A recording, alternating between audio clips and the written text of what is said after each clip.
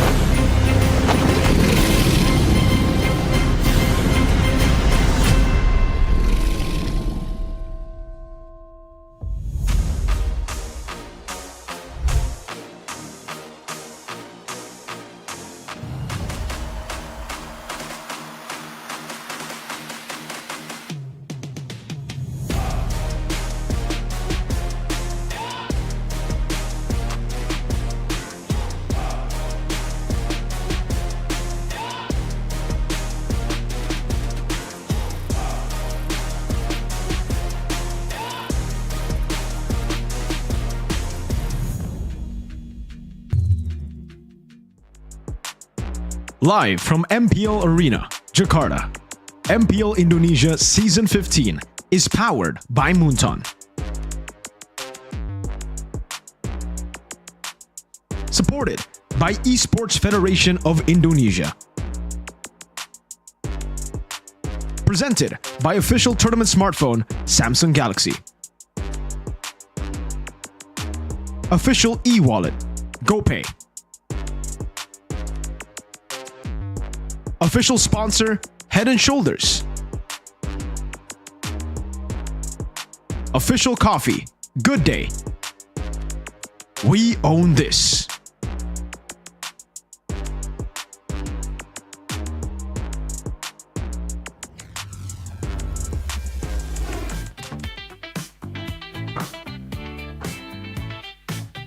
Hey, kembali lagi di MPL Indonesia Season 15. Dan hari ini pastinya ada yang spesial seperti hari kemarin. Karena hari ini, di minggu ini khusus karena kita akan ada crossover NBA X MPL Indonesia.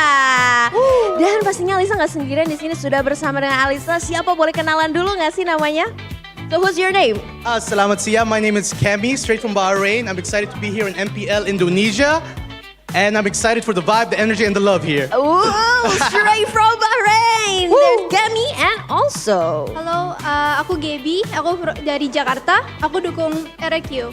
Yay, ada Kingdom di sini juga yang hari ini bersama kita akan bermain bersama. Kita akan challenge Gaby dan juga Kemi untuk bermain basket dan kita harus shoot selama 15 detik. Kira-kira Kemi dan Gaby bisa shoot berapa ya? Are you ready for the challenge? Woo! Ready? Yes, ma'am. Okay, so who's gonna start with the first shots for the challenge? Alright. Kemi or ladies first? Ladies first. Ladies first, so here it is for Gaby. Yay! Kita akan coba let's go, dulu Gaby. ya. Let's go Gaby. Kita akan melihat apakah Gaby bisa berhasil masukkan berapa banyak selama 15 detik. So, ready Gaby? In 3, 2, 1, shoot! Okay, that's a good one for the first shots. Jadi udah 1 poin nih buat Gaby. Oke, ayo 15 detik Gaby. Oke, udah 2 poin ya. In 3, 2, 1, time's up. Sayang sekali Gaby. No worries, kita bakal melihat apakah Kemi, are you ready Kemi to beat Gaby? Yes, ma'am. Okay, well let's see. Is you gonna beat Gaby for the challenge. Only 15 seconds, Kemi, remember. You have to shoot as much as you can. In 3, 2, 1. Okay, that's a good one for the first shots. Okay, and okay. Oh, sayang sekali. Oke. Kita akan melihat apakah Kemi atau Gaby.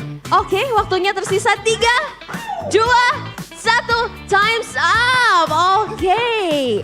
So, kita sudah melihat tadi yang bermain bersama kita ada Kemi dan juga Gaby.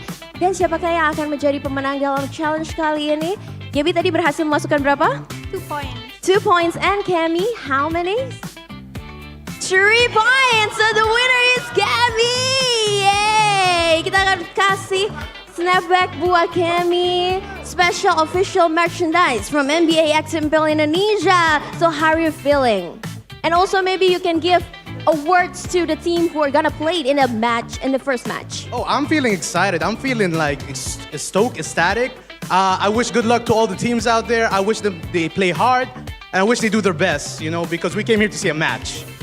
Okay, maybe we can show it to the watcher from MPL Indonesia so they can see the snapback. Okay. Jadi kita bakal di sini bagi-bagi berbagai keseruan. Woo, maybe you can use it, Kemi. Wow, super slay. Okay, so we'll see. Ooh, okay. You can say gue kece. Gue kece. Oh, very catchy. All straight from Bahrain. Maybe from Gaby, do you have any words for the teams who are gonna play? Mungkin kata-kata semangat. Semangat buat RQ, tunjukin yang terbaik. Tunjukin yang terbaik buat RQ dan juga Dewa pastinya. Dan jangan lupa dukung terus tim kesayangan kalian. Dan datang langsung ke MPL Arena karena ada keseruan crossover NBA X MPL Indonesia.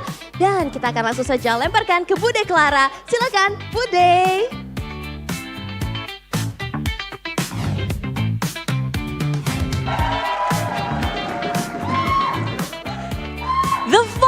benar-benar begitu hidup mengingat memang ini adalah minggu kolaborasi NBA X MPL ID. Dan di sini juga para super fans sudah bersiap-siap untuk menyaksikan pertarungan di minggu yang kelima, hari yang kedua. Di mana inilah ada hari Sabtu, hari yang ditunggu. 3 match akan berlangsung dan kalau boleh kita ingat lagi, nanti di match ketiga akan menjadi pembukaan leg yang kedua. Dan ini adalah match-match penutupan untuk 4 tim yang bertanding di match 1 dan juga match kedua. Tim RRQ akan berhadapan langsung dengan Dewa United. Kita boleh tahu bahwa RRQ mereka punya tren yang sangat positif walaupun win streak mereka telah pecah. Kita boleh menyambut, inilah dia, the whole season champion, Tim RRQ.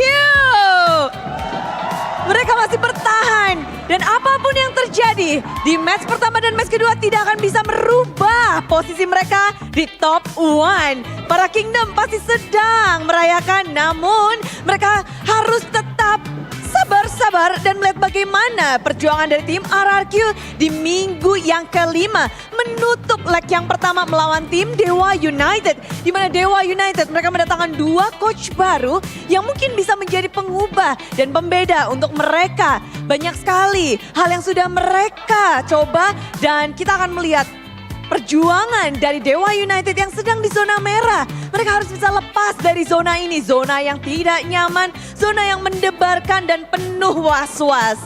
Dan kalau kita membahas tentang perjalanan, tentunya kita nggak bisa lengah dari the young blood dari kedua tim. Ada dari RRQ, seorang Toy yang baru bermain. Namun sinarnya, waduh begitu menyilaukan. Dan juga kita melihat gold laner pula sama di Dewa United. Ada Maybe. Kalau dari Toy sudah mengantongi beberapa kali dari Rookie of the Week. Dari Maybe pun dia mendapatkan 1 Rookie of the Week di minggu yang lalu. Maybe bermain begitu apik dan membuat banyak sekali mata tertuju kepada Maybe. Dan sekarang kita juga harus menyaksikan bagaimana kedua rookie ini akan bertanding dan satu sama lain di gold laner bertemu. Sebelum kita melihat pertemuan dari kedua player ini, izinkan kemudian mengucapkan terima kasih kepada kalian semua para super fans yang hadir. Sudah pada berkumpul di sini, yang ada di Samsung Zone pastinya happy banget. Dan juga para sponsor dan partner, MPL Indonesia Season 15 powered by Moonton, supported by PBSI, presented by official turnamen smartphone Samsung Galaxy, official e-wallet GoPay, official dari sponsor Head and Shoulder, dan official coffee partner Good Day. Kita juga punya partner ini sports, ada Telkomsel, Dunia Games, dan IndiHome. Tak lupa juga kita punya advertiser, ada Kacang Sukro dan juga Hokben. Tak lupa ada supplier kita, RSV Helmet. Semuanya langsung pada happy, semuanya udah gedumbrengan. MPL Arena begitu ramai. Coba dong, mana nih suara semangat dan yel-yel dari anak dewa. Anak dewa udah ramai banget. Yang satu jangan mau kalah. Semangat dari Kingdom. Super fans, bersiaplah untuk match pembukaan. Ini akan menjadi pertarungan yang menarik. Inilah dia Dewa United dan juga RRQ.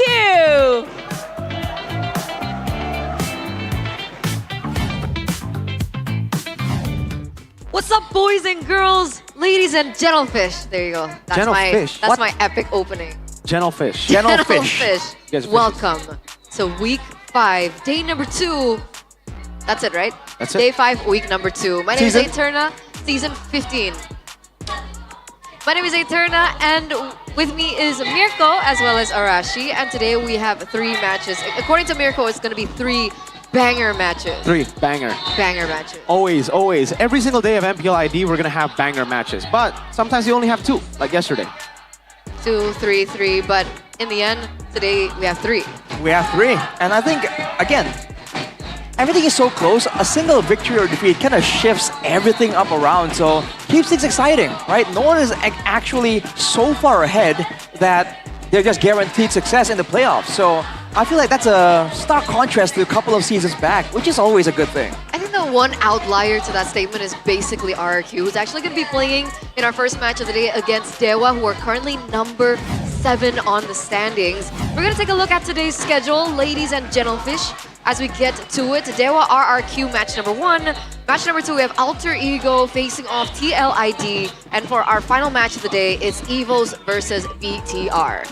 That's the matchup we're waiting for right there, because technically, it's a battle for top 2. For RRQ Dewa, yes, for Dewa, it can change a few placements of the standings, but for RRQ, win or lose, they're still going to be number 1. Alter Ego Liquid, another big one. Alter Ego, before the 3-week break, they were standing at 3rd place.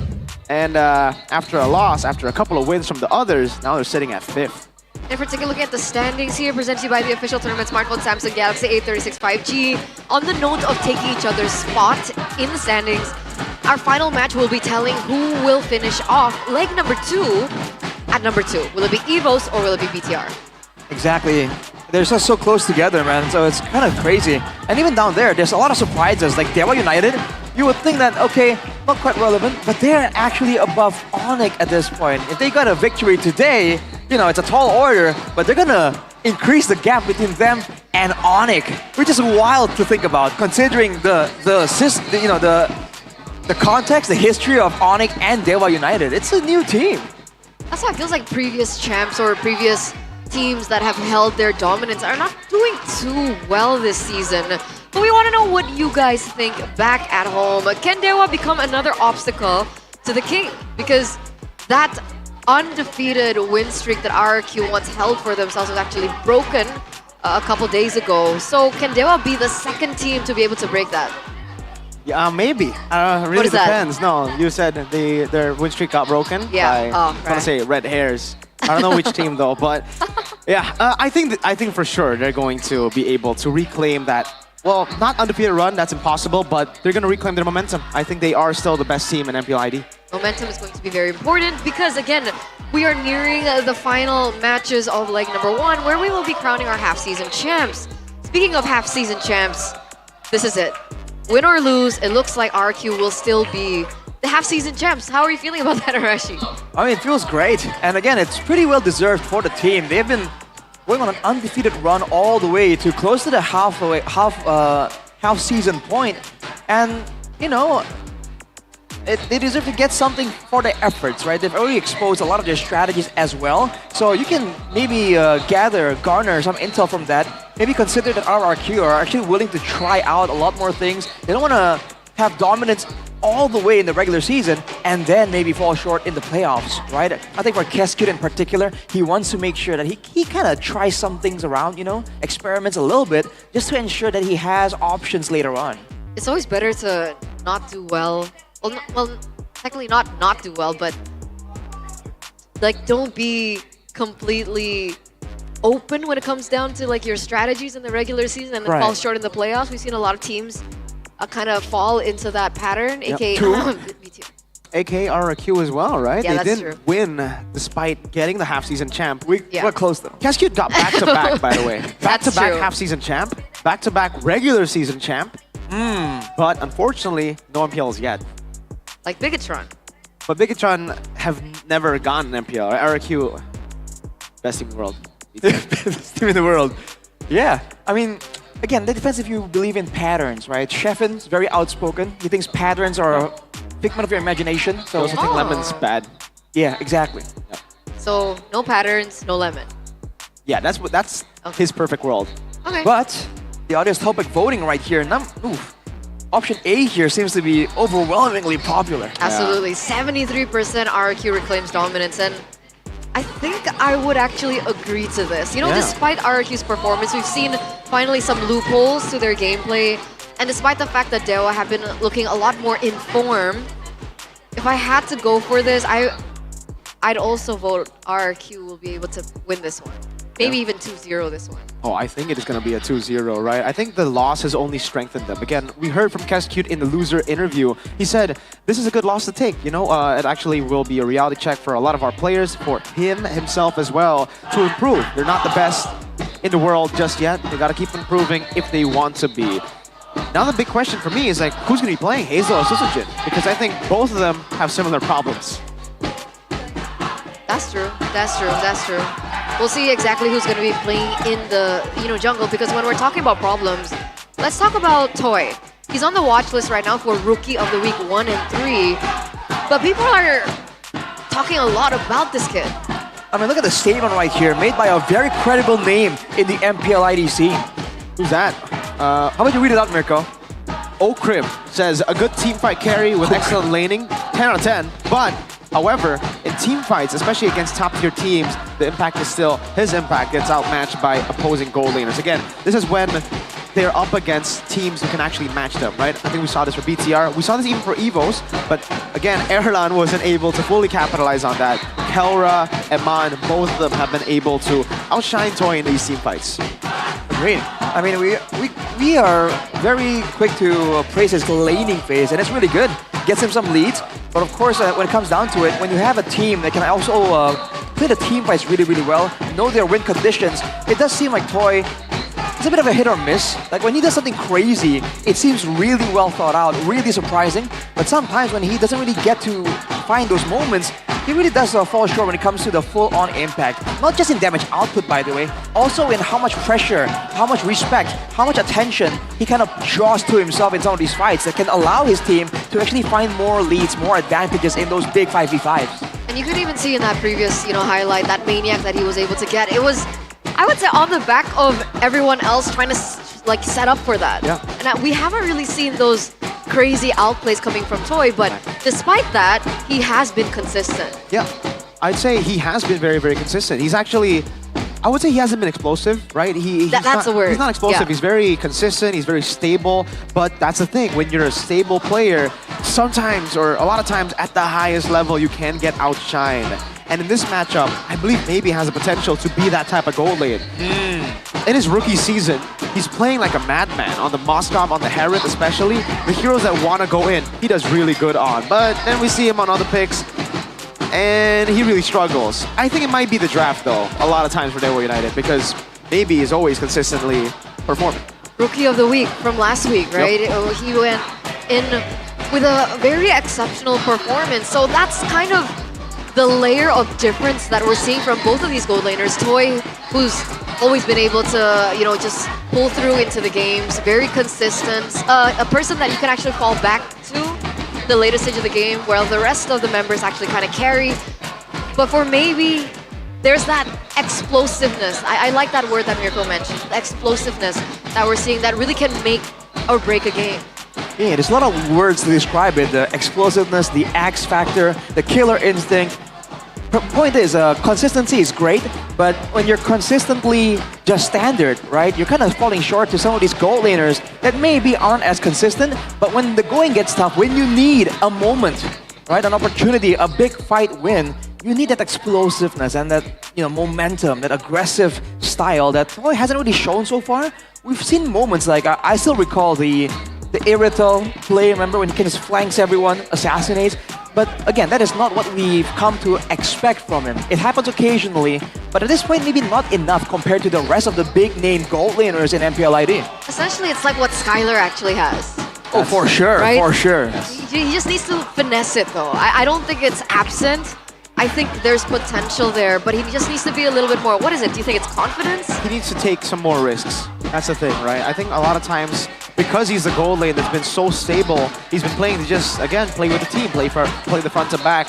He doesn't take as many risks as someone like Skylar. And it comes down to experience. So getting more game time, getting more matches, he will get to a point where we will see those crazy, flashy plays, but it takes time. It does. Hopefully we get to see that. It'll be good to see him bloom and blossom into the top tier gold laner that we see potential in, But again, it takes time, it takes experience, and that's the tricky part. It's not something that a coaching staff can tell you, can instruct you to do. Yeah. It's all about you in the lane of dawn, just identifying, hang on a second, I see a vision, I see a potential play in the next 1 or 2 seconds, I can imagine it, and that comes from experience for sure. So I believe they're definitely trying to find ways to kind of help him develop in that sense. Because remember, this is a team that used to really dominate through that gold lane as well. It'll be great for them to actually have that kind of impact, that kind of effect all the way from the gold lane, like the good old days. It's instinct. It's instinct. It all comes back down to instinct. Basically. But what about the drafts? you touched on the drafts a little bit earlier on, and people are saying, you know, Dewa are looking a lot stronger, but especially with Rez coming into the EXP lane, but the drafts seem to just not be it. When it's good, I'll be honest with you, but we've seen some pretty bad ones too. Oh, the Uranus pick last time we saw from Dewa was a strange one. We'll see whether or not this actually pans out, because it looks like the first team, RRQ Hoshi, they're ready with a main 5. That's Sutsujin in the jungle, actually. There we go. Sitting in front of the Kingdom. Front row seats. That's the gold lane for the Kingdom. That's Mr. Toy. That's the gold that we're talking about. On a journey to blossom into his true potential. Leading the charge right here. But close behind him. Right there, the man, the main shot caller for the team, Commander Rins. Mr. Rins coming up onto the MPL arena. Looking to maybe get some shots for himself. And oh, who's that? Oh, impacting the camera just like he impacts the game with his crazy initiators. That's Dyron. The man is in the XP lane, ready to explode, to make a play, following the exact contrast. La Mercenaria, that's Sutsujin. Sutsujin in the jungle instead of Mr. Hazel. I'm wondering whether now we're going to be seeing some spicy things, because if we're talking about spice, that's the man of the hour, man. Two-time back-to-back player of the week, Edok. Whether it's defense, whether it's aggression, whatever you need, Edok has always delivered. Absolutely. And this is the main 5, ladies and gentlemen, that will be held up against the next opponents that we will be welcoming very, very soon. And here it is, the official team lineup, the roster for Dewa United. See in just a minute, Mueza, Ray, Okta, maybe, as well as Rez. I think they're ready up on the bench. Ready? Team ready, team confident as well. Up against overwhelming odds, they don't seem deterred at all. Of course, leading the charge. Will Dewa United be able to win up against RRQ? The answer is in the gold lane. That's maybe. Maybe, just maybe. It's a tough matchup against a great laner, but he's assisted by the man in the mid lane, ex-RRQ, by the way. The mid lane, Okta. Okta. What will we be seeing from him today? But I mean, this man, this kid has changed things for Dewa. He's got a lot of riz. Call him Mr. Rez. See the consistency in that lane as well, as he has to back up and follow up this man right here. The man's been able to pull off the Fanny 1-0. That's Ray. And last but not least, the role for Dewa United, the pillar, Mueza. Big man with even bigger presence in the Land of Dawn. Let's see what kind of schemes he has for us today. I love it. I love it. Number 7 on the standings right now, but it doesn't look like they are made of anything less. Looking to create something different today for them, as this is and will be their final match of leg number 1, as we welcome the coaches as well. It's Mr. Bombi and Kurt for Dewa United for RRQ. That's my goal, Kescute and NMM.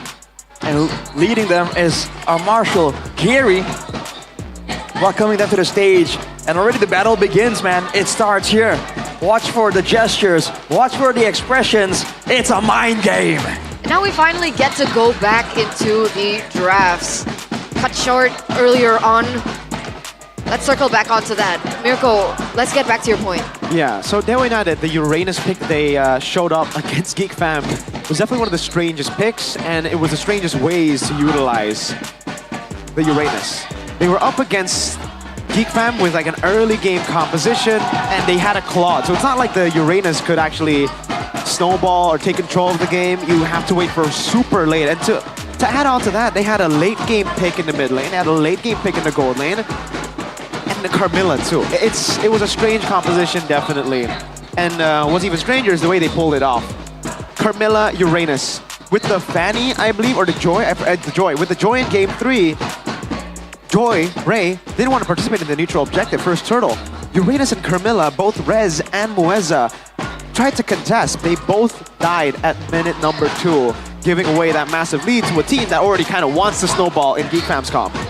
Definitely a bit of a disconnect there in the composition to what they're supposed to do, who is the main factors to use in the early game, and of course the communication between them. If they want to overthrow the odds and all the support for RRQ right here, they have to try to clean it up, man. If there's anything they have to kind of work on, it's the communication. Because this is a team that will punish you for those disconnected moments. All right, if we're looking at first pick and second pick, ladies and gentlefish back at home, looks like Dewa will actually have first pick. RQ on a second, 66.67% win rate. Not doing too hot on red side, actually. Why do you think this is? Well, it's still not too far compared to first pick, which is 70%.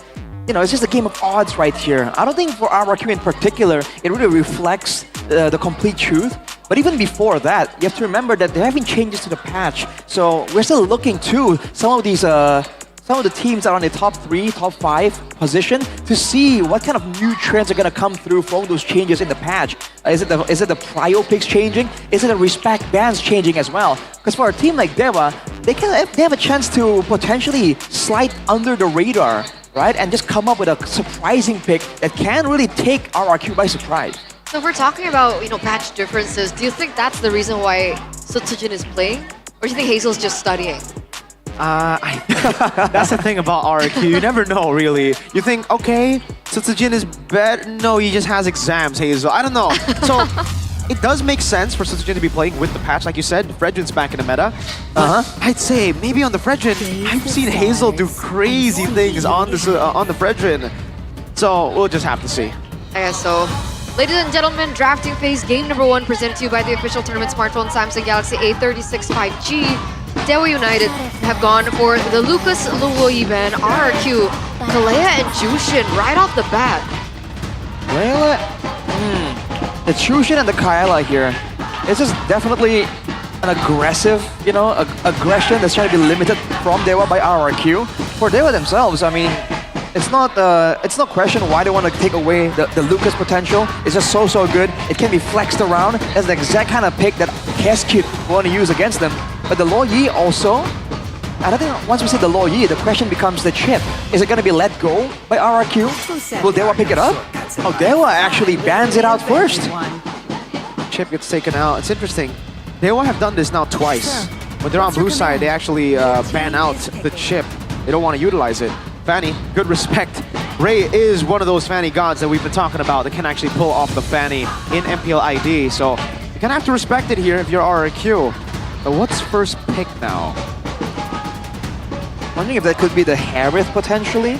We see a lot of emphasis on the gold lane these days because there's just some more options in the jungle, right? With the change to some of the roamers as well as the jungle, the mid lane as well has a lot more options going for it with some of the changes we've seen in the current, in the recent patch. So because of that, a lot of the focus goes to the gold lane, but there's just so many options available right now. I don't know if they want to make the first move and expose their hand that early. Mathilda first? Ooh, for Muezza. Might be a good idea for sure. But it is going to be the Harith. And it makes sense, right? Because other than the fact that you mentioned about the gold lane being a little less flexible, maybe has been a huge anchor and a huge carry to Dewa United's gameplay. So they do want to secure a good hero for maybe early. RRQ go for the Hilda and the Granger. Yeah. So the Hilda, one of the ways to actually beat the Granger, a lot of times you just scatter the formation in the front to back. So they pick it up for themselves, expecting maybe something like a Joy, an Assassin, a Hayabusa as well on the hands of Ray. It is going to be an Assassin though. Gotta be careful on what they have in the roam position. It is indeed going to be a Mathilda. One with the Phobias. That's a good pick here. Looking to go for a fully scrappy kind of style. Harith and Phobias. Good mix of physical and magic damage. And they really want to bring the fight to RRQ. And for now at least, RRQ have no way to kind of deny Dewa just yet. They go for the Hayabusa early on as well. This might be an angle to start attacking the picks, the potential options for Ray. I agree. And at this point, with the Matilda being picked up, you would assume that maybe we won't be seeing any assassins in the jungle against the Hayabusa, yes? So what are we looking at? Suyo, Joy, Fredrin as an option to be banned out? I believe the Suyo kind of stands out. And if you look at it, we talked about it. It's all about the change to the extra tankiness you get from the reduction. Now it's only physical damage. So against the Hayabusa, the Granger, in theory, that nerf won't be present. But RRQ immediately read into it, banning it away. Yep, it's a good ban here. Understanding they, again, have physical damage. That physical damage reduction will get in the way. I think Joy is a good shout, but for Daewoo United, it won't be strange to see them go for... This is the thing about Daewoo that I'm confused about. You want to go on Assassins as much as possible because Ray is an Assassin player. I don't think you want to see him on Fredrin. Last time we did see him on Fredrin, that was back in the days where I said he was the worst jungler in MPL ID. Bad red trees on the Fredrin. Amazing still on those Assassins at the time. So I think, yeah, sticking to Joy will probably be the key, but RRQ might just ban it out. And that leads me to believe that they might go for like Alpha. We have seen that before. And I think with the changes in the jungle, this is a pick that can work. They already have a Mathilda. Question is it too much? Phobius and Alpha with Mathilda. Who are you going to pull back? That's a big question there. They got a plan for sure. With the Alpha as well, by the way, it's a great pick against the Hilda, right? You know, the tankiness, it really isn't as big of a deal when you do a lot of true damage piercing through. But for RRQ, they're expecting the Fredrin coming in from Daewoo United. It's a risk that they can't really afford to take, in a sense. So now, they're trying to make sure that it's going to be a traditional assassin. Maybe the pick for Edok as well. They're saving it for something that can shut down the assassins, which is why the Franco gets shown here by Daewoo United too.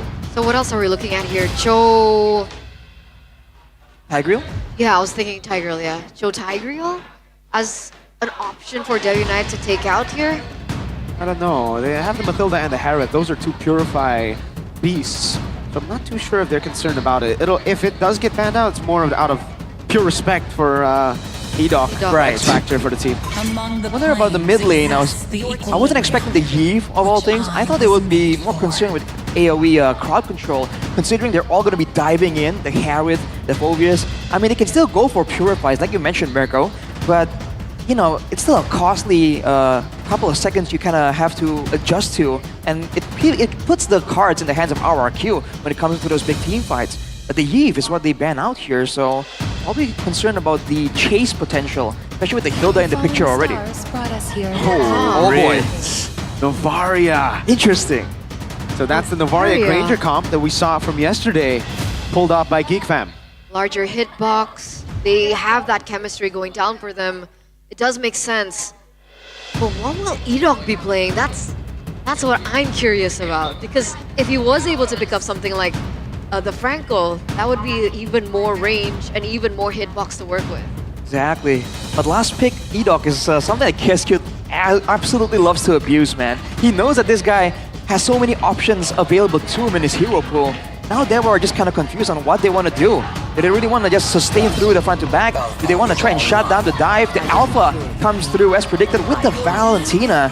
So they're going in for a full-on collision style, which means AoE card control is going to be so deadly here for RRQ. And the Tigreal, like we mentioned, is still available. I don't think it's a good idea though. Again, all of them can go Purify except for Alpha Phobius. Valentina can just take that big ult away. So it's even more lockdown for Daewoo, forcing RRQ to go Purifies, where they need flickers, by the way, against this comp. Do they go Hylos, RRQ? Hylos... I don't know, man. Up against Alpha, you get shredded down. X-Borg makes more sense. Right. But X-Borg XP? Hilda Roam? That doesn't seem right. I'm theorizing what can take the initial collision here with all the lockdown and true damage. Gotta be a Badang. Yeah. So still gonna be giving quite a significant ultimate away. But in a sense, there's a moment here that RRQ can use, maybe catch Daewoo off guard and mitigate that Valentina danger. Badang. But we were talking about the Purifies, right? Is the Badang a little bit more like versatile as compared to something like the Tigreal? I think so. The fact that your ultimate doesn't really lock you down as hard, because for the Badang, right, you really get stuck when there's that wall popping up behind you along with that fist crack. So if Octa steals it away, he won't have the same kind of effect, the same kind of like lockdown. So it's a pretty intelligent pick, I must say. All right, counter index. lineup rating, looks like they're going to be favoring, was that Dewa earlier on? Yeah, they will. Favoring Dewa. So can said team be able to challenge the half-season champs? Ladies and gentlemen, let's head over to the court. Let's head over to the field to see game number 1 in this best-of-3 series between Dewa United and RRQ Hoshi. This is the three-pointer special. The Granger and Novaria, they will be looking for those long shots on Dewa. It's just shots over shots, man. And again, if Dewa United falls behind, if they can't really sustain in the front line, we've seen what happens when a poke composition, a poke/sustain composition gets ahead, man. There's nothing that Dewa can do right here to really get a catch. They don't have a very dynamic engage tool. They have a Mathilda. And that's it. And maybe even Okta, when the game progresses, right? They can utilize, you know, the Badang ult to maybe look for an opening. But meanwhile, we do see some damage here being translated over onto Edok. On the roam, by the way, Hilda roam on Edok. No purifies, by the way. Only maybe has gone purify. So, yeah, they've adjusted against RRQ. They're thinking we're going to be the ones engaging first. Looking at the emblems right here, for Dewa United, 3 Inspires for the gold lane and the mid and roam position. It's all about getting those spells off, because there's so many ways that Dewa can kind of use to kind of throw RRQ off. So they want extra cooldown, more of those spells in the midst of a big team fight. They are the all-in composition after all. What is this in basketball terms? Technical pause. I think it's a technical timeout. Timeout. It's a timeout. It's a timeout, bros. There you go. We got that timeout. So do we have like a halftime show? Is Kendrick Lamar gonna? No, that's football. That's a different thing, bro. But yeah, the excitement there. I mean, as we started there, you can hear the audience immediately starting to chant. Now that we have a timeout, you're hearing the audience coming to life again. The drummer's kind of testing the limits there. Because they're not supposed to be playing it in-game, but technically right now... We're not in-game. We're not in-game. So you hear the drummings start to play up again. See, this is why we need Sheffin. That's why we need Sheffin, man. We need Sheffin this week. Why is he here? We need the basketball lingo. We need the basketball lingo. Sheffin. Yeah, he's not in the building. Sheffin at home. That's C-A-H. Sheffin at home. The Cha. Sheffin Because his name is Chahyo as well. Chahyo, Sheffin at home. Sheffin at home, yo. Yo, Sheffin at home, yo. There you go. That's Sheffin at home, yo. Chahyo. Yo.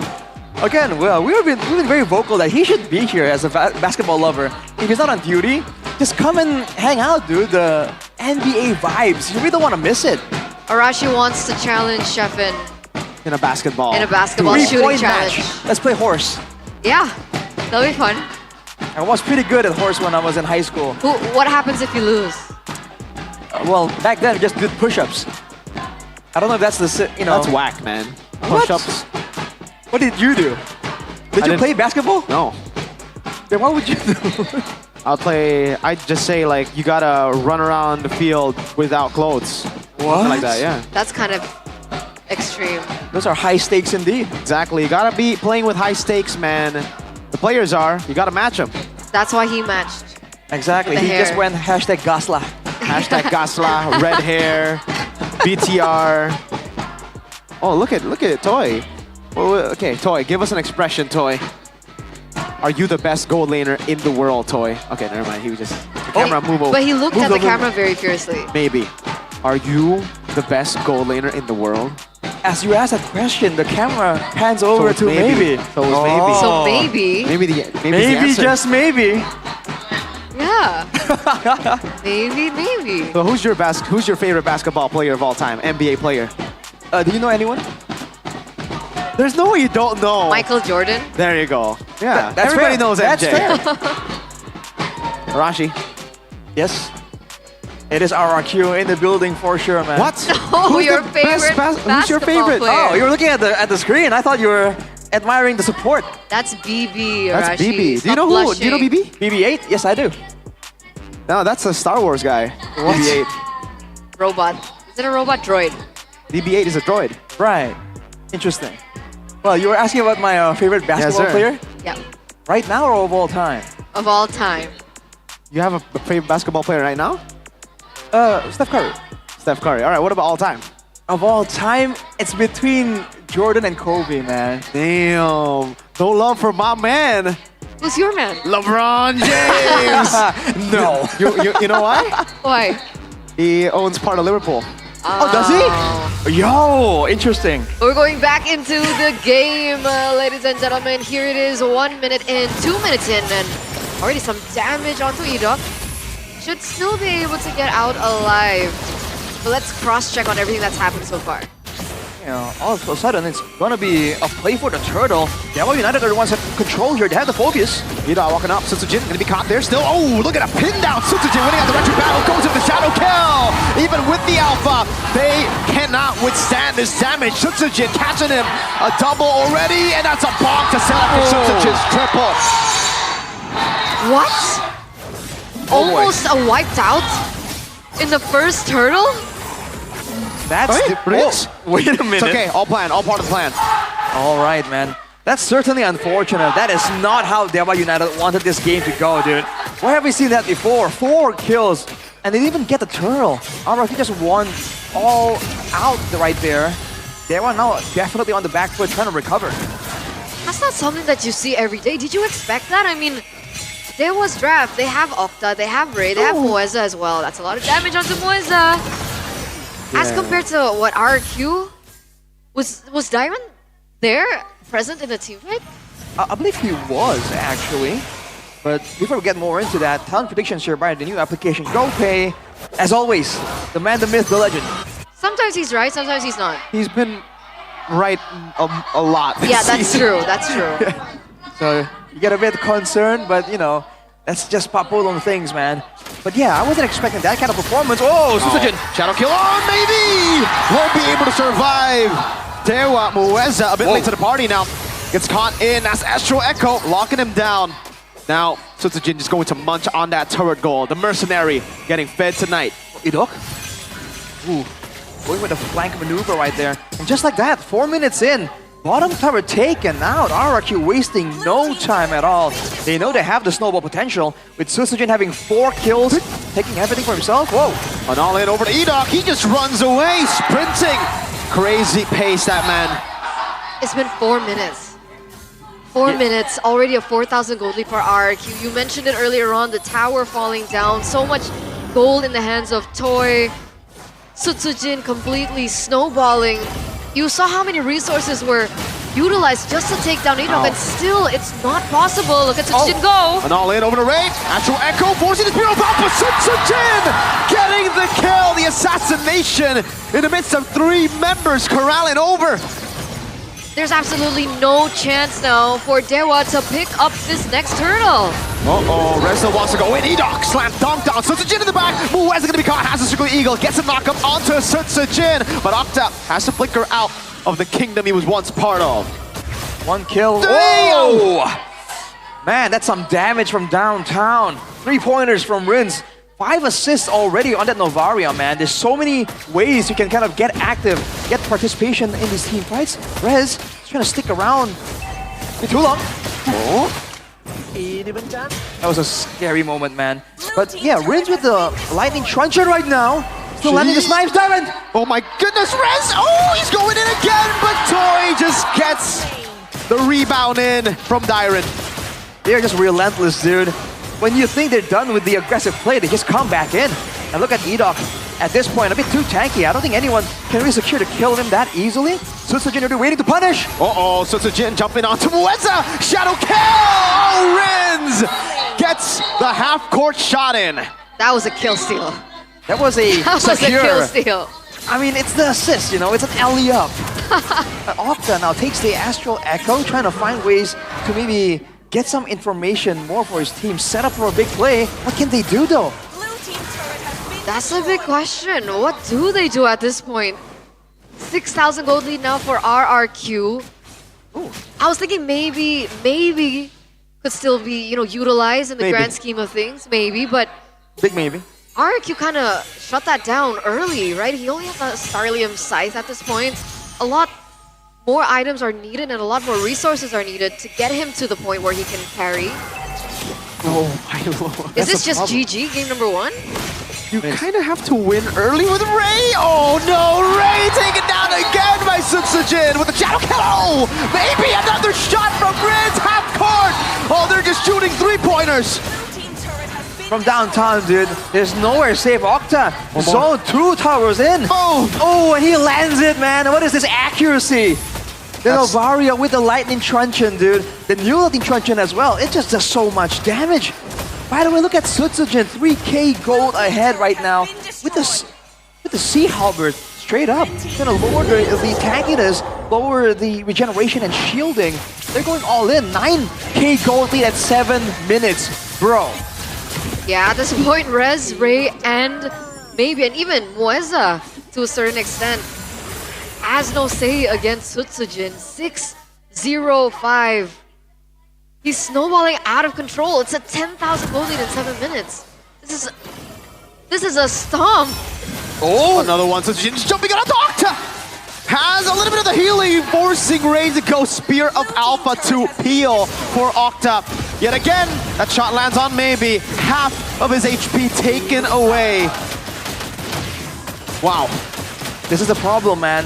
It's not about just winning the fights. Dewa United are losing HP before the fight even begins! What is that damage? That's Rin's. Astral Echo sent. Landing on 4. He'll defend. But I want to throw a fun fact that you guys might not know. RQ don't even have the Lord. They've been able to crack the holy defenses just with minions. It's just so much pressure. They were always forced to respect it every single turn. There's no front line at this point. Effectively, RRQ have so much damage, so much more advantage that the frontliners are not frontlining. At this point, the only way they can kind of survive is to use the guiding wind to get out of danger, to get away from danger. But even then, when you think that you're out, that's where the Death Sonata and the Astral Sphere is going to go through. Maybe dashing it forward. Quad Shadow on him. Base turret cracked. RQ have cracked this defense without a Lord. That's literally all they need for the setup for the Lord, if that's what they're looking for.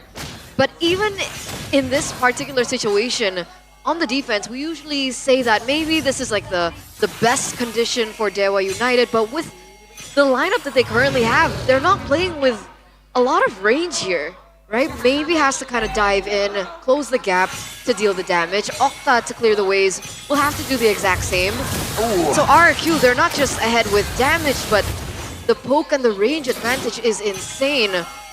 And now, 9 minutes in, it looks like they are going to be, focusing on the Lord instead of just a straight push. And that's all they needed, right? That inhibitor turret in the bottom side, just in case Dewa wanted to go for the clear, wanted to go for the play. That far side would already be pushing in favor of RRQ anyway.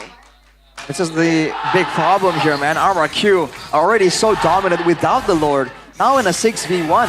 It was a full court press earlier when they were able to push Dewa all the way into their base. Now with an extra player on the court, what is Dewa supposed to do right here? Even in the terms of crowd control, they can't capitalize. Whoa! Oh, Sutsujin is godlike. Slam dunked maybe to the ground, even with the Zaman Force. Oh, and now they still have a Lord in the bottom lane. Sutsujin, Quad Shadow landing. Does he want to take it? Oh, jumps on Mueza. Now to pin down Rez.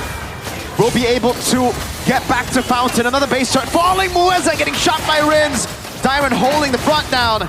Rez walking up, has the in front of pursuit, jumps onto Lord coming down as well. Sutsujin going to Quad Shadow into the back toy, getting the killing spree on him. Mueza gunned down. Now the help is on forwards, that's Ray jumping from Spear of Alpha. Gets back with the guiding wind. Another Astral Echo maybe has a Purify out of it. The base will be targeted down. RRQ 14-2. Absolutely no chance. Game number 1 completely dominant here from the half-season champs. We posed the question, will Dewa be able to challenge this team? We thought maybe there would be a slight chance, but man, RRQ just said no from the start. That was a 14,000 gold lead in 10 minutes. The fact that Dewa had no say at all in what happened right there. They can't engage, they can't out-poke, they can't out-sustain. Oh boy, it's all about RRQ just whittling down the HP bars. And when Dewa are just alert for it, Sutsujin won't come in. He waits until you have your focus, your attention somewhere else before he comes in and assassinates you. What was that, dude? There was nothing Dewa could do. Absolutely nothing. They could just take it. I mean, yes, you saw here and there Ray was able to get the Spear of Alpha down, but I think the first turtle, that was the biggest problem for them. They had to win the 4 first kills? turtle. They had to win. The fact that they gave away 4 kills and the turtle means that it was technically over at that point. Yeah. What happened? Why did they lose that turtle? I think they overstayed. They wasn't really sure on like whether they want to all in on the objective, on the fight. There was just a bunch of things they were trying to do as a team. They didn't have a singular goal, it seems like. Whereas RRQ, they were focused on getting the turtle. Once it was done, they just... First of all, okay, there was a lot of just individual outplays. Let's, get that out of the way first. Yeah. But even before that, right, they have way more chase potential. And Dewa's composition relies on winning, right? They want that early game power with the Valentina, with the Phobias. In theory, right, level 3, level 4, they should be really, really strong. So the moment they kind of messed up, and then RRQ are the ones chasing, they just couldn't get away. So let's see that moment again. It's the combo as well. Ah. So at that point, Rins was already level 4. They all just tunnel vision on the turtle. They tunnel vision on getting it quick. And they gave RRQ the position to take control of the skirmish. Because Ray was taken out before Yep. they even went in for that neutral objective retribution contest, right? He was. Was it by this guy? I think it was someone else. He was focused on the turtle. Dyron. Exactly. He was the MVP, the player of the game here. Focused on the turtle completely. Tsutsujin. Take a look at some of the highlights Dyron. here. It's Dyron. Yeah. The fact that there you go. Edok was able to just corral all of them together, and then the Star Shatter from Rins hit everyone, by the way. That is the literally ideal scenario for RRQ to win in that fight. And then afterwards, it's just Tsutsujin with the Hayabusa mechanics, man. It was clean. He knows exactly when to actually get in and get out, and sometimes he goes in, and because Dewa United are too focused on trying to get out of the danger zone, he just stays there. There's no need for him to back away. And Tsutsujin made Ray a non-factor over and over. Oh my lord, man. The damage was just too much. Look at this. Boom. Oh, that was so perfect. Oh my god. I don't know. I don't think that can happen in basketball where, you shoot and then there's only one ball in basketball. That was it's like the arcade game where you shoot 2 balls and it just goes in back to back. Yeah, in a real match, won't happen. And look at this. They just are forced to respect the pressure so much. They're forced to back away. And it was inevitable. They just have to watch in pain as RRQ Hoshi took the crystal away. 10 minutes and 36 seconds. I'm still in shock by that. Just because of that, miss in the turtle take. This entire thing just really snowballed out of control for Dewa United. Do you think it would have been different if we saw something different? Do you think it was a draft problem? Did they need like something bigger than just a Matilda for setup? I think it's fair to say that it might have been in the execution. I think we heard that somewhere before as well. But yeah, that first turtle fight just wasn't how they should have played it at all, I would say. It really just put them on the back foot. And again, they were just relying on having the Mathilda, the utility. And instead of using it aggressively to send Rez or Ray forward and then getting out with the guiding win, it's just used completely defensively again and again, trying to spam out that healing. At that point, the Mathilda might as well be a Florin, right? You're just trying to sustain again and again.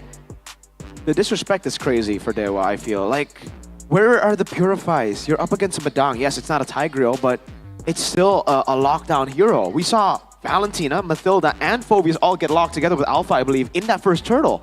That was what happened that gave RRQ the victory. Had they went Purified, they could have gone out of that. It wouldn't have been that deadly. But they all just got pinned. And if you see how Ray was playing there, more than once, I wish you can roll back the highlights as well, but more than once he was positioning forward because he's a fighter, right? He's supposed to be a bit tanky. But again and again, RRQ noticed that and punished him. He was taken out before the Red Tree battle in the first Turtle, and I believe in Turtle 2, he also was assassinated before the fight even begun. So he needs to understand that even if he's a fighter, there's enough damage for RRQ to take him out immediately.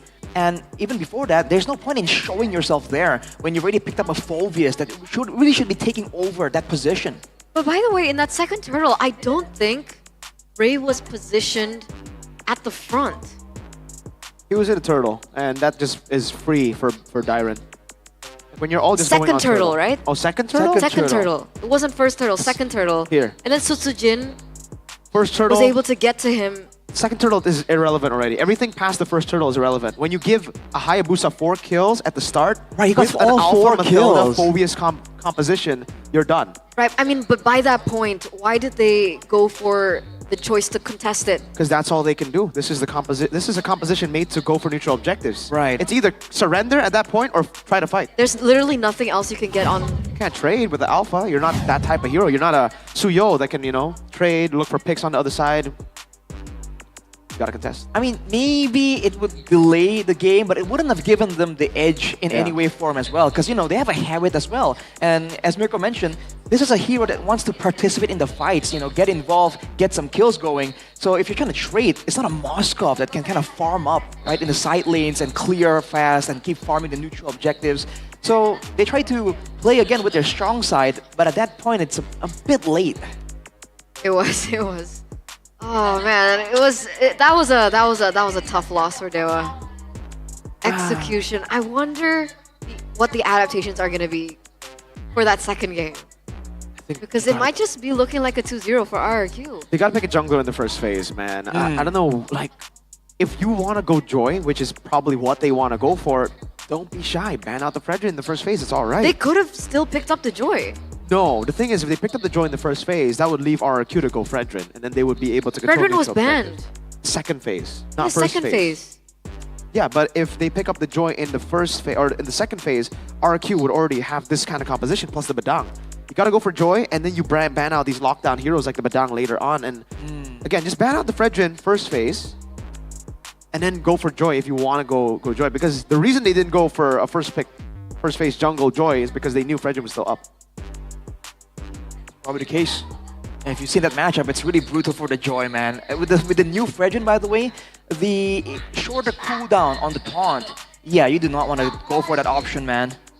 It's definitely tough there, so I'm wondering if they could have maybe moved some of the bans here. The final ban was the Yeve, after all. It's like they're too concerned about being able to chase down RRQ. They don't really consider winning in the first place. They were just playing full for neutral objectives. That's why they had to ban the Yeve. The Yeve would have been a big pick to actually win out neutral objective battles. Because for Dewa, it's all about skirmishing. So if you get locked in the box, which is the turtle, against a Yeve, it'll be tough. So it makes sense that they went in for the Eve ban. Yeah. And again, they couldn't have gone Joy because they also have Matilda Phobius, right? Like, they kind of needed another initiator. And the Alpha was the initiator there. Was supposed to be, but he ended up getting locked by Mr. Lek Dairen. Do you think they could have maybe let go of the first turtle, maybe? No. Oh, we gotta think about this a bit more. It's okay. We'll think about it because we're gonna head over to Alyssa. It looks like she's doing something up on stage. Kita sudah menyaksikan itulah match pertama yang sudah dimenangkan oleh RRQ. Nah, tapi ada tim lawan yaitu anak Dewa yang katanya Dewa United Esport ini lagi ngadain nonton bareng di roadshow-nya di Surabaya. Dan mungkin kita bakal lihat kali ya keseruan mereka roadshow dan nonton bareng di Surabaya. Jadi langsung saja anak Dewa United Esport, ada apa sih di Surabaya? Yuk kita intip. Halo semuanya, halo anak-anak Dewa. Halo juga yang lagi ada di MPL Arena. Sekarang kita lagi ada di Kogu Space Surabaya. Kita lagi ada acara Menodak Roadshow. Perkenalkan aku Ansa Rahim, brand ambassador of Dewa United Esports. Aku Peggy, brand ambassador Dewa United Esports. Aku Not, brand ambassador dari Dewa United Esports. Sekarang kita lagi ada watch party Dewa versus RRQ. Dan di sini juga ada fun match sama mini game bareng anak-anak Dewa. Kita di sini juga bareng sama anak-anak Dewa Surabaya. Anak-anak Dewa mana suaranya? Oke, kita bakalan lanjut ke game kedua. Semoga Dewa menang kali ini.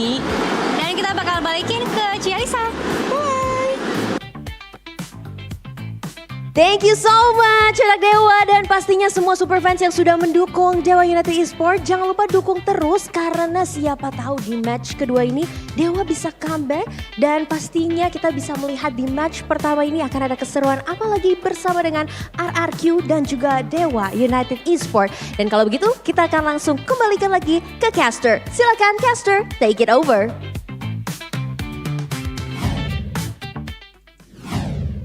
Thank you so much, Alyssa, for that report. So, for those of you guys, what's the fam called? Dewa. Anak Dewa. Anak Dewa. No, but what's the English? Anak Dewa. Just Children Anak of Dewa. Children The Dewa of Dewa. children. The chosen For kids. those of you who are the chosen The special kids. The special kids of Dewa. There's actually a watch party that's going on, it looks super fun. It looks super fun. There's a lot of the BAs over there. There's a lot of activities. Who are the BAs? I don't remember their name, to be honest. Wow. Ada Anissa. All right, that's one. Anissa's one. Okay. Not. Yeah, there you go. Okay. And? I don't know the third one. Well, you know two more than I do, so I mean that's an I think the achievement. last one Let's is go. Pei. Pei. The one before and on The one in the middle, right? I think she was on the right. That's what I meant. Yep. On the right. Gotcha. Maybe if you had awesome memory like I do with the Samsung Galaxy that helps me every single time, the A series, then you could remember. Maybe, Here. maybe. Go, use it. Take a Okay. picture next time with the interview so you can go and circle Can to we search. rewind, producer man? No, there are no rewind. I don't know if we can rewind This like is that. why time is the most valuable thing in the world. Time. But this is as well. Because if you guys want to play games, out a win streak, plus a smooth performance all day. All day. There's something new from the Galaxy A Series 5G. Because this is the Samsung Galaxy A36 5G equipped with the Snapdragon 6 Gen 3 processor and has up to 20 gigabytes of RAM with up to 256 gigabytes of storage. So you guys can actually play games without lag thanks to its 120 Hz Super AMOLED display. Plus, charging doesn't take too long, especially with the 45-watt super fast charging. G. Super what? Super watt. Super awat, super yadi. Exactly. Coach. That's exactly where I was going with that.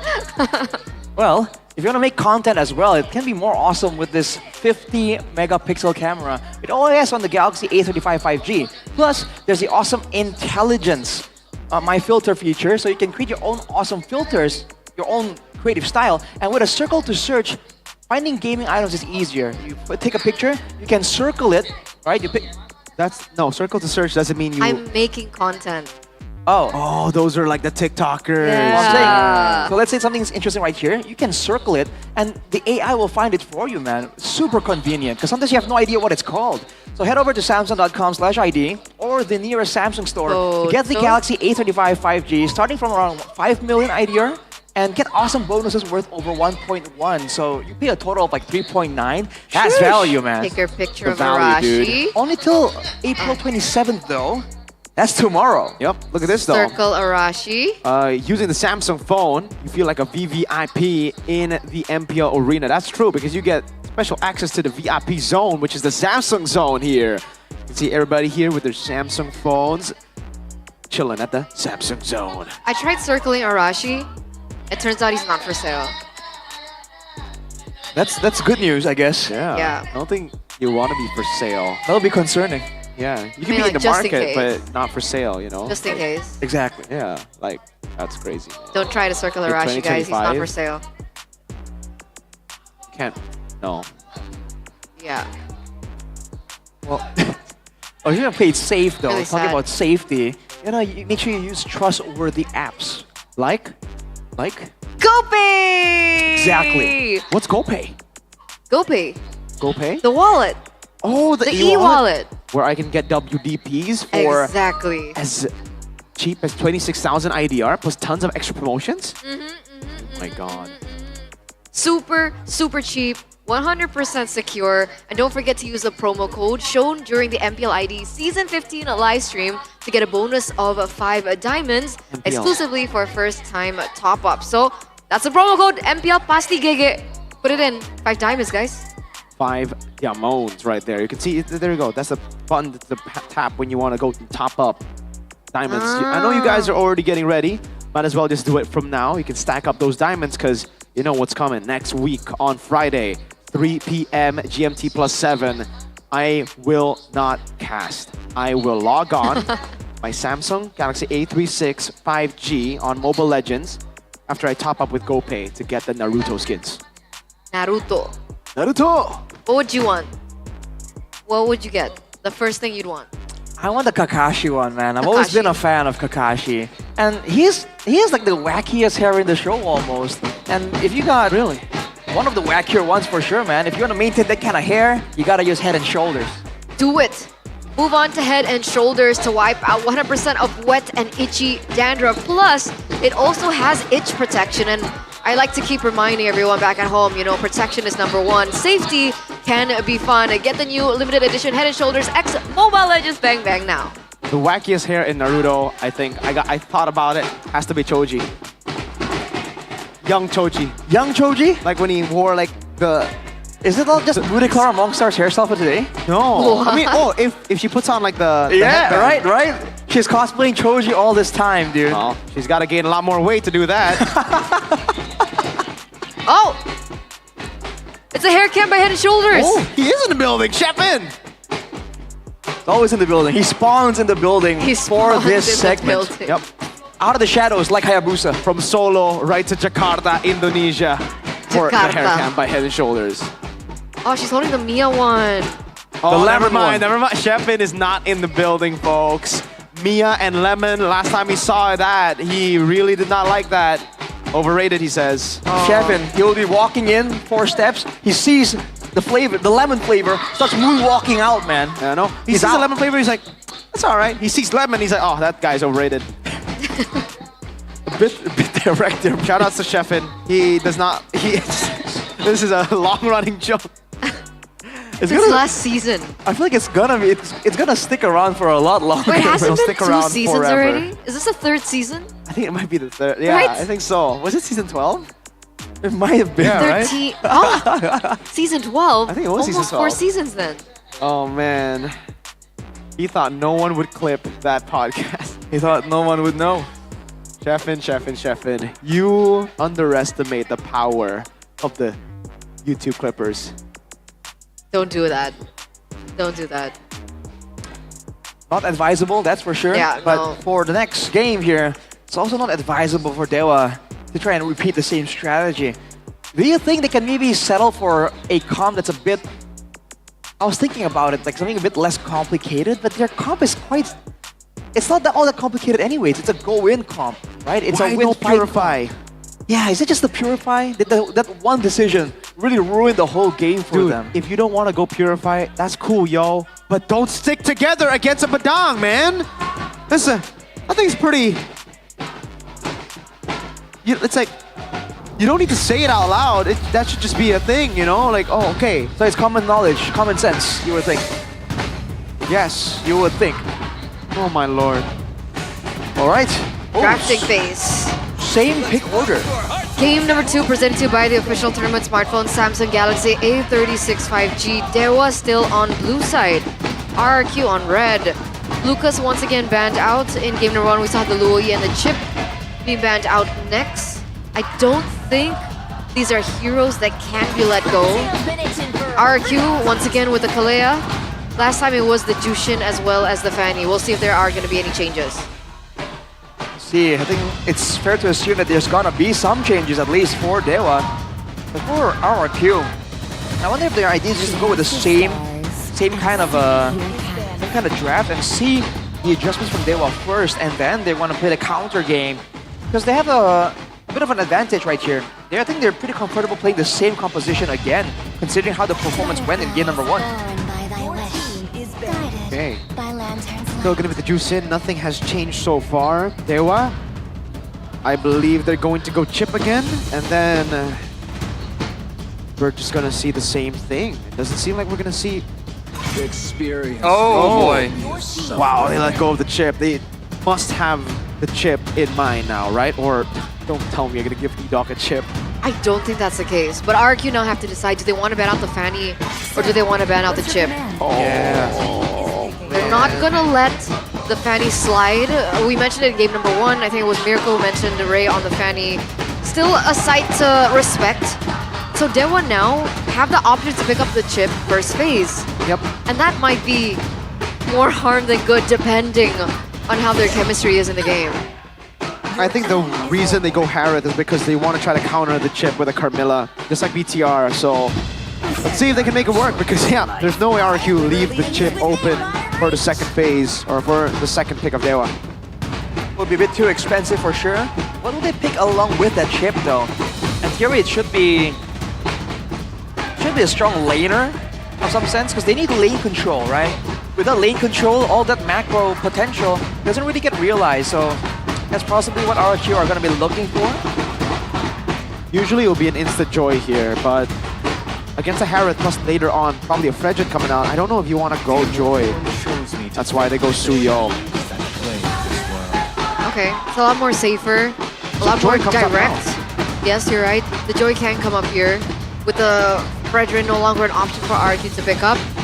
And it does have a lot more to say in the jungle matchup against Suyo because of the changes towards the Suyo. Hard to see. I think RRQ will definitely have an idea on how they want to deal with the potential Joy option. But if they will go for the Joy, then they're also stacking a lot of magical defense. And we know that RRQ will be quick to try to capitalize on that weakness, on the fact they can kind of itemize for something like an Athena, like a Radiant Armor in the early game, and then try and out-sustain and bully Dewa from there. So what's the choice? Do they go Fredrin Matilda instead? Oh, For the ultimate Hayabusa Hilda. They're taking RRQ's draft from game number 1. Yeah, taking a page out of RRQ's book immediately. But the Harith is also a great option. Now there's going to be good balance of magical and physical damage coming through for their composition. For RRQ though, something can assist with the lockdown will be great, because as of right now, they have the macro potential, and there's a chance for Edok to use this chip and flank towards Ray and shut him down that way. Just multiple ganks in the jungle. Just go Badang again, right? I think so. Unless they want to go with something a bit more clear-cut like the Tigreal, but then ban the Valentina, right? Obvious. Oh, Tyrant. Oh boy. The Purple Man himself on Phoveus. That's a problem. That's a big problem. And then in second phase, they can't shut down, Edok, because Chip's already been picked up. What's the go-to? Do they start limiting the gold lane for Ban Toy? Carmilla for RRQ first. Yeah. I think banning the Carmilla will come in really handy here. There's no reason why RRQ need to face that extra risk in the team fights.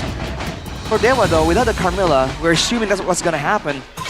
So what will they try and get? The Valentina comes through as first, just to deny the same kind of playmaking potential that RRQ have.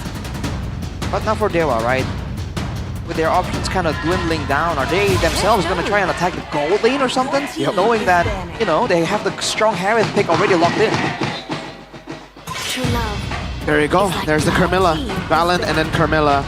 This should be a Moskov ban for Dewa. Right? Granger, Irithel should be a Moskov. Then Toy will be forced to play Sheriff Toy in town. Partner, is it time? We've been talking about the Clint potential, but so far, I'm not sure if I've seen that Clint come out victorious multiple times just yet. But that's with the Granger or the Harith open, partner. If you haven't seen it picked up or banned away. Might be a whole different scenario. That's a fair point. Let's see the final ban for Dewa United though. After the Irithel, yeah, I wonder if they're just trying to find something that is going to be beneficial. Yeah, I was thinking beneficial for the laning phase or beneficial for the team fight overall. Claude banned away already, knowing that RRQ are going to be going for that dive-heavy style, and they show the Farsa first. I mean, if you have Chip, usually you want ready to fight heroes. Clint is as ready to fight as anyone, and I believe me and Wolf actually spoke about this. If you go Clint and then Chip, level 4 Turtle Fight 1, having that extra ×3 base damage on passive will help a lot to just win out the neutral objective battle. So if they want to go for a snowballing type of composition, that's definitely an option that they can go for here. It could be game number 1 all over again. Yeah, might be the same idea here. When it comes down to the staying power, the neutral objective control, it really feels like RRQ has it on such good lockdown. Suyo, Phoveus, and Chip. So many ways for them to really wrestle away that control from Dewa. And there's pickup potential with the Farsa as well, but Dewa gonna strike back on the aggression, going with the Selena Gatot. Whoa! That's not a Harith! Oh, sorry, that's not a Clint, that's a 1-1. Or a Moskov. What do you think about this 1-1 with a Chip? Because technically the 1-1 needs a little bit more time to get those stacks down, right? I think it's the idea that they want something that can kind of be active in the midst of a chaotic team fight. They're all going to be diving in. The Claw could have been a bit addition to dive in together, but now with the 1-1, they can just leave Toy to its own devices and let him fly with the crossbow of Tang and just try and focus on their own crashing fight with that shortcut. How is the lane with the Harris with the 1-1? It's pretty good. Pretty For good the against 1-1? Yeah. All right, there it is. Lineup rating 6.5, this time in favor of RRQ. So ladies and gentlemen, let's see whether or not the Kings of Kings can get this done. 2-0 against Dewa. Or can Dewa force a game number 3 with their Selena Gatot double CC lineup? Let's head over to the court. The big problem for the 1-1 will be the Haya. So Ray is going to has a lot of pressure on him to shut down this 1-1 down below. But remember that Edok on this chip, it's not only about the shortcut play, it's also about the shadowing, right? With that built-in sustain, that where Chip just starts eating and regenerating health when he's just roaming around, it's very easy for Edok to actually speed around the vicinity and just zone away, at least give intelligence to his team for Ray and Rez to not be able to just go in undetected and make a play. Okay, the Emblem Share by Andy home. As usual, Season Hunter for both the Hayabusa and the Selena. But ooh, it is. Just a skirmish here for Lethal. It's going to be a win for Dewa, but pull yourself together for the 1-1. So faster cooldown for the Inspire. More playmaking potential there when it comes down to it. Maybe himself goes for the Bargain Hunter as well, so not as much combat prowess in the early game, but it's all about the power spike. If he gets the first items early enough, that's where he wants to be, right? Getting an item power spike and immediately getting into the down and dirty, getting into the action in those skirmishes 2v2 or 3v3. I mean, speaking of, getting down and dirty early, Dewa United should have a little bit more to say, right? They have Octa on the Selena, not relying on that level 4, but we're not seeing too much aggression from Dewa right now. Meanwhile, something like Rins in the mid lane would require that level 4 to get that Feather Airstrike to deal that damage when it comes down to it. And here it is, that's the aggression. Great arrow lands, Sutsujin taken down. No more magic damage reduction. That's an unfortunate situation for Radiant. Sutsujin was looking at the lane, trying to set up a gank. He gets hit from behind with that arrow. There should be a free take for Dewa. RRQ are sticking around. They have to concede this one. Well played to Dewa. First turtle over, maybe down below. Feather Airstrike locking him down. Whew. They were looking for that, trade, right? They were unable to get that turtle, unfortunately, because of Sutsujin being taken down that early, which was expected. Aggression coming through from Dewa, but Dewa actually handled that really well. Maybe not getting taken down, no punishment. So you do see Dewa now holding on to that 500 gold lead in the first few minutes of the game. Really a great start, but they gotta push the advantage a bit more right here. Especially Octa seems to be struggling a little bit with the clear speed of Rins. I feel like Dewa should really try and play around this, get the clear fast and start roaming again. With a Gatot and a Selena, there's so many ways for you to set up for a dive. Yeah. Even with the Hayabusa, right? The fact that so many people can just go immune, drop turret aggro, there's so many ways they can play this. But remember, that's a small window that Dewa can actually utilize, right? The pre-level 4 Edok, because now Edok is at level 4, and he should be able to turn things around. The pickoffs that we saw from Dewa, Edok can actually replicate the same thing. Now that Rins is already at level 5 as well, Sutsujin should be catching up in terms of jungle despite him losing ground in that first few minutes of the game because of that death. He's a level below right now. That's a solo kill onto Octa. Might be trying it back though. Rins does have the flicker. Ooh. Ray. Not gonna use the shadow kill there. Knows there's a flicker. Knows it could be blinked out of. Good respect there as well for Ray. He's, I guess last second, he was kind of hesitating. Then he saw Sutsujin is charging up, that's stunned there. Immediately thinks, okay, best not to try and tempt fate there. Now with the turtle coming up, RRQ are definitely in better position. Watch Edok here. He's the main guy that can kind of pull the trigger for RRQ. Only if the lanes are going in the favor though, and Diamond already rotates. Setting up for the turtle here. Neutral objective number 2. This time Edok has that shortcut. But also Ray's a level ahead of Sutsujin. He is on the Hayabusa. Meanwhile, Sutsujin is up top. They have a shortcut, so this is not a disadvantage. Edok Gonna be walking in, going for the crash course, pops in. No shortcut yet. Ray catches it. The shortcut placed down into the turtle pit. Now Sun Jin. Oh, another portal. It's a messy team fight. Some on-force placed in, maybe. Caught in that infernal pursuit. RRQ get nothing off of that except for the turret gold up top. Interesting play there to kind of send Jin to be splitting out. Oh, look at this, the Mueza. Should be good. Has the AOG up. Missile arrow lands. Now it's gonna be the all-in coming out with AOG. Zoning him away. Tyring to be caught. Has to flicker out. Choose on the other foot right now. Ray is the one on the Hayabusa with 2 kills. Already starting that small snowball. But that's why it's called a snowball. But look at this. The guy that Sheffin isn't a big fan of. Shadow kill. Tyron torn down by the DOT of Mueza. Careful. Sheffin is not in the building. He is left. Left immediately right there. So many things happening, man. We see RRQ Lemon showing up, and also Hi, Lemon. Hello, Lemon. Also Dewa though. As we see Lemon, you see RRQ kind of falling behind even further. By all means, Edo can still make the shortcut play and come back. That's why it's so good. Look at the damage though. 3-0, forcing the flicker out from Octa. Yeah, that's already a lot of pressure coming through from RRQ. An option for them to utilize because, you know, granted, Rin's on the far side with a feather airstrike can outrange maybe and be a big deterrent in these team fights. And all in over Mueza. Toy unable to get all the weakness points. Maybe!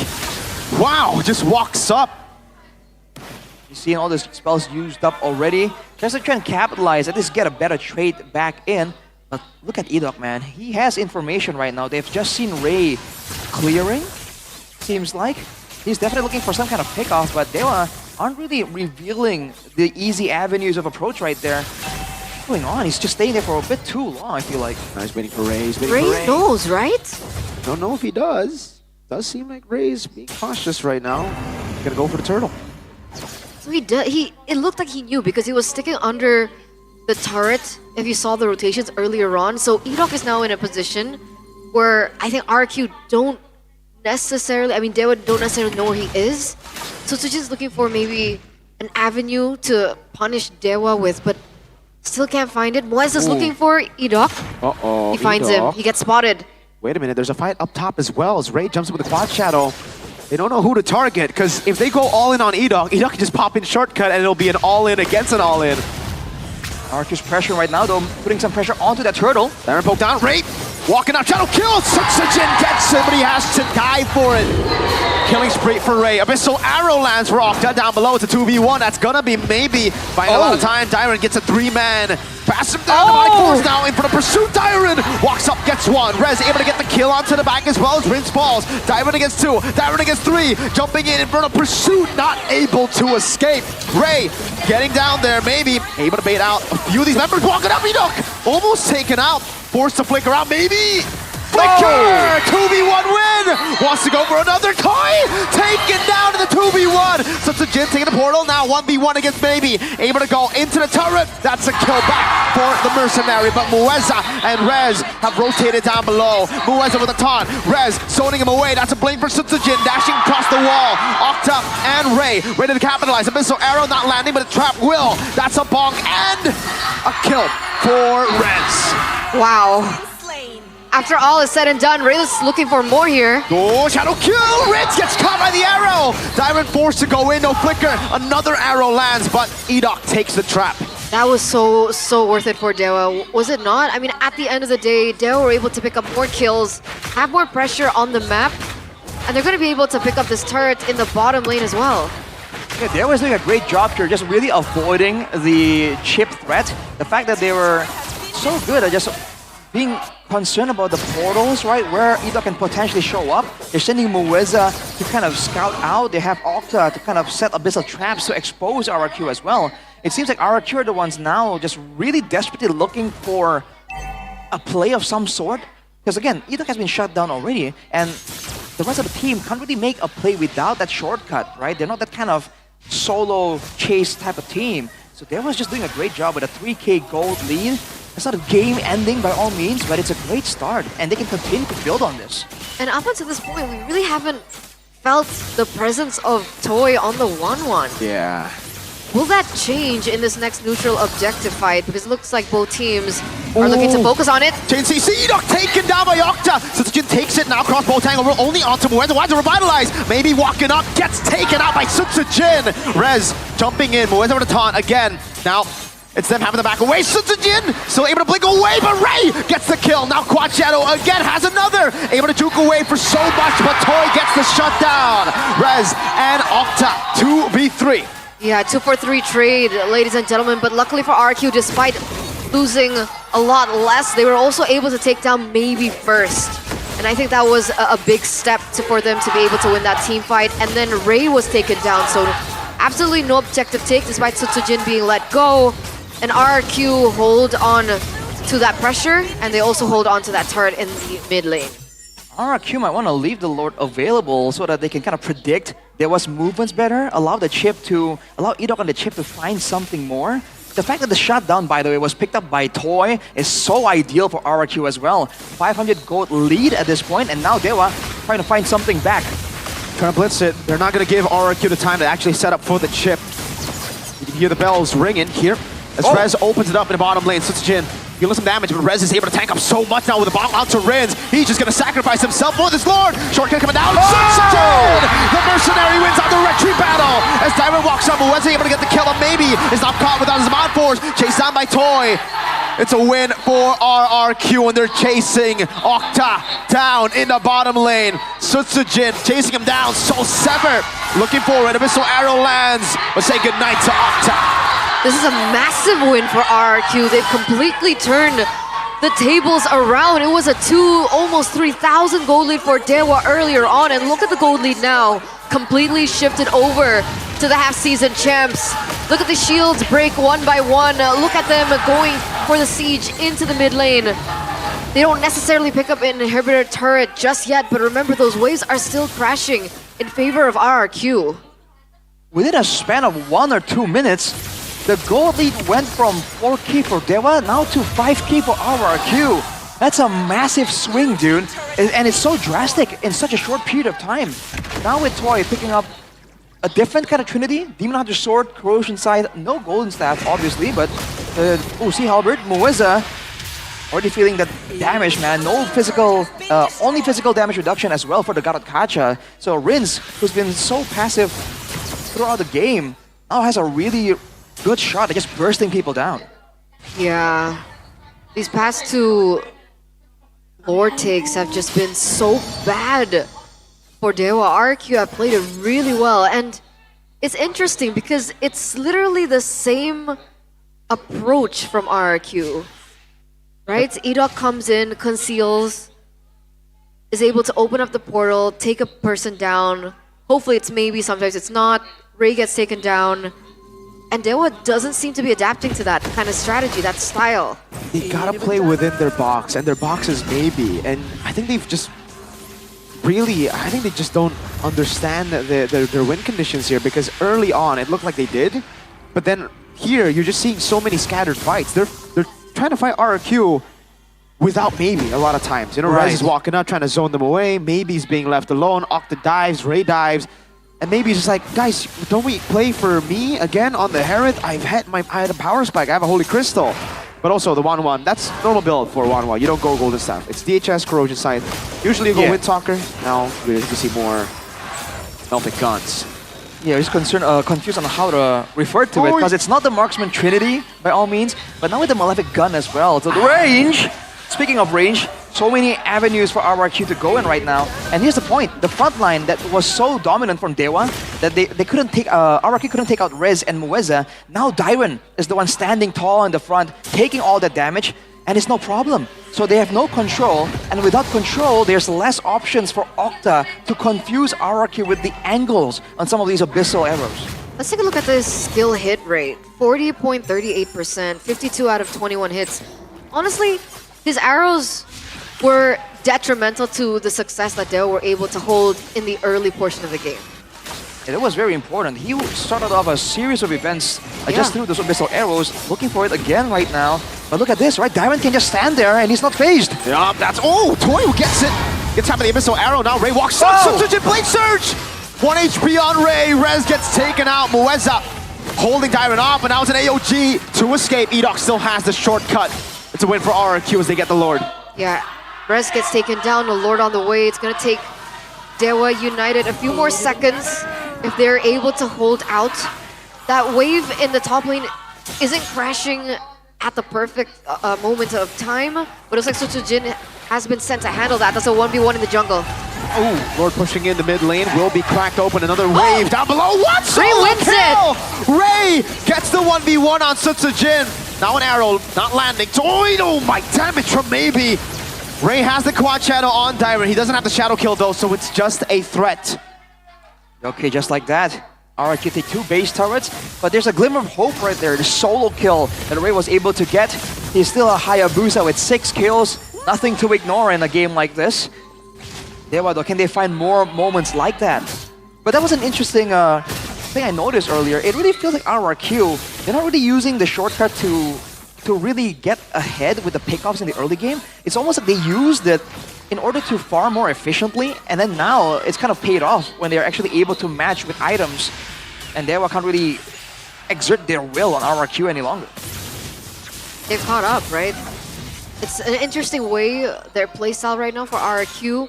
We're looking at the player head-to-head now between Maybe as well as Toy. We do see gold GPM favoring Toy at this point, but damage is still heavily favoring Maybe. Definitely does a lot more damage, a lot faster as well. Toy, at this point, it's the fact that he can just move a lot freer compared to Maybe. That's a big deal right here. As the audience are cheering, wonder what that's about. Yeah, what happened? Yeah. Not too Were they sure just looking at myself. Toy? I guess so. Like, Just they're cheering the boy Toy! up. Or maybe they're just chanting. But yeah, you saw damage for the Harith already earlier. I feel like they need to start playing for the Harith. Maybe is about to get Divine Glaive. He is doing crazy damage. Just play with him. And I think they should actually have an angle to come back here. Yeah, especially with RRQ really playing to shut Ray down. Earlier, the moment he went in, he got stunned up almost immediately, right? So if RRQ are focusing too far on Ray, maybe can find a window here. Good steal from Sutsujin. No purple buff, Ray. No purple buff for the next fight.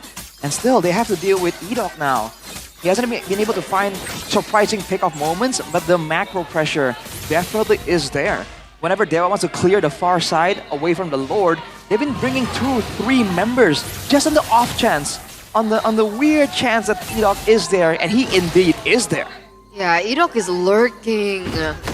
He's waiting for maybe to clear in that buff. Divine Glaive though. That's it. Secured. Yeah, and Toy went for...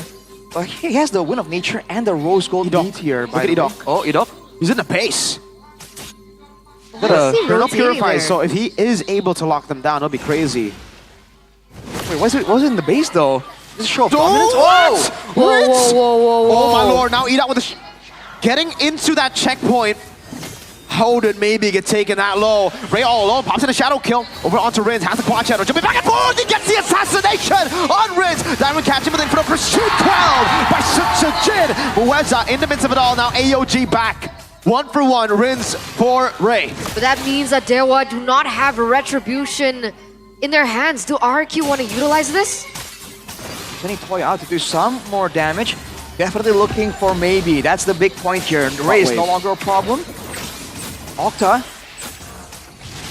getting the Abyssal Arrow, now landing it. Look at Edok up. He can force a shortcut play. They can all just take the shortcut and end the game. Rez on it right now on the way, but the shortcut's all pulled down. They're not taking it away. Why recall? There's a shortcut right there! RQ just end! What was that play? RRQ, the half-season champs, 2-0. No challenge whatsoever from Dewa United in our opening match of the day here at week 5, day number 2. A multifaceted approach by RRQ. And this is crazy, showing multiple ways of utilizing this chip. Using it to survive in the early game. Using it to actually find those pickups. Using it to end the game.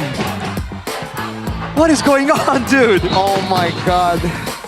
That was... Oh my lord. Guys. It was a shortcut!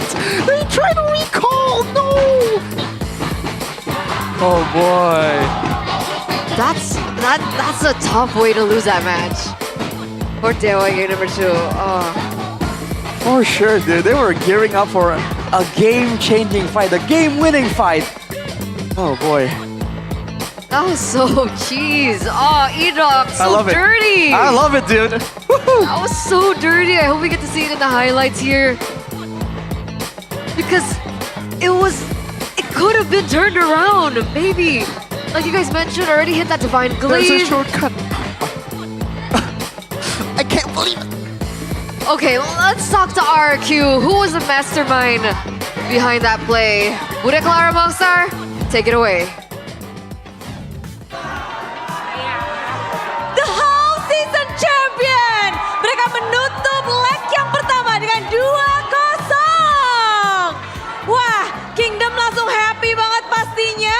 Dan ramenya di sini super fans.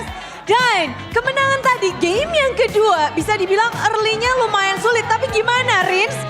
Rins, dari caramu bikin supaya RRQ menang di game kedua. Padahal awal-awal kita lihat agak kewalahan kalian ya. Kalian membalikkan keadaan.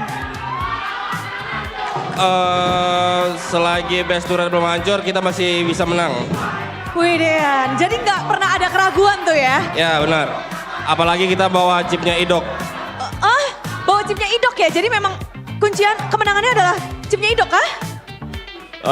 Kalau dibilang kunci kemenangan, kita berlima kunci kemenangannya. Cuman yang bikin gamenya lebih, mereka lebih berpikir ya chipnya Idok. Memang kita melihat tiba-tiba. Momen apa yang membuat jadi titik balik buat kalian tadi di game kedua? Momen mana ya? Pada saat Lord kah? Itu, Susujin dapat Lord. Susujin dapat Lord. Mendapatkan momen itu, momen dimana kalian ngebalikin keadaan, sulit nggak itu? Pada saat melawan Dewa tadi, game kedua? Sulit sih, early mereka tuh kuat banget. Early-nya kuat, apalagi kita ngeliat juga Rins dengan Parshamu. Tiba-tiba ada Selena dilawan. Kamu, apa reaksimu pada saat itu? Gue bilang sama teman-teman, hoki. Hoki aja. Oke ya. Oke, kemenangan hari ini 2-0. Tapi terakhir kita ngeliat kayak kalian banyak menang 2-1, 2-1. Kali ini 2-0 datang ke minggu kelima. Semangat baru kah ini? Ya, semangat baru. Semangat baru, chipnya Idok nih. Waduh, sebagai pengguna chip kan kita harus tahu makronya segala macam. Komunikasi harus lancar. Gimana untuk dari Idok di game kedua khususnya tadi? Ya, nggak nongol aja di map. Udah fokusmu cuma itu aja? Ya, diam di bus aja. Oke, rahasianya Idok udah jangan nongol di map, jangan nongol di map. Pokoknya jangan gitu. Ngumpet aja ceritanya Idok. Tapi kalau game pertama kita ngeliat kalian juga bisa mengamankan game dengan sangat bersih di game pertama. Benar-benar one-sided. Ini RRQ yang berbeda atau Dewa yang sedang gentar? Itu game 1 digendong Hayabusa Susujin. Hayabusa Susujin. Game 1 Hayabusa Susujin, game kedua Lordnya Susujin. Susujin! Ini ada Baby Ujin. Game 1 cepet banget. Hayabusamu kerasukan apa Susujin? Kerasukan baby alien hitam. Oh, oke. Hazel. Alien yang namanya banyak banget kayaknya ya. Kamu gak mau jadi alien juga Susujin? Gak mau jadi alien juga? Apa? Kamu gak mau jadi alien juga? Ini white alien, Bude. Oke. Ada black, ada white, ada yang yellow, ada yang green. Gak ada, jadi warnanya yin dan yang gitu. Yin and yang, memang kedua jungler dari RRQ ya, memang ini spesial. Tapi kalau ngingat sekarang Hayabusa lagi rame-ramenya, tadi sempat rebutan Hayabusa. Dan gimana sih kamu ngelihat sosok Hayabusa yang diperebutkan gini? Kalau dari hero-nya menurut gue biasa aja sih, cuman karena dapat momen triple kill gitu, jadi snowball gitu. Snowball dari RRQ di game yang pertama. Apa tuh yang bisa membuat kalian snowball di game pertama? Karena apa ya, tadi menang perangnya karena Badang, karena Diren. Memang di sini RRQ saling support ya. Jadi saling mengandalkan satu sama lain dan game yang kedua, momen dimana kalian bisa ngebalikin keadaan. Susujin, gimana kamu ngelihat momen itu? Kayaknya hoki aja sih tadi. Jadi kena lele tadi. Hoki lele. Ya hoki dia. Hoki, oke. Tapi menarik pastinya di mana kita melihat banyaknya kejadian-kejadian momen seru tapi yang paling bikin teriak, apalagi Pak Pulung itu, ada One muncul. Toy, One kayaknya nggak ada perubahan apapun ya di patch kali ini, tapi kamu One muncul di tangan Toy. Apa ini? Ada apa gerangan? One tiba-tiba ada di line of down, aktif sekali nih. Gak tahu sih tadi disuruh abang cash cheat ya, pick One. Pasrah aja. Ya. Tapi kamu ngeliat One gimana? Ngeliat One tuh gimana sih? Emang akan menjadi trending kah di MPL? Oh bisa sih, apalagi kalau lawan yang tebel-tebel gitu jadi lebih enak ya One. Jadi makin banyak hero sejak patch ini. Siapa nih yang paling excited semenjak patch yang terbaru? Darren lebih suka kah patch sekarang? Susujin. Ya. Oh, Susujin. Kenapa Susujin? Patch kali ini bikin kamu semangat bisa pakai hero-hero lebih versatile kah? Di patch sekarang ini apa namanya mage jadi kuat gitu kayak Nova gitu di buff kan. Jadi mid-nya jadi banyak lah, nggak cuma main apa kemarin Suksin doang. Jadi makin beragam, makin macam-macam. Ya. Buat RRQ sendiri jadi tantangan gak sih? Berarti pool hero kalian juga harus banyak dan siap untuk lawan banyak hero dong? Kalau apa? Kan berarti pool hero kalian juga makin banyak, harus siap juga ngelawan hero yang macam-macam juga. Jadi tantangan gak buat RRQ? Kalau full hero enggak sih, soalnya kita udah latihan semua lah. Udah aman ya? Ya. Udah aman. Tapi yang pojok kiri nih, sepertinya yang tadi ngelempar ke Susujin, Toy, Budi masih penasaran sama kamu. Karena kita tahu wajahmu itu banyak terpampang juga jadi Rookie of the Week. Berapa kali coba? Ngitung nggak?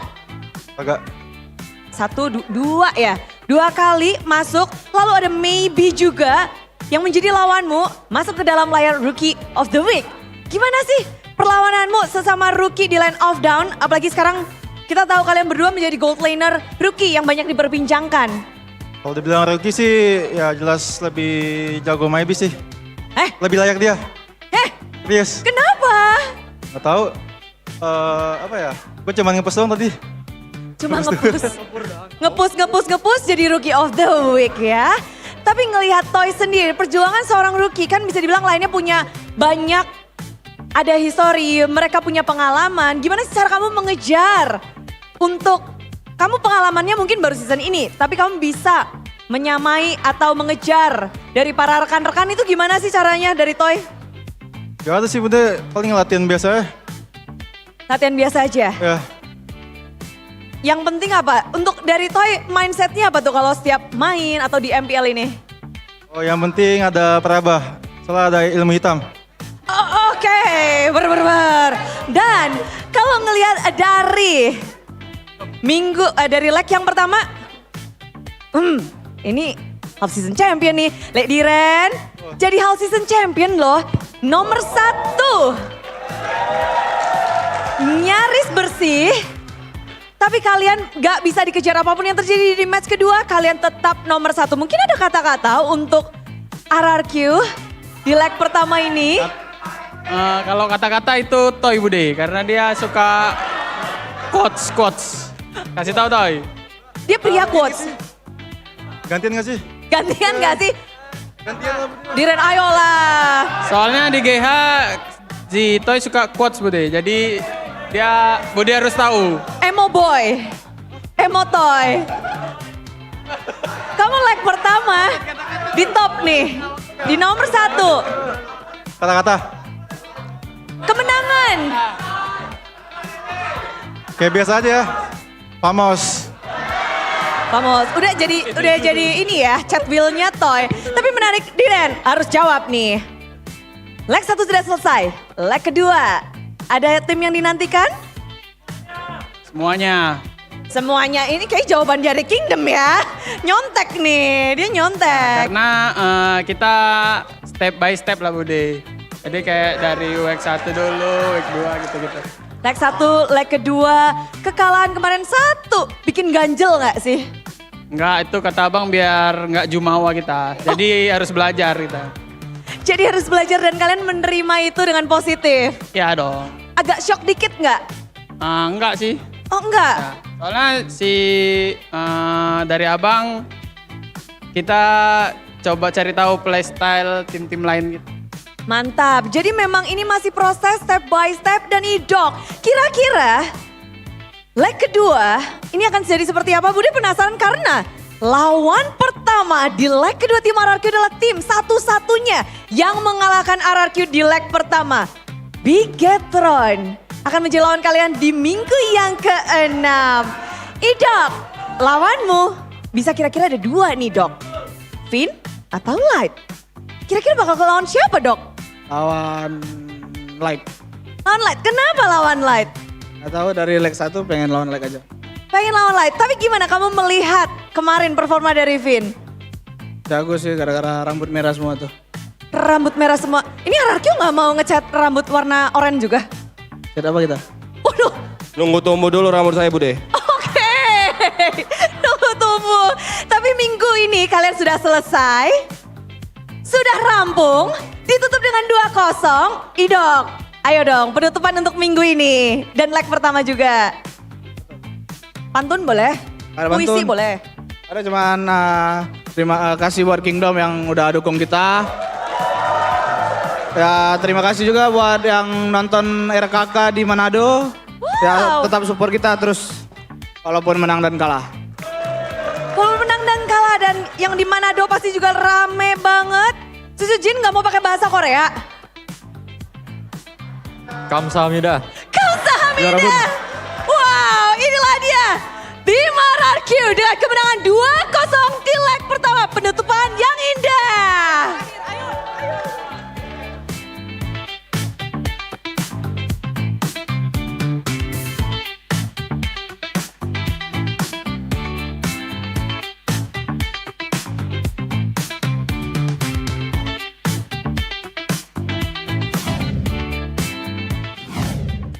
Congratulations once again to RRQ for finishing leg number 1 clean.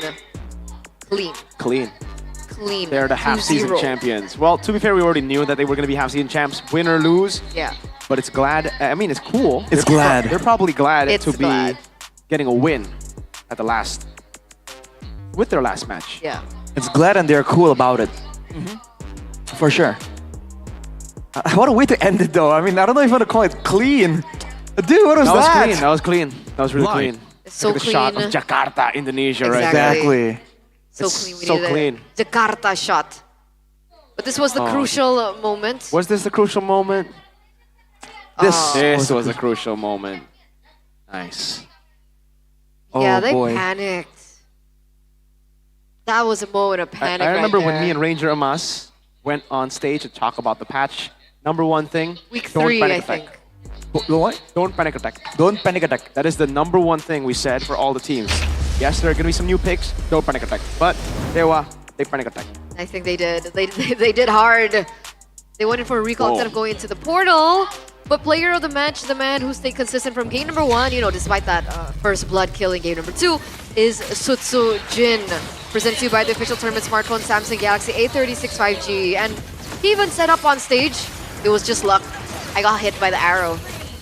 And you can call it luck, but there's a bit of skill involved as well. RQ definitely weren't expecting the same kind of offense right there. Even here, there are moments where normally, right, RQ are gonna find a way to turn it around, but the unexpectedness of that Abyssal Arrow really kind of lend itself to the fights. Fortunately for RQ though, they were able to get some really good pickoffs towards the mid game there. The main one being the shutdown on Ray, which is hold on a second, is it this one? Goes down here, yep. Gets boxed in by Dyron and gives the shutdown to Toy of all people, so that definitely was a bit unlucky. And from there, it became an even fight, and an even fight, oh boy. RRQ just found ways to get ahead there, use a shortcut even though it was kind of close. So 1v1 here as well. And there was a 1v1 that Sutsujin lost later on top. In the end, it's all about that macro play, and RRQ took advantage of it, very much so with how that game ended. Seems like Baby got poked out of the fight so many times, too many times in a lot of these skirmishes, man. And then here, oh, dude. Oh, dude. Oh, man. Panic. Panic attack. It's hard to see it multiple times. Once you're like, oh, man. Second, like, oh. Third, you're like, yikes. You know? You might even, you know, throw out a swear word at that point, right? Shh. Yeah. Yeah. I don't know. I wonder what the coaches had to say about that. Bombi and Kurt. Is that a facepalm moment, you think? Here's the thing. Let's say they did take the portal. Yeah. Do you think it could have ended differently? It would have been better than recalling. That's all I know, right? That's true. I think it'll be an end. They shouldn't have let that happen at the start. They should have just given the lore because, yeah, when there's a wave there and you don't know where the chip is, that's something you should think about. You know, chip can bring 5 members, in case they didn't know already. Just in case. Actually, you can bring 9 members. Enemy team can take portals too. Right. So, it can serve as public transport. Yeah, that is literally public transport, open to everyone with a portal. Yeah, that needs to be a highlight, like highlighted, underscored, italic. You know, I think Muton didn't make it clear enough in the patch that everybody can take the shortcut when they released this hero a year ago. Well, it's definitely not the ending, not the kind of conclusion that Dewa was looking for, man. I think they really wanted to at least made it really close towards the end there. But yeah, they were tunneled too much on the Lord, and they lost sight of the bigger picture. And RRQ is a team that really always has good perspective in that sense. Absolutely. Feels bad, Dewa United, because in game number 2, like we mentioned, right, they had the early game, and then when they started going to these team fights for the neutral objectives, that's when they really lost control. The team fights weren't clean. RRQ were able to punish because of that. So we are moments away of coming to the mic check, ladies and gentlemen. Let's hear what RRQ Hoshin. Maybe we'll hear the call in the closing end of game number 2. Lihat tim mid nih, gua goskan nih. Tunggu, minta Alba nih. Nih lihat Ren, gas Ren. Mati Alba. Dua. Datain. Nice ball. Nggak ada pikir. Respect guys. Ya, turret-turretnya guys. Nih. Ayo nggak ada biru, nggak ada berang. Gak apa, terusin aja Toy, bawahnya Toy. TP aja. Dua bang ganda. Ada. Kebanyakan tuh. Ayo di situ ya. Oke. Gasuk. Mati sini Hilda. Orangin guys. Hilda mati. Ada ulti. Ayo. Lagi. Nice boy. Cutting karet guys. Let's go guys. Ari tuh. Let's go boy. Kasih tahu dia. 18 ya. Santai guys. Aman. Dia di gua ayo tuh. Orangin. Saya doang dekat guys. Ayo. LD dua. Ayo guys. Mati. Arena balik tuh. Fighting aja dulu boy. Ulti ke atas. Gua masih ada ulti. 18. Seri. Aman, dia nggak ada retri guys. Katanya no ulti Toy. Ladiran boy. Aman. Masuk sini misain ya. Kalau ada Hilda. Boleh. Kalau ada Hilda masukin ya. Masuk ya. Misain. Enak.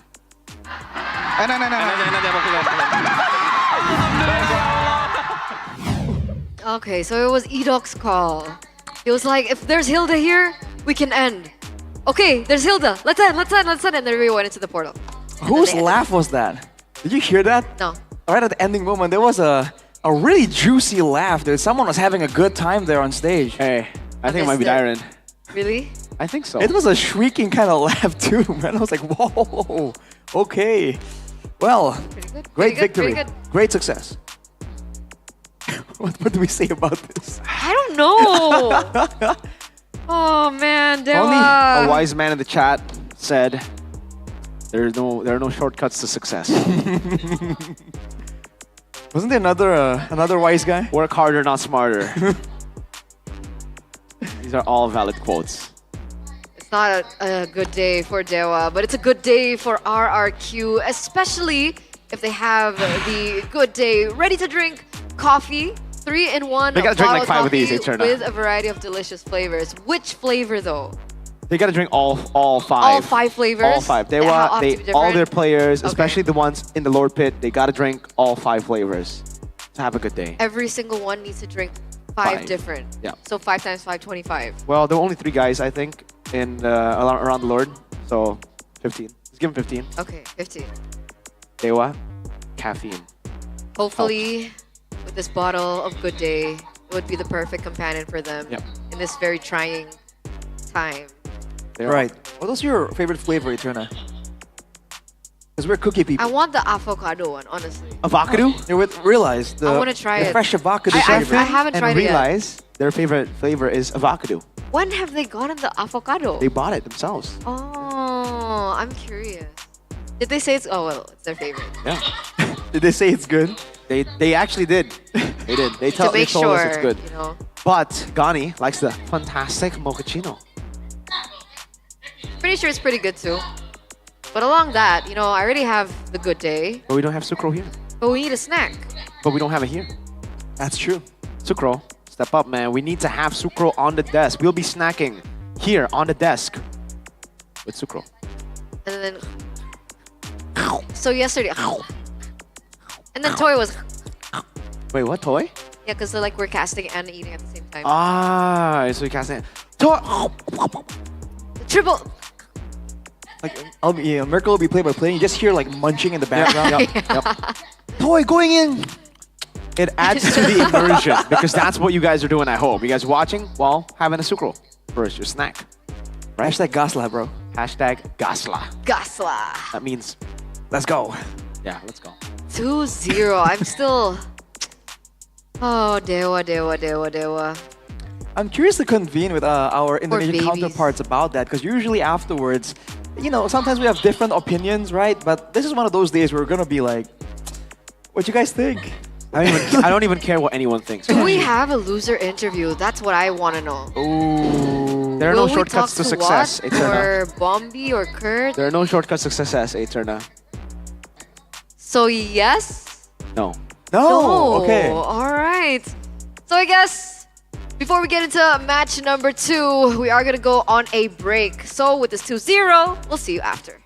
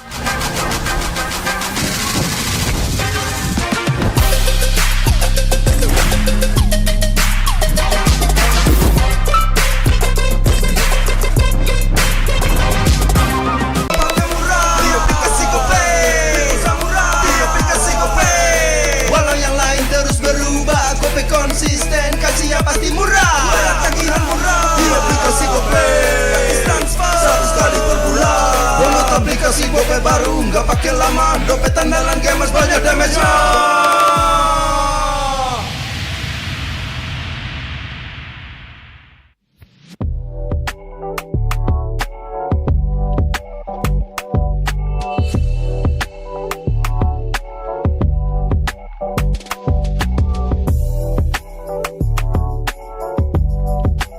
Rasa baru makin seru. Pertama di Indonesia.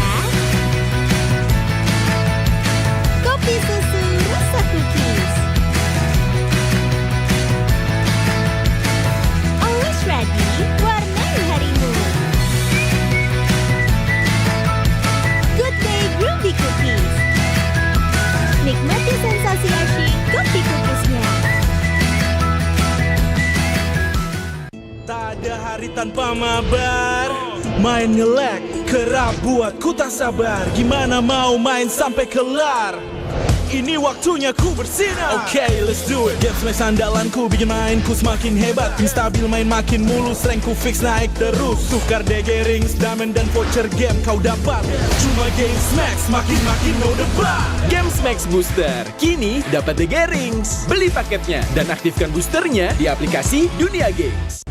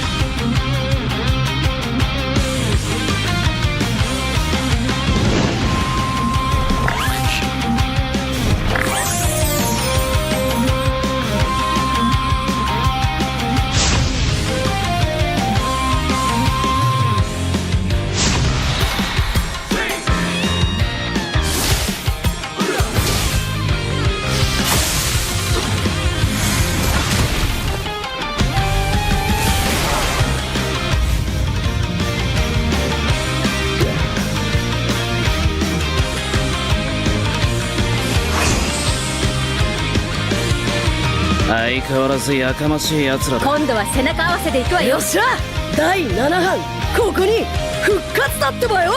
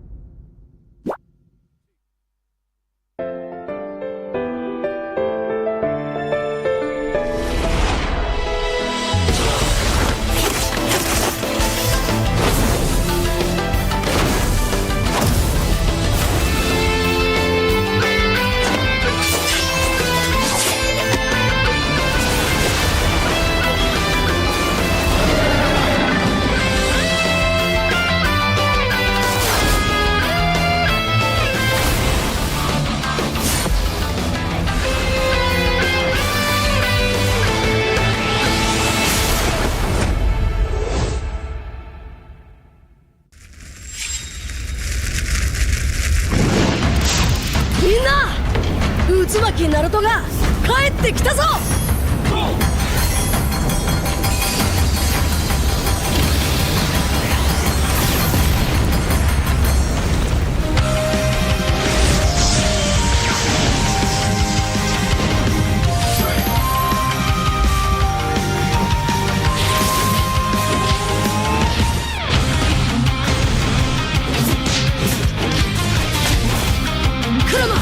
力を貸してくれ。よ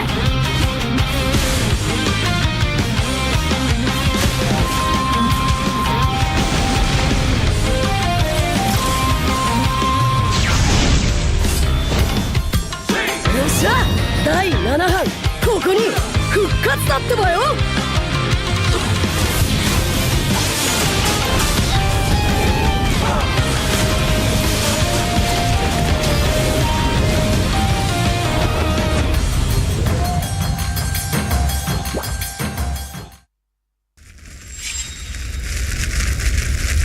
見せてやるよ、シャリンガンの本当の力をな。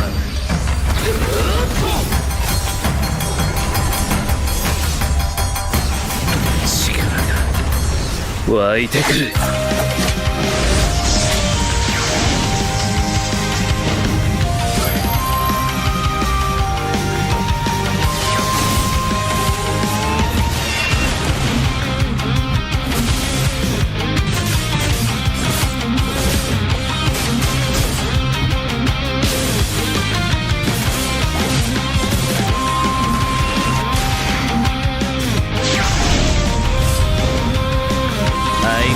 やかましい奴らだ。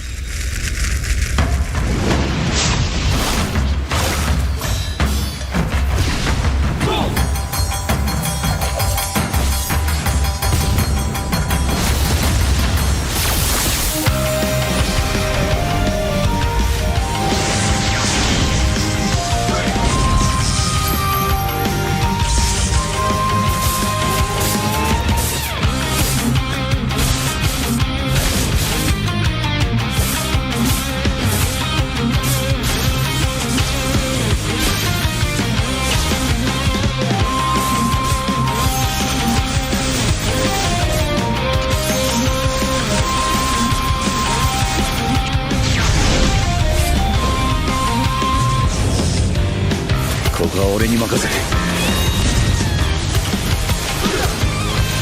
もらった4代目他目を超える忍びはお前しかいないと俺はそう信じてる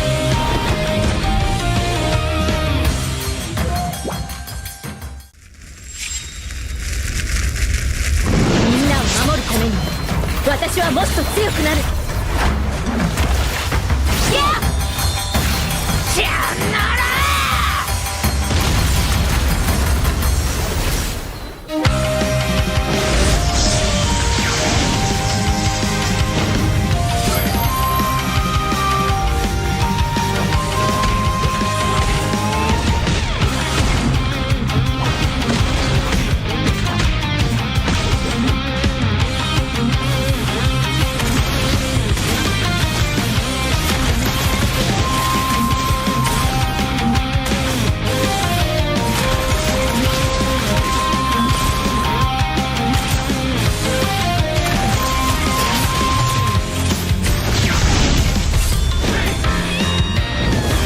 背中合わせでいくわよ。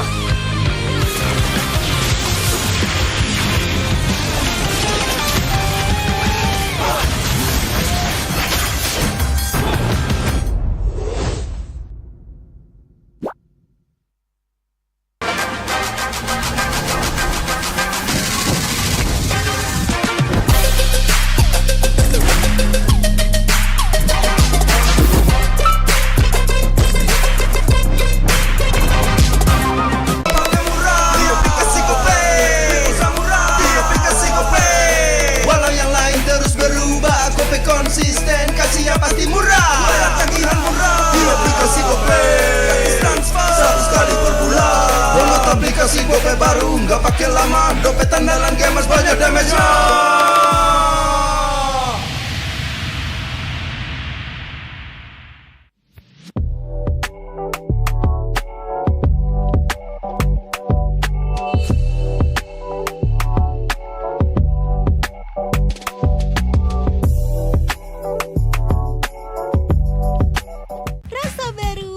Seru pertama di Indonesia,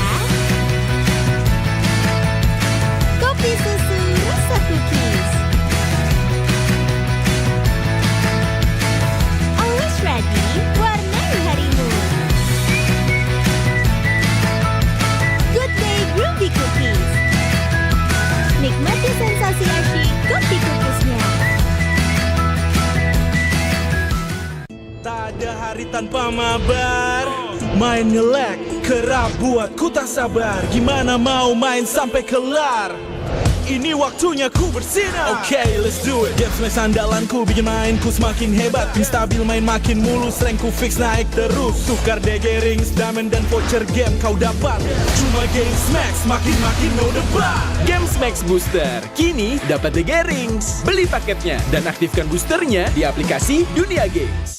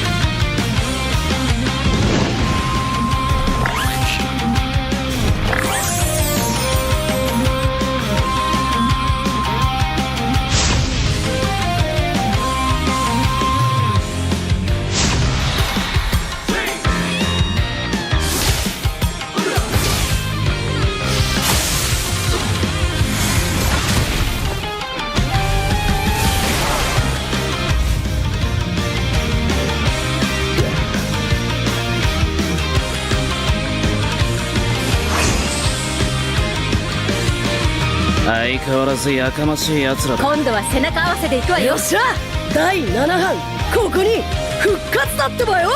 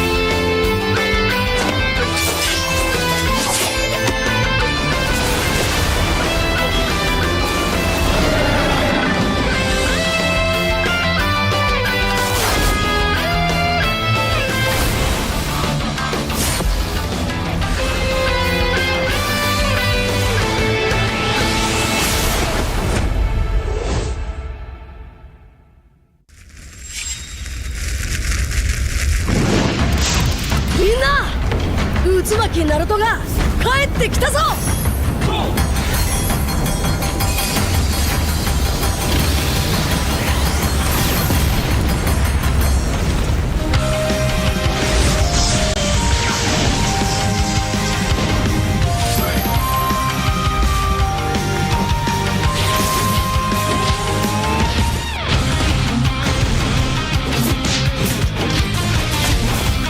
クラマ、力を貸してくれ。よ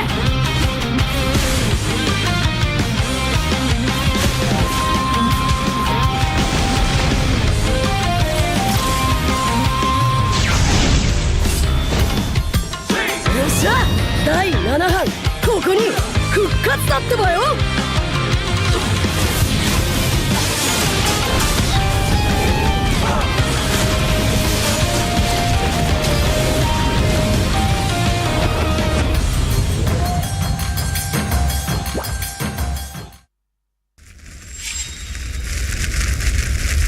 見せてやるよ、シャリンガンの本当の力をな。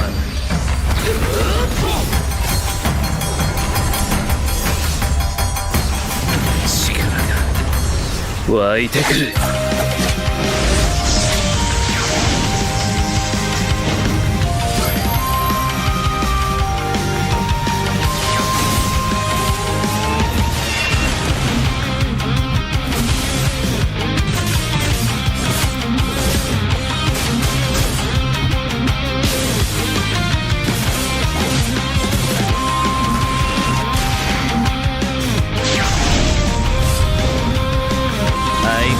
やかましい奴らだ。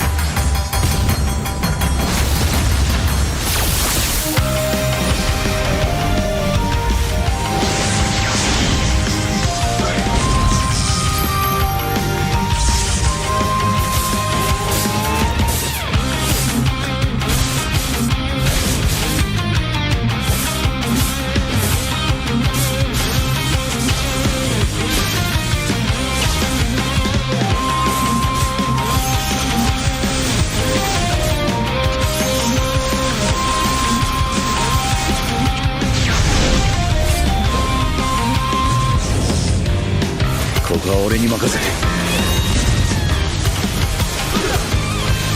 もらった四代目他目を超える忍びはお前しかいないと俺はそう信じた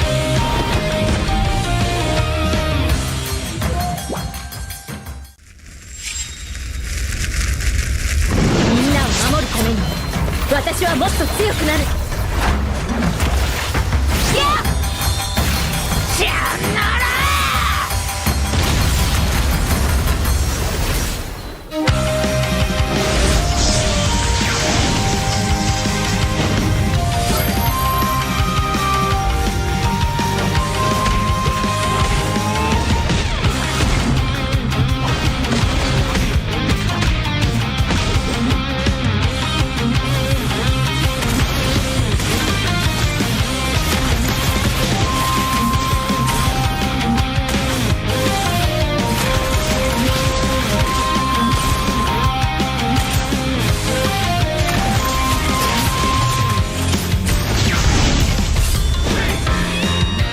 今度は背中合わせでいくわよ。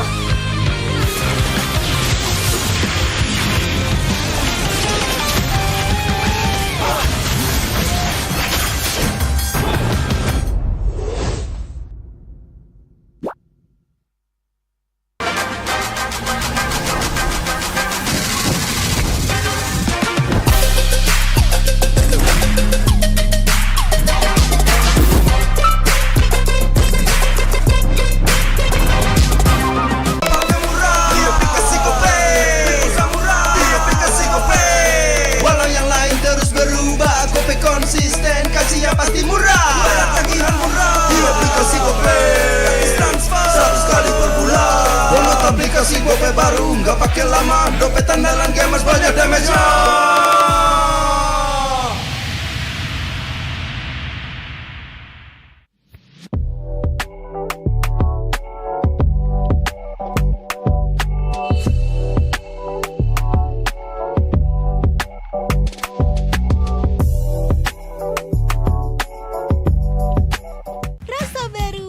Seru pertama di Indonesia, kopi susu rasa cookies.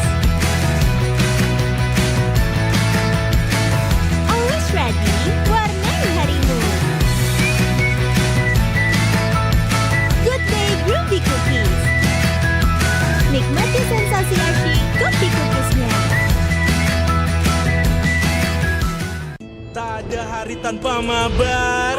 Main nge-lag, kerap buat ku tak sabar. Gimana mau main sampai kelar?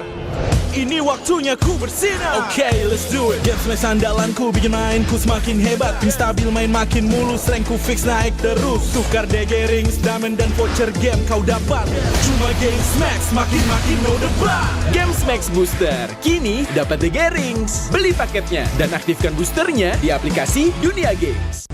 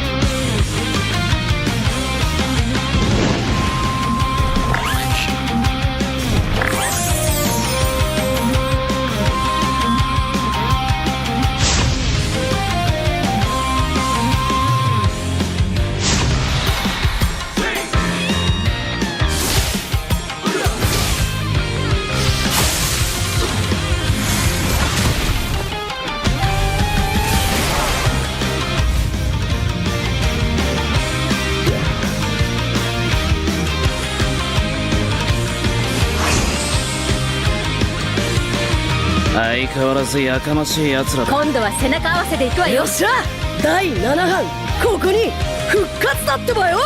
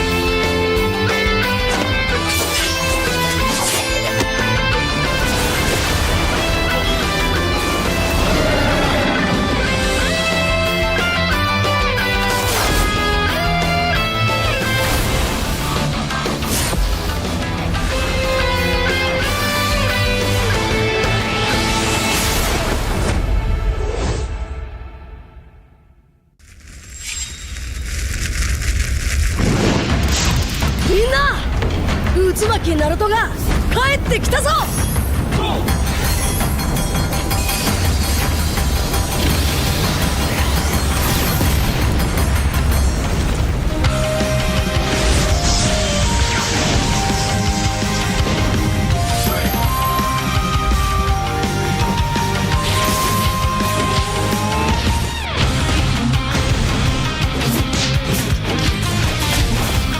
クラマ力を貸してくれ。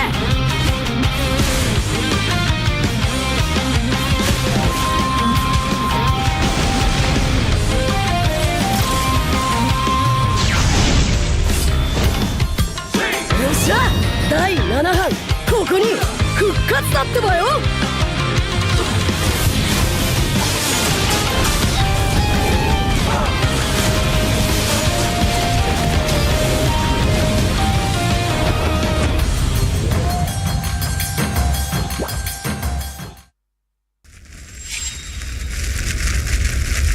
見せてやるよシャリンガンの本当の力をな。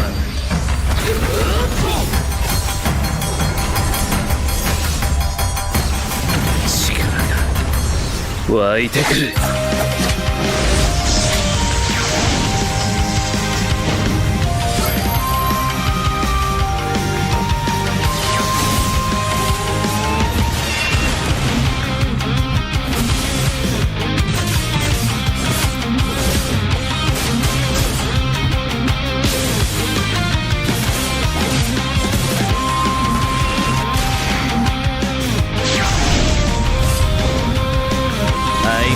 やかましい奴らだ。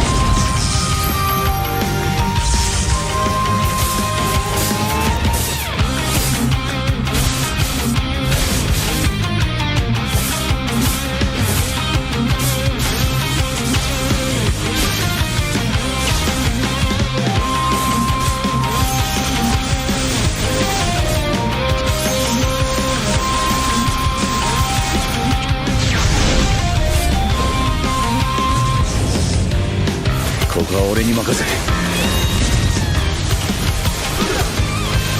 もらった。四代目他にを超える忍びはお前しかいないと俺はそう信じた。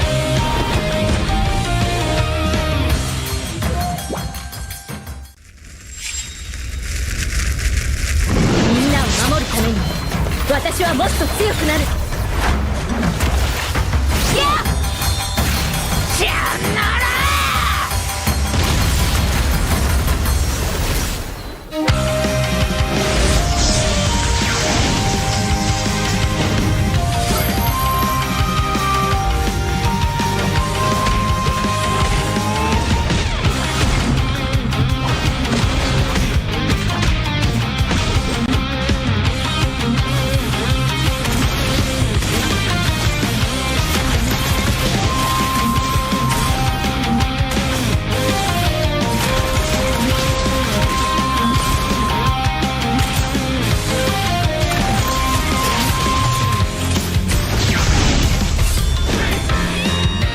今度は背中合わせでいくわよ。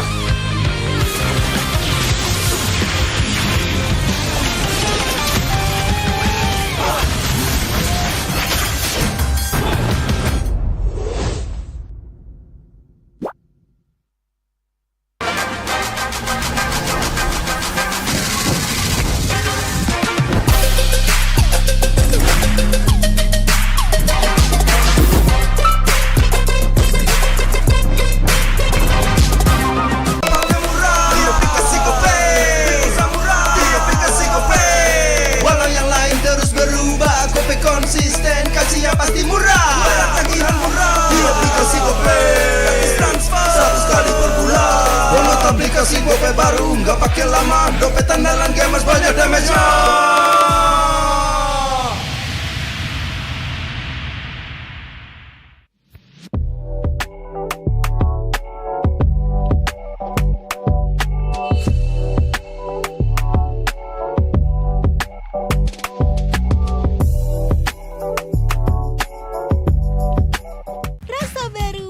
Seru.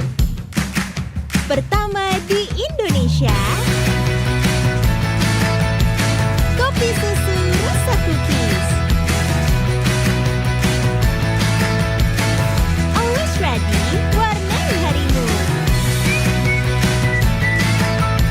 Good day groovy cookies. Nikmati sensasi asyik kopi cookiesnya. Tak ada hari tanpa mabar. Main nge-lag, kerap buatku tak sabar. Gimana mau main sampai kelar? Ini waktunya ku bersinar. Okay, let's do it. Game flash andalanku bikin mainku semakin hebat. Pin stabil main makin mulus, rankku fix naik terus. Tukar DG rings, diamond dan voucher game kau dapat. Cuma Games Max, makin-makin no debat. Games Max Booster, kini dapat DG rings. Beli paketnya dan aktifkan boosternya di aplikasi Dunia Games.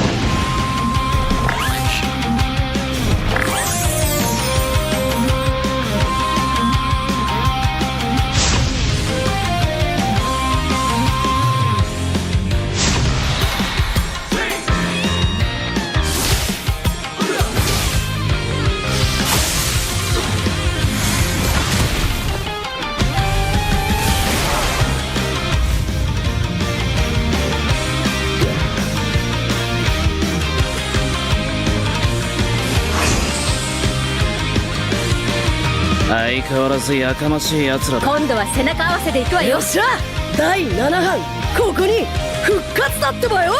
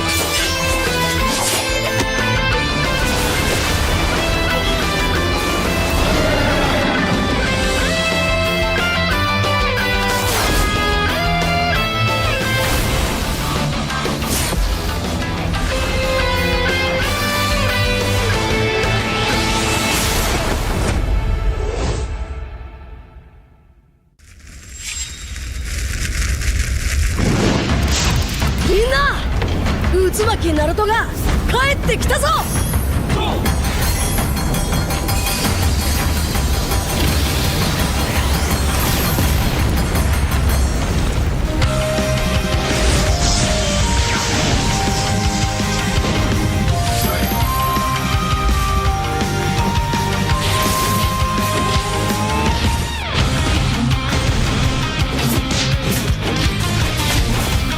クロノ、力を貸してくれ。よ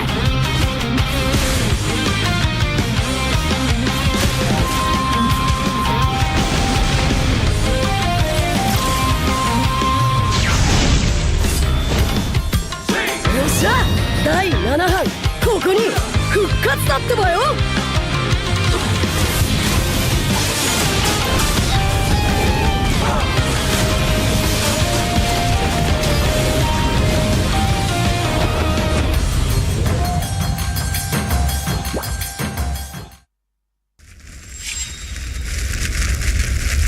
見せてやるよ、シャリンガンの本当の力をな。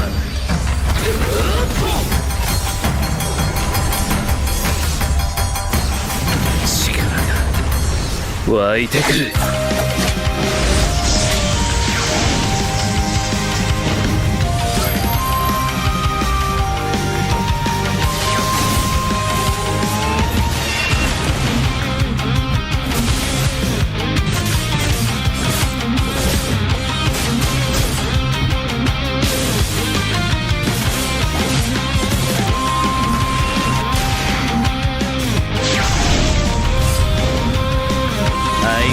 やかましい奴らだ。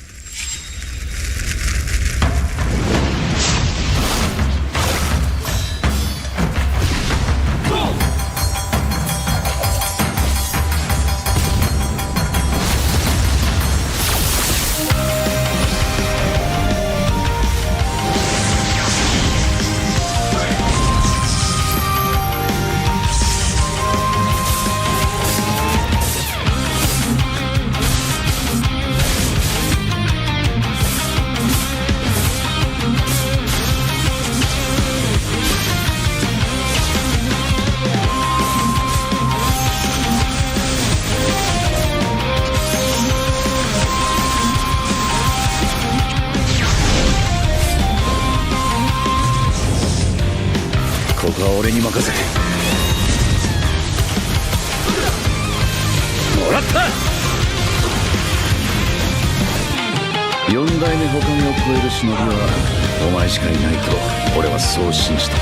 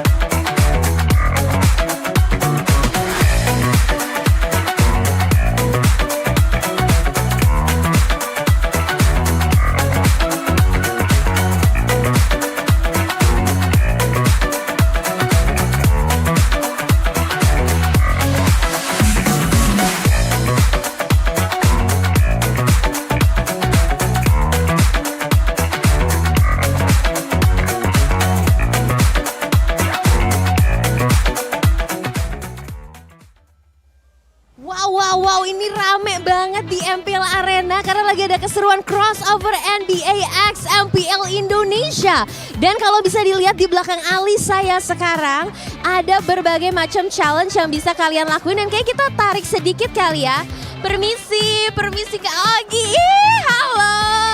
Selamat datang di MPL Indonesia. Wah, seneng banget justru ini bisa ke MPL Indonesia. Happy banget, apalagi tadi kita habis nonton. Tadi ya salah satu match yang seru ya tadi. Dewa United lawan RRQ, gila seru.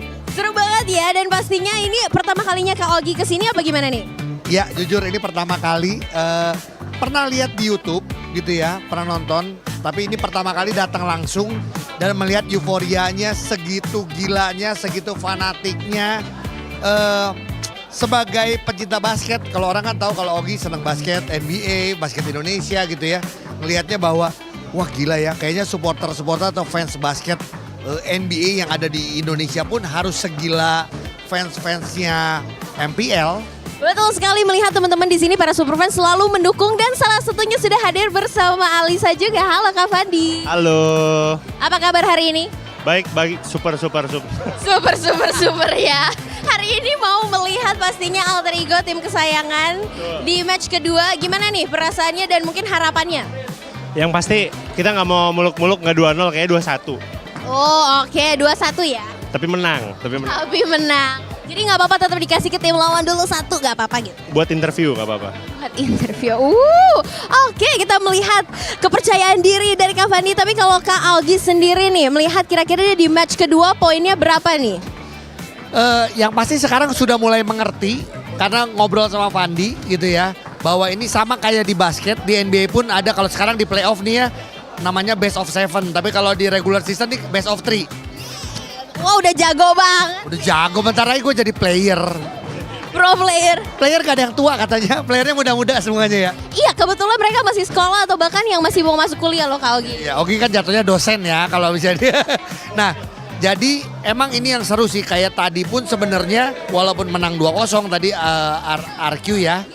Tapi yang seru adalah kalau ada best of 3 gitu tuh justru serunya adalah bisa game 1 mungkin bisa kalah, game 2 bisa balas dendam. Penentuan di game ketiganya justru itu yang akan bukan cuma skill tapi mental. Nah itu di olahraga itu.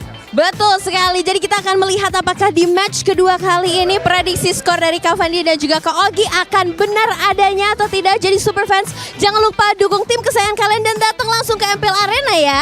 Karena ada berbagai macam keseruan, terutama ada crossover NBA X MPL Indonesia. Dan kita akan melihat keseruan di match kedua.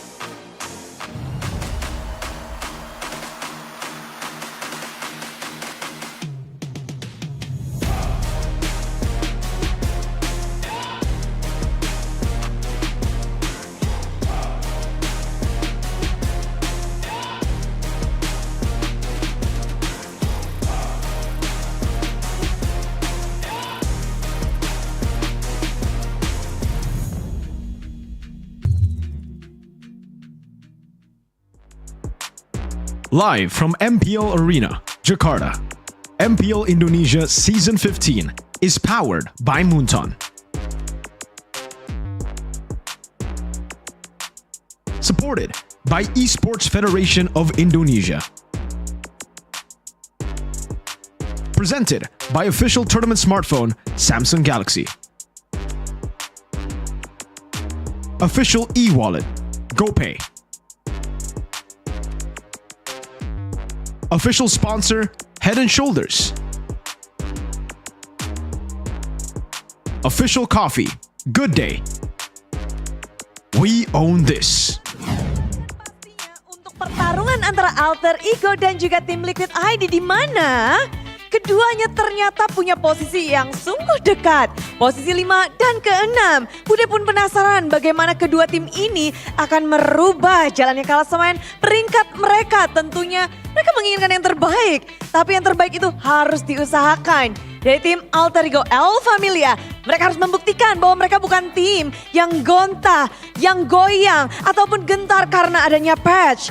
Patch sudah di depan mata dan mereka harus menghadapi hal itu. Bagaimana jawaban mereka atas patch yang baru saja terjadi? Namun sebaliknya dari tim Liquid ID, mereka pun harus menjawab bahwa mereka bukan hanya tim yang hanya sekedar beruntung di musim lalu menjadi juara. Memang menjadi salah satu hadiah di musim lalu. Tapi bagaimana di musim ini mereka bisa menjawab tantangan dan membuktikan diri kepada semua superfans dan terutama The Cavalries yang menantikan untuk naiknya sang kuda. Dan inilah dia pertarungan yang benar-benar kayak akhirnya nih, bagaimana penutupan leg pertama. Tapi sebelum kita menyaksikan di Line of Down, izinkan Bude mengucapkan terima kasih kepada semua superfans The Cavalries. Mana semangatnya? Oh di situ The Cavalries. Oke, drum band udah siap, semuanya udah ready, udah pada happy-happy bersama. Tapi Alter Champ El Familia, Alter Champ semangatnya mana? Wah, udah mulai pada bersiap-siap sepertinya ya. Di Samsung Zoom juga pada happy banget. Tapi Bude juga happy banget karena pastinya MPL Indonesia Season 15 powered by Moonton. Supported by PBSI. Presented by official turnamen smartphone Samsung Galaxy. Official dari e-wallet GoPay. Official sponsor Head and Shoulder. Official coffee partner Good Day. Kita juga punya partner ini sports. Ada Telkomsel, Dunia Games, dan IndiHome. Bersama dengan advertiser Hawkband dan juga Kacang Sukro. Tak lupa supplier kita RSV Helmet. Dan mengingat kedua tim punya potensi yang sama-sama besar. Mereka mendatangkan player-player muda pula. Ada yang baru dan siapa yang akan bermain? Kalau dari sisi tim Liquid ID, dari kemarin kayaknya banyak yang penasaran. Ini tim Liquid ID kapan menangnya nih? Kapan mereka akan meranjak? Namun patch biasanya bisa menjadi salah satu jawaban dan salah satu hal yang mereka gunakan untuk merangkak naik ke puncak klasemen. Namun sebaliknya Alter Ego kali ini dengan kedatangan jungler-jungler muda juga bisa jadi jawaban mereka membawa suasana yang baru dan segar. Jadi tim Liquid ID sudah bersiap. Semangatnya sudah ada kiri, kanan, dan Alter Champs juga kalian harus mempersiapkan sesuatu karena keduanya bersiaplah. Inilah dia Alter Ego dan juga tim Liquid ID. Caster Monggo!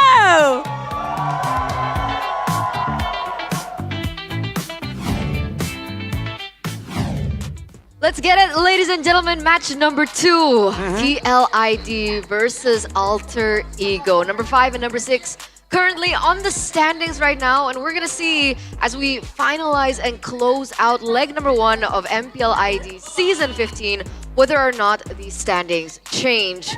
Welcome back to the English broadcast with me, Eterna, alongside with Mirko, as well as Arashi, as we're going to go head straight into match number 2. Yeah, this is going to be a big match for both Team Liquid ID and Alter Ego because unlike our first match, if they win and lose, this will change a lot in the standings. Team Liquid ID now, with Dewa losing, have a chance to rise up in the rankings. And for Alter Ego, it's to solidify what looked to be a good first half of the season. Right, and we all know how significant that is for Alter Ego, right? There's a bit of a pattern, a curse if you call it that, for Alter Ego. So, maintaining the momentum is going to be so important. Yep. But on the other hand, getting some momentum is also important. Very. Bude Clever Monster herself mentioned it on stage earlier. What's going on, Team Liquid? When will we see? When is it gonna be your time? Hey, I've been asking that same question, even in my dreams, man.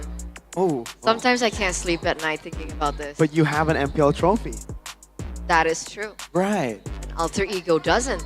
Oh, what do you mean by that? You mean Alter Ego might have to adapt faster to the patch to win a trophy? Yeah, will they be able to? Because season after season, despite all the roster changes and the roster swaps and the change in coaching staff, it feels like Alter Ego has a thing with patches. Oh, it's yeah. either they do really incredibly bad after the patch, or sometimes we get to see them a little bit stronger. So, will Alter Ego or will TLID this time adapt faster to the new patch? Because we have seen two different contrasting performances from a few teams. Whether or not it'll be TLID to win this one or not, that's a big question. Because, I don't know, in interviews, a lot of people have been saying he's really smart. He loves reading the patch. He's always ahead of the patch. But from the previous patch, the one that hit before the chip change. It felt like TLID, they don't seem okay. They don't seem in shape at all. They don't seem okay. Well, they're definitely not the same team with ID that did win last season, right? Yeah. That's why everyone's asking, what's going on here? Where are all the dominant lanes? Where's the great solo plays? Or where's the great creativity that we come to expect from this team? So far, we haven't really seen it, and this is a chance for them to kind of show up, right? It's been a while. They had time to adjust, make changes. Now up against Alter Ego, it's a question of who's going to be a bit more unpredictable with the new patch. Because Alter Ego, they definitely have that unpredictability factor going for them. That's always how they like to try and play the game, be aggressive, kind of throw the opponents off balance. But this time, Team Liquid ID, can they do so when they themselves are also trying to find a winning formula? RQ felt that, right? RQ felt that really, really good. Well, not if you're an RQ fan, but yeah, the chaos that Alter Ego can consistently bring into the game has been quite interesting. But I do believe in their last match, we kind of saw a different shade of Alter Ego. Like, they didn't force too many fights in the beginning. It wasn't the usual chaotic Alter Ego that we're usually accustomed to. I forgot what match that was against. It was Alter Ego versus GeekFam. Ah, there you go. Yeah. I think it's actually the same shade of Alter Ego. It's just up against a slower team. Usually, they're able to, again, step on the pedal, really go into these team fights, brawl it out constantly, and make it chaotic because it takes two to tango. Their opponents always try to fight for the first neutral objective, but GeekFam, the way they played it, if they didn't have the advantage early, they wouldn't. They would go and play for Chidera. They would play in to the XP. They would do other things on the map aside from just fighting, brawling. So, on that note, we want to know what you guys thought about that previous question. It looks like 38% TLID, thanks to Witty. TLID? So we did bring that up, right? Though, it's a 1%. It is. Very close to 37%. Patch isn't a barrier for Alter Ego. Well, I guess that's based on. they are Sheffin fans. Because Sheffin don't believe in pattern. Right. But what about the other quarter of all the votes? Patch has no impact for both. That's 25% of you guys are either trolling or you're trolling. So they're expecting the same exact drafts, the same exact game plan. So none of the new additions, which is weird. Because arguably, with the rise in Joy in the jungle, it should favor Fabian, no? Huge Joy connoisseur, been playing it even before Joy was better than the Suyo. Now that both of these junglers are on par, I think that is a potential, aspect that we should be looking at too. The question is, does Rin play the Fredrin? We've known him as just an assassin guy. We don't know him as a Fredrin enabler type of player. So if we do see the Joy, are we going to see Fredrin on the other side? That's why it comes down to this next topic, right? The watch list. Mr. Rin, Rookie of the Week for week number 2. And we have a quote from Owl. Came in with full confidence, played freely, but sometimes a little too loose. He's a loose cannon, Arashi. Bit too loose there.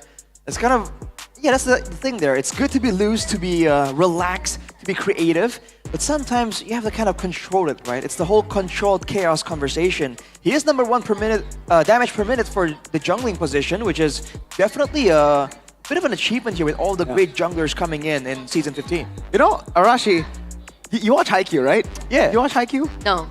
Okay, so there's a character in Season 2. His name is Mad Dog. He has the same haircut too. What do you mean? Yeah, and like this is a description of Mad Dog too. Like his nickname was Mad Dog because he's full of confidence, super crazy mechanically, played freely, but he's a little too loose. That's like the description of the character. I think Rin is Mad Dog? That might be a nickname in the future. He's a Mad Dog. He's loose. What does loose mean? Loose is like Like when you let the mad dog out of the chain, he runs loose and he goes to do whatever. He's No? wild. He's wild. oh, he's wild. He's young, wild, and free. Shout out to the IQ fans. Yes, technically he is young, he is pretty wild, and that hairstyle definitely signifies that he is very free. Free will. That's the very good usage of free will. Yeah. Just like this. Free aerodynamic performance as well. Yeah. Arrow.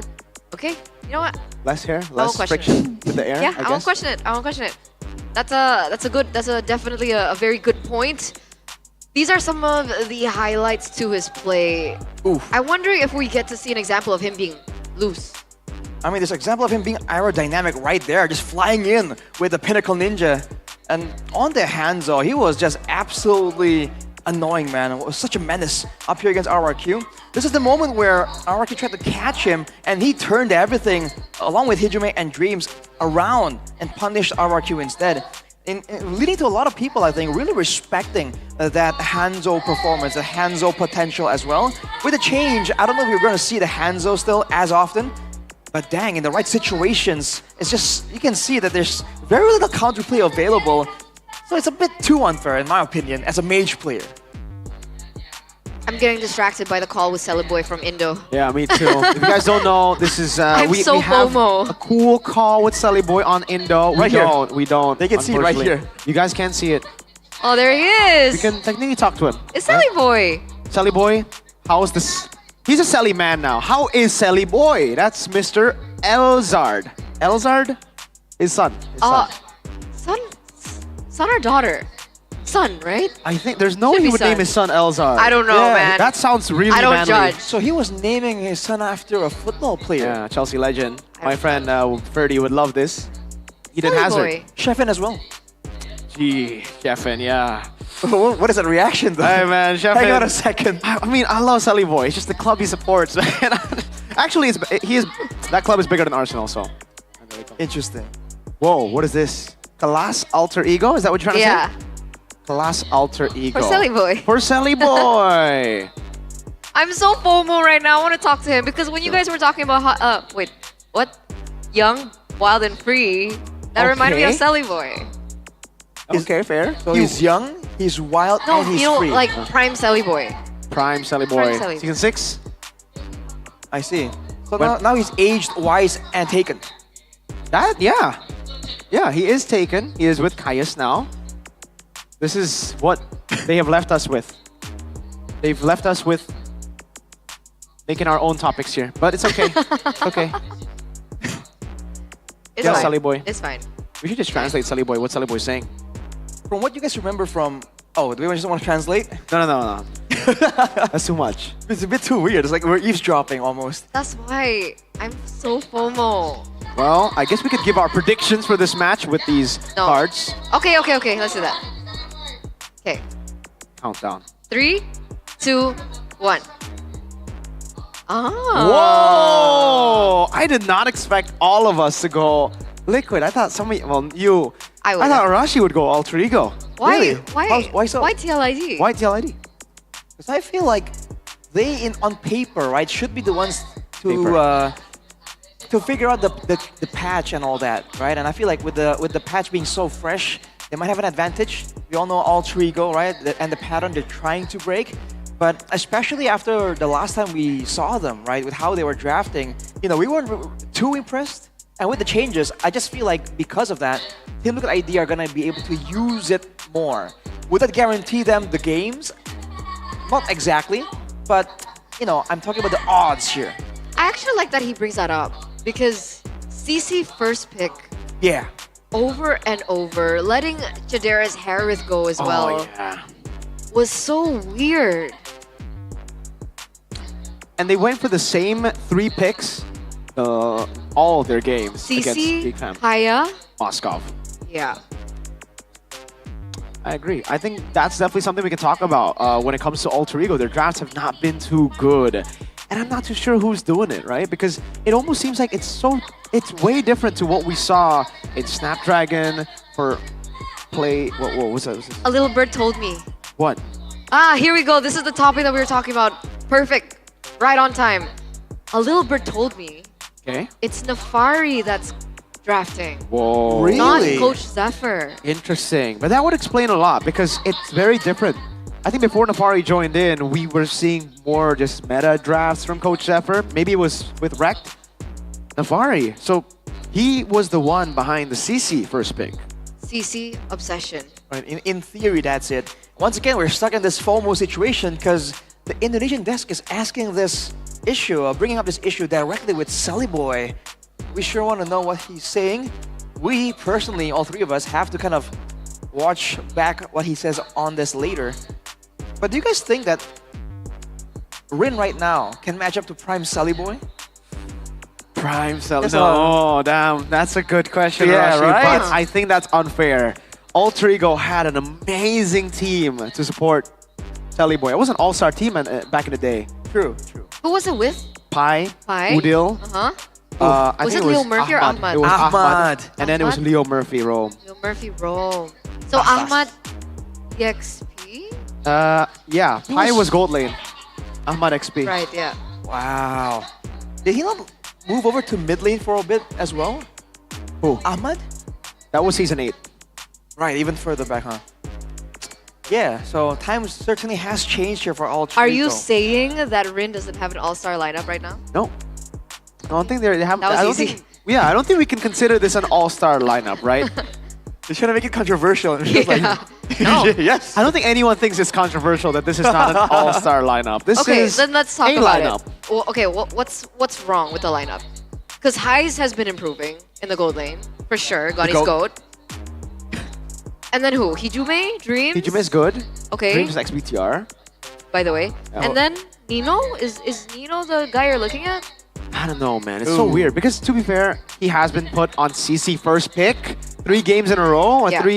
Yeah. In their last match, 3 games in a row. So I can't really decide if Nino is the problem. This is the thing. When you don't have proper drafts to perform, you're not going to perform, especially when you're up against GeekFam, a team so good at punishing little mistakes. So I got to see more. And I think here, this is going to be very good proving grounds because they're also up against a very shaky TLID.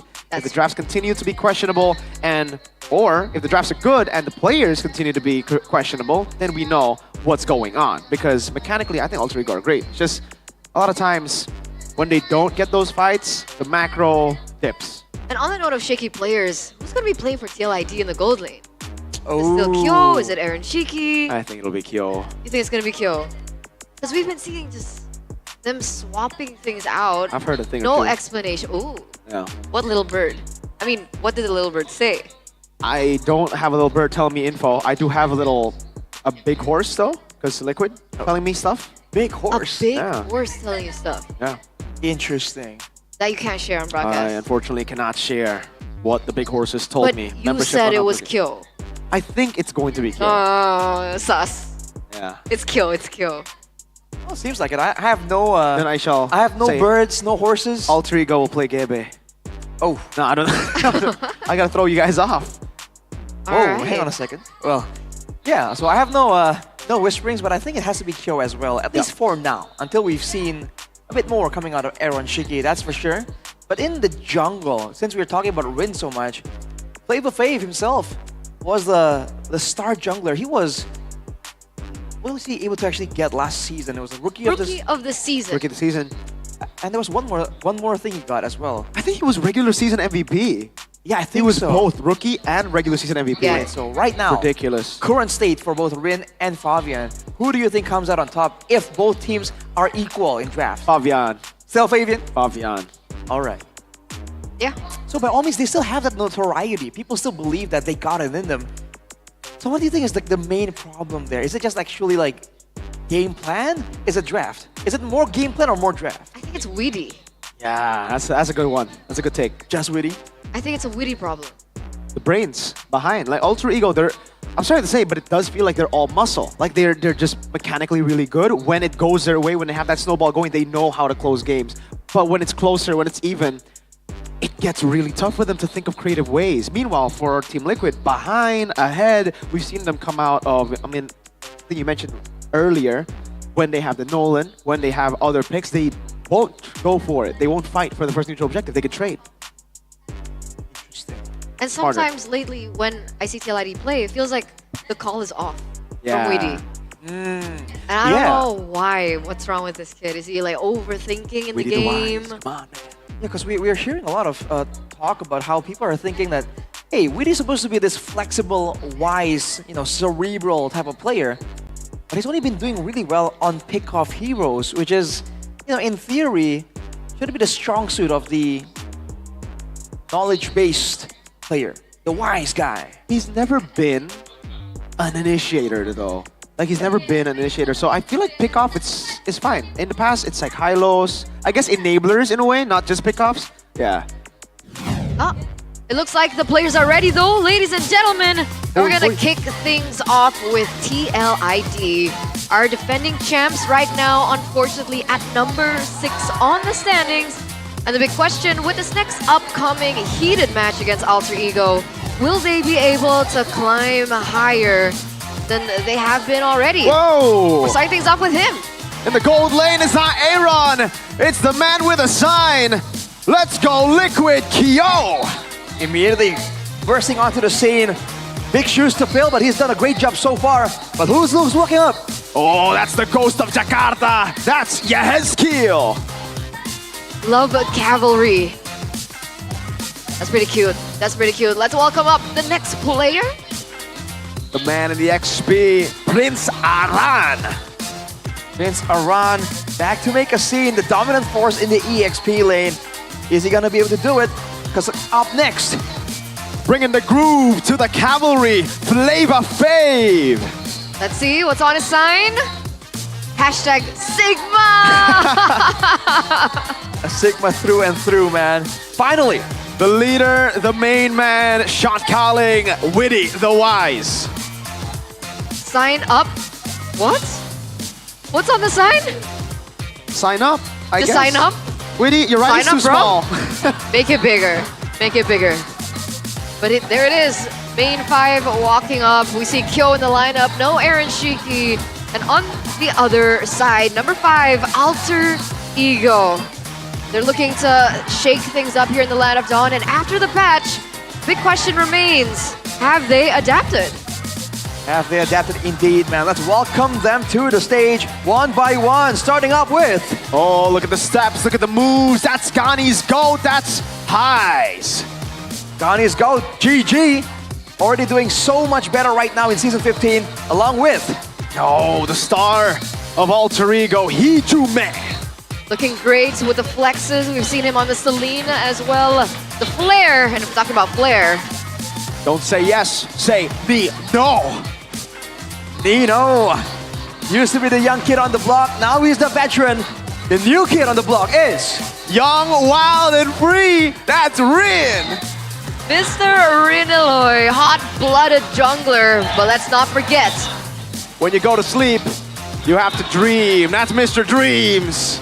The hair's not red, but he is ex-Bigachon, by the way. Yes, sir. Rico onto the scene right here. Are they gonna show Team Liquid ID what's up? They're gonna show them what they're made of. Let's see if they're gonna be able to do it because Good luck charm, good luck charm. Good luck charm, good luck charm. Interesting. Let's welcome the coaching staff alongside with Marshall, Mr. Gary Man, who's lost his curse. We have Face Hugger as well as Saint Lucas alongside with Zephyr and Nafari. See what they are gonna cook up immediately. Watch for the signs right here, ladies and gentlemen. Those fist bumps, those are reads into what you can expect in the Land of Dawn. You can take a look at again if they are confident or not now in the patch through, I think, their facial expressions here, the way they walked up on stage as well. It seems both teams are looking pretty good. I mean, Witty, every time we see a patch, he's always very, very confident. You can see here with the previous record that they are holding, Alter Ego definitely have been doing better, not by a lot though. It's a 1-win difference. But remember, if we're taking a look at the past 5 match history between these two teams, it has always been TLID winning it out. So can Alter Ego break that loose streak against TLID? That's also another storyline that we can look at today. 5-0. Again, if Alter Ego are able to do so, it's a great sign for them. It's a harrowing sign for Team Liquid ID and the Cavalry. Until that moment though, the fans are still absolutely in the building. On our side of the arena is the Cavalry, and they're going wild right now. Absolutely, you can hear the drums playing in the background, showing their support for their favorite players. And talking about players, Mr. Hot-Blooded Jungler, number 7 jungler total kills. So he has the highest damage, but he's number 7 on total kills. Because sometimes damage does not translate over into kills, unfortunately. If you compare it to compare him in the lore department as well, Albert has number 1 with 24. He's number 8 all the way down. Like Mirko mentioned, man, this is more on it can't really be pinned solely onto him, because especially with neutral objectives, man, the whole team plays such a role in enabling that jungler to get the space, to get the control, to not get stunned and lose that retry battle. Yeah, and it's also just because Alter Ego are a fighting team. They're not really a neutral objective team. Yes, Right. if they do get the winning fight before they get the turtle, then it's a free turtle. They can get the snowballing and then free turtles, free neutral objectives. But at the end of the day, for Alter Ego, it's really all about fighting and killing. Speaking of killing, number 6 on jungler, total kills. So he's 1 above of Mr. Rineloy at this point. And I think this is going to be a very exciting matchup, right? I feel like both of them have this similarity wherein they have this natural flair in the jungle, high instinct, high killer instinct. And they're risk takers. Risk takers, I like that. That's a big portion of what makes them so special, right? Yeah. Before you know it, when you're looking at the logical conclusion, that is not what always happens here when both these players are in the field. But keys to victory here by the Samsung Galaxy A36 5G for Alter Ego. Be more calculative in trade priorities in the picks and bans. That might be a nod to the CC factor we talked about earlier. And reduce desperate moves in the late game. Because sometimes Alter Ego, like you mentioned, Mirko, they're a fighting team, they're a brawling team. Sometimes, despite the logic telling them otherwise, the mind's telling them no, but the body is saying yes all the way. For Team Liquid ID though, on the other side, optimized playmaking with Witty, using those pick-off heroes he's been able to find himself a lot of success with. Even though it's not the old style Witty, if it works, it works. And they gotta make sure that they actually keep it concise, especially against a team like Alter Ego. Like you mentioned, if they get even a little bit of advantage, they will not back down, dude. They're gonna keep running with it. Yeah, punish Dreams. Pull additional movement on his playmaking. Because I think Dreams a couple of times has been walking up a bit too aggressive, and I think it's been on heroes that we're not used to seeing him on. The Cho, yeah, mainly the Cho. It's unfortunate for Dreams because most of his picks aren't really meta. Tigreal, Minotaur, Edith in Rome, or even the Franco, Kaja. Only RQ has made the Franco work. The Kaja technically, I mean, has been buffed. Yeah, that's why. I don't want to say it's a buff because it was kind of like a, hey, we need more heroes changed in this patch change, you know? Like, that was a pretty weird change, Muta, I gotta say. They changed the ring, skill 1. That's it. I think the ultimate is what we need to see change, but Alter Ego are gonna be home team today, so they have first side selection, I believe, there. First pick selection. Yeah, Alter Ego will be on blue side for our first game in the second match of the day. Second pick. Huh? They went second pick. It wasn't first pick? No, so yeah. I was expecting Alter Ego to just go first because first has been the favorite recently. Because they want to go CC first pick again. Oh, they can't do it anymore. What are you saying, What if Mirko? Aran takes it away? I have to say, and on paper, I feel like Team Liquid ID are the team that has been a bit more unpredictable, a bit more kind of crafty in the drafting phase. So I feel like second pick would suit them a bit more technically, but yeah. We'll have to see, man. Huh? No, I said yeah. Why? I gotta support my boy, Arashi, okay. Sakin, so I gotta, let's approve it. Okay.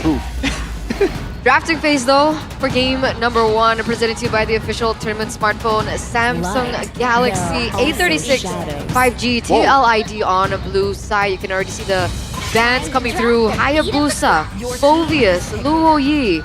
Chips open now.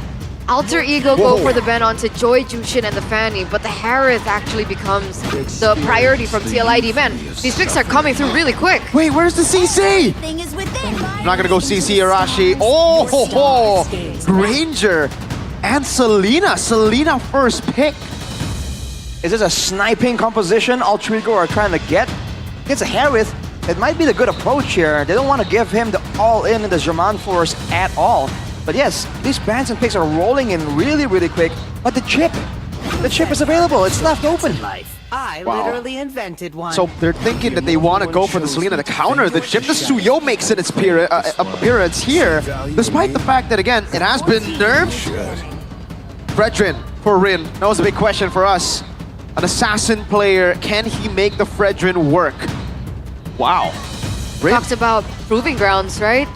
And it's also a proving ground here for Rin. Will he be able to translate that killer instinct that he has on the assassins, on a hero like the Fredrin, who's a lot less mobile, considering, right? Technically, a hero like the Matilda is still open if they want to try and supplement that, but all in all, this Fredrin, despite the changes, still not as flexible as something like the Hayabusa, or even just all the assassins in general. I wonder if we might see something like a Florin pop up, because I'm pretty sure Dreams knows how to play with those more utility, more supportive looking supports. So we saw this from Geek Fam, right? Long range on the mid and the gold lane, having a Fredrin. If they get good frontliners here in the EXP lane and have something like a Florin to kind of help it out, they're setting up for a good poke composition, but that can be risky. If they want to go with that route against something like a chip, they can end up behind them. We just saw this matchup earlier. It was Octa on the Selena and Edok on chip. Witty, known for his chip way more compared to Edok. You know, Witty has been abusing this chip for the longest time, even when it technically wasn't in the meta. Yeah. So it's just comfort for TLID. My main concern is the Suyo. How is he going to handle the magic damage? But Alter Ego only picked up Selena, so that's only one guy. And oh, they banned CC. Okay. Oh. Cordelwin wasn't having it, man. Cordelwin's like, no, Shut stop. up. And so the CC does get banned here in the second phase. The Matilda goes. We were talking about the Matilda earlier on, alongside paired in with the Fredrin. And what else should be eliminated here for TLID? Ooh, man. They might be looking towards the mid lane, if anything, right? Again, with the chip.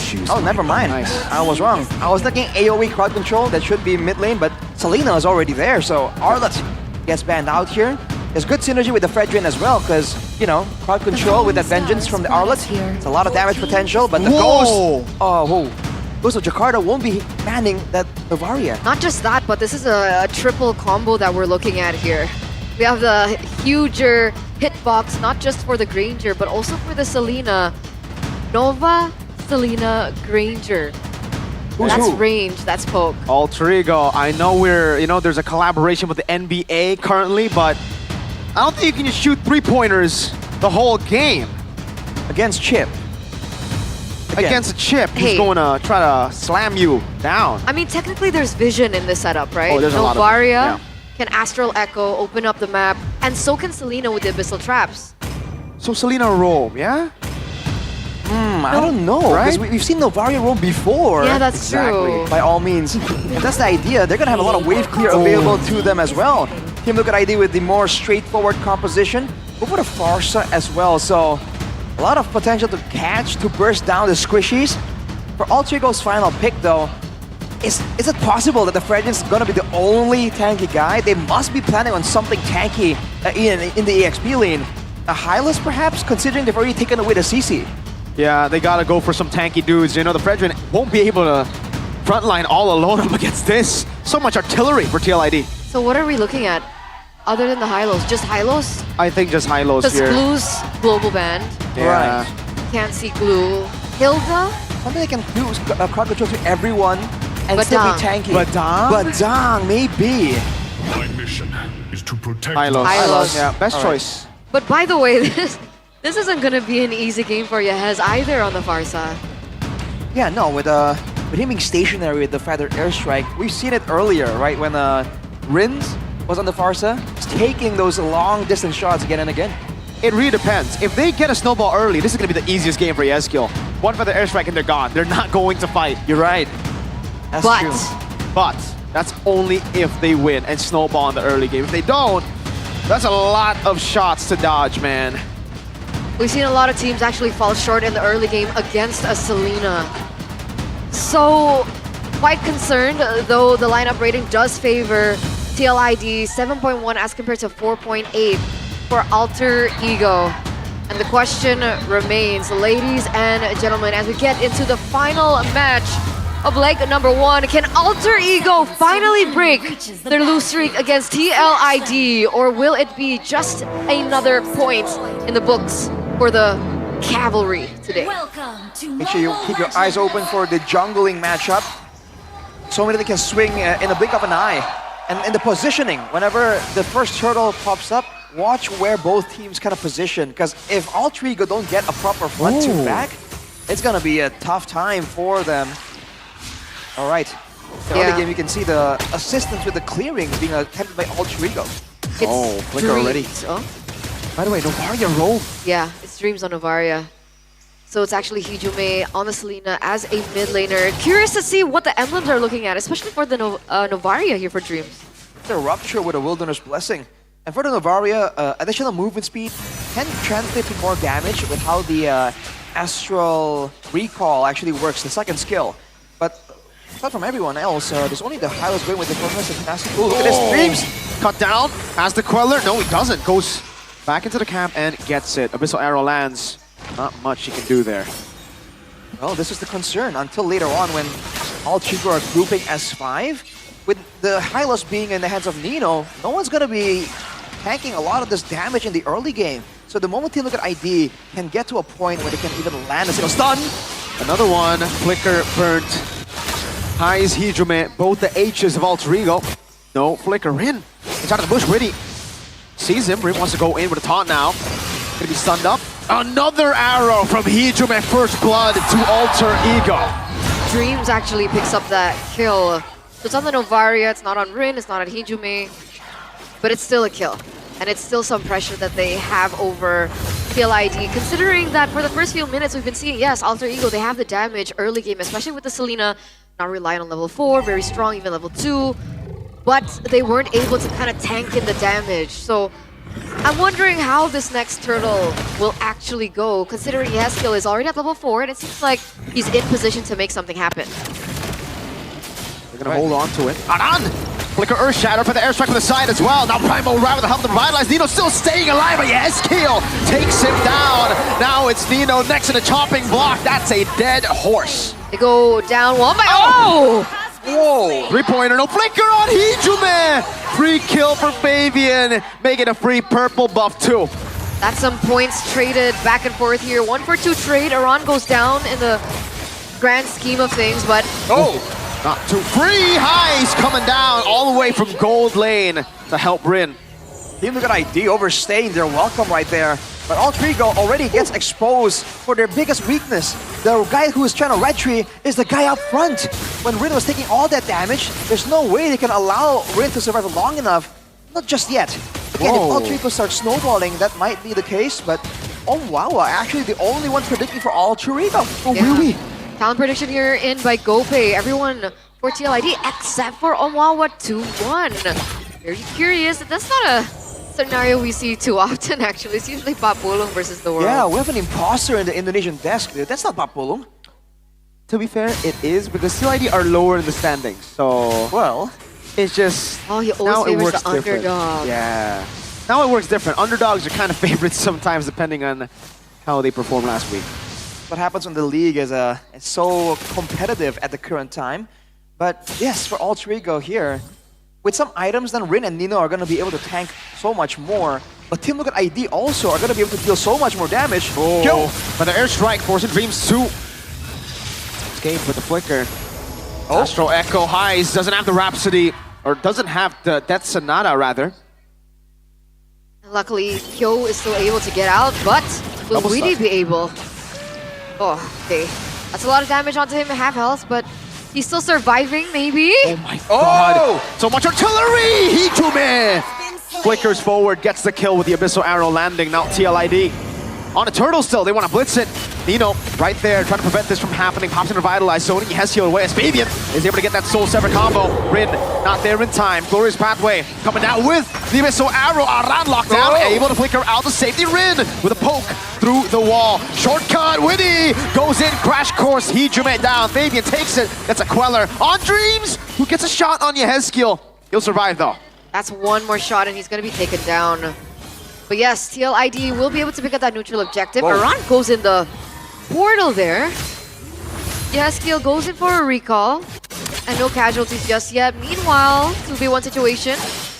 And he should be able to get out alive. But the main thing that we're looking at after what happened is the fact that Alter Ego, wait a second. Witty gonna be locked down and plays his wrath, dodged away from the flicker. Kill looking to go in. Soul Sever, the Abyssal Arrow lands the taunt, the KCC to take Flavor Fave down. Heist gets another kill on the board. So when things are messy and when things aren't set up properly for TLID, things don't look good for them. That's the power of the tough boots, tenacity to escape from the CC. Aran with the Primal Wrath in an awkward angle. The pickoff is insane from Alter Ego. Look at Kyo. Whoa. All right. Command Force used up just like that, but there's not going to be any use for it afterwards. So good chunk of damage there by Kyo. Looking at the gold right now, actually Heist is the one that's ahead by a significant amount. I'd say about 600 gold. By all means, it might translate to more later on, as the Sky Piercer has already completed 4 highs. But on that note, we've seen the Team Liquid ID, they can withstand the initial hit from Alter Ego. Their frontliners, Witty and Aran, aren't really getting one shot, but it's the quantity. It's the fact that Alter Ego can send that damage, that long distance shots from so far away again and again to try and make up for the lack of one-shot potential. So Team Liquid ID, gotta make it decisive. Yeah, don't forget it's very easy to hit when you have the Navaria. Witty spotted out, turtle number 3, controlled by Alter Ego. TLID looking for an angle, burst path with his own Aran away. Mr. Arrow doesn't land, Fabian! From the side, gets the retry steal against the Fredrin. That's impressive stuff. On paper, the Fredrin should have a better time, right? Compared to the Suyo, or is it 50-50? After the change, that combo, I mean, the damage that the Fredrin has in the retry battle... 100%, right? Exactly, it's just so strong, and yet Fabian is able to do so. Alter Ego not really doing a great job zoning him away, but Rin... Uh-oh, no, he's fine, gets away. Shortcut! Hijume taken down, right into the onward there, knocked up to eternity. That's the chip potential once again. And throughout the whole fight earlier, by the way, Kyo has been just pushing in the bottom lane, and an airstrike. Yeah, going into 2 main artilleries of Alter Ego. Kyo coming in as well. Change CC on Rin, can't move. Witty's zoning in the back. Nino taking a lot of damage, pops in revitalized still though. TLID are going through these HP bar streams. Not enough damage to take Aran down. It's surprising that Rin is picked off again and again, considering he went for the Athena shield into the Dreadnought armor as well. Just to make sure he doesn't get bursted down completely in one shot, so he can kind of fight back, regen some health with his skills, and kind of make it a bit more competitive in the 5v5s. The Team Liquid ID are just outputting the damage, you know, in such the right timing that he can't really survive long enough, and that's a bad look for Alter Ego, man. If they can't stand there in the front against Team Liquid ID, then they're just playing the waiting game, waiting for Witty to make the next move on the shortcut play. But it's a bad look on the Cavalry. 10% audience prediction by GoPay. 10% to 90%. Where's the Cavalry? Right here on desk. That's one of them. Nah. Hey, I have friends. Nino's appearance, 300 games after first debuting in Season 7 for Alter Ego during the slope. Wow. It's been a pretty Let's buy him a cake. What? Let's buy him cake. It's a what now? Let's buy him cake. Let's buy him cake. Celebrate it. We might have to do so. That's the experience, bro. Hey, they got a win for them to celebrate, right? 300 games, but if they lose here, they're gonna go down. Now the problem is TLID, Fabian, he's level 13 compared to Rin, who is at level 11. So a lot more damage that can be placed in terms of that retribution on this Lord. Witty.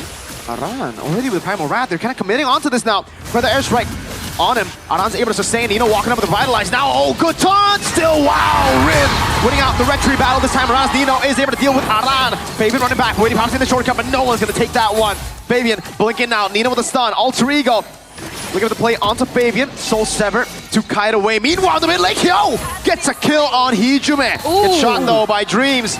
Now has to respect that long-range damage. 1-for-1 trade, Aran for Hijume. But that was a little bit of, you know, vengeance or revenge, I would say, coming from Rin, right? Being able to steal that Lord was huge. And we saw Fabian getting knocked up. Was that Lord knock-up or was that a taunt? I think it was there was zoning attempts from Altrigo for sure. I'm not sure if Fabian got hit at the right moment there. Now the Lord is gonna get cleared out. The Jaman Force is gonna zone Altrigo away. They can't take an all-in. It's all about softening up Team Liquid ID and then going in decisively here. They do not want to really move up and allow Team Liquid ID the chance to make something happen. But look at Witty setting up for something. Is he anticipating that Alter Ego are on the top side of the map?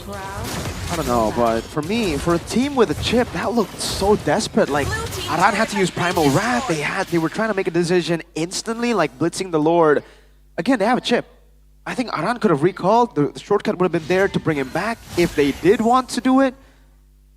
They use a lot of their resources just to go on Lord. And they use a lot of their damage onto Nino. That's exactly who Altrigo wants, soaking up all that damage. Just like that, 80 seconds to go. This is time where Altrigo can be unpredictable. Team Liquid ID, they excel actually where the Lord is up and they can kind of predict the movement, kind of force the hand of Altrigo. So I do agree with you, Mirko. They seem to be in a bit of a rush. And as you can see earlier, the gold advantage has swung over back to Altrigo for now, making a play onto this purple. Team Liquid ID, just playing it reactive. Glorious pathway over to Aran again. JCC still able to pop the Primal Wrath, Appraiser's Wrath, and the execution from Highs with a Death Sonata. Another arrow lands on Kyo. Hijime has been lethal on the Selena. Man, luckily no follow-up. Or that would have been a lot more, tools that Alter Ego would be able to pick up. We do see a change of position coming in from Mr. Weedy Man. They're in the enemy jungle. I wonder what the plan is here. Are they looking for a pickoff maybe onto Highs? Onto Highs, onto Dreams, Hijime. I mean, quite literally anyone will do at this point. As long as they don't get roped into a fight with Rin, haunting everyone right afterwards. I feel like it's still going to be a value move for Team Liquid ID. 10 seconds to go and Altrigo are clearing already. And again, in a dance situation, Altrigo can do a lot of damage, man. Dreams already has the Wishing Lantern, so he's hitting with maximum HP damage as well. We have a game fact by GoPay, as this marks the first appearance of the Novaria since MPL ID Season 13 in the roaming position when Drian used it to defeat RBL. So it's been, what, 2 seasons? It has been 2 seasons, yeah. It was, man, Drian, legend. The name we haven't heard in a while. Look at Altrigo here. They're doing a lot of good damage. They don't see the chip though. Another airstrike coming down. Witty able to pop that shortcut in time. Retrieving! Wins it out, but will be taken out by Kyo, who's on his Mon Force, gets a double. Nino will surely be the triple. And Altrigo, they won the Lord, but at what cost? Highs still left standing here, looking to try and clear it in. He was in a 1v1 situation with Fabian, but luckily he was still able to get out. This arrow lands. Now Zaman Force coming down to the Kyo. Able to sustain it. Witty trying to body block. Yes, kill! Gets it now. Further airstrike. Highs! What? Outplayed by the ghost of Jakarta. That's Yehezkiel, and that is flashbacks to Syndrome right then and there. He's on a Farsa of all picks, and he gets to make that outplay. That was unreal. Look at the flicker, look at the moves, man. Yehezkiel, calm, cool, collected, 0 deaths in this eventful game. Let's take a look at the replay here. Presented by the official tournament smartphone. It started with an Abyssal Arrow, and Highs trying to capitalize. Hijime is taken out. But look at Highs here, after getting 2 kills, tries to get the better of Yehezkiel, but he's too smooth with it. The Lord was so important for Altrigo to set this up for a siege situation, but now that it's cleared out, we're back to the neutral, and in fact, Team Liquid ID might have come out on top overall there. Yeah, they weren't able to get anything from it. No turrets, no nothing, no pressure, nada. So TLID now are holding on to the gold lead, and you can see that gold lead be on Mr. Suyo Fabian Man, as well as Yehezkiel. 2,000 gold ahead. That's a huge lead. It is Witty. Oh, wow. That's what we were talking about. You can now teleport to these checkpoints from anywhere on the map. Good timing. Wow, that was close. Adios immediately. But again, look at these Star Shatters coming through from Dreams. They're starting to knock for quite a decent amount, man. Aran can get taken down to 3/4 of his HP with a single Star Shatter. Witty has the Athena, so not as much. But taking a look at the stacks here, Mirko, what do you think as a gold lane player? I mean, it's all right. It's not crazy by all means. Like usually, I have seen. I mean, Kelra. It's Kelra. To be fair, we might not want to compare it to Kelra, but Kelra might be like on 800 right now. But yeah, it's not bad at all. Highs is farming really, really well. This is definitely above average for Granger farm. All right. With 20 stacks on the Sky Piercer as well. Again, Alter Ego has a pick-off potential. Winter Crown. Oh. Interesting. Huh. He sold his boots for Winter. I guess against those big moments where maybe the chip shows up behind him, right? It can buy enough time. Look at this though. Oh, get spotted. Remember though, you don't actually get vision. You know who's there because when you poke them down, you see the HP bar drop up top on your screen. But it's no longer the old Granger where it reveals who's in the bush for everyone. And you have to tell your teammates audibly as well, hey, there's someone in there. Because your teammates don't really get the same kind of vision. Now Alter Ego make the first move. They have the waves kind of set up for them. Wait. Whoa, hand cam. Yeah, it's important. We need to zoom in onto Fabian, you know. Just so you can see how locked in he is. And that's a pick onto Fabian. That's a lot of damage. Oh, that's a lot. I think... Oh no, Witty, shortcut placed down. Fabian is going to take it. I don't know if he has a portal near him. Witty able to flicker out. They're not actually going onto the Lord despite Fabian not being there. Highs gets a kill on Witty. He's going to be taken down. Fabian, look at the angle. No one knows he's there. Highs gets a double. Fabian, can he do it? Rin's taking a whole lot of damage. He uses the Appraiser's Wrath to combo in that red tree, securing it for the team and a 2-for-0 bonus on top of it. Big L for TLID there. Big L. They were able to put some damage there in the top side of the map, get some damage onto the inhibitor turret, but that's all they were able to get. They weren't even able to get it down. So they lose a run, they lose Witty, they lose control of the Lord despite Fabian looking for that crazy outplay steal. But it's Alter Ego winning that one in the 17th minute of the game. And as they go in for the siege, now this is a lot of range that Alter Ego can actually utilize to their advantage, right? They have the Novaria, they also have the combination and just the range advantage from Hijume, as well as from Dreams and Highs. Oh my lord. Man. There it is. That's the damage. roamer, by the way. Yeah. What is he sitting on right now, item-wise? Divine Glaive wishing. Oh. Ridiculous amounts of damage coming through from the roam of all people. Witty is in position to try and make something happen, but can he find it again? Another really good angle for the Astral Echo to lock Aran down, forcing him to flicker out with the Primal Wrath 2. Lord still alive. Kyo popping his Mind Force already. In the back, Witty pops it in, but Kyo doesn't have his Mind Force. High's going to be chasing CC, has to win a crown and buy some time. Now his Nino's going to be taken very low. Not taking down yet. Eskiel flying by, looking for the stun off the Highs. He gets the kill, but he's not put in a tough situation with no immortality. It was popped earlier, and now it's all TL. Fabian gets another. Hijume is all alone. 2-for-4 trade in the end, ladies and gentlemen. Hijume versus the world. And it looks like Fabian, Aran, and Kyo want blood in return. They're looking for some picks into the mid lane. Going to be able to pick up this turret as well.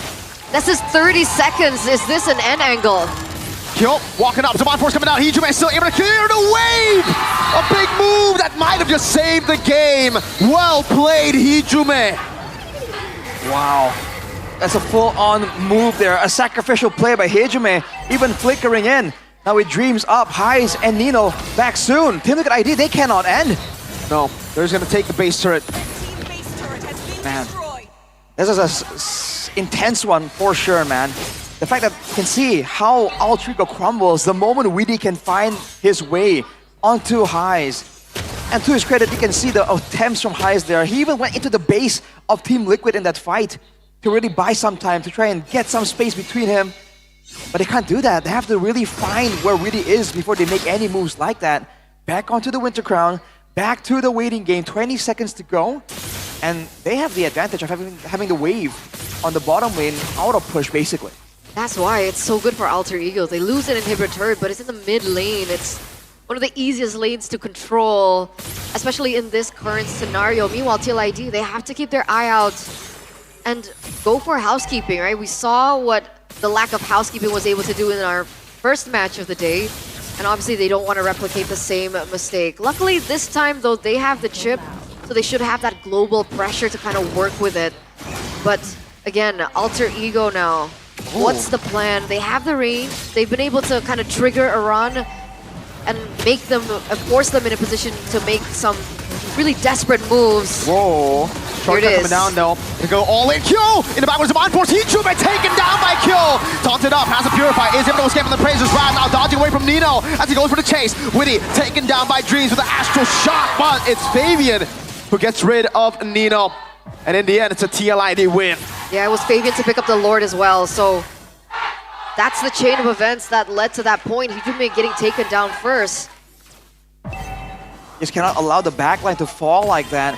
And they were trying to rush things. They asked Nino to start with the glorious pathway, but they didn't have a target in sight. Fabian now solo.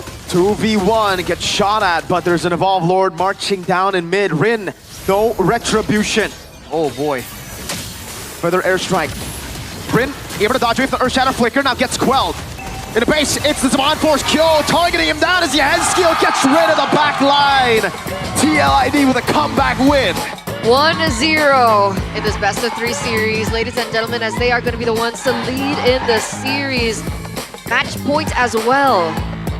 Interesting chain of events in the final moment there, where Rin just kind of sat there taking the shots from the Feather Airstrike. Was it just a moment of surrender? Like, I mean, there's not much you can do when the Lord, right, at a 20-minute mark is just pushing towards your base like that.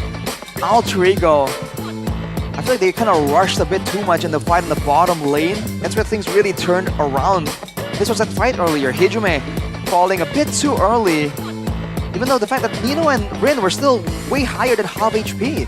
Because Hijume is no longer there, the damage output kind of went down, and with that Lord being so tanky, there's just no way for them to kind of stop Kyo from just going in, ending the game outright right there and there. Great team effort there from everyone. Witty to find the moment there to go to the back line. Fabian to actually win out in those retry battles as well. This was a close one. it was. And that's why I keep saying, for some reason, it just feels to me that Witty just makes or breaks the game for TLID. He's the main shot caller. Exactly. If he can find the right opportunities, he can find the moments. If he shot calls properly, then it's all G for TLID. But if he doesn't... Oh, that rhymes. Really? It's all G for Team Liquid ID. Oh, cool. Bars. We saw Witty the Wise that game on the chip. That was chemistry, bro. Ain't no party like a Witty party. True. That's when he gets chip. The Witty party. Indeed. But we're seeing a bit of a shift here. The chip usually means you're going to have a very strong early to mid game. But, I mean, today at least, the chip always means that you have that, you know, that Hail Mary play in the late game instead, right? We saw that in match number 1. Yep. Now in match number 2, similar story. I don't really see... Like, when Edok played the chip, he played it quite similar, right? Very passive, going in bushes. Yeah. Like, it wasn't like a... Side lane, boom, bam, portal, kill. Side lane, boom, bang, portal, kill. It was very slow, in a way. But this is a crucial moment from that first game. Sure was. I mean, if Yeheskel fell here as well, I don't know, there's a better chance for Alter Ego to use the Lord. And while you're clearing the Lord, you're taking pot shots, right? This was the fight where they got sandwiched. I don't think they planned properly where to run because the whole team just scattered, right? Some are trying to go forward, some backwards. And in a game like this, every single second really counts, and that's the MVP right there.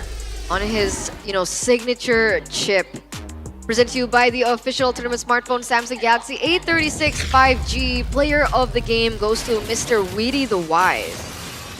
All the way from the early game, looking at what transpired here, all the early game damage was allowing Alter Ego to get control. And afterwards, right, they're kind of overestimating the frontline power. So once they lose Rin or Nino, before the fight really begins, immediately they're forced to concede. Dreams though, accurate on that Novaria for sure. But afterwards, that's the whole idea here. Can they get to Hijume? Can they get to Dreams and Highs? The moment they can, they really do find success. And we did mention how Team Liquid ID didn't really use the macro game too heavily.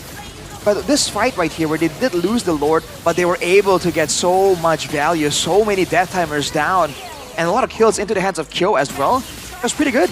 And that's exactly why Highs and Hejime tried to counter it, try to take Kyo out of the picture, and they did succeed, but oh man, this moment was pretty cool, man. Really cool stuff, man. Really good stuff there. Witty as well here, the re-engage from the back, looking for the flank angle. And I think the reason we're not seeing as many, side lane kill moments is because, well, here, there's a Selena and Novaria. If you do that and you get caught, you're going to get punished hard. The vision control was big every single time for Alter Ego, especially like early on. In the late game, when it was harder to keep track on where Kyo is, where Witty is, then we started to see more of these flanks happen. But in this last fight, Highs got zoned out for so long, man. I feel like that's one of the bigger factors as well. Despite, the damage that's impressive coming in from Dreams and Hejime, these are all spells that require a long cooldown. The basic attack, the spam ability, the DPS, damage per second, comes from Highs. And he wasn't active, he wasn't present for the half of the fight, that final fight near the Lord. Too much of a discrepancy for sure, man. And if you look at the items, you mentioned how the Winter Crown was picked up by Highs on the Granger, but towards the end there, considering that the main issue that they were facing is positioning, it really felt like maybe something, I don't know, he could have gone there. I mean, the Winter Crown, I think he went for it because he traded his boots for the War Axe movement speed as well. So he was just really getting more ways to try to outplay, but Team Liquid ID just has the better, proper team fight, especially when Alter Ego are forced to fight in that Zaman Force, right? What is it usually? Is it usually just rose gold? Yeah. Is that what we were expecting? He did go rose gold. He had a rose gold, and he sold it. Did he sell it for War Axe? I think he did. Because he did, yeah. He did have a rose gold. That was what he used to almost outplay Yehezkiel. But I gotta give props to Fabian, dude. Winning out the retry battles for the most part early on really saved them from an Alter Ego snowball with this kind of composition. Yeah, that's true. And I guess you can also critique Alter Ego for having so much pressure and yet still unable to really find Fabian and zone him out. Because we were talking about vision being something that they really have an advantage on. And still, Fabian found those small windows, those small pathways to get close enough to make it a close retry battle.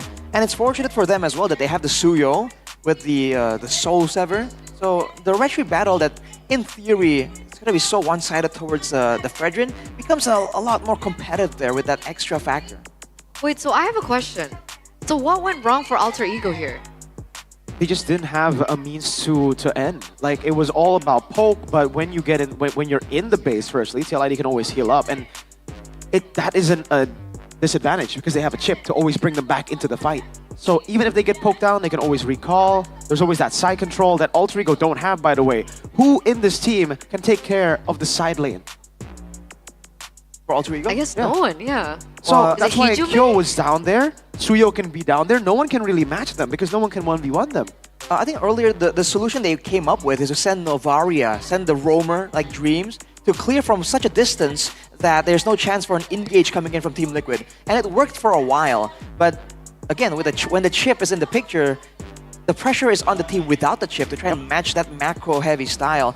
And in the end, it was Team Liquid's call to force the Lord that kind of forced Alter Ego to make the play, to kind of force things, and they just did not have this, the right amount of damage to really seal the deal. So it's not Alter Ego messing up, it's more like Team Liquid ID found an opening there to force Alter Ego's hand.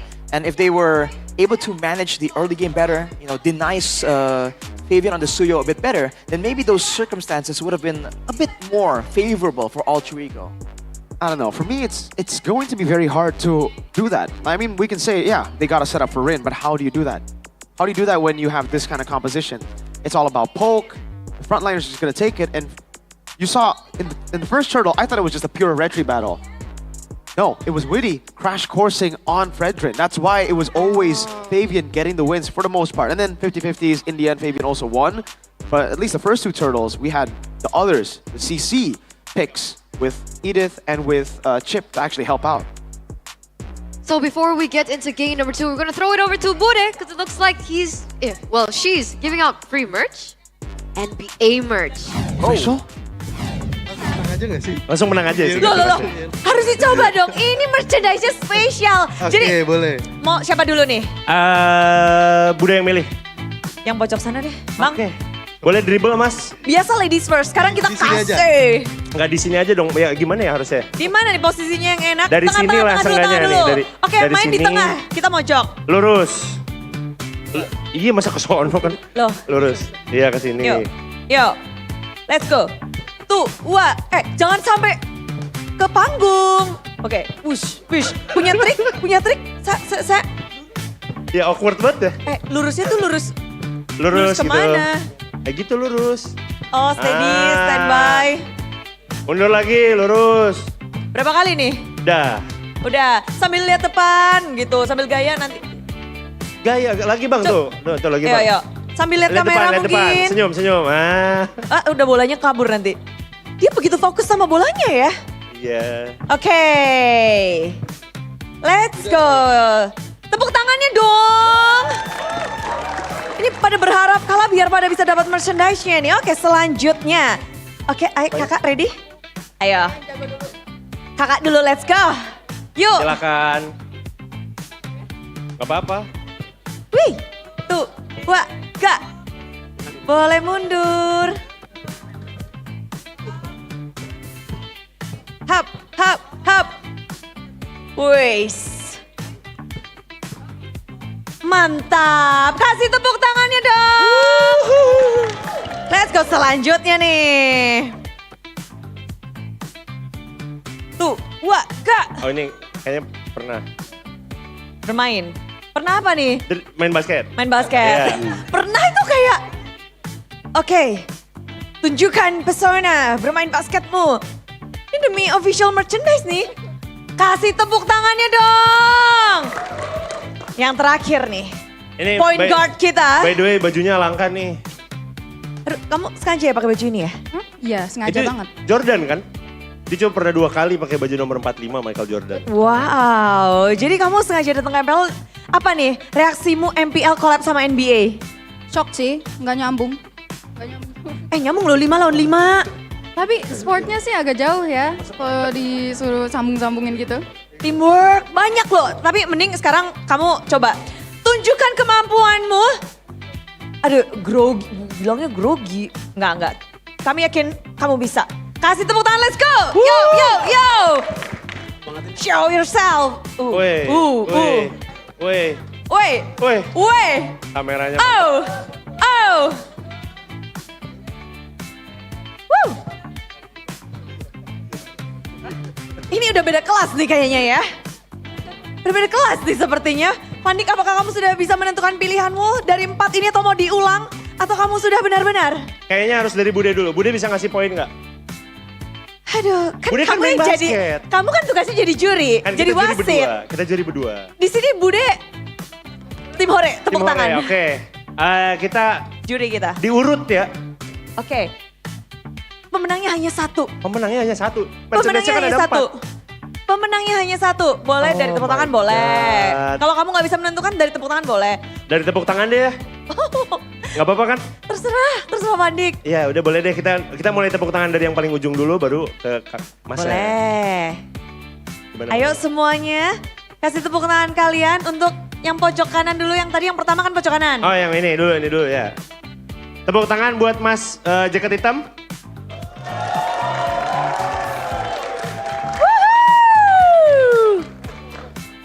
Kakak jaket coklat berarti nih. Oke, selanjutnya tepuk tangan untuk kakak jaket coklat.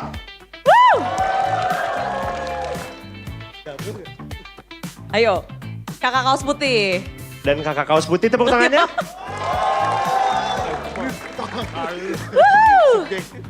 Dan yang terakhir kakak baju Jordan tepuk tangannya di mana?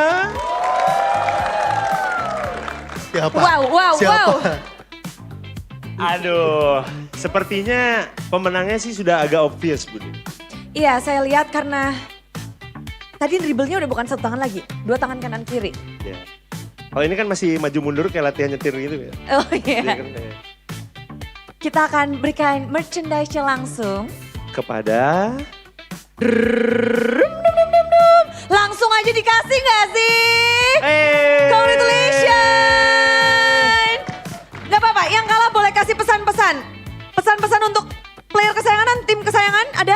sebenarnya dukung Onyx, tim kesayangannya Onyx. Tapi karena temen aku suka AE, jadi semangat buat AE, semoga menang. Balesin lah, 2-1 sama lah. Balesin, oke thank you banget ya kakak. Thank you so much. Ini juga boleh dong. Kasih salam, kasih pesan-pesan, mau pesen nasi goreng, jangan ya. Oke, semangat terus ya buat yang pemain yang ada di sini. Siapa tuh? Aku tadi suka Widi. Widi. Semangat ya Widi. Oke, semangat Widi. Asik. Ini mah yang menang banyak Widi. Thank you banget ya kakak. Thank you. Nice job banget, keren. Dan mau ada pesan-pesan? AE 21.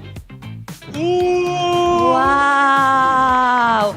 Thank you Jelas. ya. Thank you kakak. Thank you. Ini topinya mau ditunjukin gak sih? Mau langsung dilepas dipakai gak sih? Oke, dibuka ya. Oke. Aduh, susah lagi. Pamerin dong kepada dunia. Wow, kita dapat topi merah guys. Buat alter ego, yeay. Woohoo! Udah berapa tahun main basket kak? 2 tahun. Ada player favorit? Yanis Antetokounmpo. Oh ini dong. Lah. Kamu suka sama Van Dijk? No comment. No comment. Tapi itulah dia. Pemenangnya sudah didapatkan, thank you banget yang udah, ini baru batch 1 loh. Kita bakal ada batch kedua kan? Batch kedua, jadi sekali lagi tepuk tangan untuk Kak Malika. Kak Malika! Woo! Thank you so much, udah boleh kembali karena selanjutnya kita bakal mau cari yang lain. Buat hadiah selanjutnya, buat merchandise selanjutnya. Dan kayaknya yang kedua ini kita masih bingung nih, bakal ada lagi atau enggak karena mengingat para player-player juga udah pada mau ready. Satu dengan cepat atau gimana? Satu lagi, terima kasih sudah boleh kembali, udah boleh balik ke tempat duduk. Di still dulu, saya still. Ha! Wes. Ini megang dua buat apa ya? Ya buat nanti siap-siap. Let's go. Ayo 4 orang yang berani lagi sini ke depan. Ngadu sama Bude dan juga Van Dijk. Weh, siapa tuh? Wah mantap, 1. 3 lagi, siapa pemain basket di sini? 3 aja, 3. 2. Oke. Ada lagi. Let's go. Itu mau. Coba basket dong. Ayo. Pegang mic ya sekalian ya. Oke, langsung aja ya. Kita main cepet. Satu-satu langsung aja. Satu-satu langsung. Di sini karena kamu udah muncul duluan. Ini namanya siapa? Udah selalu ini. Setia banget di sini. Namanya Evan. Pendukung tim Liquid ID. Oke, kamu keren banget Cavalry. Mau langsung gak sih? Coba tunjukin. Kita langsung aja satu persatu ya. Gaspol, kita minggir dulu ya. Kita melipir dulu. Kita lihat Nat. Lihat, siapa tadi namanya? Evan. Oke, Evan, tunjukkan gaya dribblemu. Let's go. Wait. Woo. Sekarang tugasnya Van Dijk menilai 1 sampai 10. Udah nilai. Kasih tahu dong. Jangan. Jangan. Oke. Woohoo. Oke, itu dia. Dari Evan, selanjutnya yang kedua ini boleh ke tengah. Namanya siapa? Ruby. Pasti dukung Alter ego dong. Oh iya ya, dari jersey-nya udah kelihatan ya. Tapi langsung aja Ruby, let's go. Tunjukkan kemampuan dribblemu. Woohoo! Woi. Wow, kanan, kiri. Weh, yeay. Nice try. Berapa Van Dijk? Nanti. Oke, selanjutnya next. Boleh. Langsung biar cepet. Let's go lari. Cila. Let's go Cila. Go Cila, go. Wow. Cila kenapa ketawa ya? Ngeliat mukanya Van Dijk ya. Maju boleh, mundur boleh, ke kanan kiri boleh. Jangan dibawa pulang ya bolanya Cila. Jangan. Udah dapat nilainya? Udah. Oke, thank you Van Dijk. Next. Ini siapa nih namanya? Hani. Oh, Hani. Let's go Hani. Oke, it's time. Hani to shine. 1, 2. Ini model apa ini? Van Dijk bisa ngasih tau model mungkin dari playstyle-nya? Dia catwalk. Oh, basketball catwalk. Ayo. Sekali lagi. Oke ya. Tadi belum serius. Ini serius mode on. Izin Tapi serius. gue gak pernah lihat Bude orang main basket. Sama sih, ini new style, new generation. Oke. Oke, langsung aja.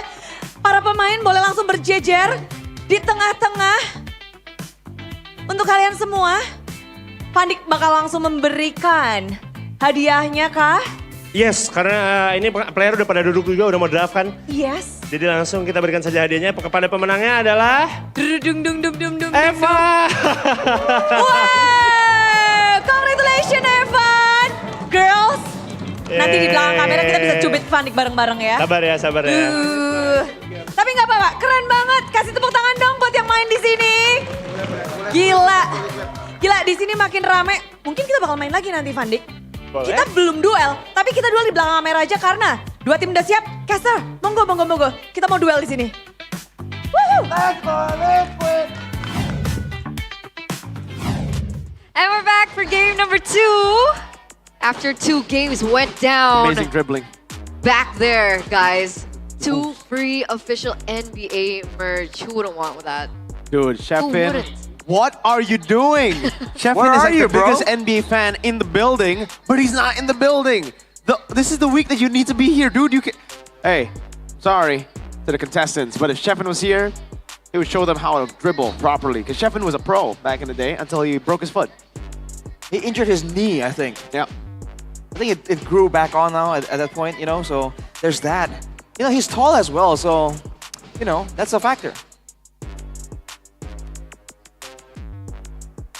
That's what stopped his basketball career, seriously. No, growing back.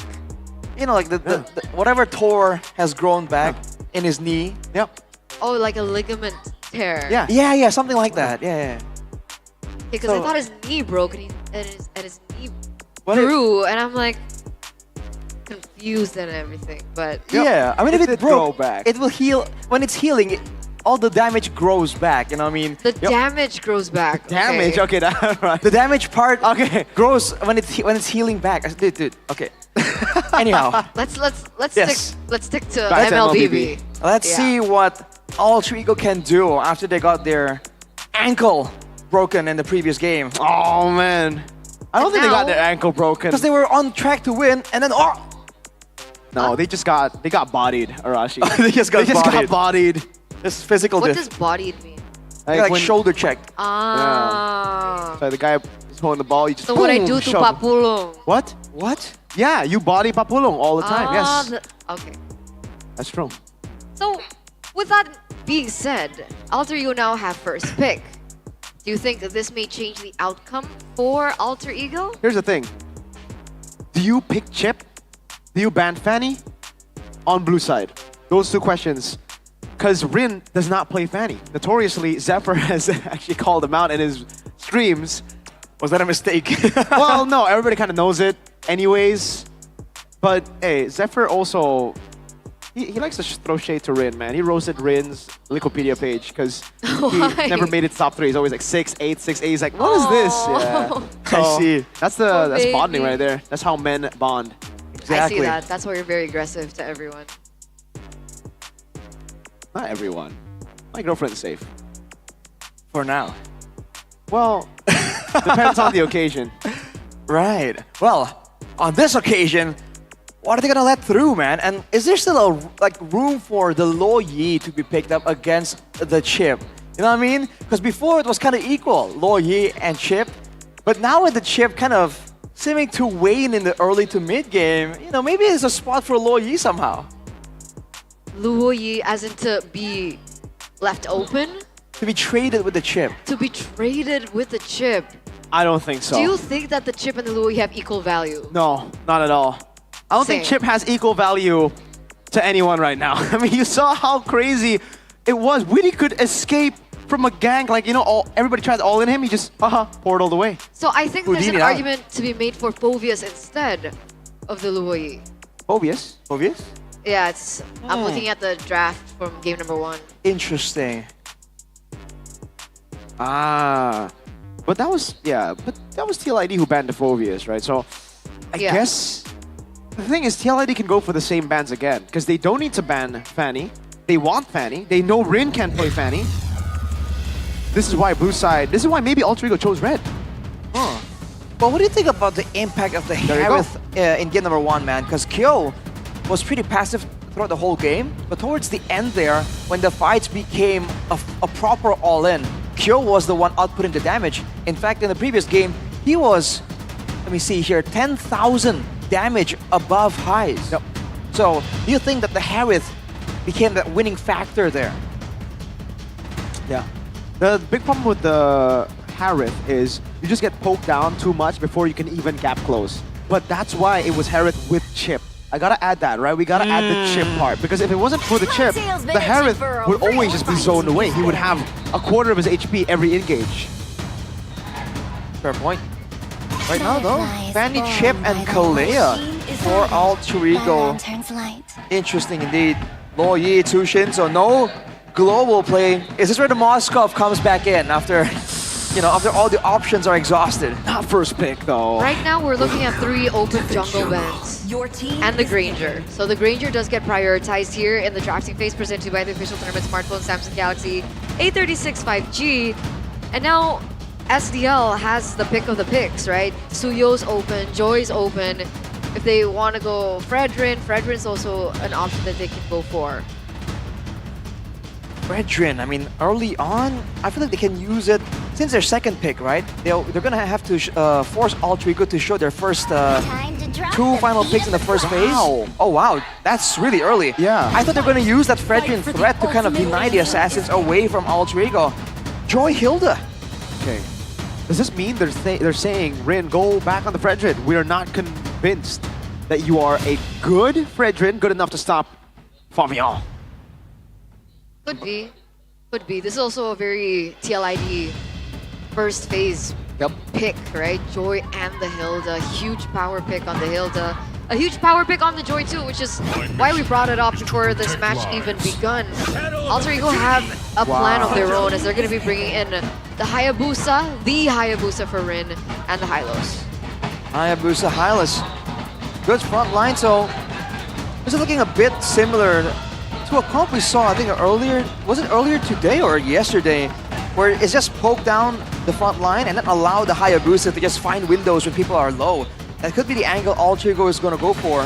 For Team Liquid though, having the Hilda and the Joy, I feel like they have enough pressure in the early game to really stave off a lot of the damage coming in from Alter Ego. If the Hilda stays on curve, a lot of this poke damage, unless Alter Ego triple downs on it, like they did earlier in game number 1, this Hilda can soak up that poke damage no problem.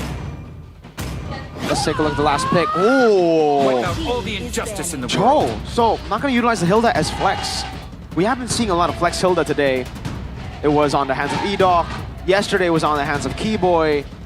Okay, so Cho, Hilda, Joy. I thought that the Irithel would come through earlier there. But alright, we're entering the second phase of the bans now. TLID. What did they take away? Mage and Rome. Yeah, Rome or EXP, the Hylos will be on the hands of Dreams. I think more on, you know. Well, Selena though gets respected immediately. As interesting. You would think that with a Cho and Hilda, they wouldn't really mind the Abyssal Arrows too much. But again, it's just something that kind of forces them to play a certain way. And maybe they want to make sure that Witty on the Cho will have ample time to just go for those flank plays, catch the members of Alter Ego off guard.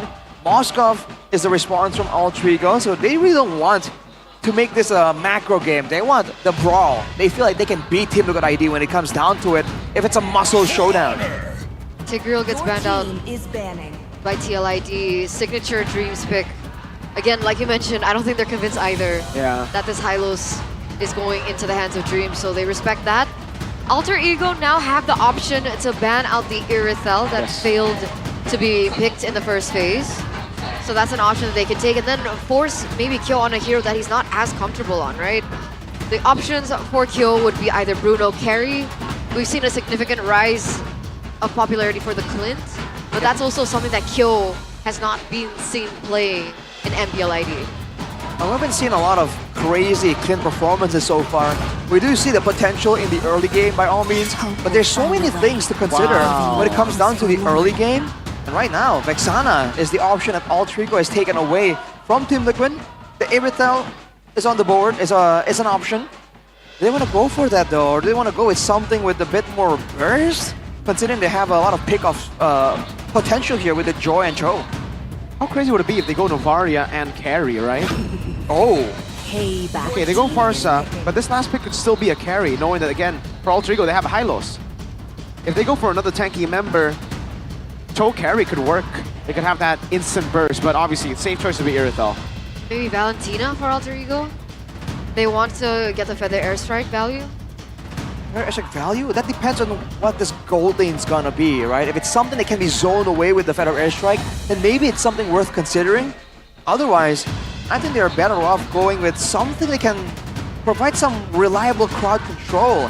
Against the Cho, against the Hilda, right? If you have good crowd control, those are slows though, right? You can't really stop a Cho and Hilda using that. But Novaria is indeed the option that they have gone for. So they want to go for the Novaria Granger signature, combination that we've been seeing so far. And the crowd control comes from the Khalid, I guess. Yeah. That's only the ultimate though that can be really used to stop a proper aggression. Aside from that, it's just damage. They could be anticipating the Irithel pick, right, with the Khalid? Yeah, but again, that means the carry is wide open. That's why they actually chose the last pick, the gold lane. Yep. 2 very tanky picks, a Hayabusa that can be locked down, but they will still go for the Irithel. Right, as expected right here. And I mean, the Irithel, it doesn't really seem like a tank shredder, never has been. It's more of a burst crit type of hero. We've seen that experimental build where the Irithel runs the Demon Hunter sword as well. Yeah. But I don't know about that, right? I feel like you might as well, instead of kind of branching out. Do you remember who did that? Who was that? I actually don't. Is it Savero? It might be, but I'm not sure. But instead of branching out to be able to deal with the tanks, kind of, I think it's better to just double down on the burst potential. So we'll see if anything interesting happens when it comes to the itemization. Lineup rating favors TLID now. I agree. And Mirko agrees, and I think that's enough, ladies and gentlemen. But can they execute it properly is the question. Match point, one more game away of continuing history. 5 times already in a row were they able to beat Alter Ego. Can they make it a 6? Let's head over into the court of Dawn. High stake matchup for Alter Ego and TLID to battle for 4th, 5th place. And Alter Ego start a fast break and just take a point back. But look at Dreams trying to be a nuisance, forced to use the flicker very early on instead. Alter Ego, they have this aggressive roamer in the hands of Dreams. It can do a lot of healthy damage in the early game, but will that be enough? And can they capitalize on it? We'll have to wait and see. Right now with Hijumi getting so low. Yep. Early game here, man. Novaria gonna have to keep his... Oh, hold up. Dreams. Damage back. Aran rotating mid. Gonna do a lot of damage. And for Team Liquid ID, 3 members on their team have the Wilderness Blessing. I believe it's Aran, Yeheskiel, and Witty. So rotations, man. It's about getting to places before Alter Ego can. And if that happens, even if they have Dreams, the aggressive early game roam, it might not even be enough. Oh, good steal from Fabian. Rin still has the retry, and that's why they'll give over the XP Crab. This is typical TLID behavior. Very aggressive with the Cho-Hilda duo. Aran on his signature pick as well. It looks like Rin is looking for something back. Gonna be, oh wow, no kill. Rin deciding not to go for the shadow kill. Dreams might be punished here. Sun already very low. Revitalized from Nino. And he gets close enough to get that healing. Dreams also is going to be able to escape from now. That's no casualties on the board for the first 2 minutes of the game. We can be expecting a little bit more aggression as look at the position from Aran right now. Already looking for information. Whoa. That's some damage back onto Witty though. Stun, shadow kill, Witty able to flicker out to safety, gets shot, star shatter from Hijumi. From across the field immediately. There's a lot of risk taken by Witty right there and he got punished for it. That's great patience by Alter Ego, waiting on the spells, but look at Fabian. Red tree used by both, still a win there, Yeheskiel.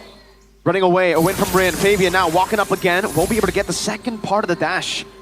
No turtle fight just yet, both the assassins back to the jungle. Yeah, no retribution, so no turtle. So we do have a little bit more time. It looks like Rin is going to be using this time to get his purple buff before anything. Witty is coming, has that information, knows it has been taken out, and Dreams is trying to punish.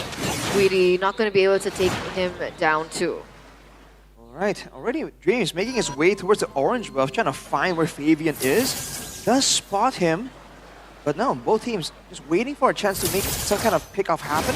Team Liquid ID have the better chance of doing so, man. The Raging Sandstorm, Alter Ego really isn't all that surprising. So right now, I think Alter Ego is just waiting for Hijime to try and do some more damage, zone a bit longer. Okay, let's take a look at this. Astral Echo reveals Witty, walks up with the dragon! Oh, he gets the lockdown, but he falls! Now on the back, it's Dreams with the Raging Sandstorm. Fabian's still able to walk up, and Rin gets it a bit too quickly. Glorious pathway from Nino to send him back into the mid lane. Winning fight for Alter Ego. Absolutely. 3 minutes in, a 1,000 gold lead, a neutral objective on the board as well. And it looks like Fabian is falling a little bit behind in terms of those resources. Still at level 6. Now just reach level 7 where Rin, oh wait a second, kill, 2v1. Boom! Heavy crossbow. Whew. That Ducati's fast. Jump out of the way, zoom out. Aran now trying to have pressure in that EXP lane, trying to roam and get into the jungle potentially. He might get punished though. Hops in a sprint, is able to run laps around this XP lane up top. Dreams, Raging Sandstorm, Witty trying to go for the chase, doesn't have anything left. Dreams gets away. Oh. Alright, the late recall. Okay. Audience prediction by GoPay, 60% for Alter Ego. So still a substantial amount. It was 90% earlier on. Looks like TLID fans have shown up here in game number 2. Surprisingly enough, it's still Alter Ego that's holding on the control though. 1,500 gold lead and counting.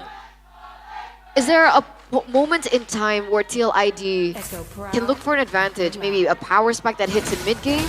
Okay, the dragon. I'm not too sure if they actually want to go on this. Witty almost just solo killing Hijime. Shadow kill placed on him. Still has the flicker. Will just have to use it. The glorious pathway and everything. All their members are up top. That's kind of ridiculous when both roamers keep trying to bait. He kind of just go in aggressively and have been able to bait out a lot of resources. Now Aran, as the second marathon runner, gets out, allows Fabian to go for a bit of a steal there as well. When it comes to item power spikes, as long as the damage starts rolling through, these roamers can no longer get away with moves like this. But that might come through at the 8th minute. Oh, look at this play though. Kick, but it's only onto Dreams. Feather airstrike! Oh, obliterated! Witty traded back. Aran trying to run away, gets into the bush and gets the healing. Roam for roam trade. Yeah, you were just talking about the roamers as well. Visual objective take. Gotta kill, use retreat win for Flame of Fame. Still locked down, Highs with Rhapsody, able to claim the damage, claim the kill. Aran gets away, Turtle for kill on jungle. What do you think about that trade? Do you think it's worth it? Oh boy, considering who the kill is for and the context here, I don't know. I feel like going for the members, going for the kills might be more beneficial here when both junglers are assassins and they might go for like a 1v1 showdown down the road. For now, I feel like Rin definitely feels like he gets a bit more off that. And a quick point, by the way, since a bit earlier, Highs on the Granger actually outperforming Kyo when it comes to the farm. The Irithel really is not winning in the farming department. How far behind is the Irithel? Can we see the gold right now? It was about 500 gold earlier, but now it's shrunken down to more or less about 400, 500 gold, which is quite surprising considering that, you know, the Irithel is picked as a quote-unquote counter towards the Granger, but Highs, I guess the kill also allows him to get a bit more. Yeah. Good zone in the back by Nino and Hijime. With the Astral Echo, TLID back to their trading ways, but so far, looks like Alter Ego have been the ones getting the better trades across the board. Yeah, permanent structure up top there, going to go down in favor of Alter Ego. Fabian, being the joy that we are very accustomed to, will find a trade back. So that tower does fall in favor of TLID as well. And now we're back down to this. I mean, technically, the Irithel has been lacking in assists or kills, right? 0-0-0 on the score line as well. Highs already has second item, High Piercer built in. So I think there's a lot more that he can work with at this point of the game as compared to the Irithel, who maybe needs a little bit more time to get to those item power spikes. For sure. I wonder if the idea for Team Liquid ID is just play safe, avoid the big skirmishes, the big trades, and then play for the long macro game later. Witty go! Oh my god, Wade the Dragon from Witty!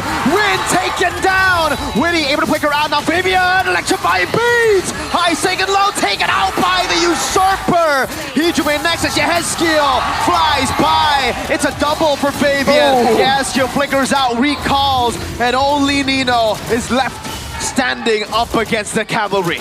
Weedy the Wise strikes again here in game number 2, completely shifting the tides.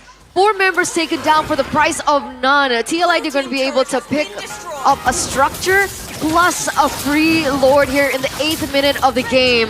Talk about groundbreaking.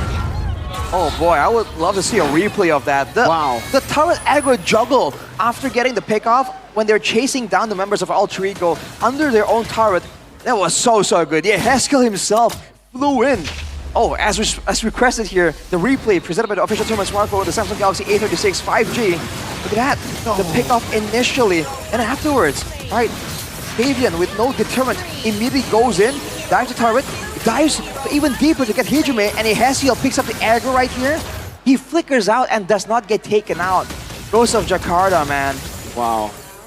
Yeah. Perfect synergy of damage as well, not only just magic, but also from physical, right? Kyo was able to get the Berserker Fury right on time before that take. So we saw the damage. Wait a second. Really crazy reaction time from Kyo. Able to disengage from the Raging Sandstorm. Dreams taken down by Yehezkiel. In the back, Fabian jumping in, electrifying beats! Gets the assassination on Rin. That's it. A 1-for-2 trade again in favor of TLID, a 2,000 gold lead. But in the end, that Lord does still fall. That damage does come through onto Hijume, but not enough to take him down. That should be a turret falling into the bottom lane as well as the top lane. So the structures, the outer structures were the targets for TLID with that Lord push. 1, 2, 3, no, he's out. Man, it's just the burst damage potential here with the Farsa, with the lockdown that the Cho provides as well. Again, Dreams has the Raging Sandstorm, but it doesn't displace you. It doesn't last as long as the Way of the Dragon. And on top of that, with burst damage coming in, physical and magical, with Kyo and Fabian working in tandem, not to mention the mobility that the Joy has over the Hayabusa, how you're able to target, find your targets and locate them more efficiently than the Hayabusa, with a bit of random factor in the shadow kill. Team Liquid ID are just focusing their damage on the right members at the right time, and Alter Ego cannot match it just based on their composition, on the hero selection. So tough for Alter Ego to do anything at this point. What do they do, right? Like, I mean, they had the lead, they needed that lead, and now it's gone.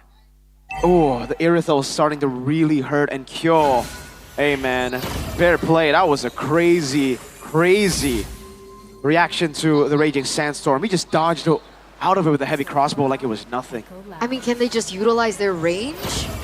Or do they still continue to look for picks like this? It looks like Dreams is looking for information to get something like that. But remember, Alter Ego still have both Highs as well as Hijume. Well, and technically TLID don't have an answer like the chip this time around when they're going against Pope. Yeah, Alter Ego, I think that's the only advantage they have right now is the fact oh wow! Witty again, finding Highs, Kyo with the follow! And now in the back is Favorite electrifying beach, Dreams, Raging Sandstorm, Nino, Glorious Pathway. It's all used to disengage, but Witty, man, wow! At this point, I don't think Highs or Hijume can walk around without escort, man. Nino has to be around to kind of stun Witty, because otherwise, that's what's going to happen again and again. It's going to be a free Lord, potentially. Alter Ego moving in to try and do something. Yeah, trying to punish Yehezkiel, still able to get out with the Wings by Wings. Here comes Fabian. They don't have Highs, fighting like this! Oh man, it's suicide! Witty going back in, Rin able to find the kill, but Nino's going to be up next for sure. Glorious Pathway to run away. Fabian on the Lord, Highs already respawning back in the game. Dreams for Witty, 1-for-1 trade so far. TLID disengage. Oh, Fabian with a dive! Oh, big mistake! A blunder from the Usurper. Rin doesn't have the shadow kill just yet. Only poking around down with the help of Highs. Kill! Walking up, Nino very low. Not enough damage to take him down. Around with a bong. 2-3 gets it. XP for XP. Astral Echo on Yehezkiel. Flicker out from Yehezkiel. What are they doing? What are TLID doing? A very scattered way to approach this Lord fight when initially they already were able to go in this without the presence of highs. Rin, assassination, able to find the Hezkiel in the back with a shadow kill. Witty, unable to reach. Oh! What a steal against the Hayabusa! Saves the day. Rin kicked back. Kyo with the damage. Not able to take him down just yet. No Rin way. gets away. Kyo again. Heavy crossbow with the sprint. Chasing them down. Looking for the kill. Heist gets the killing spree. Favor with the electrifying beats. Looking for the chase. Looking for the kills. Dreams falling. And TLID. I guess they won that? 1v4 situation. Able to get the Lord. But I don't know how much value they're going to be able to extract with the Lord this time around. Vidusu Yehezkiel trying to go back into the fray with the wings by wings, but man, that was messy from both parts. Fabian trying to do something. Aran catching Nino. The Lord won't be escorted here because in the backline, Rin is lurking around. Team Liquid ID though, despite the fact that they're unable to use the actual Lord, they have waves to work with, first of all. But in the bottom side, because they were forcing Altrigo to keep responding, to keep cycling and rushing to the Lord pit, to the Lord area, the base tower has been taken purely by minions. Oh man. Yeah. That's value. You know what? No matter what happens, that's character development for Kyo. Yep. We've always been saying that Kyo is too safe compared to Eren Sheik. He can't make those insane plays. And here we saw he was able to go for what was that? A 1v what situation? 1v3 situation, steal the Lord, still be brave enough to dish out the damage on the rest of the members of Alter Ego, where okay, eventually he was taken down, but that's the confidence that we were waiting for from Kyo. At that point the damage is done. The Lord is taken. It's denied from Alter Ego more importantly than anything right there. So now, there's no scenario where Alter Ego can get control again, can pressure and go for their own pickoff attempts. They're the ones with the Novaria, by the way. They're the ones that want to play this long-distance game. Oh, look at that. Team Liquid ID are the ones with that burst power. So without the Lord now, Team Liquid ID can go back into it. Full court press, pressure on all three lanes. I guess the good thing about this situation right now for TLID is the fact that they're on the Iritel, right, for the gold lane. So even if there's poke coming through from, you know, Highs or Hijume, the Haas Claw's presence for the Iritel can actually make that all up. Let's look at the skill hit rate for Hijume. 28.9%, 70 out of 20 hits. What do you think about that? Well, you can say that it's low, but again, the Novaria doesn't always aim to do damage with the spell. Sometimes it's just to check, just to zone out. Especially against Witty's Cho, it's understandable that you're going to be expending a lot more spells in a scouting manner. But they have spotted Aran. Witty, though, was not found right there, but he will back away. They're just trying to pressure here to get the wave going. And then it's back to that Lord situation where Team Liquid ID has shown that they are just levels right now above Alter Ego. When it comes to the spontaneous adaptation, when it comes to pressing the issue, they have been doing so much better than Alter Ego since game number 1. No? Just opening in the bush. Another battle that TLID have an advantage for because of the wave down below. Look at that. Slow pushing for TLID is Fabian. Oh, damage. Wow, wait. Dream's gonna be, electrifying beats. Rin. Shadow kill in. Nino needs to go for the stun. Fabian taken down by the Star Shatter. Rin with the quad shatter. He has to flickering forward. Witty! Feather and airstrike. Yes, bites him in the crowd. Pops it just in time as Dreams looks for the kill. In the back, it's Highs falling to Kyo. A late with the nature as Kyo is able to kite away. Slowed down by Nino. He's looking for the shot onto Kyo. What? Let's see if he can find it, and he does. Witty caught in the bad spot. Has the immortality. Has it popped, and it will be Witty trying to run away, trying to get out. Shunpu taken down by Hijume. Aran, the only member from the side of TLID left standing. And this feels like an Uno reverse card scenario for Alter Ego. What happened? What happened was Fabian got a bit too overzealous there, trying to get a kill onto the roamer. It would have been nice, but it was not critical to their victory. And because of that, he gets taken out, even though Team Liquid ID are the ones that are winning. Oh, maybe now he gets it. Yes, he does. A delayed solo kill on Dreams. It's just a slugfest, dude. Back and forth again and again. Now we're back to what was earlier. Where we started. Exactly, man. And now Team Liquid ID has a chance to make it play it a bit more slow. Haskell literally flickered forwards in between 3 members to secure the kill onto Rin and Highs. I mean, that's cool, but we can see that it's just not a winning play, so Team Liquid ID, play it slow, bro. Where is Rin? Aran has eyes on him. No quad shadow. That should be the green light for TLID. Lord still at half. Dreams, 8 seconds for him to spawn in the game. Witty zoning away for the airstrike coming down, and that will be a free Lord to the cavalry. Okay, they need to disengage. Rin doesn't want to let it slide, but he actually doesn't commit onto that. Also, we were talking about the DHS. DHS built in for Kyo on the Irito. Yeah, last item. Probably to give him a bit more healing with the physical attack, basic attacks, and also to deal with the Hylas, I guess, because Nino basically solo killed him there. He was full HP after finishing Highs off, and Nino just stuck to him like glue, and he couldn't do anything about it. So that might be the idea, right? It's a necessity more than anything. We're seeing why that's the option. But now with the Lord, Aran. Whoa, all in on Aran. Winter Crown in time. Fabian in the back. Full time from Fabian. He pops into Winter Crown, does a little damage. Brother airstrike! Yeah, Haskell gets it, Fabian. Taken down by Rin.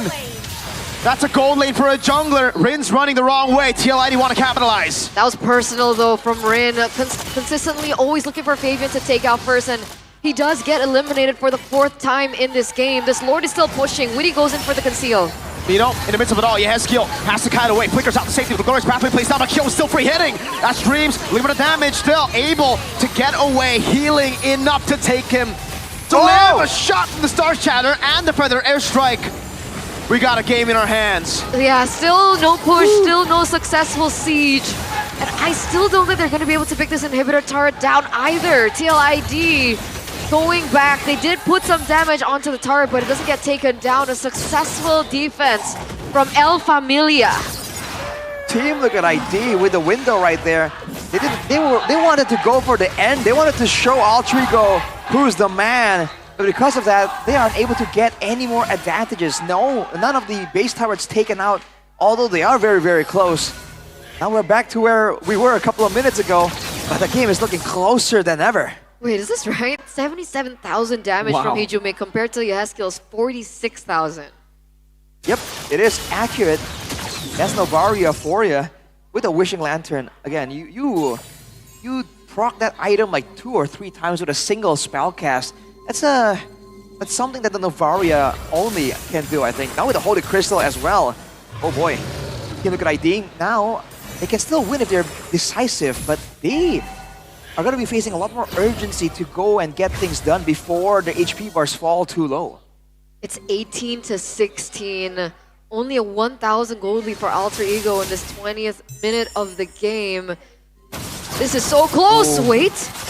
Winter Crown buys the immortality. Rin able to escape. No shadow kill. Witty. Conceal. Has Flicker. Won't be able to go on anyone just yet. Nino holding Aran down. Bottom wave shoved in, but it's cleared by Highs. Well, still going to be pushing in favor of TLID though, so it's still an advantage that TLID are holding on to, considering that this Lord has spawned in the top side of the map. That's something that they can work with. That's something that they can play with.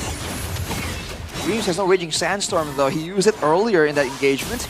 Now, oh, look at the damage! On Nino, trying to shut him down. Dreams looking for an angle to go Raging Sandstorm in.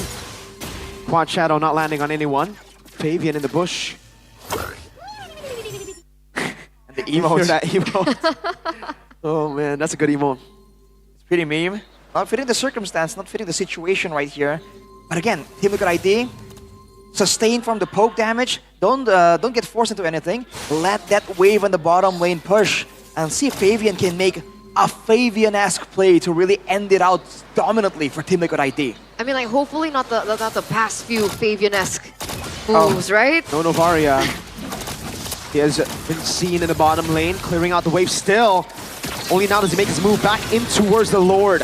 Glorious Pathway already baited out. Aran doing a good job at zoning them in the back as Haskell pops in. The feather airstrike gets stunned by the Ready Sandstorm and all in into the bag. Headskill still able to get away. Now pops into with a crown and buys a lot of time. Oh no! Star Shatter, he's still able to kite away. Just one shot should take him down. Way the dragon to peel. Kyo dodging bullets! Kyo! How has he done that? Immortality pop for both highs and Kyo with a crown. Dreams of the dive. Highs with the kill in the bottom lane. That's Fabian pushing in though. STLID. Look to Fabian to end the game. Rin versus Fabian in the bottom lane. Fabian getting the immortality. Now looking for the base. Rin taking low. Quad Shadow. Immortality down with the help of the Glory's Pathway. Fabian buys the Rose Gold, but it's not enough to end the game. Not enough to escape. Oh man, what are the chain of events that's been happening over and over again? Man, the Alter Chess must be on the edge of their seat. That was almost an end. But Alter Ego continuously say no. It really feels like Team Liquid ID could find other ways to approach this game right now. But they want vengeance, man. They want to show that we can brawl it as well.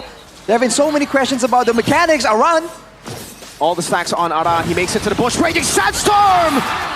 That's enough to pin him down. Rin gets a kill. 60 seconds on the death timers. Unforgiving. They're unforgiving at this point of the game. We're already in the 23rd minute of the game, bypassing the duration of our first game that only went to 21. Ladies and gentlemen, this is TLID on the back foot. I don't think that they can contest at this point.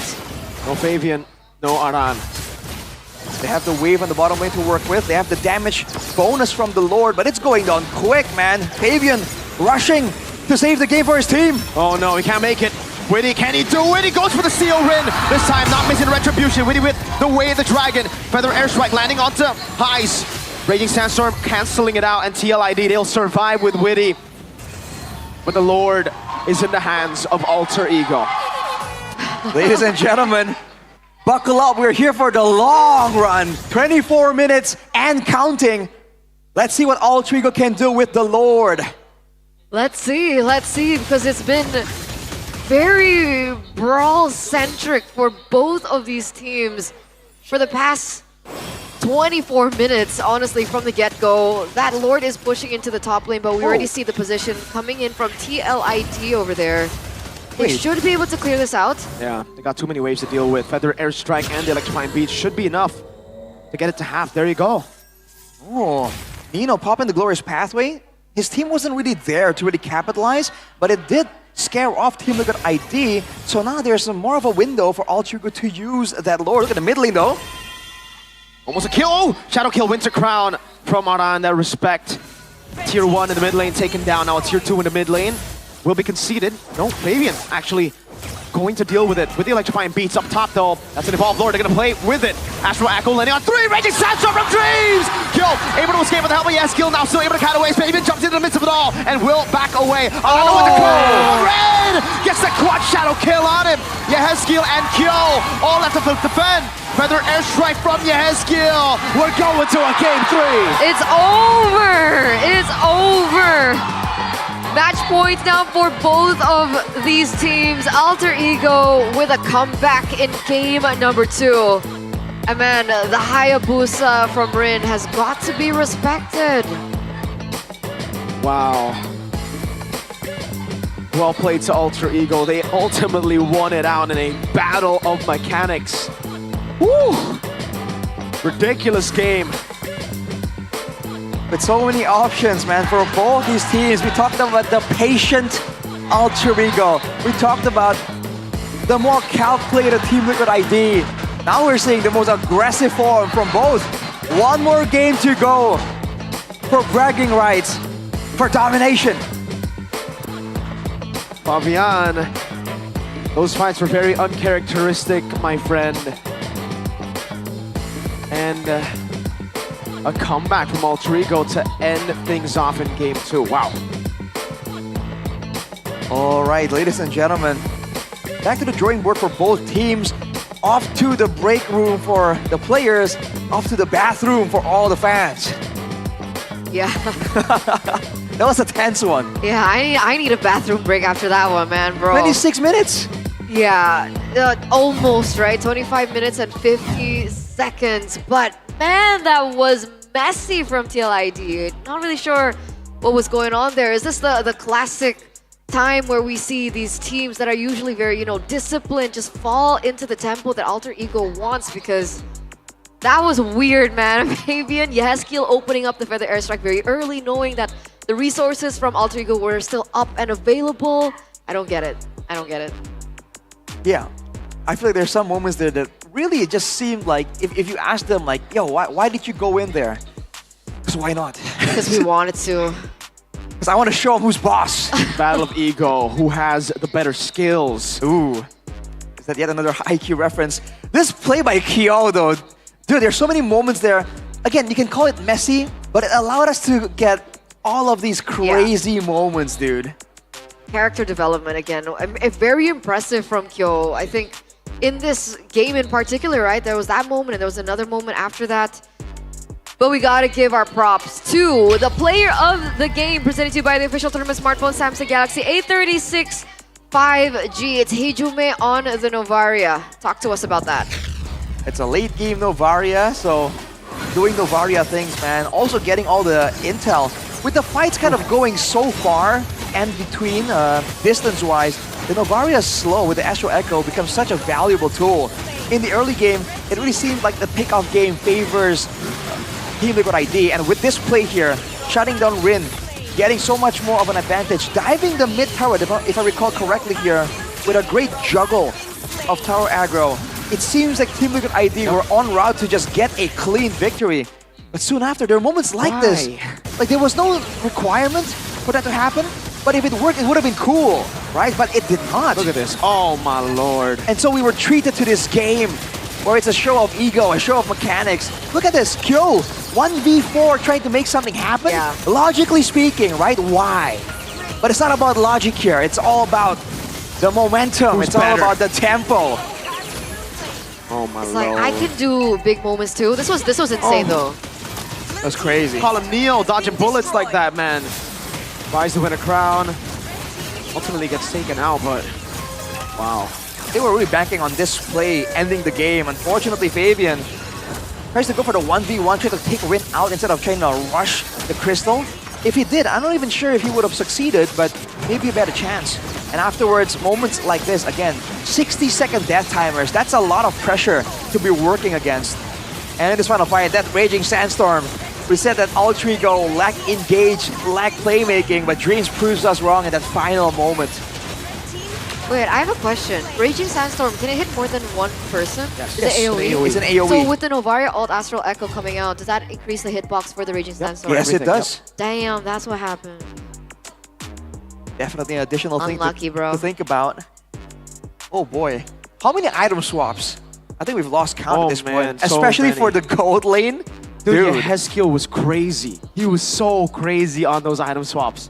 In that fight up top when Kyo was dodging bullets, oh my lord, oh my god, Yehezkiel. What a mid laner, man. The mechanics on this kid. We always said that he's always a chill guy, right?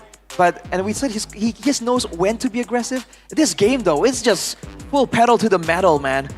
Remember, he flickered forwards on a Farsa into three opponents just to get the kill onto Rin.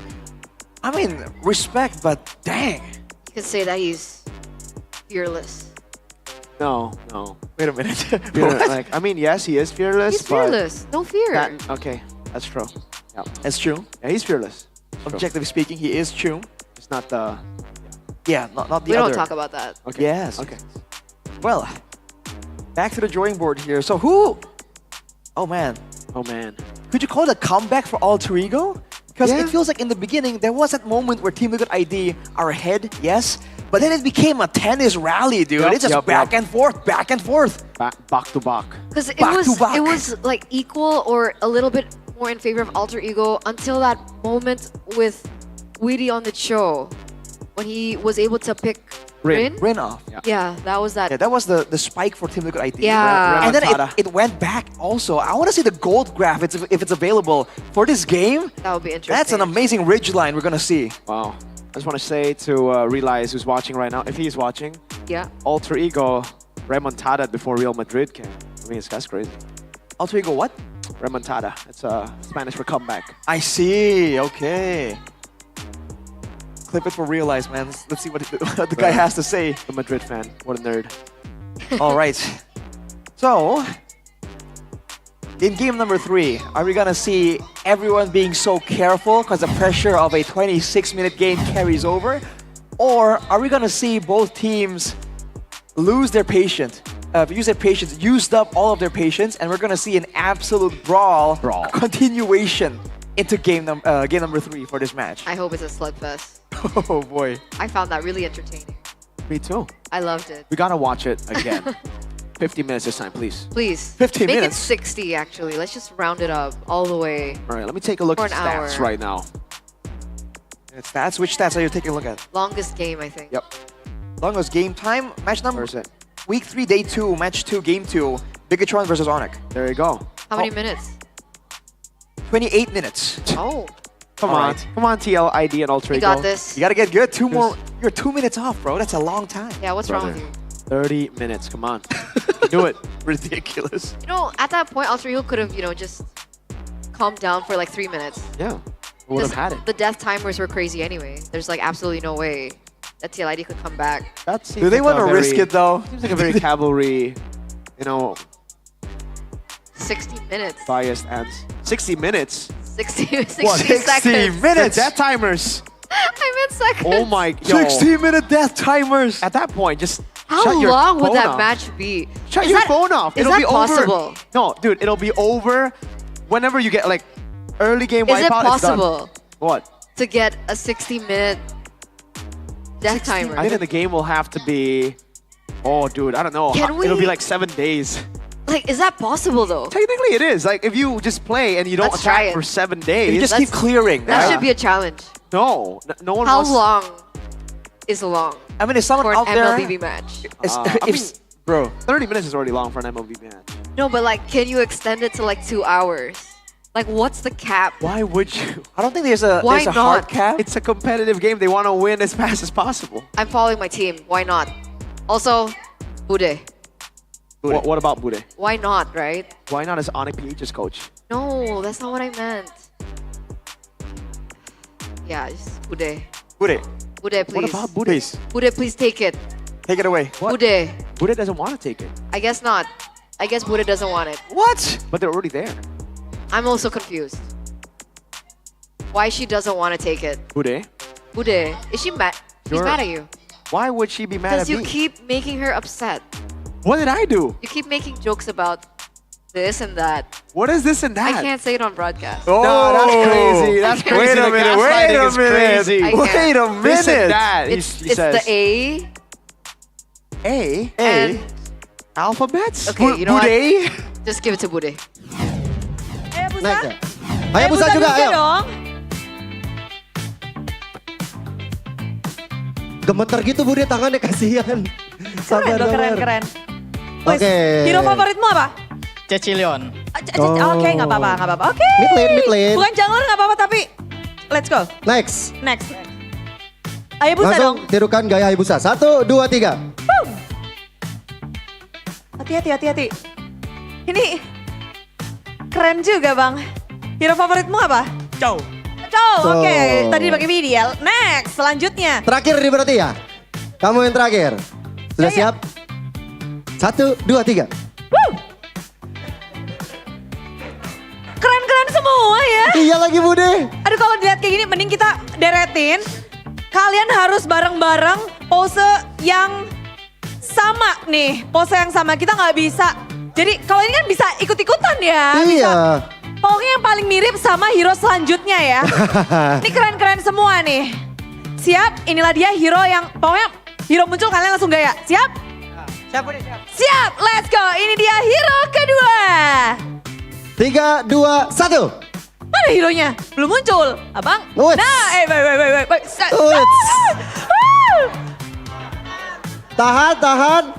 Tahan. Saya harus melihat bagaimana detailing ekspresi kalian seperti Lancelot. Harus ditahan loh ya.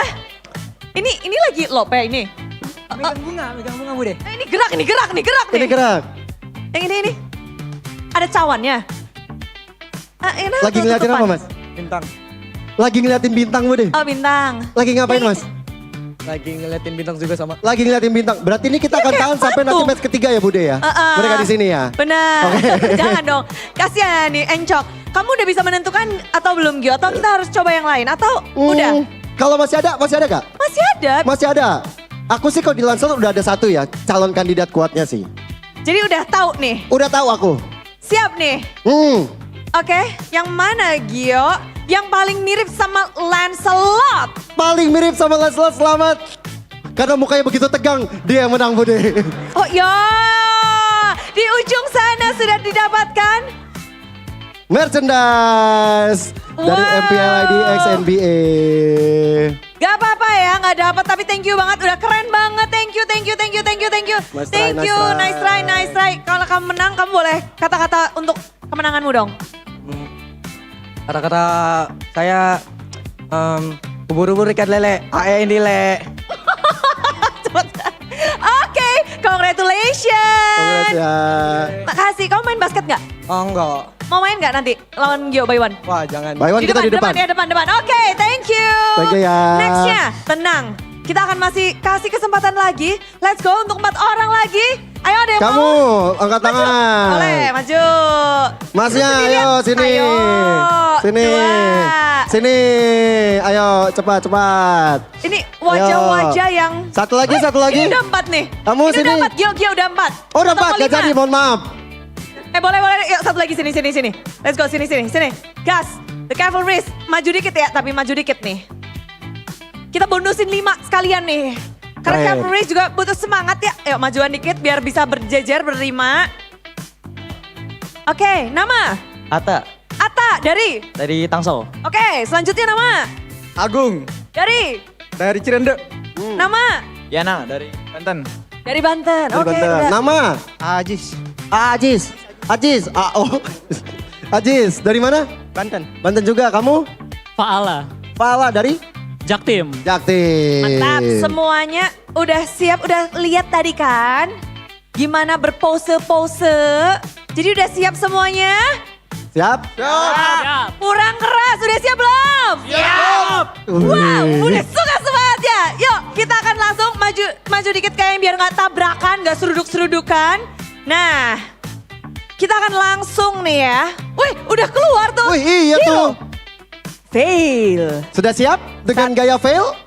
Udah? Hitung mundur, Gio. 3, 2, 1. Lah. Wedian. Langsung santai, bos. Lo kok udah? Kok kamu udahan? Wah, belum. Lanjut dong, bawa lagi yang belum. Ini Gio harus menilai dan memandang. Aduh. Draw me like your friends, girl. Wow. Tahan ya. Ini butuh penilaian yang begitu tinggi, Bude. Oke. Butuh Gimana kalau konsentrasi tinggi. next-nya? Next. Next, oke. Pas, next. Cover next-nya. Deng. Gak apa-apa. Ini harus Ayo bangkit. Gaya Joy. Merapat. Oke, tahan 30 hari kerja ya begini ya. Ini apa sih? Oh, minta ditos-tosin kan? Oh, bukan ya? Itu Joy ya? Let's go. Thank you. Udah kayak mau main bola kita, Gio. Gio kesana. Kok ini gue keren loh, ini pada gak jatuh-jatuh. Iya, tangannya begini. Sampai geter loh. Ini lagi mengeluarkan ilmu apa nih, Bang? Kalau boleh tahu. Waduh. Loh, ini tapi keren, Gio. Kamu udah bisa ini atau? Aku udah punya jawabannya. Sudah punya jawabannya? Sudah punya. Serius? Dari fail sampai Joy tadi, Bude. Oke. Silakan Gio kalau kamu emang udah mau kasih. Selamat kepada kamu yang sudah paling mirip fail dan juga Joy. Dari awal tiduran. Keren. Dikasih nih langsung aja. Woohoo! Buset. Kan kayak lempar bola. Oh ya bener. Passing bola. Langsung. Coba ditunjukin dong. Widih. Bahagia? Bahagia banget. Coba sampaikan kata-kata untuk teman-teman yang juga keren-keren. Keren banget sih tadi. Langsung pada copy paste. Tapi teman-teman juga nice try ya. Terima kasih sudah. Thank you. Udah keren banget, keren. Ada yang mau salam-salam, mau berkata-kata sesuatu? Buat saudara saya lagi nonton. Siapa tuh? Namanya Amin. Amin. Halo Amin. Udah halo aja. Amin. Halo Amin. Ada juga mau kata-kata Mas ya? Semangat Bang Rine. Bang Rine. Bang Rine. Oke. Semangat buat Kyo. Semangat Kyo. Yo. Semangat Widi. Semangat Widi. Semangat semuanya. Thank you banget. Udah boleh balik dan semoga beruntung nextnya. Makasih ya, terima kasih ya. Bajunya mau pulang apa buat Bude? Bawa pulang lah Bude. Ih, Bude juga mau kan? Ini makin ramai banget sekali lagi yuk. Last one. Ayo, let's go. Siapa nih? 4 lagi. 4 lagi. Kamu, Ayo. 1. Ayo 4 lagi, 3 lagi. Kamu ayo. Ayo dong. Ayo let's cepat, go. langsung sini. Udah ya Bude ya, 4 ya. 2, 3. Woi rame nih, 4. Oke. Udah 4. Wih, gercep ya. Hadiahnya bagus banget Bude, merchandise NBA-nya. Gambarnya langsung keluarin dong. Ayo dong, gambarnya kapan keluar nih? Jadi namanya Calvin. fansnya siapa? Liquid dong. Hijau. Fan? Liquid. Oke. Oh bingung. Kamu? Iqbal. Liquid. Liquid. Kamu? Rian. Fansnya? Netral. Netral. Oke. Keren Netral. juga ya fansnya netral. Ada tim Keren. netral di MPL?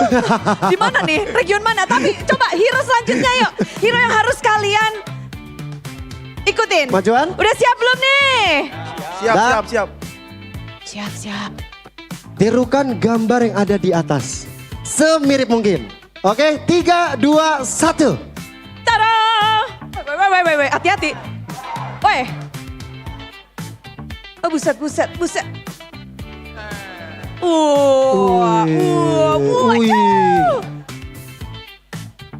Ngeri. Siap kena dong nih. Oke. Aku udah punya jawabannya Bude. Udah langsung? Atau mau ada satu lagi? Langsung nih. Oke, langsung aja lah. Yang ekspresif dan juga paling mirip. Selamat untuk kamu. Dapat, gak apa-apa.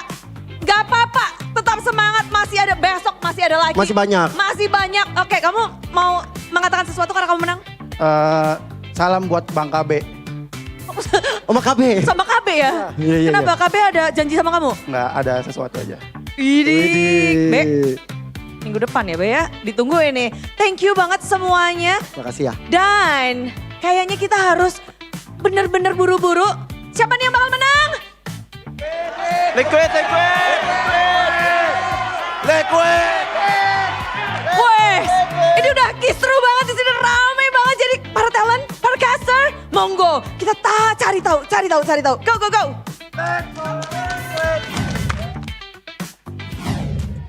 Game number 3 and more free NBA merch. So what are you guys waiting for? Those of you guys who are back at home watching, come over to Jakarta, Indonesia. Come over to the MPL Arena because just special for this week with the collaboration between MPL ID and as well as NBA. There are just so many opportunities for you guys to win free cool stuff. And remember, official NBA merch, they're expensive. They're pretty expensive. Ultra expensive. You have to save up a lot with GoPay to actually afford that. So you can come over, get free. I'm saying free because it's a giveaway. Gratis. It's actually a skill issue, right? It depends on how good you are. Because if you're good at posing or if you're good at dribbling. Sheffin, that's you right there. Sheffin, come on, one more day. There's still one more day here. Yeah, Sheffin, come tomorrow, okay? So that you can get official. What's his favorite team? I gotta ask him on my Samsung phone. Hold up. Okay. While he asks, what else can we get with GoPay? Well, you can use you can get tokens, right? For your, if you top up with GoPay, right? Then you can go to gopay.co.id/games. Okay. Always open the app, right? And then you tap on top of game, click the trophy icon in the top right corner, and there's a vote now to get a token thing. And then you vote for your champion. There's another button there. And you enter the winning team and the final match score as well. When the games are like this, it gets kind of crazy, but sometimes you can predict how it's going to go. And if you can collect as many tokens as possible, you can keep voting and you can win great prizes. I got my answer. Okay. You won't guess it. San Antonio Spurs. Okay, you saw my... No, that's how good my AMOLED screen is. Chemistry. But yeah, San Antonio Spurs. I thought, you know, like... not really a name. I didn't even know it was a team, to be fair. Like, I searched it out. I'm like, oh, they just beat the Golden State Warriors, Rashi. Oh, dang. Yeah. Well, I'm not a diehard Golden State fan by all means. Sure. When they lose, you ain't, right? No, that is not what I meant. So who do you support? I'm not a big basketball fan. Whoa. Okay. I'm not. Same. Actually, I know more about football than basketball, actually. Football as in real football or that fake stuff? Hand-egg. Oh. Ridiculous. That's not football. So guys, coming into game number 3, first pick selection will go to TLID, just like game number 1. Does anyone want to change predictions at this point? Yeah, I want to change to 2-1 Liquid now. I went 2-0 Liquid, right? But I still think Liquid's got this in the bag. It's just, they were too crazy. They were too loco. They were too young, wild, and free in that game. They pulled a win. They pulled a win. What about you, Arashi? Any changes to your predictions? I believe I went for Team Liquid as well. I think they should be able to get it done. But they really need to tone down the wildness. Channel a bit of that Sully Boy energy. So no wild. Yeah, tone it a bit down. Toss it out of the... No, we want some, some wild is good. Too much wild is is chaotic. We're still talking about the game, right? Yes, sir. Okay. Bro, Chef, just need to make sure. San Antonio Spurs are 13th in the league. Well, at least he's not a You bandwagon. supported Bigatron for quite some time. They were never 13th in the league. We don't have a 13th place standing. Not yet. Not yet. Ooh. Oh, but they've always made it to playoffs, so never. Sorry to sink your boat. That hurts me. Whoa. More than anything. Hey, Aura, Shepard, please. To be fair, Shepard's a Geek fan. Before Beloy, they never made it to playoffs, so. Also hurts him. Yeah. Was he a fan before Beloy, though, is the real question. No. But when Beloy joined, he did make it to playoffs. Season 10, so. He trusted the process. All right. Let's trust game number 3, though. Drafting phase, ladies and gentlemen, presented to you by the official tournament smartphone Samsung Galaxy A36 5G. TLID should be a Phoveus ban here if they want to replicate game number 1 alongside with the Hayabusa and the Luoli. But they go for Granger, so that's a big change. Alter Ego, Fanny, Jushin, and Joy was the last ban from Alter Ego. So, you gotta ban Chip, right? Surely, I feel like that's the obvious answer, but the obvious isn't always what happens in this matchup. Oh boy. Oh boy. Do they have an idea? Do they think that they can counter it? Nope. I literally Chip invented ban one. as expected. So what kind of compositions can we expect right now? Alter Ego really seems to like this long-range approach. Your team Aerith will be what is taken by Team Liquid ID. A bit of a similarity to game number 1. Okay, so now where do you go? Your Alter Ego.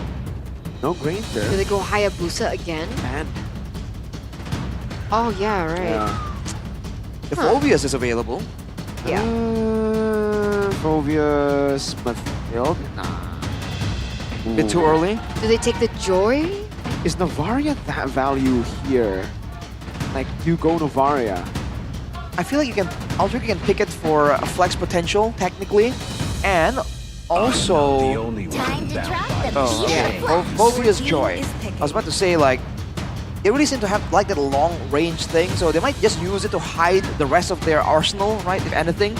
But yeah, Phoveus and Joy first. Can TLID go Fredrin? That's the thing. Fabian, back in the utility meta, he was known as Lord Fabian because he's not too good on the utility pick. So yeah, we're just gonna see Kalea and Suyo, the power couple. They're a couple? Well, in the collaboration, Sakura and Sasuke. Like their lore? Oh. Yeah, got married. Right. The salad, yeah. Salad. They made a salad. Yeah, Salad Uchiha. That's actually her name. Yep. Sarada. Actually? Yeah. Sarada. Yeah. Cool. That's. I was writing my notes Moskov, right? And I just wrote down Sarada. Yeah. Because I was listening to you. But yeah, okay. Moskov, good old Moskov. Fun fact, if you look at the stats that we are given, hero combination-wise, Suyo Jawhead is standing at a 63.64% win rate. But the Kalia now is just the more favorable go-to, interestingly enough. What happened to Jawhead, yeah? Yeah. It's like... He disappeared from the meta completely from SBS. That's true. I have no idea. I guess teams finally understood that, you know, it was kind of like an all-in type of hero. If you all in, you get a good pick, you do well, but if not, then it's a gamble. It's a bad gamble. But it's so good early game, no? With the Suyo, that's why 63% win I gotta rate. ask the teams why no more Jawheads. Because the Kalia is not that much different, I would say. But the reduction of I mean, it's a better... defense. Technically, for the early game, it's way better than the Kalia. So it's interesting. Exactly. I feel like it might be a shift from the aggressive style to the sustained style again. We're seeing a lot of the Hyluses and Gatots back in the picture right now. And along with those picks, they've always abused regeneration, right? So the fact that the Kalia can give you, what was it, 210 HP plus 10% max HP? Quite significant. That might be the factor. But speaking of Mathilda, also banned away. Whoa! This is not a good CC to come out for TLID now? Or do they go Valir? Arashi? Oh boy. This looks pretty good for Valir, right? Phobius, Hylos, and then the Joy. Shove him back, yo. Not bad at all, dude. I do think there's potential right here. Or they just go for the regular Vexana. Oh, that's boring. Yes, I know. That's not the ghost of Jakarta. That's more of like, that's just... This is a Jakartan. That's just a random dude in Jakarta. Hey. A young man from the Philippines, Daniel, would not be proud of a Vexana. Let's see, man. They're taking their time with this. They're thinking about it, for sure. Come on, make it happen. And is the Kalia flex or not? SDL, come on. SDL, we know you're loco, man. Do it. God damn it. Okay. Edith and Yves. Bit more generic. That's the way Team Liquid ID wants to play it. So no CC for TLID. Right, no CC. No real source of max HP damage. That's interesting against the Hylas and Phobius. Not a lot of lockdown either. Technically, if you want to say that Edith and Kalia both functions as a lockdown, it's not the same style like a Vexana or something we usually see being used to stop the Phobias and Hylas. I'm quite concerned for them this time. Alter Ego though, final pick right here for the mid lane. I don't know. Valentina? Wait, They want Farsa the is not a real bad world idea manipulation. here. Oh, okay. Eterna with the good calls here, predictions. Man, Valen and Joy, Suyo's gonna have a tough time. Yeah. Even when they're trying to go for the... Because Fabian has been trying to go really aggressively for the outplays. Against a Valentina, the mobility is one thing, the Terrify is another. I really like Alter Ego's draft here. I'm concerned Whoa. for my baby boys. They're not baby boys, they're baby horses. They're the young stallions. The young calves. I'm concerned for the calves. The calves? Yeah, baby horse is a calf. Oh, I thought she said the calves as in like, you know, the muscle. No, not the Batis, bro. Okay. All right. Alter Ego lineup rating index favors them. Will it be a reverse sweep, ladies and gentlemen? Can they break their 5-time lose streak? Can they get a little bit more up on the standings? Can they get that 4th place position? We'll head over to game number 3. Match point for both of these teams. Of course, it had to be a 3-game series. Ladies and gentlemen, we're in it here now. Final game. Who's going to win? TLID or Alter Ego? Big moves in the standings after this game. Well, in the game of Chicken, if they're both really trying to just go aggro each other out, Alter Ego is showing some... they're faltering here with 2 Purifies. But to be fair, against a Kalia, that's something you gotta respect, man. Pull yourself together for Witty. Along with that, tenacity for Highs and Dreams. They know it's up close and personal right now. Oh, yeah. Even for Hijime, we do see a layer of differences. Still going with a little bit more sustainability in the overall emblem, but Rupture is something we don't see quite often from a Valentina. Wants to get some more damage, some more impact in the early game. Yes, skill though, going with the Demon Boots. That's gonna be the mana almost all the mana he will require actually. He's gonna be able to actually itemize a lot more aggressively straight for a glowing wand or something of that nature. Shout out to the Alter fams once again, man. 72% audience prediction by GoPay. Alright, Blade Surge. That's a 1v1 against Rin. That's magic damage, but Fabian's winning it out. Rin did not have the stacks. Void Blast, Yehezkiel, first blood. Boom. First blood for the Ghost of Jakarta on the eve. 1-0-0 already, and a solo kill onto Rin is also a really good start for Fabian to try and win out the jungle battle. Technically, it's not a solo, right? There was a teammate assistance there for sure. Look at his switch up though, immediately going for the level 4, going straight for the neutral objective. Team look at ID, tempoing right now. Alright, early lead. Rin still on the purple buff. Fabian not gonna blitz it just yet. Has a Soul Sever. RWM blocking him down. Hijime gonna be able to pop the Primal Wrap. Fabian jumping in, getting the kill and the turtle. Witty gonna be the target. Oh, Tsunami Slam, bringing it back into the RWM. The electrifying beats, not enough damage. Fabian gets a triple. Fabian wants that Maniac. SOD lands, but I don't think you should take it, Eyes. All right, so 1,500 gold lead, a turtle in their pockets as well. Fabian is at 3-0-1 to boot.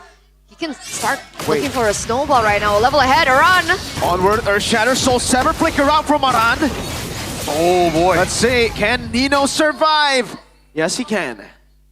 A lot of damage, man. Fabian, out of nowhere, grabbing 3 kills in that short engagement.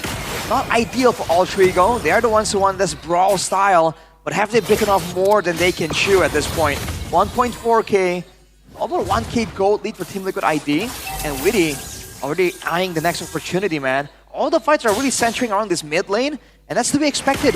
But if Altrigo wants to get ahead here, they need to try find ways to deter Yehezkiel, because otherwise, the Yve damage output and spammability is just a bit too much. Because in that previous engage, I'm not really sure, but Hijube was already level 4, right? So he should have had the IMU. Did he have someone's ult on the IMU? Yes, he did. He went with the Primal Wrath, actually. And he popped it. He was doing a lot of basic attack damage, but it wasn't enough.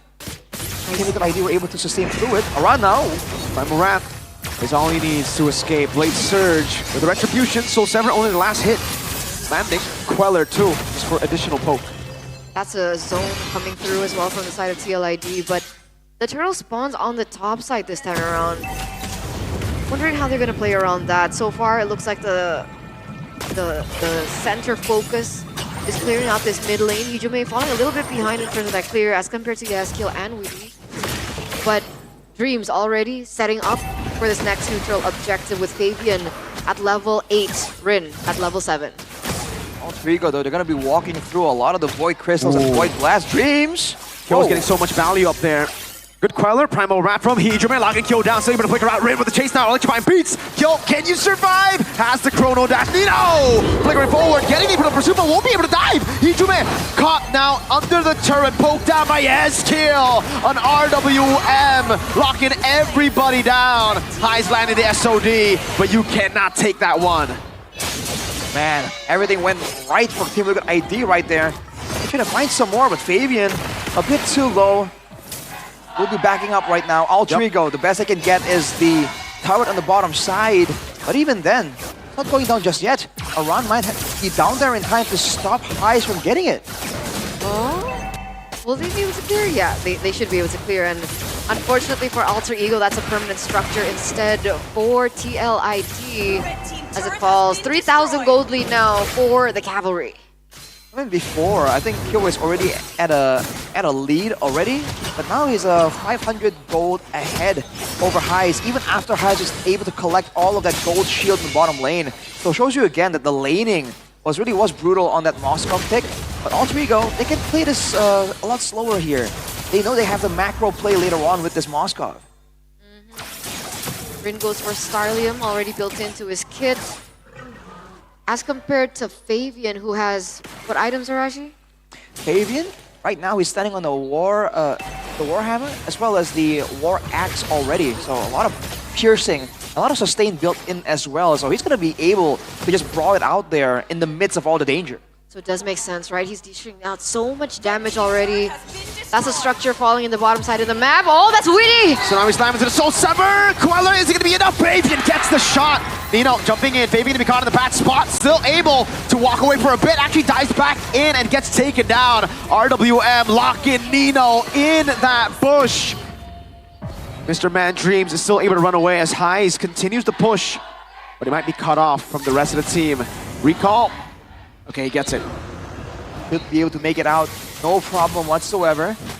Man, Alter Ego already doubling down on this split push style. Team Liquid ID, they gotta be a bit more careful with their trades here. If they trade evenly, but they allow Heis the time to split on the side lanes and also get the structures, it's a bad call. But look at the run. On it, no red tree available. Suyo still up top. Free neutral objective for Rin. Remember though, the structures was traded back with the mid lane structure that fell in favor of TLID. Right. But now there's a chase happening. Weedy already with the conceal, that's a jump. Tsunami Slam only onto Dreams. The glorious pathway is too far away from him. Yehezkiel gets the kill. 4th kill this game. They're playing with boxes here. The cutoff coming through from Kyo earlier on was able to cut Heis off in the backline, unable for him to dish out the damage despite him already getting his 2nd item. That's a take by Yehezkiel. Yeah. Wow. I mean, it's still not a big issue at all. 4-0-4. Yehezkiel already with the glowing wand. Having the purple buff means he's going to be spamming out a lot more spells. Wishing Lantern as well. So in the poke game, he is definitely a problem at this point. Now we'll have to see if he goes in for more burst to try and shut down Rin and Hijime, or does he want to go for even more spammability, more utility to try and make sure that Dreams and Nino can't have a good game going for them when they're having debuffs applied on them left and right and center. Whoa, Fabian. He's gonna go for the chains. Retribution, Soul Sever. Taking Rin to half HP, around cutting him off. Good Blade Surge. Earth Shatter Breaker Rin dodging away from it, but it does not matter. Fabian chops him down. That's a kill over. Teori Ancaman by Iran, but it was enough. It's enough. He did the job. What is Teori Ancaman for the people who don't know? What is it called again? What's the translation? Threat theory. Threat theory. He was zoning. That's zoning that, or Shatter. Yeah, he was threatening and zoning to ensure that Rin is forced to embrace his destiny, gets slain by Fabian right there. With 10 seconds to go though, again, Team Liquid ID has pressured with that window of opportunity. They have pressured the other side. Make sure Heis can't set up for the push right now, and they're gonna rotate straight to that Lord unless Alter Ego has something to say about that. Remember, Fabian's level 13. Rin is still level 11. I'm not sure if they can actually go for that 50-50 contest. Heis finally gets the Marksman Trinity. Wait a second, that's a slam! Tsunami Slam on Rin. It should be a kill. And it will be. Whoa, Heis walking up with the SOD. Now it's going to be the kill back. Heis picking up the kill. Now also Witty chained down. But Fabian, together with Aran, are able to take the Lord. 2 for 2, technically. Interesting.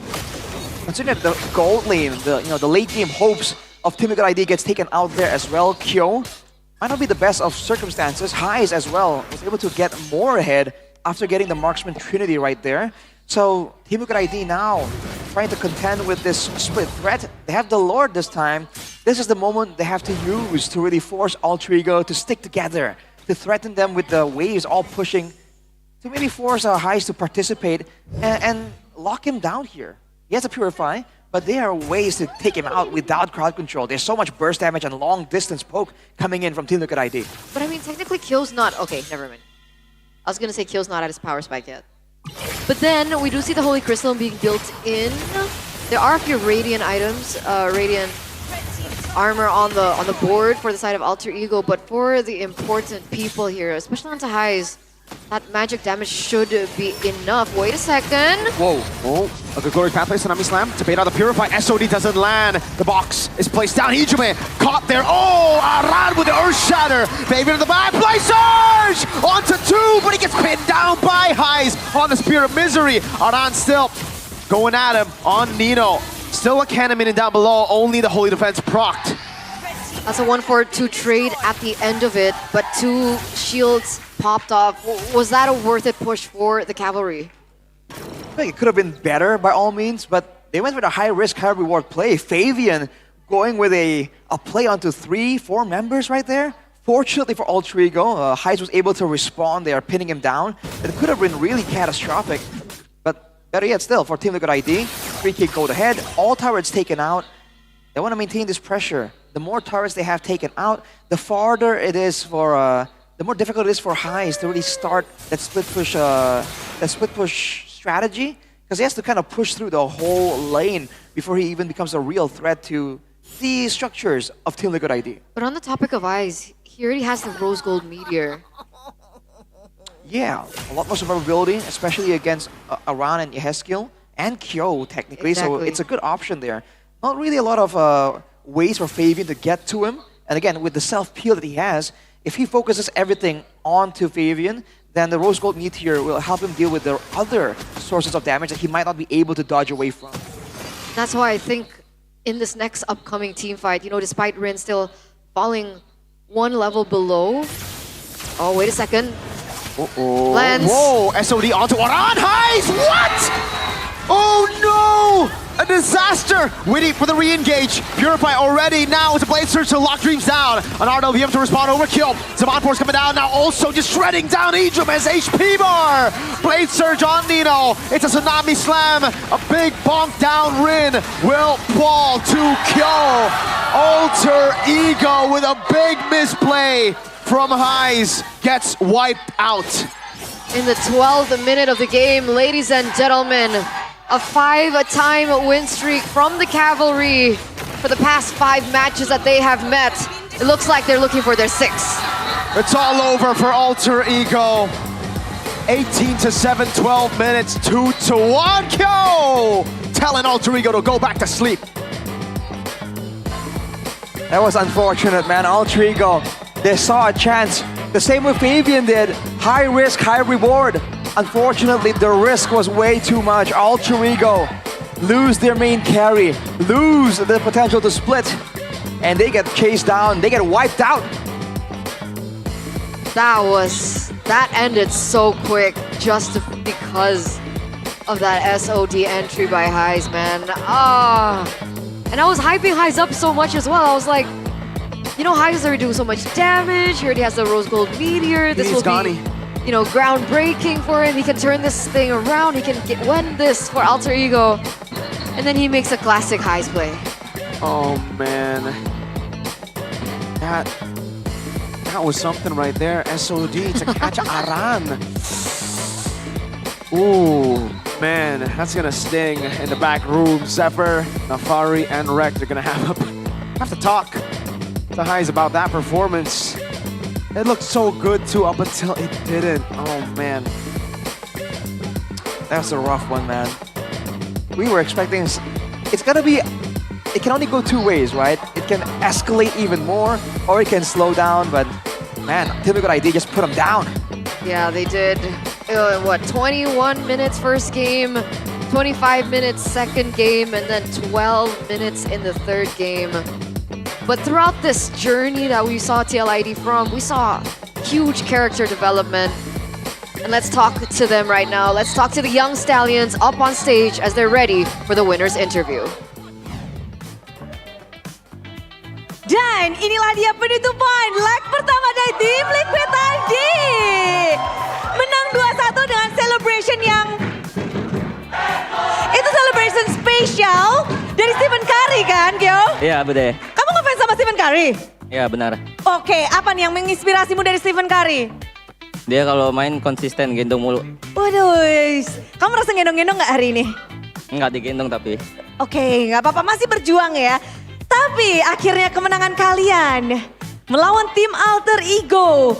Hari ini dari Kyo sendiri menutup leg 1 memang udah punya mindset kah kita nggak boleh kalah nih lawan Alter Ego? Udah pasti dong kalau mindset kalah itu harus dijauhkan, mindset menang itu harus didekatkan. Waduh, pokoknya nggak boleh punya mindset kalah ya.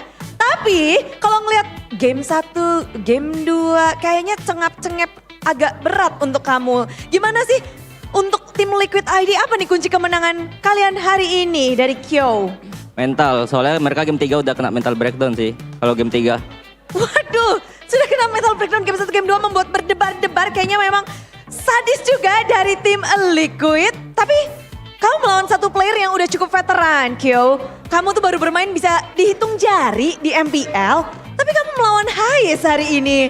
Gimana kamu menghadapi seorang veteran seperti Hais? Kayak baru main MPL. Haisnya? Iya, Jadi sama aja? sama aja. Berarti Kyo dan Hais, Kyo sudah bisa menyamai level Hais atau Hais yang ada di level Kyo. Tapi memang dari gold lane kita melihat persaingannya makin mantap. Dan setelah patch, ini kan patch, masalah nggak buat Kyo?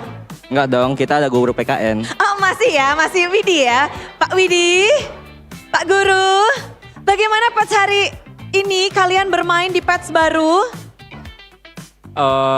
Lebih seru aja sih Bude, soalnya apalagi banyak nerf buff juga kan. Cuma ya sayang aja belum bisa pakai hero-hero revamp gitu. Memang betul, belum bisa dimainkan. Berarti di sini Widi yang masih belajar terus ya? Semuanya sekarang harus belajar sih Bude, gitu. Oh, udah dicambuk-cambuk dikit ya, dicubit-cubit dikit ya? Iya Bude, biar kita nggak keteteran terus di awal kayak yang sebelum-sebelumnya. Oke, tapi 21 hari ini buat Widi sendiri, apakah memang dari patch kalian udah bisa untuk beradaptasi lebih cepat atau apa dari Widi?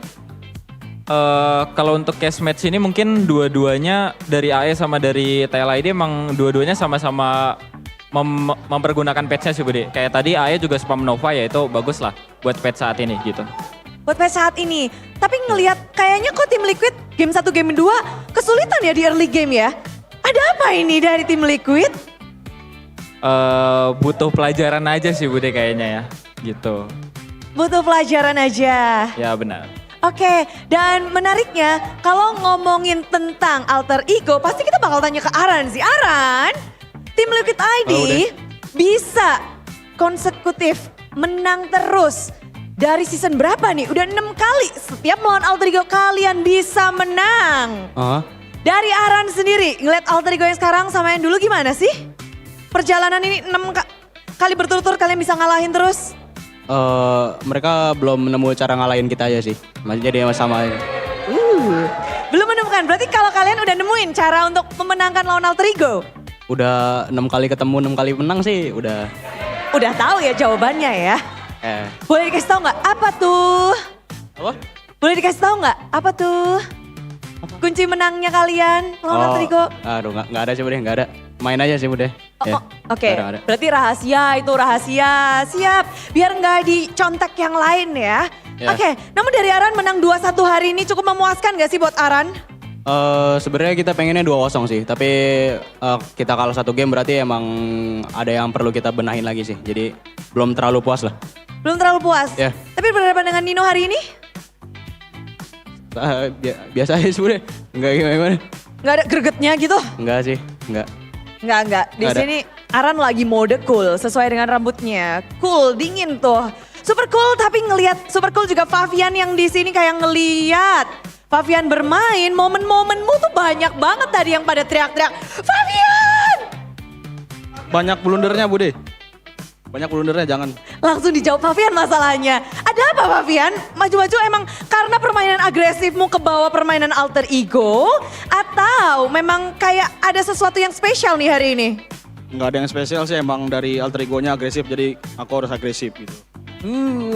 Tapi keagresifan Favian bagaimana hari ini? Apa ya, nggak agresif banget sih karena emang banyak blunder sih tadi. Jadi ya udahlah. Ya, tapi gimana kamu kalau misalnya kamu udah sadar blunder, apa yang akan kamu lakukan nih? Untuk hari ini, setelahnya, atau memperbaiki blunder tuh susah gak sih? Masuk ke game ketiga kayaknya kamu jadi lebih baik tuh di game ketiga. Dibilangin sama Iron, reset aja chill katanya. Reset aja chill. Jadi memang yang mengingatkanmu tuh memang sobatmu ya, Aaron ya? Sobat, ya Aaron. Oke. Cuma ke kamu doang atau ke yang lain Aaron juga pesan-pesan gitu? Semua. Semua, yang penting reset chill. Iya, chill.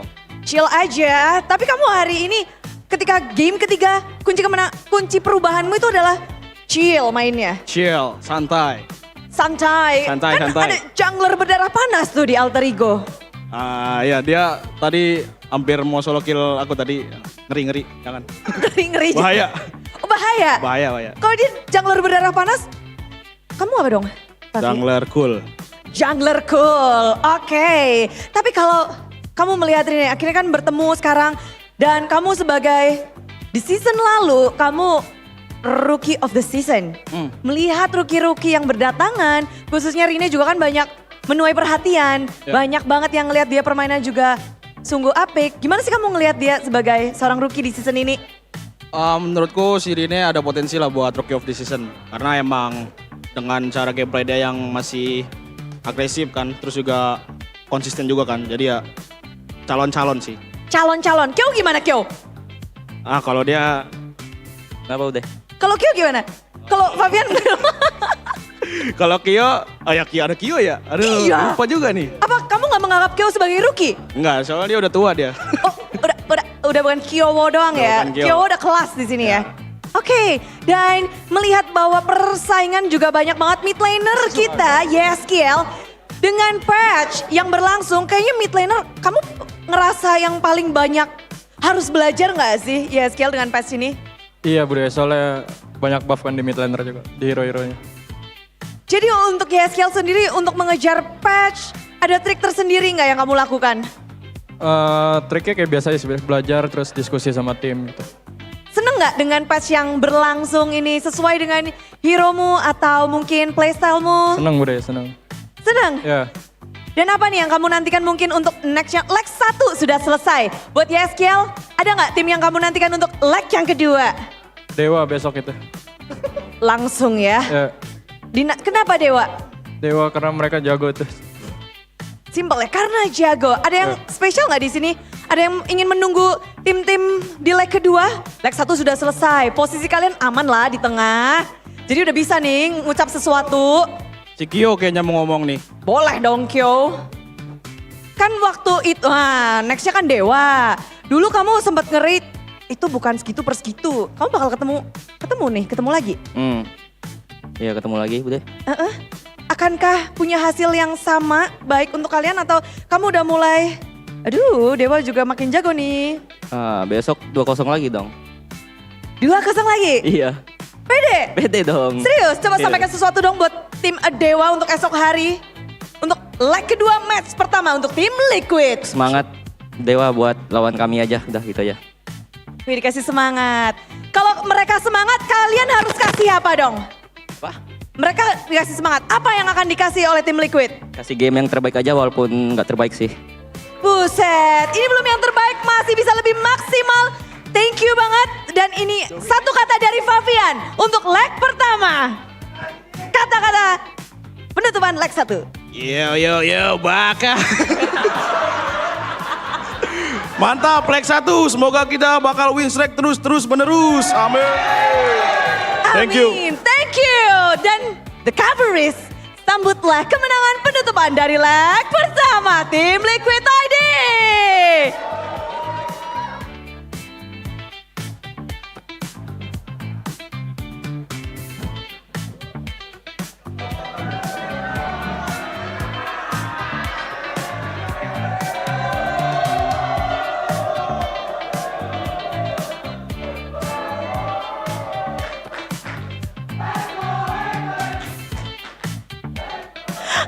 Aduh, Kyo lagi digendong, bawa ada kuda juga.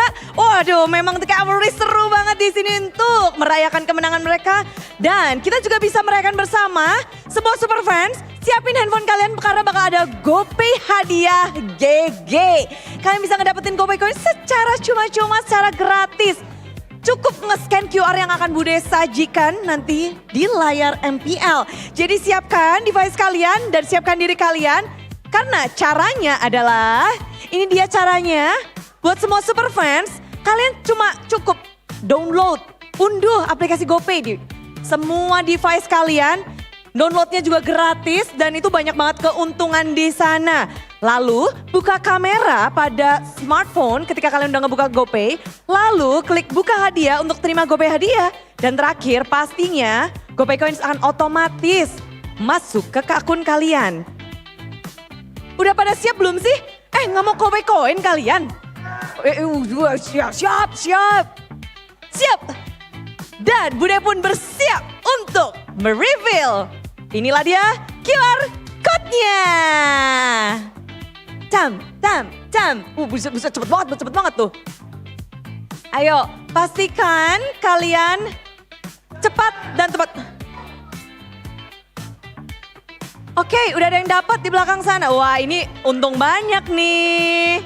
Asik. Dia selalu setia dan selalu udah dapat berapa kali nih pada yang datang ke sini. Udah dapat? Dapat, congratulations. Selamat. Waduh. Tadi yang pesan sama KB juga dapat tuh. Banyak banget yang dapat hari ini, banyak banget yang happy karena KB hadiah GG. Kalau kalian ketinggalan hari ini masih ada besok dan bisa dapat terus. Jadi jangan sampai kelewatan di MPL Arena, kita seru-seruan bersama. Namun kita harus bersiap juga nih untuk mencari tahu sebenarnya ada apa dengan Alter Ego. Kenapa mereka nggak bisa menang lawan tim Liquid ID? Jadi para caster, please break it down.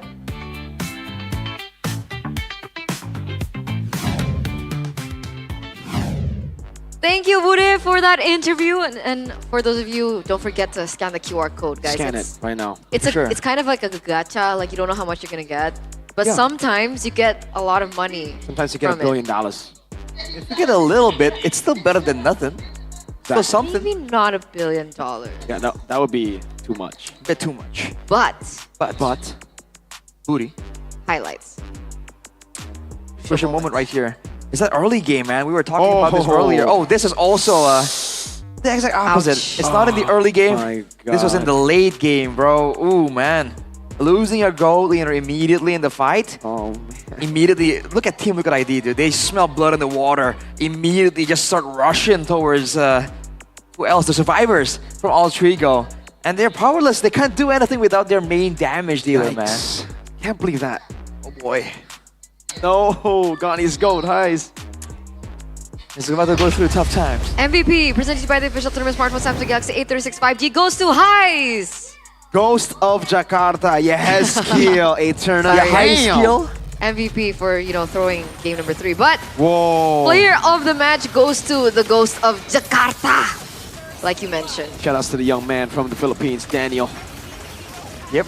Very fond of the Ghost of Jakarta. And he delivers right here, man, on the Yeve. By all means, there was so much that preoccupied Alter Ego that the Yeve really wasn't threatened at all. I didn't see a single moment where like, whoa, Yehezkiel's in danger, he needs to flicker out. There was one moment in the whole game, I believe. And even then, it wasn't all that critical. All Yehezkiel has to do is stay in the back and keep outputting that good damage, man. You know, I play Yeve, but he just makes it look like a different caliber. Yeah. It's crazy again how they were able to cut off a lot of paper. It's just witty on a signature pickoff hero again, right? But this time, a broken one, not the Cho. Oh, Rin was really shut down the entire game. It was Highs' game to really, pop off on. Unfortunately, we didn't get to see that from Highs. Because, well, we did. We were about to. Like here, he did a really good job pinning him down, but that final play is what we're going to judge, or most people are going to use to judge his performance today. Yeah, that's really unfortunate, man, because damage output is great. And shout out to Aran. I mean, the time he gets taken out, it's a literally game-winning moment, right? Throughout the game, he's been outputting a decent amount of damage as well, and it goes under the radar because Yehezkiel and Fabian and Kyo, take all the spotlight. But Aran was doing a great job there, landing a couple of decent Earth Shatters as well. I'm proud of my baby Kyo-wo. Yo-wo. He's taking more risks. He's radiating confidence up on stage as well. I like it. He said it himself, those negative mindsets. If you don't believe in yourself, you gotta keep those away. That confidence, you gotta keep it close. And he certainly held his own against Rin and Highs, the players that have been tested a bit more than he has. And he's, he did well in the laning phase. He's able to perform in the team fights as well. Yeah. If you're looking for a gold laner, what more do you need? He was from TL Academy, right? Yep, from MPL? TLAC. Part of the academy. And that's where all of the others here, technically, Yehezkiel, Fabian, and Witty got promoted from last season when Aaron Shiki was there too, but Aaron now is sitting on the bench. Don't worry, Aaron. You'll get your time again. One day. What do you mean? Like he's shine not again. going to be playing again this season? With Kyo performing like that, I don't think so. Yeah. Fortunately. He's up against some really tough competition, man. Some competition. Competition. Straight out of One more. Compton. Okay, okay. Here, you need this one. And then you hold Here. you hold this. You need to snore. No, wait. Okay, yeah. Okay, there I'll you hold go. this. Alter ego. Boohoo. With our powers combined. Oh, by the way, Yeah? for MUs, Whoa. only 4 teams left to secure 2 upper bracket slots in MPLPH Season 15. Oh, Onyx Philippines just beat TLPH 2-1. So the battle for upper brackets gets even closer. It's so tight now. So tight. You know what I was surprised of? What? The C-Ball results. Yeah. How did Falcons win? That's how close Against the top TL. 4 are in the so Philippines. confused. Top 4, it's literally everybody's so close. That's kind of They're just elbowing each scary. other, bro. Like, if SPS was any benchmark of the level that PH are currently on, and if there are 3 teams on that same level, oh bro, it's over. Okay. It's over. But we want to know what you guys think back at home. Who will claim 2 upper bracket slots for MPLPH? Do you think A, it will be TLPH? B, do you think it will be Aurora Gaming? Do you think C, it will be Onyx PH? Or D, Team Falcons? Whoa, 43% Onyx PH. I agree with them. I think it'll be Onyx PH and TLPH. That's why they're the closest, right? 43, 41. do you think it's a coin flip between these 2 teams? I mean, it was 2-1. The first time they met, I believe TLPH won 2-1. So it's a crazy close matchup. I think it is very coin flip. Really. That's where it gets really fun, though. Yeah. Because you really have no idea, right? Because despite what it looks like on paper, they're just that toe to toe. So Falcons PH can't make it to upper brackets. Only these 4 teams have a chance to secure upper brackets. Oh wait, that is Falcons. All the way in the bottom. There you go. D. Whoa, 4% only. What the hell? Where are the Falcon fans? Falcons. Green Falcons. Where are you at? Green Falcon. But before we go into our final match of the day between EVOS versus BTR, we are going to go on a break, ladies and gentlemen. So stay tuned, don't go anywhere. We'll be right back.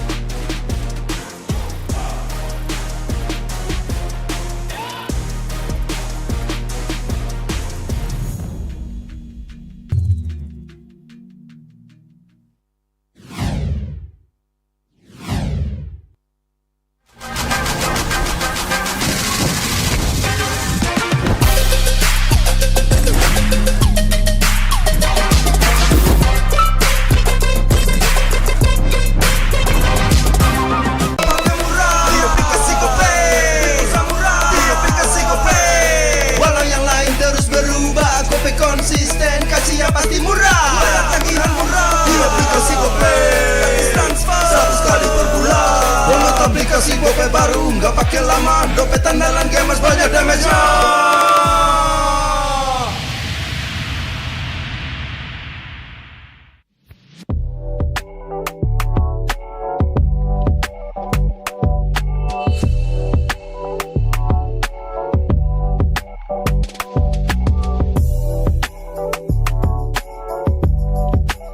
Rasa baru makin seru. ya. Kopi susu rasa cookies. Always ready, warnai harimu. Good day groovy cookies. Nikmati sensasi asyik kopi cookiesnya. Tak ada hari tanpa mabar. Main ngelek, kerap buat ku tak sabar. Gimana mau main sampai kelar? Ini waktunya ku bersinar. Okay, let's do it. Game smash andalanku bikin mainku semakin hebat. Pin stabil main makin mulus, rankku fix naik terus. Tukar DG rings, diamond dan voucher game kau dapat. Cuma game smash, makin no debat. Game Max Booster, kini dapat DG Rings. Beli paketnya dan aktifkan boosternya di aplikasi Dunia Games.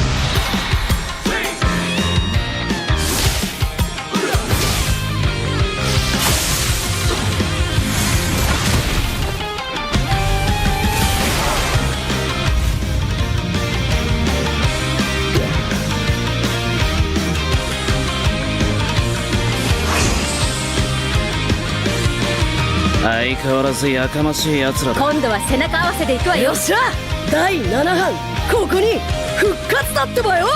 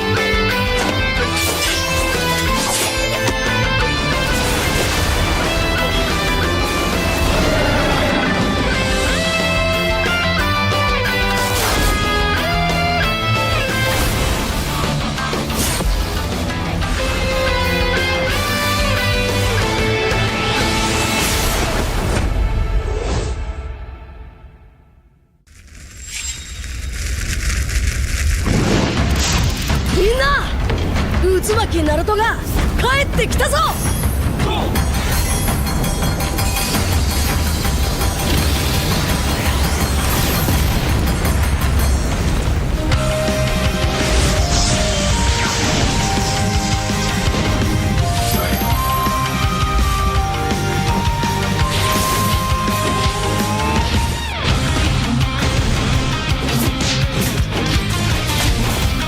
クロノ、力を貸してくれ。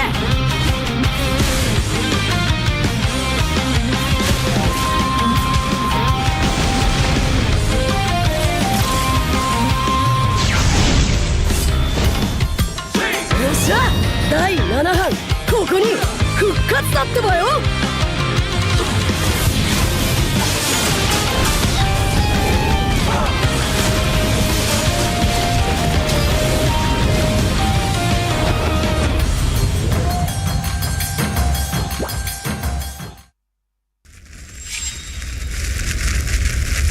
見せてやるよ、シャリンガンの本当の力をな。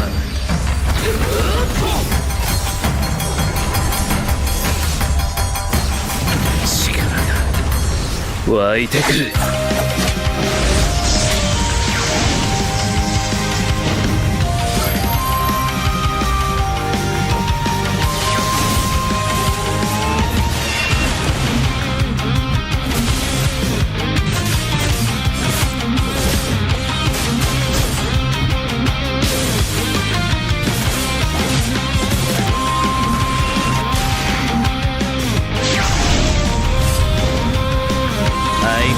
やかましい奴らだ。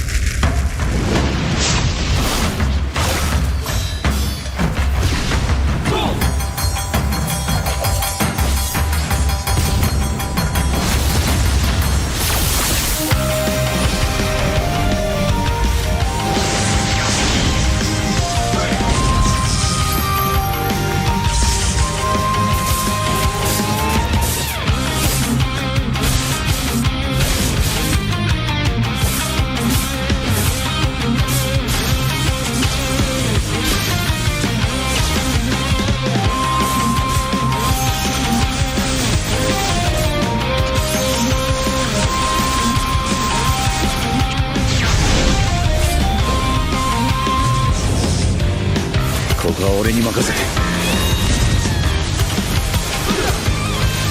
もらった。4代目他目を超える忍びはお前しかいないと俺はそう信じた。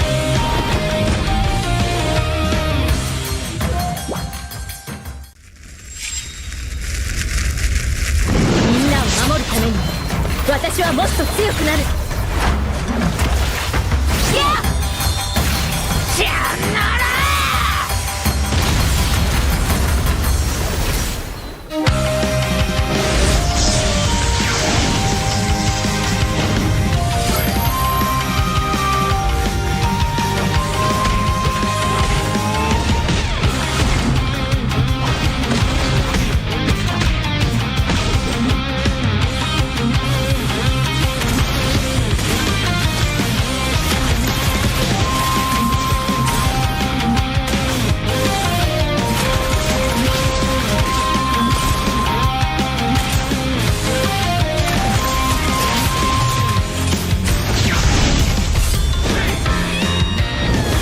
背中合わせでいくわよ。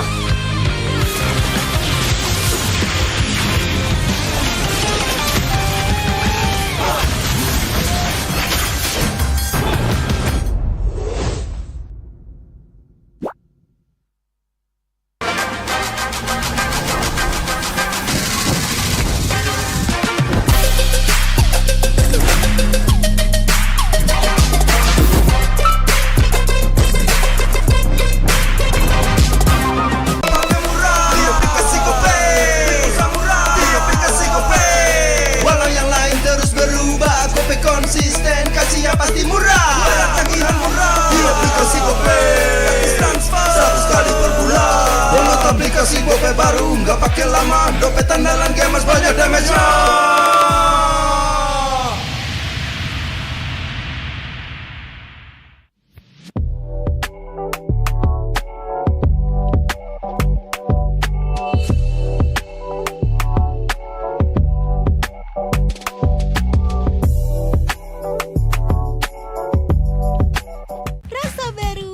Seru pertama di Indonesia, kopi susu rasa cookies. Always ready, warnai harimu. Good day groovy cookies. Nikmati sensasi asyik kopi cookiesnya. Tak ada hari tanpa mabar.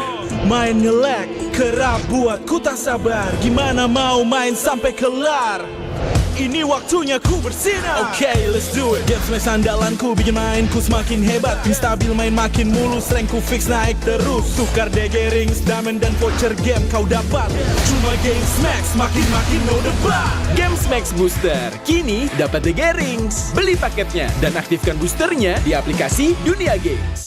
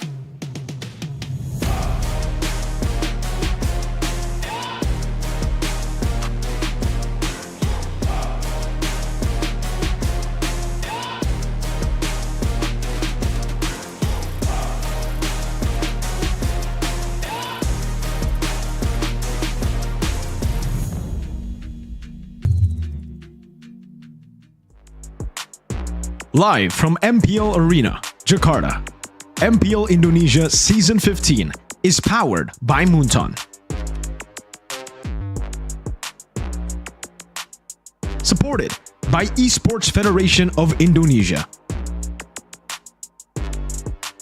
Presented by official tournament smartphone Samsung Galaxy. Official e-wallet GoPay. Official sponsor Head & Shoulders. Official coffee Good Day. We own this.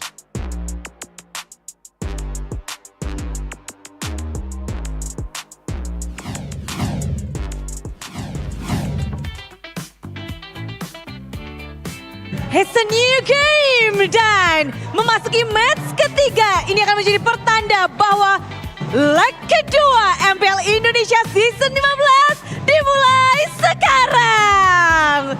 Dan semua super fans mereka tentunya bersiap siaga dan menentukan bagaimana jalannya pertandingan adalah dari tim-tim yang beradu kembali menghadapi satu sama lain. Match pembukaan di leg kedua akan mempertemukan dua tim yang benar-benar sedang berada di top 3 klasemen. Mereka sedang berjuang untuk mengamankan posisi yang baik. Menjadi top 2 adalah salah satu keuntungan dari regular season. Dan dari Evil Swams yang sudah benar-benar bersiap untuk menyongsong jalannya pertandingan pembukaan di leg kedua untuk tim EVOS. Dan kita melihat bahwa semuanya telah bersiap hadir kemari. Semuanya sudah siap untuk bertanding di leg yang kedua. Dan kalau kita juga melihat bagaimana mereka beradu, banyak sekali ada nama baru yang juga sudah hadir di MPL Arena. Bagaimana tidak? Mereka bermain dengan sangat apik di leg yang pertama. Top 3. Dan ini bakal menjadi penentuan siapa yang akan menduduki posisi yang kedua. Dan kalau ngelihat EVOS yang sekarang, tentu kita melihat bahwa Ki menjadi sosok mantan kapten dari tim yang akan mereka lawan. Ada tim Bigatron yang telah hadir pula. Berada di posisi di top 3 pula dengan match win yang sama dengan EVOS. Kali ini Bigatron tentu berharap bisa membalaskan dendam. Dan kita melihat bahwa Anavel yang dulunya memperkuat posisi dari EVOS sebagai jungler EVOS kini berada di tim Bigatron. Balas dendam menjadi salah satu tujuan dan posisi top 2 juga bisa menjadi satu hal yang mereka inginkan. Dan mengingat keduanya udah datang ke MPL Arena bersiap untuk membuka leg yang kedua.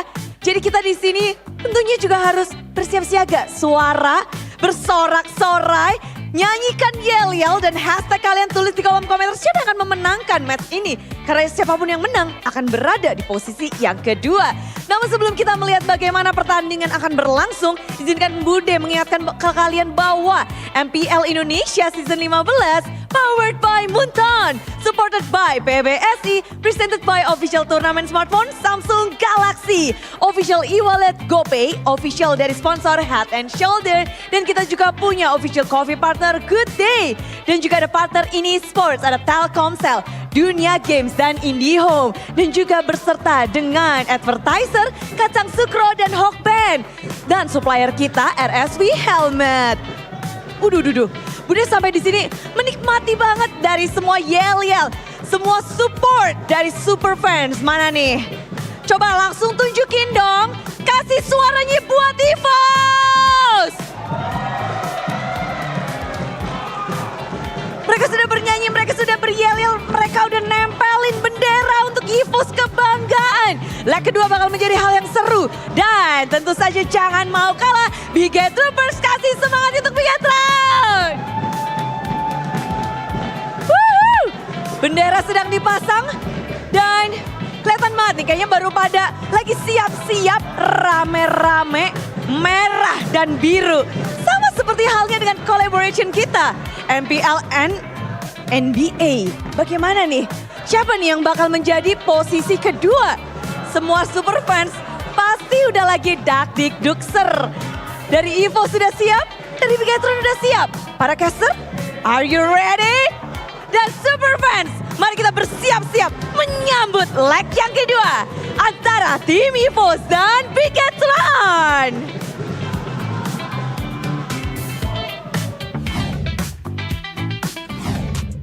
The fight for number 2 on the standings as we head over officially to leg number 2 of MPL ID Season 15. Back on the caster desk with me, Eterna, alongside with Mirko as well as Arashi. And this will be the second time that both EVOS and Bigatron meet. Last time it was 2-1 to EVOS. There you go, 2-1 to EVOS. So will it be a replication of the success from the White Tigers, or can the Red Robots actually change the tides here in their second meetup? Well, I mean, someone is dressed up for the occasion, honestly. Yep. Interesting to see that. What a surprise, bro. I didn't notice all this time. Well, when did you dye your hair, Eterna? What? We're talking about you, right? Oh, yeah, me. Yeah, it's I great, dyed my hair. great color. Brown for Dewa? Yeah. Well, I feel like, you know, I'm inclined to support Bigatron on this one. Yes, sir. What about you? For obvious reasons. Did you predict BTR? Are you gonna check? Huh? Oh, I thought you were gonna check. Because I could lie right now. Rashi? Oh, are we Rashi's doing already holding it? All right. Okay, wait, where's EVOS? Okay, 3, 2, 1. Yeah, I went 2-1 BTR. Just because of the gold laners. But audience topic voting, defeated by EVOS in leg number 1, can BTR strike back in leg number 2? Vote A. What do you guys think? Do you believe in BTR? Do you think EVOS will dominate? Or do you think...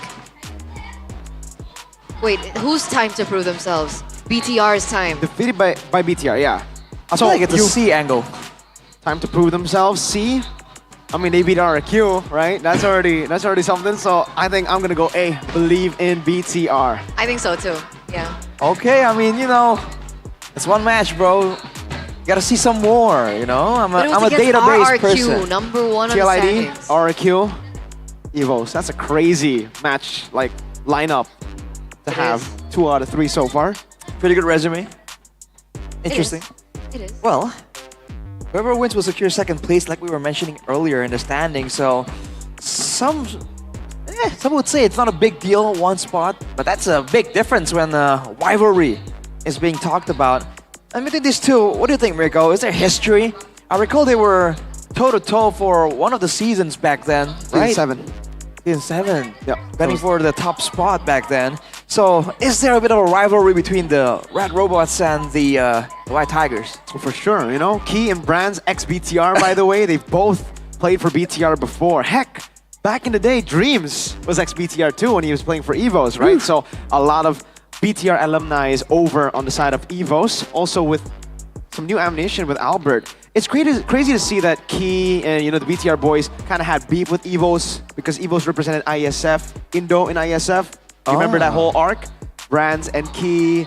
So yeah, we've had this rivalry. It's been an amazing rivalry with EVOS for the longest time, you know. At least, well, EVOS can always, they have a safety net. They have M1, so it's not really, yeah. You can always fall back on history, man. And ISF. Because history sometimes repeats itself, but sometimes it takes quite a while. And WCG. And ISF. Yeah. 안녕하세요. That's 3 internationals for EVOS, guys. Let's see though. Anyway, let's see what you guys thought. Okay, 50% believe in BTR. That's fair. Because, you know, interestingly enough, ever since they dyed their hair red anyway, they haven't lost a match. Now, the red is fading though. Their red is fading, so I don't know if that will translate to the performance. Are they gonna fade? Because the patch did drop right after the 2 wins that they got last week. Right, but in all seriousness, the main change, I think, other than, of course, the red hair, is Coach Tazi coming into the lineup, the coaching staff for BTR. I think we heard talks about how she's able to kind of discipline the players. We've heard that, you know, they're a lot more in shape right here, in and outside of the game, due to Taz's influence. So credit where credit is due, that's for sure. But if Mirko's point stands, that the red is fading, oh boy, look to the gold lane, man, because that's where most of the color has faded from Eman, I think, when we saw him earlier. But Anavel is still looking sharp. All right, and that's why he's on the watch list. Anavel, BTR's new chip, player of the week for week 4. And you can see the stats, right? #1 total kills for the jungler. #1 Lord secured for the jungler. And we have a quote here for KB. The main issue is consistency. Ex-Evo's jungler rarely disappoints. I think the main highlight has got to be week 4, right? For Anavel really stepping up. We saw the Lancelot, the things that he was able to do with the Lancelot, the Joy as well. He's been really, really good. I feel on individual picks, heroes like the Assassins that can farm alone. So the Hayabusas, mainly the Joy, the Lancelots, we saw how good he can be. Technically, even in their first matchup, in leg 1, Anavel, BTR were able to get a game win when they got Nolan. So it's always been about farming heroes. When he played Lucas, we didn't get to see him really shine. And then obviously the Lancelot here doing really, really good. So it's all about enabling Anavel.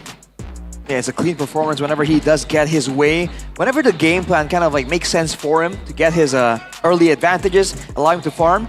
And you're seeing here that on these aggressive picks, he just stands out a bit more. Because we saw a clip earlier with the Lucas, and that was quite impressive. 1v3, securing 1 or 2 kills, if I'm mistaken. But on the Assassins, that really seems to be where he is most comfortable. And you know, the meta allows for it, so why not double down on that and allow Bigatron to just have, once again, a dominant assassin player in the jungle and play off that? Because we've seen that with great junglers, you have a lot of potential. Unfortunately, in this season, a lot of the great jungle potential we've seen coming from Evos as well because of Albert. So that's why this matchup is kind of interesting. And now we have 2 layers, technically, right? In the roam, Finn or Light? That's a big question. Technically, for Evos, we also don't know who's going to be playing in the gold lane. Brands has recently just been promoted back up to MPL from being, I think, inactive player. We don't know who's going to play. Is it Natko? Is it Reggie even? So many questions to ask, but I think for the gold lane, because Erlan won just earlier this week, it's safe to say that Erlan will probably be playing over Brands. But it looks like Natko's on the ping test. There you go. So Natko EXP, I believe. Could be a lie. I think Fluffy's getting married tomorrow. Wow, Reggie. Okay, congratulations to Reggie getting married. So that confirms it. It'll be Natko in XP. So it's the snake lineup. It is the snake lineup. It's gonna creep up on you. You won't see it coming. You gotta catch the snake before the snake bites you and puts the venom inside of you. But you know, in all seriousness, Suelo has been an interesting player once again. He's bringing that flair he had over from Rebellion into Evos. We saw the Zas 2 times in a row in that match, won it as well. And he was able to get a solo kill, I believe, on the Zas too. Solo kill? I think it was a solo kill.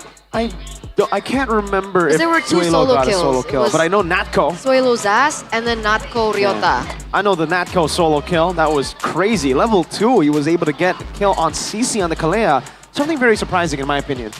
Yeah. Well, disaster. Again, I just love it when a weird pick comes through because the situation allows for it, right? Because a lot of people would tell you, like, dude, you're picking Zask, what are you doing, right? It's not meta. But again, in the right hands, with the right composition, in the right context, you'll be surprised at what you can pull off. And I'm always happy to see it happen in the Land of Dawn, to see the meta kind of stretch to its limits. So I'm looking forward to see if something of similar nature might happen today. Ooh, what are we talking about?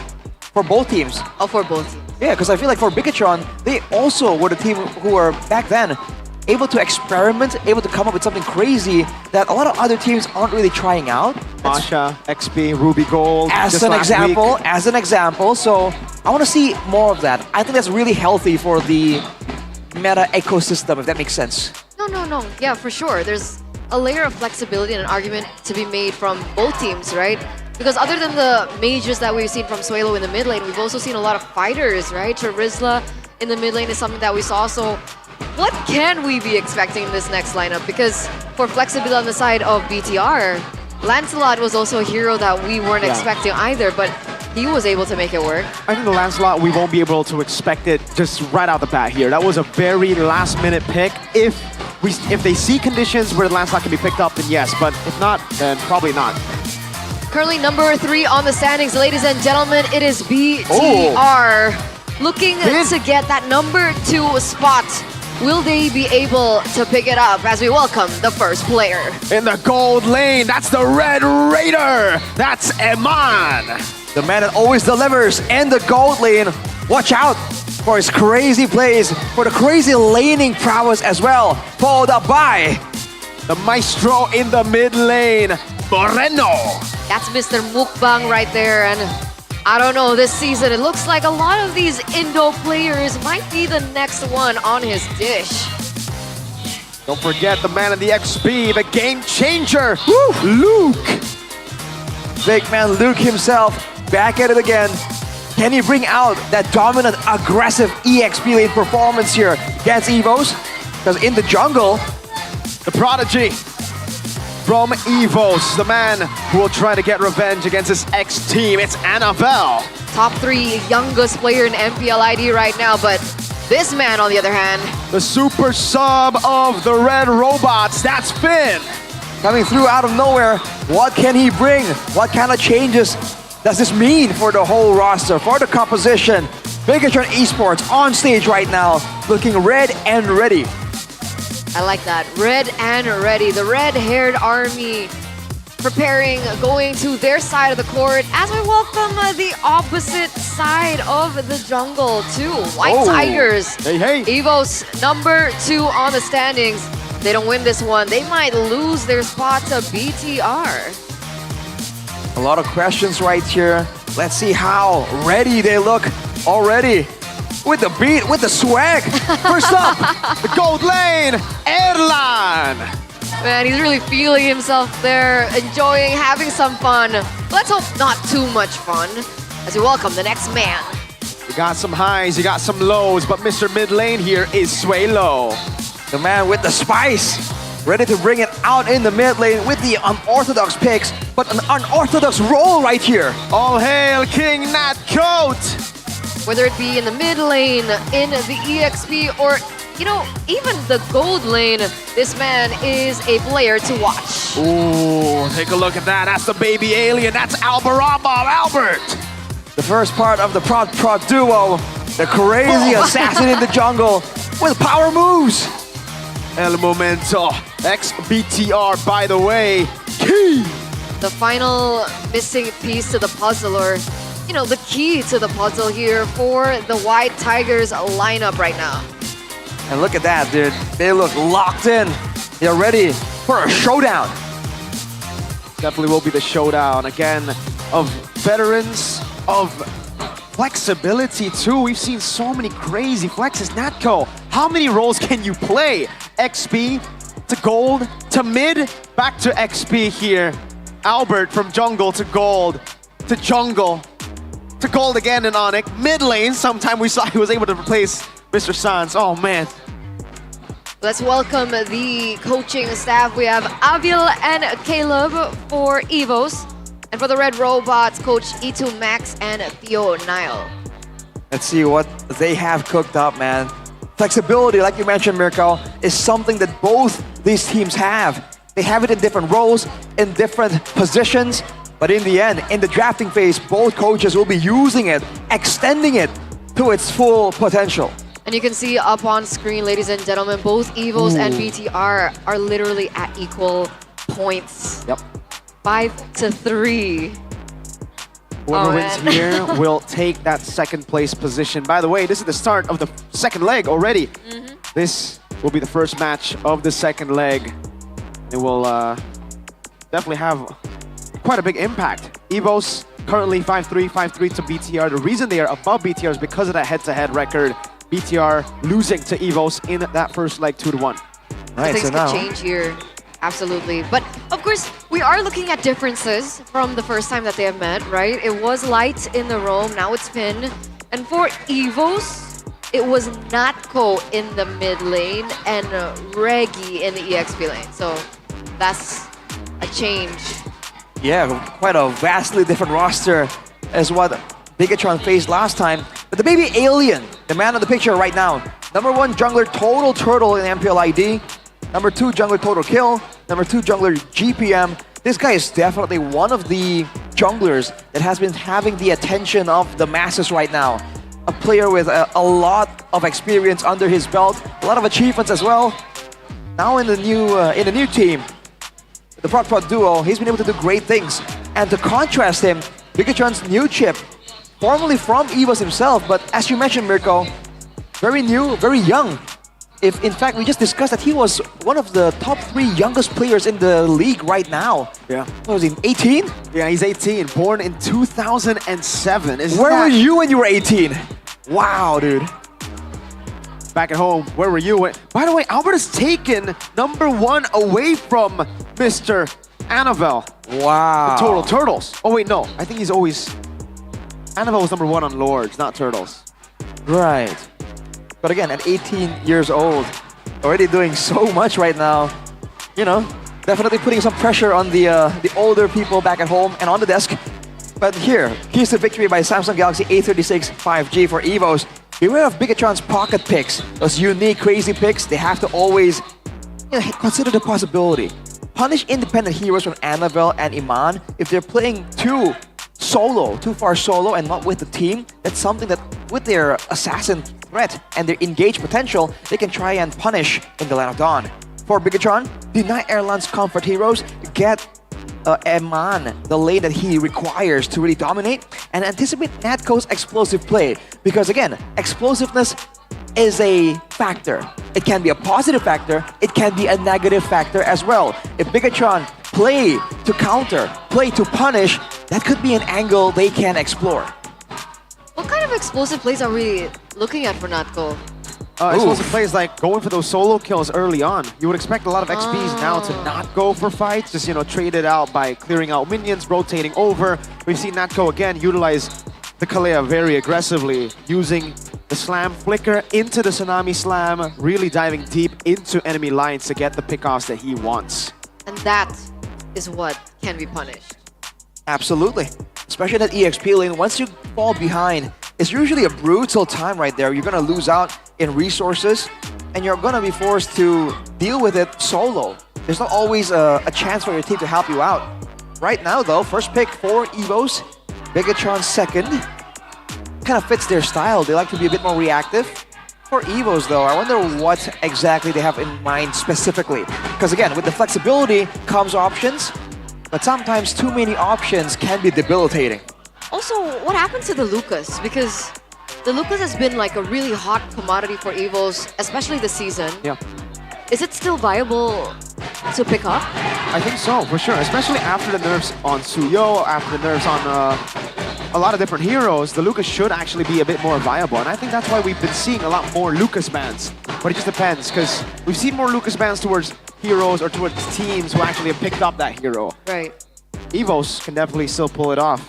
We saw more Suyo joys, but I think we have seen the Lucas banned out against EVOS. We have. So we'll see whether or not it is going to be a banned out pick in the first phase, because that's an additional slot that will be utilized. But technically, EVOS are first pick. Ooh. So let's take a look at the drafting phase for game number 1, presented to you by the official tournament smartphone Samsung Galaxy A36 5G.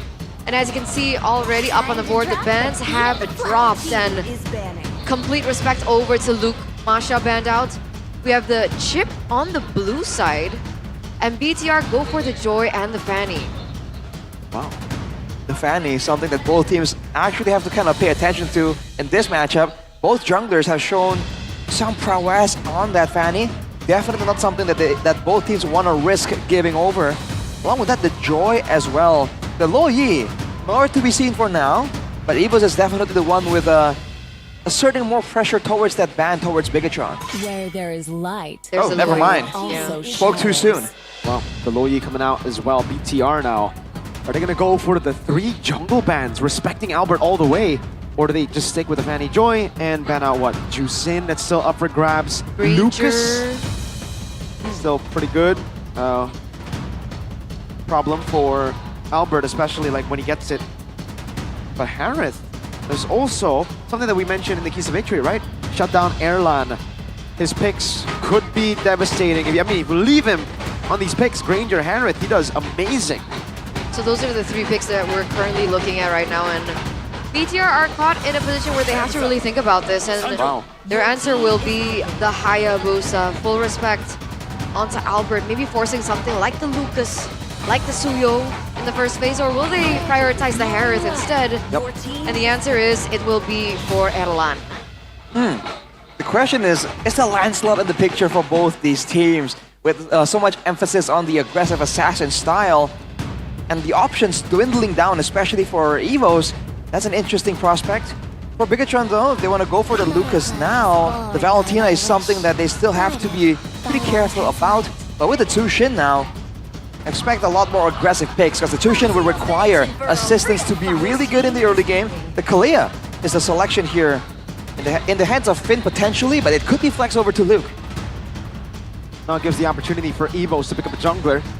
Again, Haya, Joy, Fanny banned away. You would expect BTR to put the pressure on Albert even more after seeing a Harith pick, but right now Albert is free to pick up a hero first. So does he go Suyo, the safe choice, but risk getting poked down by Jusin, or you just go for Fredrin? Because this was a choice for Albert before MPL started when they were playing for SBS. That Fredrin definitely can be a factor here, especially with against a team that doesn't have a lot of damage right now. It's a Kalia, so you're trading the, if you compare it to a Jawhead, you're trading the early damage for early sustain. So early sustain and a mid laner that can't really burst people down. That's why the Fredrin can be a great option here, but it indeed will be the Suyo. Albert wants that aggression, and now with the Yve in the picture, it's a great counter to the Sushin off the bat. And even now, any kind of chase style composition that Bigatron wants to try and do, it's gonna get slowed down immensely by the Void Crystals and the Void Blasts. Yeah, it's not going to be as easy to penetrate through the real-world manipulation, especially when we're looking at these things as an objective perspective, right? In these team fights, as they're centering around, as long as the Eve gets at level 4, should be fine. Oh. But there's a hero we haven't seen in a while, Hanzo. That's quite late game. First time since the patch just dropped. We haven't seen a Hanzo at all. We've been seeing, again, Haya, Joy more often, even Fredrin. But never the Hanzo, not even for Rin, the guy who has had the most success with it. Now with the Tushin and the Hanzo, you have to wonder, in the early game, there won't be a lot of kill potential, technically. Not until the mid game at least. So during all that time, who's supposed to do the heavy lifting for Bigatron? With the trio mid already exposed right here, Evos, what's the idea for the side lanes? They have to be careful about Luke's options. You know, the Masha has already been banned out, but who's to say that Luke can't come out with another aggressive EXP lane? There are options around. We are assuming that this Kalea is a roamer, right? Yeah. Because Luke hasn't picked up the Kalea. Not yet. This season. Alright. So it does make sense. That's why they're starting to limit these options now for the side of Evos. But what do Evos do now? Do they start eliminating gold laners? Do they take Ranger out? Okay, there you go. Ranger gets taken out. So we're looking at heroes like, what? What's good against the Harith other than the 1-1? The Moskov is definitely something that they can think about as well. The Claude has been a pick that Eman actually picked up against RRQ, game number 1, winning it out. So Claude, Moskov, these Blink heroes will have a lot of value up against the Harith and the Yi. But the Moskov in particular can dive in the backline along with the Hanzo. So if I had my say, I would say that would be a more troubling factor here for Evos' composition, especially with the Yve already shown. But we'll go ahead and see for Bigatron here, what do they want to ban out? Again, it's probably some kind of card control hero. But that was an obvious answer. Now, Hylas as well with the Law and Order. We're trying to make sure that all these dive heroes have the space to actually be a real threat, because we know Evos have the awareness and they have a great roamer to shut down a lot of these dive attempts. So what do Evos ban here? Is it going to be the Moskov? Will it be the Claude? Because right now Bigatron really needs to be able to penetrate through that backline, and we've seen heroes like the Claude do well against the Yi. Yeah. You dive in with the Blink, you can get out the RWM with a Blink as well. Very safe in lane. It's just later on as we get into the mid game, Harith is going to have a really good time against the Claude. It'll actually be the Beatrix ban, expecting Kalea Beatrix. Hey, the pick-off combo, I guess? with the Boundless Rage, able to delete someone. And also it gives a good amount of long distance poke or burst potential. And I believe it's a hero that Iman is pretty comfortable with as well. So, interesting choice. The Phobius comes out as an answer right here. Again, it's about chase, it's about crowd control for Evos now. Do they want to find ways to avoid that scenario? Do they want to kite back away? Or do they want to play Bigatron's game and fight fire with fire?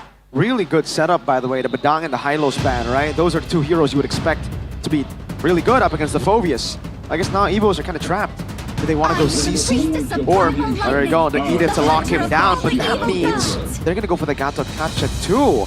Gatot plus Edith, a main initiator in Edith with Natko's explosiveness, and Key just capitalizing. Good stuff. Interesting. And both of them have a very quick, spammable, quote-unquote, it's not super spammable, but it's on a relatively short cooldown, and it comes out quick as well. The onward and the taunt from the Gatot Kacha. So that's another layer of obstacles that the Hanzo has to kind of consider before diving towards the backline. So not a bad option at all. But final pick here for Bigatron is gonna be the 1-1. Yeah, they still do it. They still lock it in. Interesting. I mentioned the 1-1 earlier, but not in a way. Not in this way.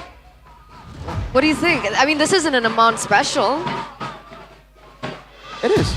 So it's okay. Yeah, it is an Amon special. It's a signature pick for him. This was also the most banned pick against BTR in the playoffs of Season 14. It's a different season, but still, the skill set does not diminish. That's the idea.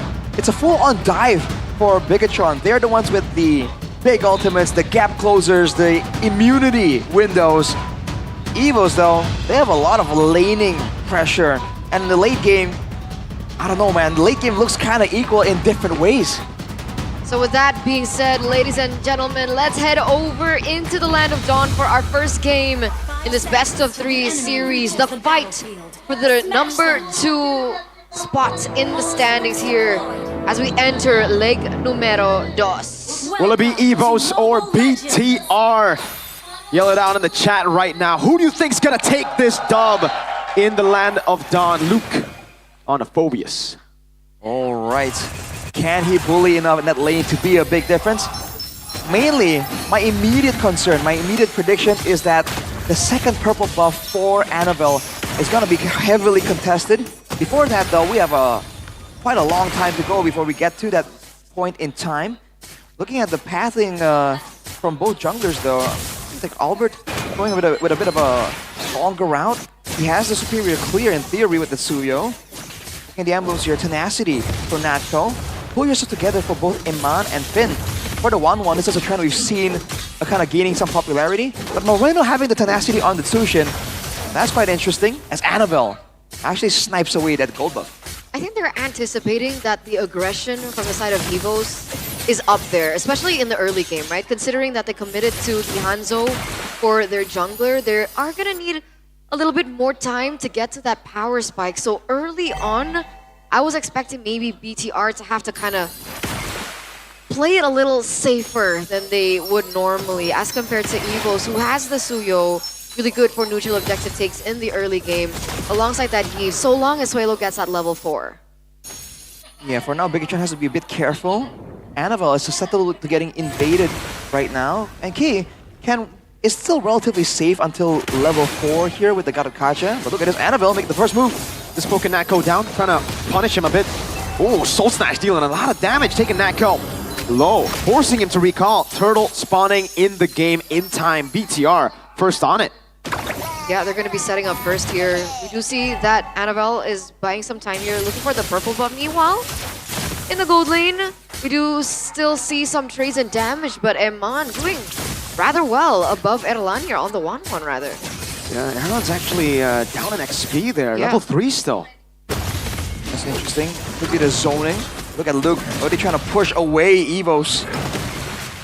Okay, Luke looking out to safety after jumping in with Infernal Pursuit. Oh, baiting this position, canceling out the first turtle. Suyo and Evos unable to secure it. They're gonna have to let it go, let it be for now. BTR take control of it.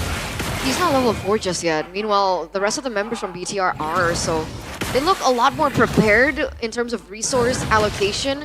Maybe that's what they're buying time for. Oh, that's the explosiveness. Nako able to find Albert. Now, an all-in dive, but Albert able to secure the neutral objective. Tsunami Slam coming down with Annabelle locking Albert down. Moreno still in the midst of it all. Albert gonna be taken down by Soul Snatch. Just stay low. Will be next in the chopping block. Knocked up, but has to purify. Good taunt to disengage. Finn all alone. Can he run? He will be able to, but it's a 1,000 gold lead for EVOS. 1-for-1 trade in terms of those kills, but it was EVOS that were able to pick up the turtle, and hence that gold lead favoring the White Tigers here in the 3rd minute. Let's take a look at the talent prediction by GoPay. Unanimous except for all. Interesting. So it was Papulung first, and then Omawa, and now it's all Outlier. Coincidence? I think not. Well, we'll have to wait and see, man. 1,000 gold lead for EVOS at this point, and they did have the better big AoE teamfight tools there. Bigatron, because they have a Chushin there. Moreno made a great play with the Lantern Flare coming in, trying to do damage and zone EVOS away, but they weathered the storm. They have the Revitalize, and now they have the lead, and they're going to be planning on increasing that. And look at the attention to the gold lane immediately. Both teams understand that in the mid-game, this gold lane is what both teams are going to rely on for a lot of the damage output. Both the 1-1 and the Harith have a pretty good spike in the mid-game. But whose spike comes earlier? Is it the 1-1? 1-1. Or is it the Harith? 1-1. All right, Mirko, the token gold lane expert here. The 1-1, I do agree. Although Harith, whoa, hang on a second. Look for the dive, has to purify Airlines, gonna save it for a bit. Oh, Annabelle waited for it. Now Soul Snatch coming down. Good taunt, and Annabelle will be forced back. Airline survives, has the help with the Revitalize to get back. Really good cover, damage control from EVOS. As it looks like the turtle will be spawning in about 7 seconds on the board. Albert level 8, Annabelle level 8. Who will have the upper hand when both of these teams start to tangle? I think Albert has the advantage when it comes to the 50-50s with the Suyo after all, but look at this. Taunt over to Finn means should be free, and it is.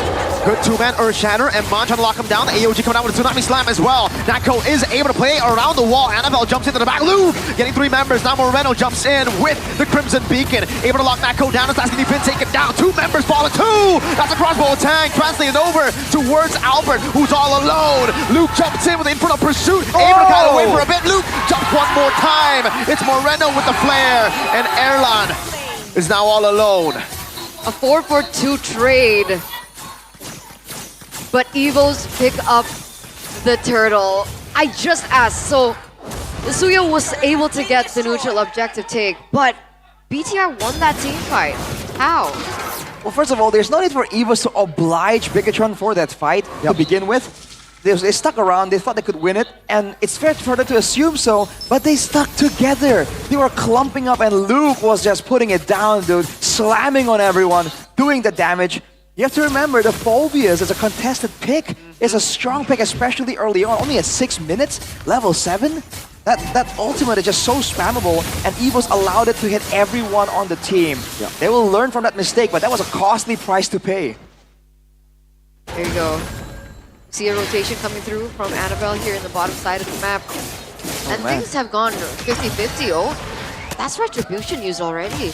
Yeah, trying to clear up the way. Meanwhile, up top, he caught in the tough spot, forced to back away. Airline zone away. Albert looking for the solo on Annabelle, and it will be a solo. Albert in enemy territory.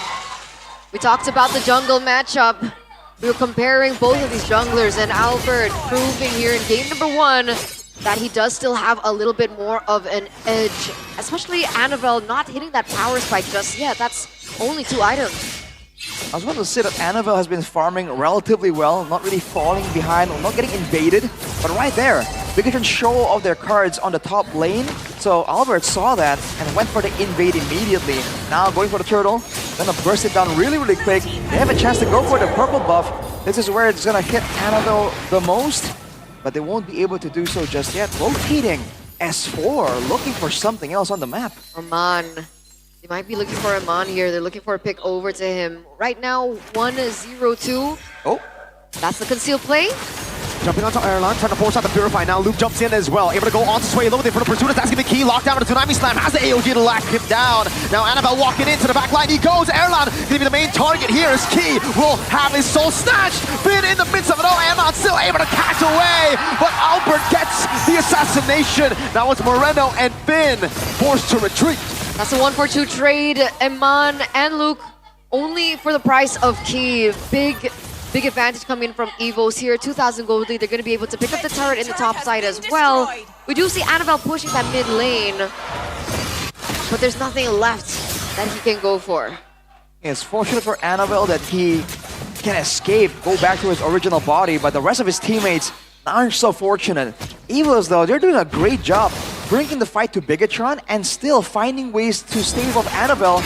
Look at Albert, they're getting jumped on. Uh-oh, looking for the chase. Has Natco right there, and Key will follow too. AOG to the back. Annabelle gonna be caught in the AOG. Won't be able to escape. Actually, still able to dash away. Good disengage from Luke as he jumps in for the pursuit. Now 2 members caught again. It's a stun over. RWM locking him down in the back line as Eman is unable to get the crossbow 10, but he does get it in the end with the Inspire. Locking Erlan down. That's Key next to the chopping block. Still, Eman catting away. Gets Quelled. Still able to cat away for a bit. Sway low. Now targeted down by Annabelle, who's looking for one last shot. Albert, can he chase? Where will he go? Into the real body or to the shadow? Annabelle will choose to run the other way. Oh, a 1v1 situation here as all the rest of the members have been taken out. Oh, Annabelle is still running. Albert still looking. He gets away. Gets away with the shadow. Oh boy, that's so unfair, man. As a mage player, I have to make it very, very clear that hero is so annoying. But Evos, with the advantage of pushing Annabelle away, they're going to go rush the Lord. They can do this. Annabelle still really low. That's an engage into the back with a Tsunami Slam. Luke able to get the Lord. Annabelle now with a Soul Stash. Natco taken down. Key revitalized, trying to buy some time. Luke in the back, still disrupting, still getting the pursuit flickering now, but will be taken down by Erlan. Suelo also going to be able to use that real world manipulation to kind of stave off the pressure coming in from BTR. Eman able to get the kill with the help of the flare and the beacon from Moreno. There it is. That's 3 members from the side of Evos taken down, plus BTR pick up the Lord in this 10th minute of the game. Annabelle is coming onto Albert, but he doesn't commit onto it. Man, that's just the way it is. When you're the Hanzo, you can chase as far as you want. Wow. And you are not reliant on any skills at all. It is all basic attacks, so Albert just cannot ever win a 1v1 all-in scenario, especially when the Pinnacle Ninja is used. With the Yve right now, the Evos should be able to defend here from the Lord, but Bigatron are not going to make it easy for them. Let's see Annabelle zoning them in the back. Able to jump in, forcing Natco to onward. Lord, will it get the charge on the base? Oh, it does. Barely before it gets taken down. But the shield still stands. So everything else gets taken out here. So it's still a successful defense coming from Evos. Not as much casualties, I would say. Damage control from the White Tigers. Not at all, but again, it's looking quite difficult, man. Evos, they've done a great job shutting down Annabelle in the fights so far.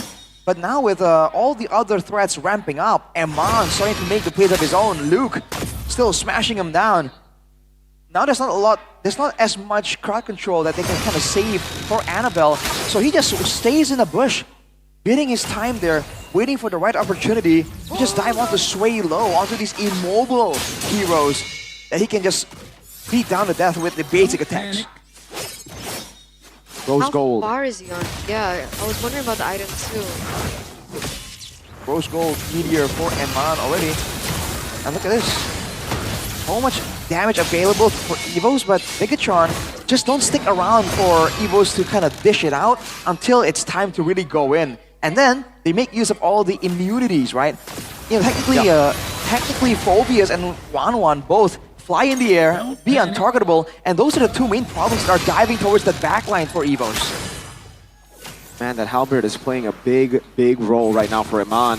You can see just how much pressure he can put on Erlan, Key. Actually, to be fair, everyone. The Revitalize is a key battle spell in a lot of these clumped up compositions. So the fact that Eman was already able to cancel out a lot of the healing from Erlan and that Revitalize early has given BTR, again, that advantage in the fights. And right now, Annabelle is also so far ahead. already at the power spike too, so we can expect a little bit more from him at this point. It looks like they were looking for a pick onto Eman, but Eman was aware of the presence. A rotation now coming in from Evos. Oh, wait. Oh, they're blitzing it. Yep. They know Iman is in the bottom lane. Annabelle, can he do it? Retreat! Annabelle! How has he done that? Now Moreno on its way low. Forcing to Purify out, looking for Nako as he puts the Crimson. No, just the Lantern Flare Fin. Jumps in, Tsunami Slam knocking him down on the backline's gonna be Iman looking for the crossbow tag! And he gets it in time! Key will fall! Key still able to survive for a bit. Sky Piercer coming down as Luke keeps on jumping. Another Infernal Pursuit, but it's way too deep. 1-for-1 trade, and again Annabelle on the Lancelot, and now he's going for more! Soul Snatch, but the Winter Crown is right there to help him. Whew. That's still a Lord marching in the mid lane. No Lancelot, no problem. He's able to make it work on the Hanzo too. Little reroute coming in through from the Lord, but it's still gonna push through into the mid lane. That's Annabelle! Primal Wrath versus Soul Snatch! Annabelle assassinating the front line! He's looking for more here. Mid lane is taken down. You can see Evils trying their best to go in for the clear, and they will. But ladies and gentlemen, BTR, Annabelle, how does he keep finding these steals? He's just so good at the calculations, man. On a Hanzo that technically doesn't really have a lot of extra damage to add on to that Retribution to go for the secure, he is finding it against a Suyo. Not against any Suyo, against Albert on that Suyo. This is a guy we've been hyping up for having a really solid Retribution, and Annabelle is outdoing him right now. 6k gold advantage for Bigatron. Annabelle, full build already. Evos are running out of options. So far, the tail of the tape has been ridiculously accurate. Albert #1 in turtle takes. Annabelle #1 on Lord takes. Wow. Is that a coincidence, Mirko?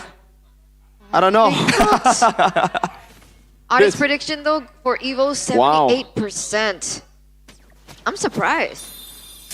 That would be like 80% or something. Today, the audience has not been As like, we haven't been in sync, the casters and the audience, even for TLID, remember? True. Look at the AI prediction rate though. Whoa, whoa. 68%. That's the awesome intelligence prediction. I mean, it does make sense, right? And we're looking at one lack inhibitor turret. Meanwhile, there are a lot more structures on the board for the fight of BTR. BTR holding a 5,600 gold lead. And as it looks right now, BTR are holding more pressure, more control. Look how wary Evos are rotating, even in their own jungle.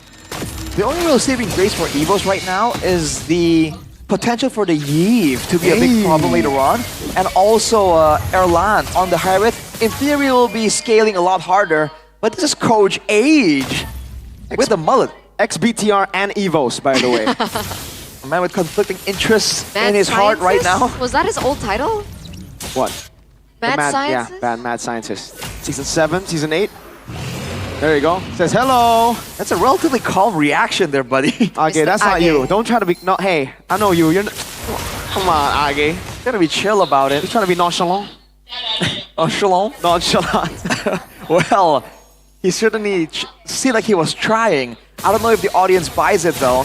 Right now, again, look at the setup from Bigatron already setting up on the far side in case anyone rotates around. Evos once again are going for it, but Annabelle, can he steal it again? No way. They have this much trust in Annabelle. He decides to go in, but it's too late. Oh, Luke gets 4 members in for the pursuit. We're into the backline. Moreno with the Crimson Beacon, locking Key down. Oh, yeah, that's not Ko.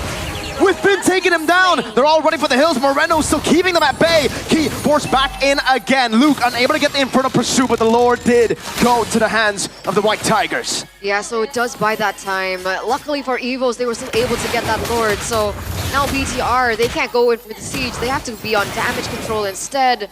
Focusing more on taking down the Lord. There is a wave that's pushing in favor of BTR in the mid lane, but it will easily be taken out. Lord was pulled into the jungle, man. Yeah, they took him over to a secluded area and beat him up. That's thug-like behavior from Bigatron, as opposed to the clean programming. But sometimes, even the robots have to get down and dirty in a brawl like this. So Evos has been able to extend the game with that Lord take. But now what? Bigatron probably recognizes that setting up like that, sending Finn and Eman to the far side, might be a bit too risky to do again in the future. For Evos, it's the same problem still. the fact that they were pushed away so far from the Zaman Force earlier also meant that Erlan, despite the fact that he is only one item away from full build, he wasn't really able to maximize the potential. EVOS has to try and pick a proper fight, lock everyone in the Zaman Force, and allow Erlan to carry. That's the only realistic solution, but a lot easier said than done, especially trying to deal with the dive and the invulnerability of both the Phobias and the Wanwan. We saw Luke make the three-man knockout play just earlier. I just realized, right, Divine Glaive now secured in for Erlan. I was looking at Divine Glaive maybe being the answer to the damage that Eagles need in these team fights. And then I was looking over at BTR. It looks like Eman has Athena Shield built into his kit alongside the Rose Gold Meteor. Whoa, a crazy dive from Annabelle there. Trying to put pressure on, but it's because Erlan is online now. Yep. Erlan can really hurt Eman in these fights, especially if he gets Winter Crown later. Who got Winter Crown? Was that Suelo? Suelo has one, Natco has one, and you know, for good measure, for Bigatron, Moreno also has one, so a bunch of Winter Crowns for these cold-blooded battles upcoming soon. 30 seconds to go here. Oh, hang on, Annabelle, ooh. Man, he has so much damage potential, it gets kind of creepy when he just runs at you like that. But according to you, Mirko, damage potential for Eman and Erlan right now, at this point in time. Erlan for sure on the habit, so, but... Okay.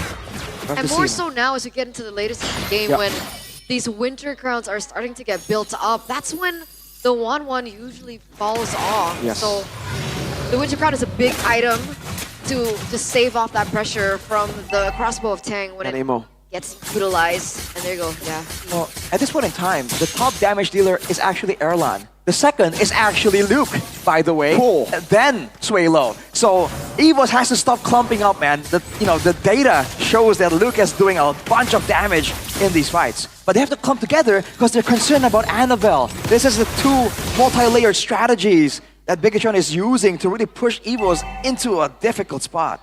They can't be giving away these Lords anymore. It's gonna be, well, it is already an evolved Lord. Right. Hey. Look at Bigatron though, they're setting up the same way, exactly. They've shown him on. Wait a minute, they're gonna try to blitz it one more time, ladies and gentlemen. A gamble for BTR as they don't have anyone there. Erlan still on it. Oh, it's a flank. Luke's walking up, able to go for the two-man, able to find two-man. Now, in the back, Finn jumps in. Oh, Luke gonna be taken down by Albert. But take a look at Eman, who's still gonna be able to free hit now. Looking for the crossbow attack. Will just dive away as Moreno gets the Sky Piercer. But Annabelle's all the way to the back, and Moreno is isolated. Eman and Annabelle, the two members left to go up against the likes of EVOS. Annabelle jumps in, soul snatch over to Albert, still able to blink away. Now it's Eman kiting away against Erlan, who has his Zaman Force. He's gotta be careful. Look at that damage. 3-4-1 so far, ladies and gentlemen, and it looks like despite the White Tigers getting caught low, they should have more of a say. Annabelle's looking for a crazy play. Soul Snatch, Key able to deal with it with the help of Erlan. Annabelle is out of this fight completely. No Inspire for 18 seconds for Eman. He's not kite this perfectly. Now onto Key goes! The damage from Erlan! Annabelle looking for the Retribution. Jumps in over to Key. Gets the Soul Snatch away. Won't be able to get the Retribution.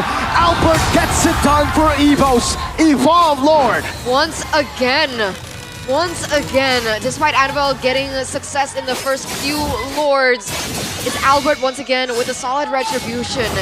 And unfortunately, Eman tried his best to go in for Distraction Protocol, but man, Albert on the Suyo just still too clean with the Retro. Already looking for that possibility. Having all the countermeasures ready for that steal attempt, they just were locked in right there. They're able to win that fight because Erlan was left alone, man. Everyone was diving towards Suelo. That's where the flank happened for Finn and Eman, and Suelo had the Winter Crown. That allowed Erlan to just stay in the front, and they demolished, dude. Erlan has 85,000 damage dealt. Annabelle only has 60,000. Another Winter Crown built in for Key. Look at Eman's positioning right now. On Key, Soul Snatch. Oh, so low Annabelle. Forced back, Evolve Lord still ready to be used by EVOS. Eman, Athena Shield already proc down below. It's a full HP evolve. Lord taking a lot of damage there. Natco with the flicker forward and the armor. Won't be able to find the Earth Shadow there. As that's going to be Luke still trying to wait on some time. Iman caught in the real world revelation. The Lord is already on the base. Erlan will look to lock it down. It's going to be Iman taken down as now Luke tries to defend, but Annabelle will crumble, and so will BTR. Evos with a comeback victory. Game number 1 goes to the White Tigers. 22 minutes and 44 seconds. It was back and forth for a while, but BTR unfortunately weren't able to get these neutral objective takes. They weren't able to get the Lord, but Albert was great enough to secure it for their team. Man, what was that game, dude?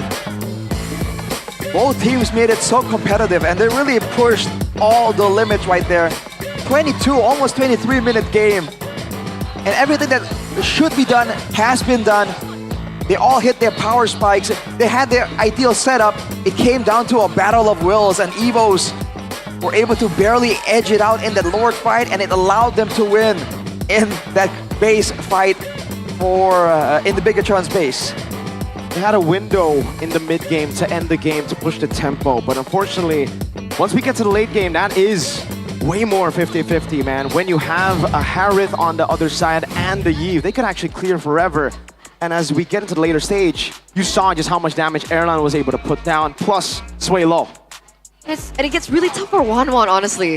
When these Winter Crowns get built up, when the Immortals as well start getting built up, it's really hard for Iman to optimize in damage usage and damage placement. So unless we see like a 1-1 snowballing from, let's say, like the mid game, it's really hard. Even for Iman, even on his signature 1-1 pick.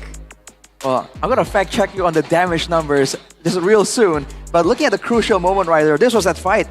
And look at this. It's a dive towards Natco and Sway low. And they're able to buy so much time. Erlan, by the time that Bigatron is done, trying to focus on the next damage dealer, Erlan was still at full HP. Yep. He wasn't touched at all in that fight. They tried their best here to go and stay composed, to go for the retreat. But unfortunately, Albert, with the rest of the team, 4v2. Was a bit too much for Annabelle and Iman to handle. Albert, solid performance. For sure. Just a fun fact, by the way. Number 1 damage dealer was Erlan. Second was Annabelle. Third, by the end of the game, was Albert himself. Ooh. So on this Suyo, he was absolutely dishing out the damage. But in the early game, that was not the case, man. With Annabelle being so pesky, but man, Bigatron, they're able to leverage the chase potential. They were trying to use Annabelle to be so annoying. And Luke, as always, man, when you put him on a hero that can make these plays happen, look at the damage output of Luke alone. He was hitting 2 or 3 members each time he's going slamming down on the rest of Evos. That's something that Evos definitely has to kind of take note of for the next game, potentially. But afterwards, with the big combos, Evos were able to actually get the better of Bigatron in the big fights. But afterwards, the invulnerabilities, as predicted by Iman, by Annabelle as well, allowed them to really get a bit of an edge there. The fact that it's basic attack-based is just something that allowed them to do so well. The steal here from Annabelle kind of delayed the game even longer. But in this crucial fight, again, look at all the Winter Crowns and how much time is spent by Iman just waiting, right? Confused. What do I do now? I can't really pop my ultimate at this point. He finished the fight with the crossbow of Tang still intact. Yeah, crazy composure from Natco. Because in that position, you would expect, again, like, just Evos to kind of panic, but no, they just stayed composed. Natco knew he just had to soak in as much damage as possible, take the aggro away from Sway low, and force Iman to the side. And this Iman build that we saw, no Wind of Nature, really hurt him in the end. To be fair, it wasn't really anything he could do because he needed the Athena shield more than the Wind of Nature, but it was Albert who dealt the final blow to Iman. That is absolutely the case, man. Without the Athena, he would have been popped multiple times. He even went for a Haas Claws right there, just, to get a bit more survivability.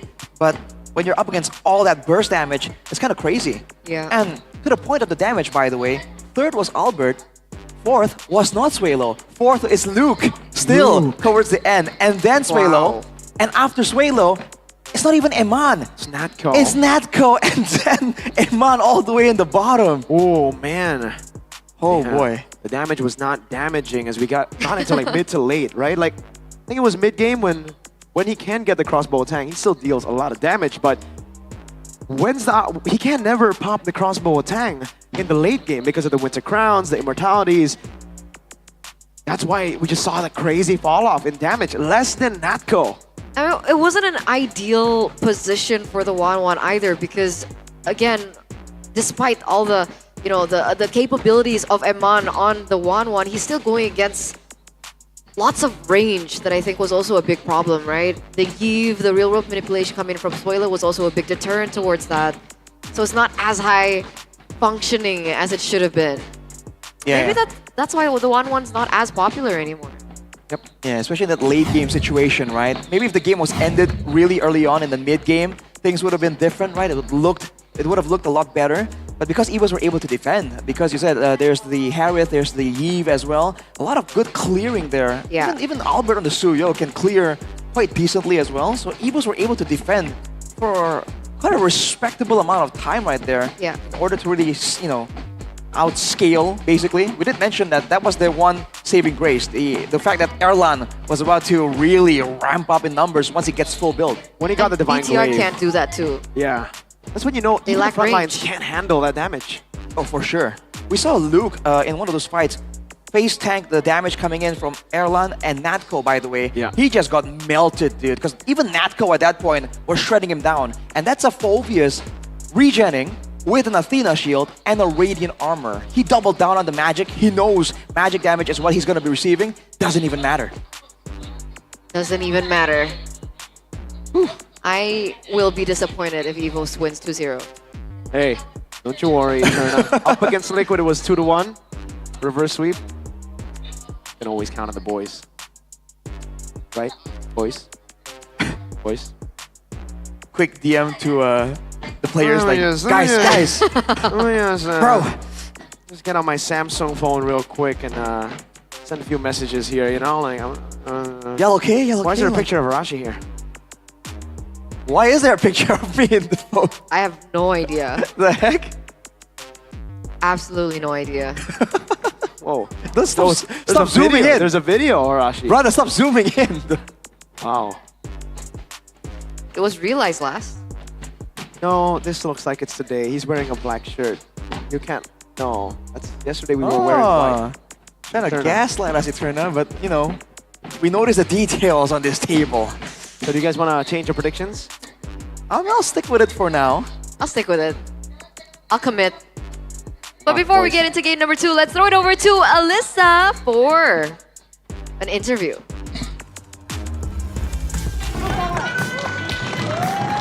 Thank you so much Caster, dan kita sudah melihat di game pertama tadi di match penutupan hari ini. Poin pertama dijatuhkan pada EVOS dan juga pastinya bersama Alisa. Di sini ada dari EVOS fans, yeay! Dan pastinya di sini boleh dong kita kenalan dulu nih, namanya siapa? Ash. Ada Ash? Halo, aku Fancy Nancy. Fancy Nancy? Aku Aul. Aku Lele. Lele dan juga? Aku Shine. Dan kalian dari? EVOS Holy. EVOS Holy Fury, yeay! Ini adalah salah satu tim kebanggaan EVOS juga. Kalian tuh denger-dengar adalah pemain MPL versi perempuannya, betul? Betul. Wow, jadi kalian jago-jago nih ya main MLBB-nya nih ya. Dengar-dengar nih Ash, katanya kalau dari EVOS sendiri nih ada program EVOS Academy, is it true? Iya, betul banget. Itu programnya apa sih? Boleh dikasih tahu nggak sih ke teman-teman semua? Jadi EVOS Academy itu dibikin buat bantu ngembangin bakat player muda biar siap terjun ke dunia e-sport yang kompetitif. Jadi dibangun khusus untuk membantu para bakat-bakat ya, jadi menjaring bakat-bakat. Tapi kalau misalkan dari public player nih, misalkan teman-teman yang nonton di rumah, para super fans mau juga jadi pro player, bisa nggak sih dengan gabung EVOS Academy program ini? Bisa banget, jadi nanti bisa langsung ikut trial di EVOS atau mungkin ikut trial di tim lain yang lagi cari pemain. Wow, seru sekali ya pastinya. Dan kalau tujuan sendiri didirikannya EVOS Academy ini tuh mainly buat apa? Buat mengasah skill player-player muda sih yang mau jadi pro player. Dan siapapun bisa ikut? Bisa. Kalau gitu gimana cara daftarnya nih? Kalau teman-teman di rumah, para super fans, para EVOS fans pengen juga nih buat jadi pro player dan pengen daftar EVOS Academy Program. Yang mau daftar bisa langsung cek Instagram kami di @academy_by_evos. Di sana udah langsung ada pendaftarannya, tips-tips dari coach dan update seru lainnya. Jadi langsung aja di follow di Instagramnya buat dapetin keseruan dan pastinya dapetin kesempatan juga ya untuk dapat pengajaran dan juga pastinya untuk dapat berbagai insight dan ilmu-ilmu untuk menjadi pro player juga. Dan boleh dong teman-teman kita kasih semangat lagi buat EVOS yang di game pertama sudah tampil prima sekali dengan 1 poin. Silakan. Boleh mungkin teman-teman High Fury yang lain nih ya kasih semangatnya. Semangat EVOS, semangat. Semangat mungkin permainannya bisa lebih konsisten lagi biar langsung 2-0. Semangat EVOS roar. Semangat EVOS roar mengaum sang macan putih. Dan itu dia tadi EVOS Academy Program. Jangan lupa ikutan teman-teman semua kalau mau menjadi pro player langsung saja karena banyak sekali kesempatannya, salah satunya dengan ikutan EVOS Academy Program. Dan kita akan melihat apakah di game kedua EVOS akan tetap bisa tampil prima atau akan dikalahkan oleh Bigetron. Dan langsung saja kita akan kembalikan lagi ke caster. Silakan caster, take it over.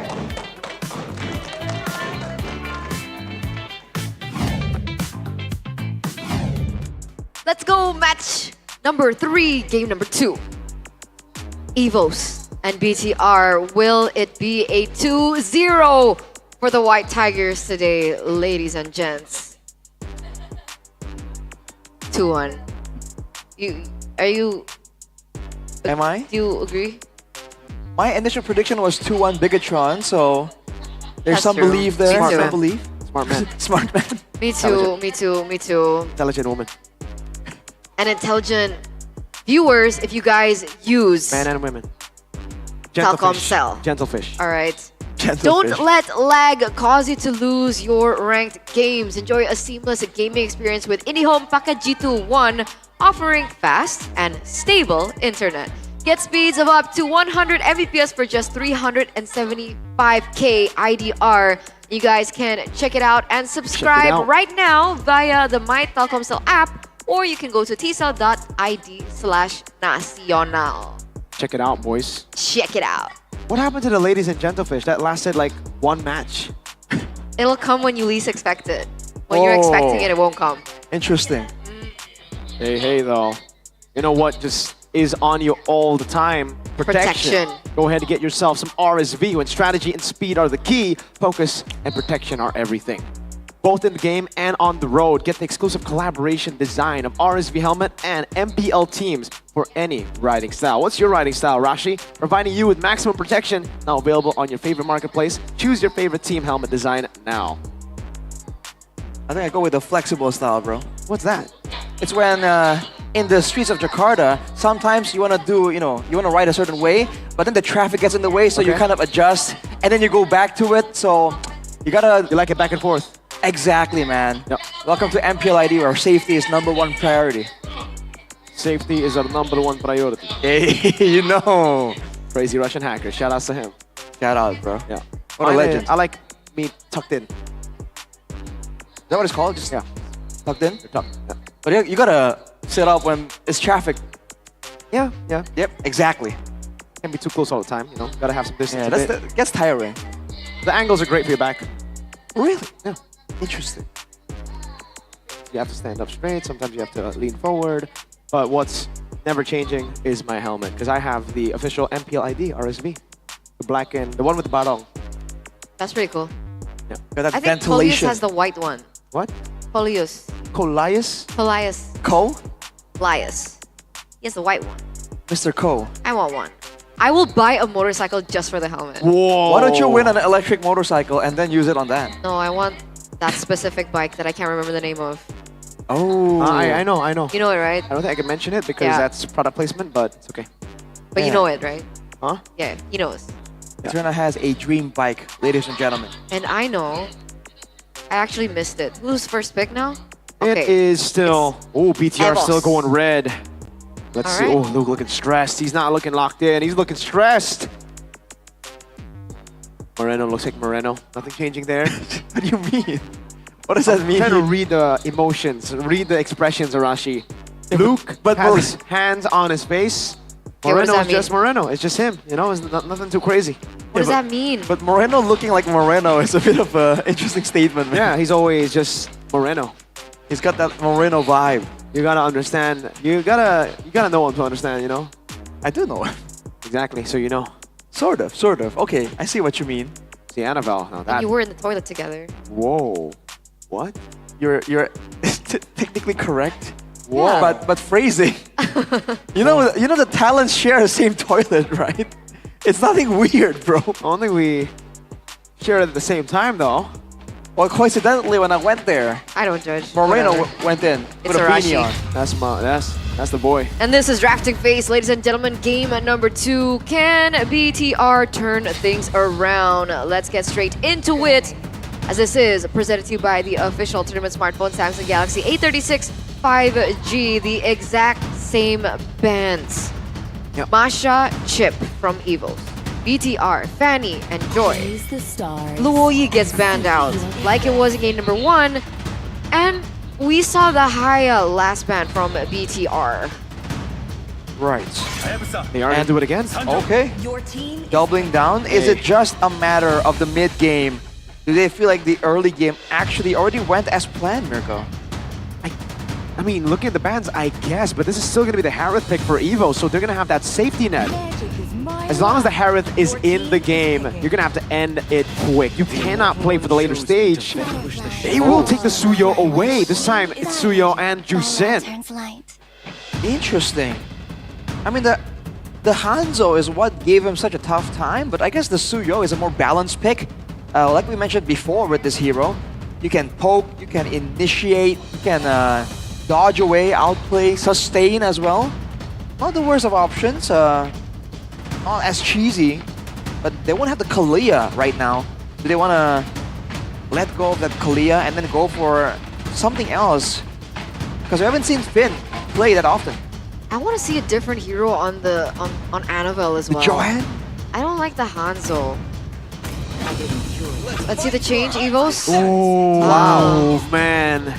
I expected a change for BTR, but it looks like Evos for Albert will go for the Lucas and the Valentina to prevent that from happening. But a CC can still come through here for BTR in the last pick. But this is gonna be Lucas jungle. Even if you go CC, it won't really be able to bully the Lucas in lane. Lucas will still have a free time to go and clear the jungle.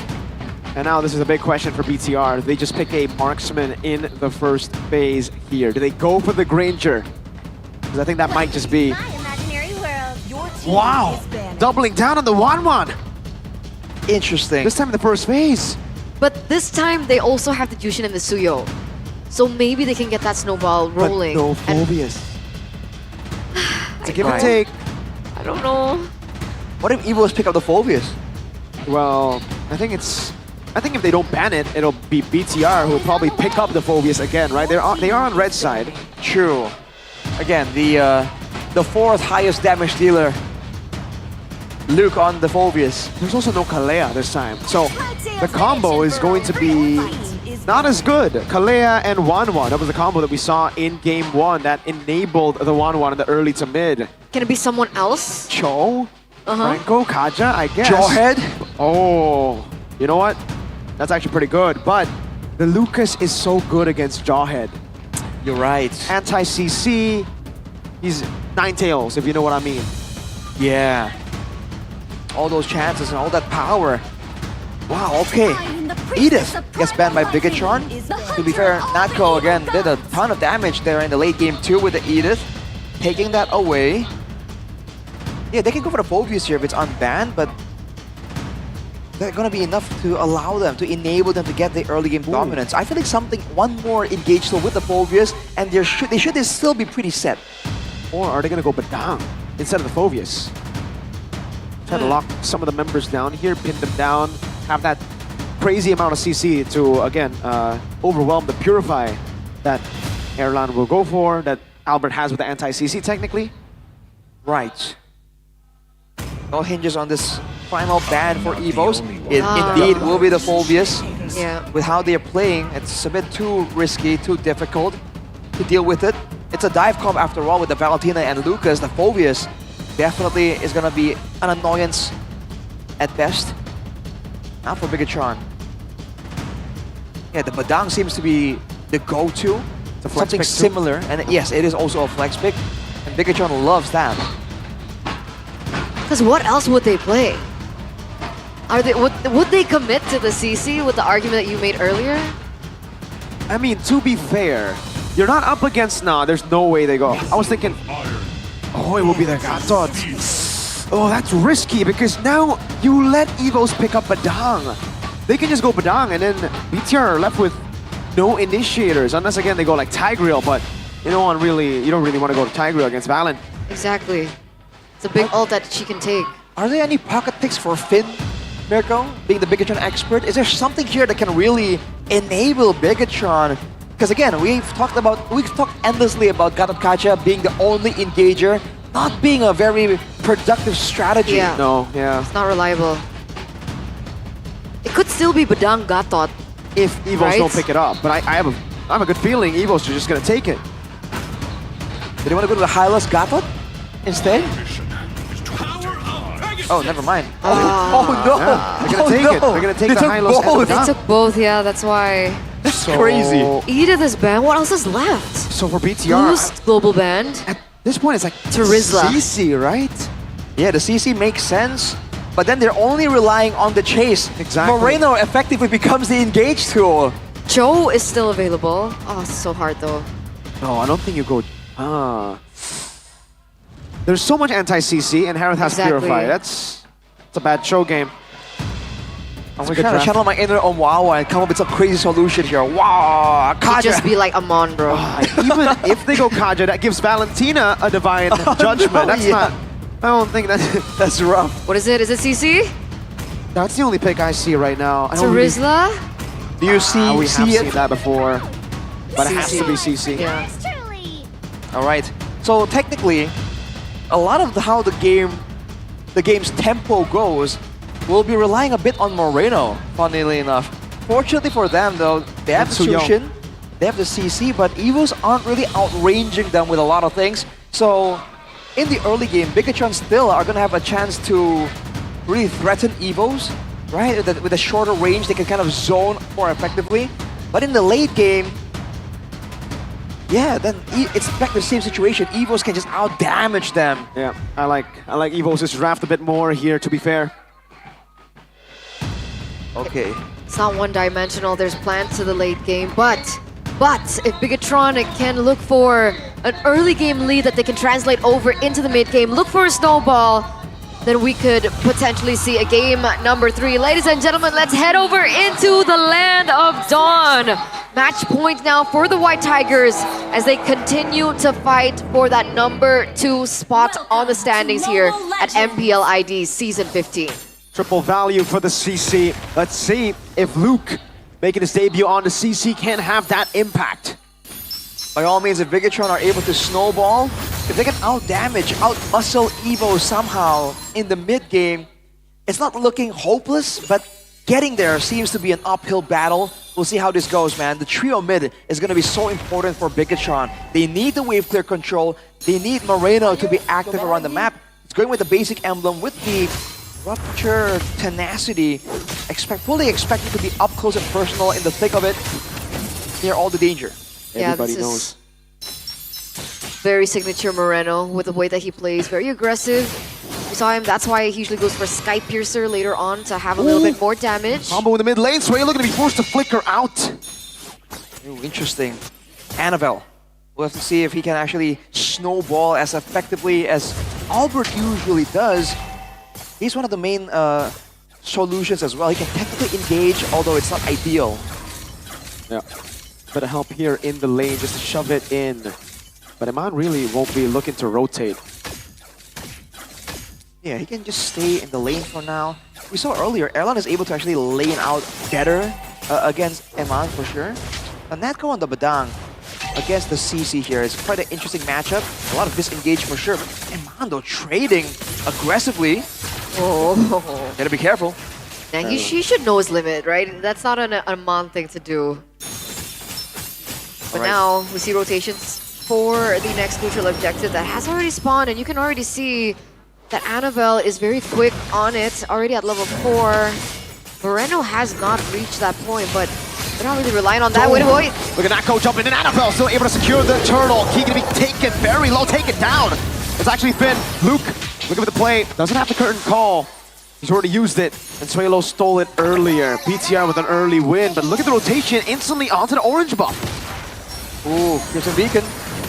And the AOG locking Suelo down. No Purify, Moreno locking him down as well. So much damage, and the orange buff is being taken by Annabelle. Luke pops in, the Vengeance now still able to cut away. It's gonna be the lockup again, throwing Nako back. Luke still able to dash away now. And it's Moreno keeping them at base. Finn goes back in, Annabelle looks in, Albert gonna be taken very low, so severed to death as Finn stays alive and is on a killing spree. Annabelle gets his revenge here. Ladies and gentlemen, that's 2 members taken down. And BTR with the 2,000 gold lead in 3 minutes. Wow. Respectable attempts from Evos. They're trying to use Natco to really get the jump onto Bigatron, but they fully expect that to happen. Now with the snowball, starting small but strong here. Bigatron, they need to use this momentum, man. Unfortunately, 3 kills are in the hands of Finn. So he's gonna be a tanky Kapakacha, but the damage maybe still is gonna be bearable for Evos. That's a free bounty, is it not? A roamer with 3 kills. You're right. It's a Gatot as well. Oh, not the best. Not the best of resource allocation there for the side of BTR. 82% for Evo's audience prediction by our new application GoPay. Where are the Bigot Troopers? I guess they're all just on this table right now. Uh-oh, Luke up top gonna be gang, has the Vengeance, will be able to kite away against 2 members. Oh, some flare right there, the recalls as well. 10 seconds to go before the next neutral objective take. And it seems like Natco and Albert are sticking around here, and Luke is tempting them. Yeah, he knows Albert won't have the Sacred Beast for a while, so... Oh, there's no kill threat, Luke, oh! Wait, this might be a free turtle for Bigatron then. Yeah, looks like it. Already a really great setup coming from BTR. We do see that Annabelle is 3 levels ahead. I don't think Evils want to go for the contest at this point, unless they want a bigger snowball for BTR. All alone, going to be chain CC'd. Albert getting a kill back. Finally, Evos on the board. And Luke biting off a bit more than he could chew right there, for sure. But he was able to take the attention away from the neutral objective. So, not the most awful result there.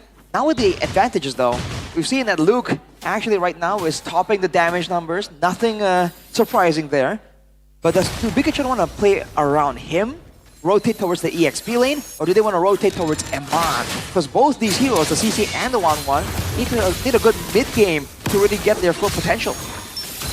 Moreno is already going to be able to... Oh, very close. Unable to get key there in the end. 70 seconds for the next neutral objective. Whoa, Erlan dashing it forward. Gives Eman free space to go for the crossbow tank. Erlan going to be caught in a tough spot, but there's a Revitalize and a Glorious Pathway to help them.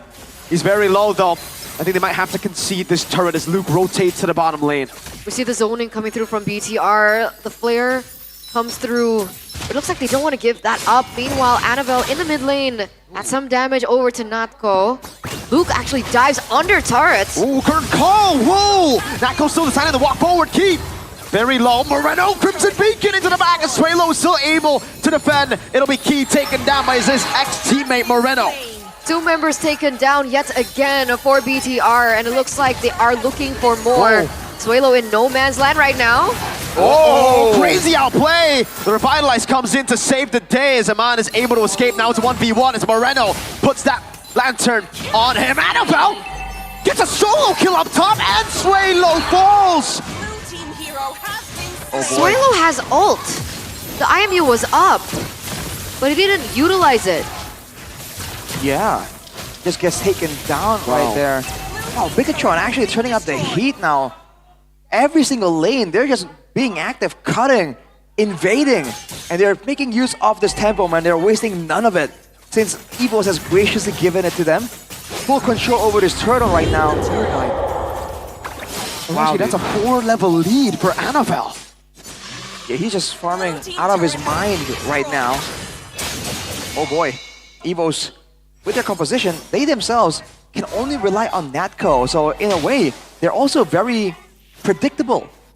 Luke has just needs to save the vengeance for that particular moment, and Finn can have the revitalize ready for those moments as well. So not a lot of surprises available for EVOS to try and turn things around. They're relying on being able to out-brawl Bigatron, but with 6,000 of a gold lead, there's no way that's gonna happen now. That's way too hard. Oh, AOG! Curtain call on the AOG, locking Natco down for a bit. But EVOS will still be able to defend this turn. Oh, wow, damage from Luke. Half HP on Erlan. How do they buy enough time for Erlan to get to the power spike? How? He's on 2 items right now, only the Starlium Scythe, as well as the Feather of Heaven. Gotta get the massive shutdown on Finn. Yeah, that is a pretty big shutdown, and I thought it was gonna be a free bounty. Turns out, Finn just doesn't die or hasn't died. Right now he's on reactive duty, that's why.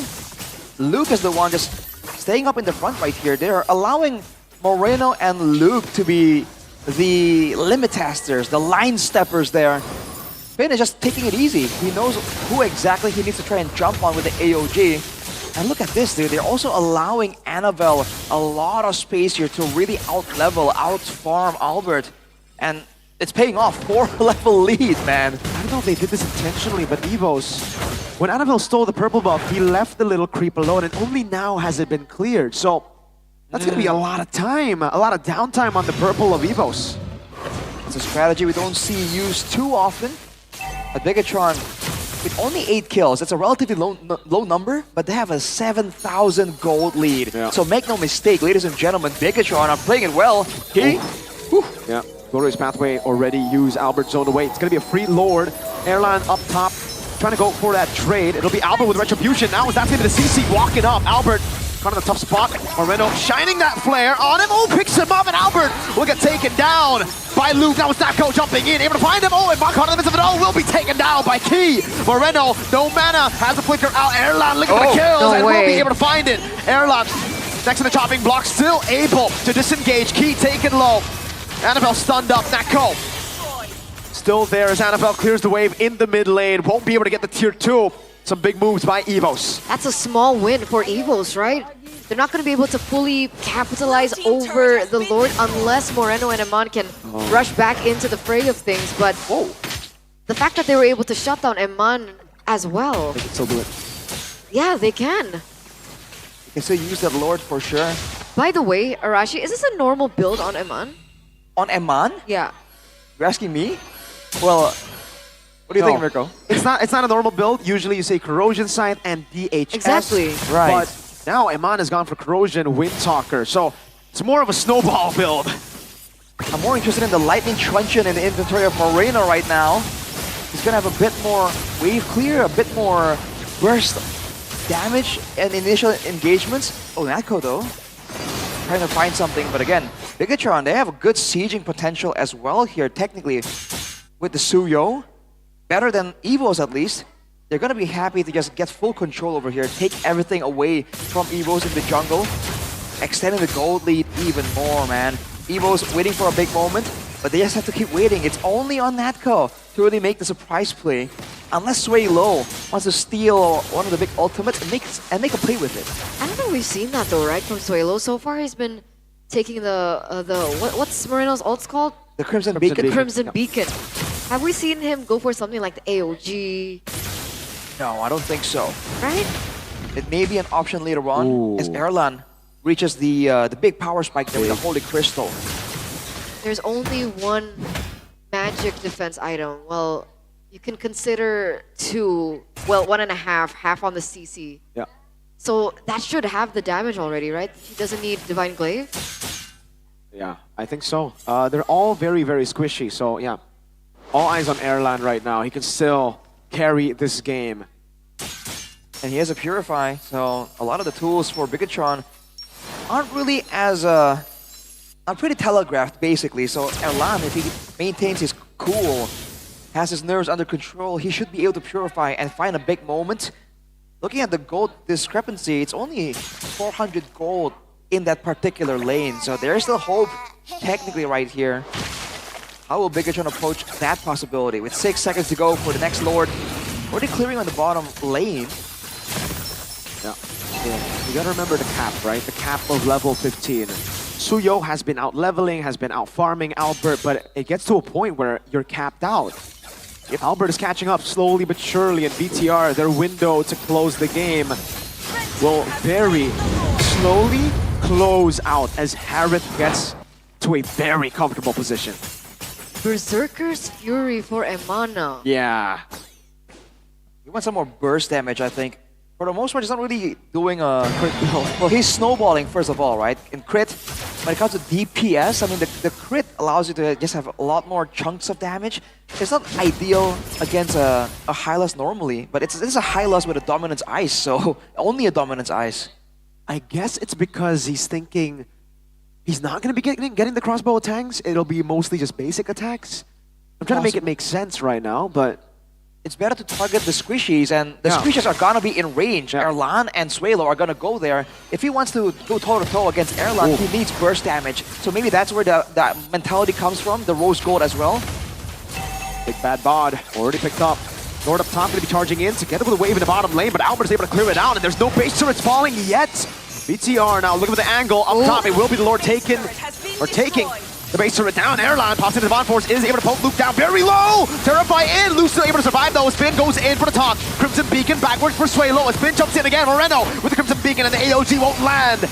BTR members quite low, but they'll crack another base turret open now. One more to go in the bottom lane, but Evos have defended one more time. Is this deja vu to game number 1? Are we gonna see this back and forth ping pong battle? Because now, like you mentioned, that cap is going to come at some point. Albert is already at level 14.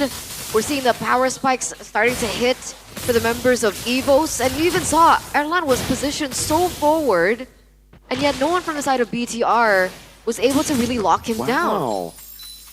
Well, to be fair, they don't have a lot of lockdown to begin with. That was Finn just diving in. That's a Winter Crown for Suelo. These are the big items, yeah. Yep.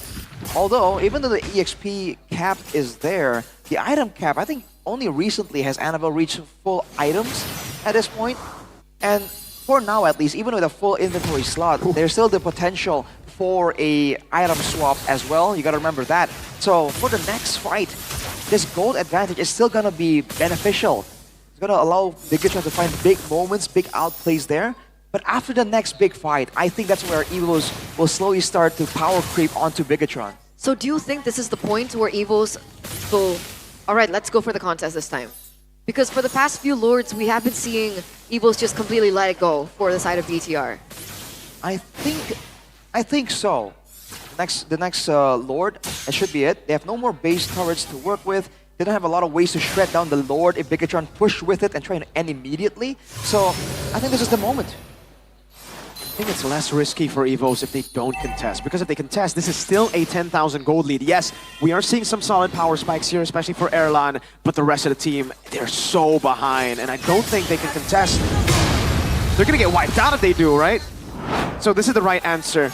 Play slow, wait for the base, wait for a mistake. And yes, that's not really the best way to see the game, but in this scenario, it is the best case for Evos. Safest. You can see that for Bigatron, the front line also, right? It's technically still only Finn. Luke has the Radiant Armor and the Brute Force, but that's about it. He went for a Sea Halberd, actually. So he's a damage dealer, make no mistake. Bigatron, can they find the window right here and end it before Evo scale out of control? Luke's gonna be walking up on the curtain call down as well. AOG locks him down, both the taunt as well. Landing, Suelo, force to use the Purifies. Annabelle gets taken down by Erlan. Iman got the crossbow attack, looking for it now. And that's gonna be the crowd bot already. Lord still on the base. They need to go for the base right now, but Erlan's still right there. The base targeted, 60 minutes. BTR clutch it. And now it's down to a 1-1. The Red Robots strike back here, ladies and gentlemen, for game number 2, forcing yet another third game for today. 1-1. All right, Bigatron equalized in a bit of a dominant fashion. It was competitive by Evos initially, but once the ball gets rolling, Bigatron showed great discipline. And they shot down Evos, man. Erlan with a full inventory slot could not find the window there. He got the shut down on Annabelle, but afterwards was powerless to clear the Lord. It's crazy how Evos were able to hold it and make it so close to the end, though. Gotta give respect for this. Erlan played an amazing game. But it just wasn't enough, unfortunately. Look at the item swaps coming through, by the way, for the members of Evos. Despite being at a gold deficit, they had plans here. They had ideas on how to actually come out on top there, but Bigatron has the beat. Absolutely. What a turnout. What do you think? Miracle, happy? Is this going according to plan? Hey. Mr. Bigatron man? I think as a fan, 2-0 would be the plan. So, hey, any dub is a dub. Any dub is a dub. I mean, we're now at match points for both of the teams. And it could go either way from here. Will Owl be famous on the Black app? Ooh. You know, because she was the only one for Evos. It's okay. Oh, it's okay. Yeah. Is this not live on? Oh yeah, it's fine. TikTok. Yeah, TikTok's fine. The red app. No. Red app. No, red app. The red app. Red? Conspiracy. Whoa. What? I don't know. I just wanted to say conspiracy. You can just throw out conspiracy like it's a Pokeball. True, but Conspiracy! When a team goes for 1-1 like that, you can just see a timer up there, right? You're just like, when does this hero become irrelevant? Yeah. Like there's a quick expiry date. Yeah. On that hero. It's like milk. It's like milk. Yeah. And Harith is wine. Interesting. Well, I mean, Evos did great, but they failed to shut down the real carry. The Gatot Kacha, bro. 0 kills. Yeah. But I will say though, Oh, this 0 solo deaths, sorry. kill was ridiculous, was it not? They were able to get so much done through the level lead. They sure That's hung on to why, it. yeah, they hung on to it real good. But also, Moreno was also really good in this game. And player of the game presented to you by the official tournament smartphone Samsung Galaxy A36 5G. And he's been, you know, really committing onto the Jushin for quite some time. And finally in this game, we get to see the impact of the Jushin by Moreno. Yeah, that's the question I want to ask Arashi, because he said in game 1, the Jushin really, we didn't see him do anything crazy, right? So, was this enough? Oh, this definitely was enough. When we see a Jushin prioritized, this is the kind of performance you want to see. And of course, the composition right now is a lot more conducive to Moreno's plan. I mean, look at this. With the fact that Evos doesn't have a lot of ways to threaten the Jushin in the early game, allows him to do bold moves like that, just kiting, just kind of cutting off the lane technically. So that's what happened. He was diving here, by the way. That's alone technically, along with Finn. So when you can out-sustain, when you can outlast your opponent right there, and you can have other sources of damage, like Luke on the CC, that's where the Moreno really starts shining. And of course, Annabelle as well as Finn. I think everyone really did exactly what they had to do to really gain that kind of dominance to end the game when they needed to end it here. Even if one of them really messed up, I feel like the result would have been wildly different. Definitely. Again, the way that they were able to do this, look at Luke, right? Taking the turret aggro for a bit there, and then just walking in saying, all right, have me. I'll let Eman free hit because of this. This is space that I'm creating. I think towards the end there, Evos just, you know, it's like there's a big sale going on. They just started snagging all of those winter crowns, man. Yeah. They knew Eman was already online, beyond online even. And you saw a lot of the winter crown attempts come through. But Bigatron say, okay, man, if you don't want to go for the fight, we'll just go for the crystal. And then the last item there for Eman was going to be a Melfic gun, actually. So he was, like you said, Arashi, it wasn't really about shred. He knew that technically he was going to get his ult down on Padang, on Lucas, and they're not really the tankiest of members. If it was Hilo, sure. If it was Gatot, sure. But he could punch through. Yeah. And there were some moments as well where he was able to kind of trade with Erlan for a short period of time in that final base fight. And you're seeing the value come through from this itemization. The more burst healing with the Has Claws, but also a crit build. You heal even more than a usual shred build as well. Is this a new tech, Mirko? Are we going to see more 1-1s attempt this in MPL ID? Arashi, he's 0, 1, and 2, right? So I'm sorry. I mean, I'm an Eman Glazer, but This game, it was really up to Suyo. It was up to the top side of the map. Fair. But big difference here, I think. First damage dealer is still Erlan, by the way, so showing again where the Harith is worthy for the first pick. That definitely isn't a mistake.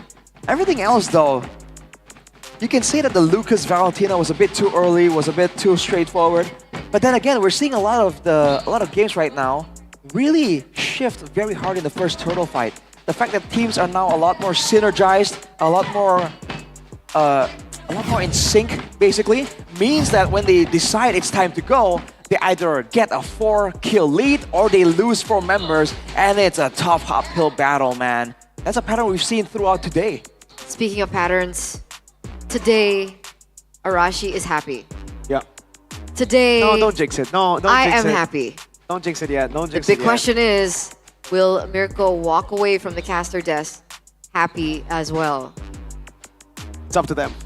Well, they're not there yet. Where they at, though? They at the back. Back rooms.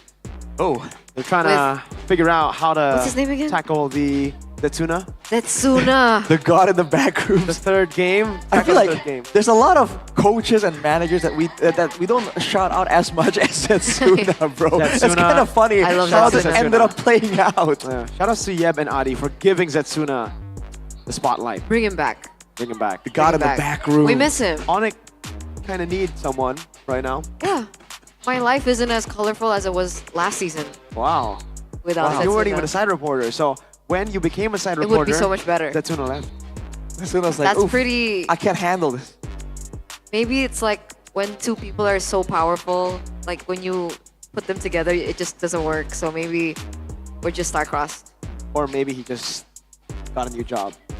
Maybe some things in life aren't that deep, you know, like I like to make it deep, okay? It's more meaningful that way. I don't think it was that It's more deep. meaningful that way. I think they were like, yo, Zetsuna, you're cool and all. And Zetsuna's like, yeah, I don't want to answer your questions anymore. And he's like, I'll just go and do my thing, you know? Just straight up, like, I'm done answering questions. Yeah. That's pretty valid, actually. He pulled a donkey. Damn. Just skip. Yeah.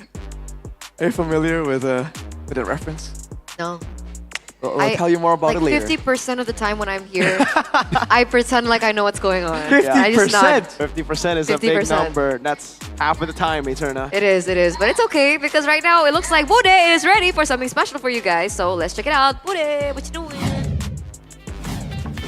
Shoo, di sini Bude Clara di tengah-tengah berdebar-debar suara. Bukan hanya dari drum, tapi juga dari dada para super fans yang lagi menunggu nih game ketiga seperti apa. Bude mau denger kayak dep dep dep dep dep dep dep. Nih, kamu deg-degan? Enggak, Bude. Loh, terus jantungmu nggak berdebar? Hah? Jantungmu berdebar nggak? Berdebar dikit. Apakah kamu mengharapkan tim kesayanganmu menang? Apa? Berdiri, bentar. Kamu kok kayak kagok sekali. Datang ke MPL bareng siapa nih? Bareng temen. Bareng temen. Ini kali pertama atau udah sering? Pertama kali. Pertama kali. Gimana nih MPL? Datang pertama kali. Seru banget sih. Seru banget buat dukung siapa kesini? Epos. Apa lagunya Evos nggak? Aduh, nggak hafal ya, nggak hafal. Tapi dia malu, takut nanti disuruh nyanyi satu album. Ini namanya siapa? Bian. Bian. Oh ini kata temennya Mike namanya. Tapi dia kasih tau Bian, kamu punya nama samaran atau nama panggung? Nama panggung ya.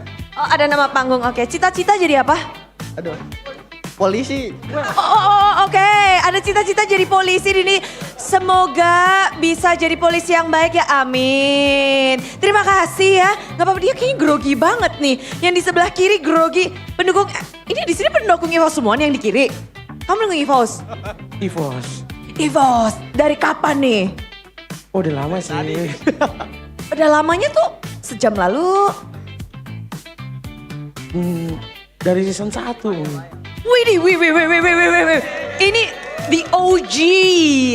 Kasih tahu namanya dong. Siapa? Namanya saya Bude Clara, nama saya. Namanya siapa? Rafli. Apa yang membuatmu jatuh cinta sama EVOS? Ror. Roar membuat dia jatuh cinta sama EVOS dari season 1. Karena roarnya. Oke, kita terima. Tapi sebelah kanan nih. Ini Bigetron, fansnya Bigetron. Benar? Halo, ini fansnya Bigetron.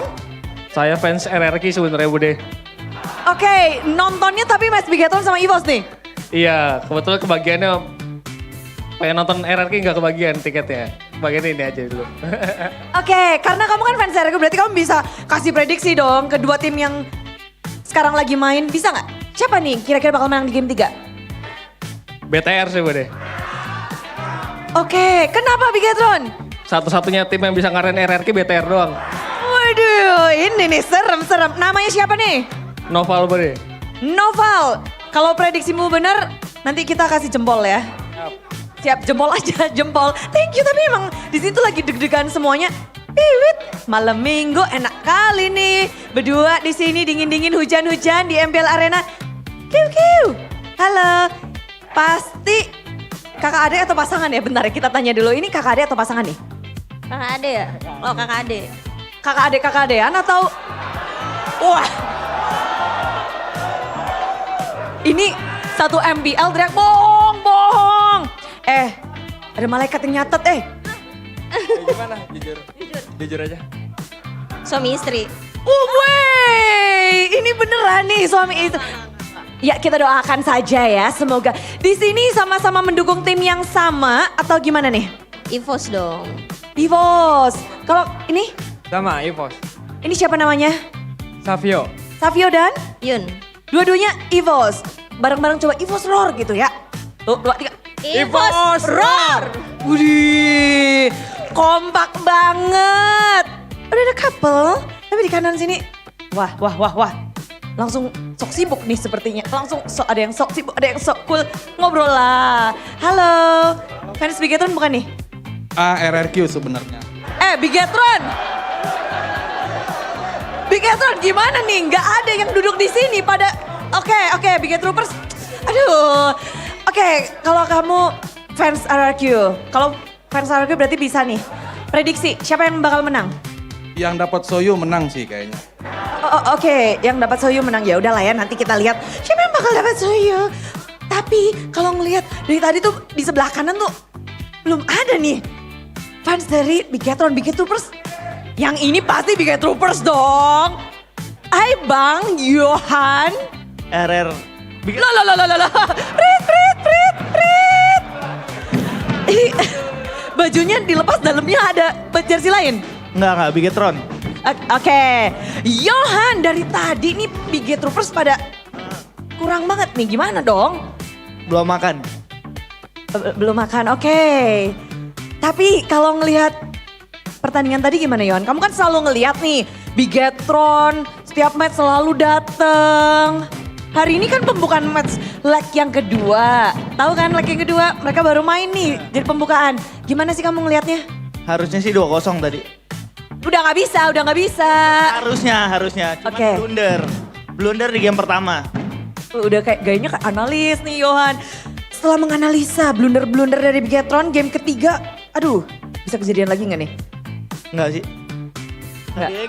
Kita nge-press EVOS banget. Jadi siap-siap fans push ya. Serem. Kamu ingin mengcomfort gak sih? Memindahkan fans-fans mungkin yang lagi khawatir, yang lagi bingung. Aduh aku harus ngefans ke siapa ya? Bigetron gak ya? Bigetroopers gak ya? Jadi Bigetroopers. Coba dong bikin ini para super fans yang mungkin belum ngefans ke tim manapun. Jadi fansnya Bigetron. Tunjukin, kasih tahu senengnya jadi Bigetroopers. Gini guys, ini pembaptisan Bigetron. Udah gitu aja. Tapi kasih tahu juga, seseru apa para Bigetroopers? Kamu kan selalu nari-nari nih, bareng di sini. Terus habis itu selalu yel-yel. Kalau dilihat Bigetron itu mungkin lebih sepi dari yang lain. Cuman karena kesepian itu kita jadi keluarga di situ. Asik, jadilah keluarga dari Bigetron. Benar. Jadi kalau kalian nggak punya keluarga, masuk Bigetron punya keluarga. Asik. Oke, terima kasih ya. Itu sangat membantu kita-kita nih. Tapi melihat dari Johan yang sudah siap, kasih semangat dulu dong nih buat Bigetron. Johan, kasih yang paling semangat. Jangan lemes dong. Hah? Gimana gayanya? Bigetron! Bigetron! Tadi udah sekali lagi udah diralat dan berhasil. Thank you, Yohan. Good luck untuk tim Bigetron. Tapi, nah ini 3 match datang mulu ya. Sekarang mendukung siapa? Epos lah. Evos lah. Tadi di sana udah pada teriak-teriakan tuh, Bigetron. Pimpin dong, Evos, biar pada suruh ngeror. Abang aku ya guys. Kalau kau bilang Evos, kalian jangan roar. Ya, 1, 2, 3. Evos! Evos! Seru banget dan langsung aja kita akan melihat bagaimana game yang ketiga penentuan. Siapakah yang akan menempati posisi top 2? Apakah Bigetron atau Evos? Caster, let's go. Match point once again, ladies and gentlemen, as we head over to our final game of the day. Who will be able to get that second place position on the standings after this match ensues, elapses, finishes? Who knows? It's up to the big G up top there. Is it? Yeah. Is it not up to the coaches and players as well? No, up to the big G. Damn, Mirko being faithful right now. That's the only thing I can trust right now. I mean, we heard, in the audience, they were saying that whoever gets Soyu will be able to win this next game. The sauce. I too like shoyu with my sushi. Yeah. Yeah. That's not the right. I love shoyu with. Oh, oh my God! You remember? Someone used that emote earlier. Oh, it was Luke when he won the 2v1. Up top. But this is Evos' one. I think Evos will win game number 3. They are going to win game number 3. It's gonna be a bad day. This is a curse thing for BTR. They're gonna win. This team right here. This is a curse type deal. Sensing Albert to be the MVP of the game. Right here. This will be, yes, exactly. This is gonna be accurate. BTR are gonna lose. Evo's gonna win. They're gonna be class. Actually, why am I on your side? It's not class. Right now, it's not the class. Something is wrong. It's not the class lineup. What is it now?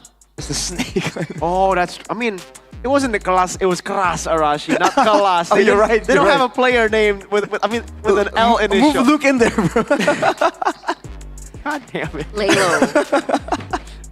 The snake lineup. Lalo. What do you think about the snake lineup's performance so far, Mirko? I think they've been good. Well, yesterday they did get a dub, right? Today, it's close, but I think it's really, really good. Me personally, as long as Erlan's in the lineup, I'm a fan. All right. I'm a fan of Erlan. Erlan supporter. Only Erlan? And Key, obviously. Your And boy was Albert and Key. Swaylo.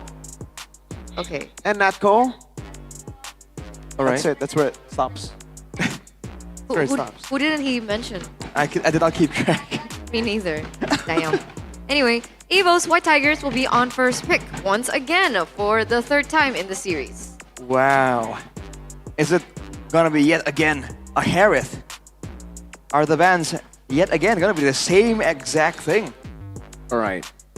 If they don't pick up the Harith, if they do go for Suyo, that leaves Eman to get the Harith. I don't think you want to give Eman a Harith, but they can go for something that we haven't seen from BTR, Granger. There's always still the Granger. We haven't seen the Granger banned out, right? So for Evos, they can pick up Suyo, Harith on the other side, go Granger. Erlan on the Granger. He's done great things with that pick. But does that mean they're gonna play the poke style then, right? These days, Granger Navaria? We've seen usually Granger Navaria, add a bit of sustain in there, add a bit of front line, and you got a good recipe going on. Because the Granger really isn't as all in as it used to be, right? Death Sonata is where the changes are.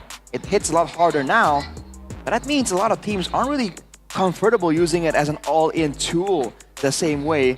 So options are definitely available. That's why we talked about the gold lane being an interesting matchup as well, because both these laners have a great wide hero pool. Yep. That's Erlan you saw on your screen right there, trying to rizz up the camera, trying to rizz up you viewers, but Eman, he's gonna stay locked in. Itadori Yuji. Why is it pink? Erlan, he's faded. Oh man, Eman, why is the hair not red? Why is it pink? He's purposely washing his hair The as pink much as robots? possible. We're not the pink robots. We're not the literally pink invented robots. one.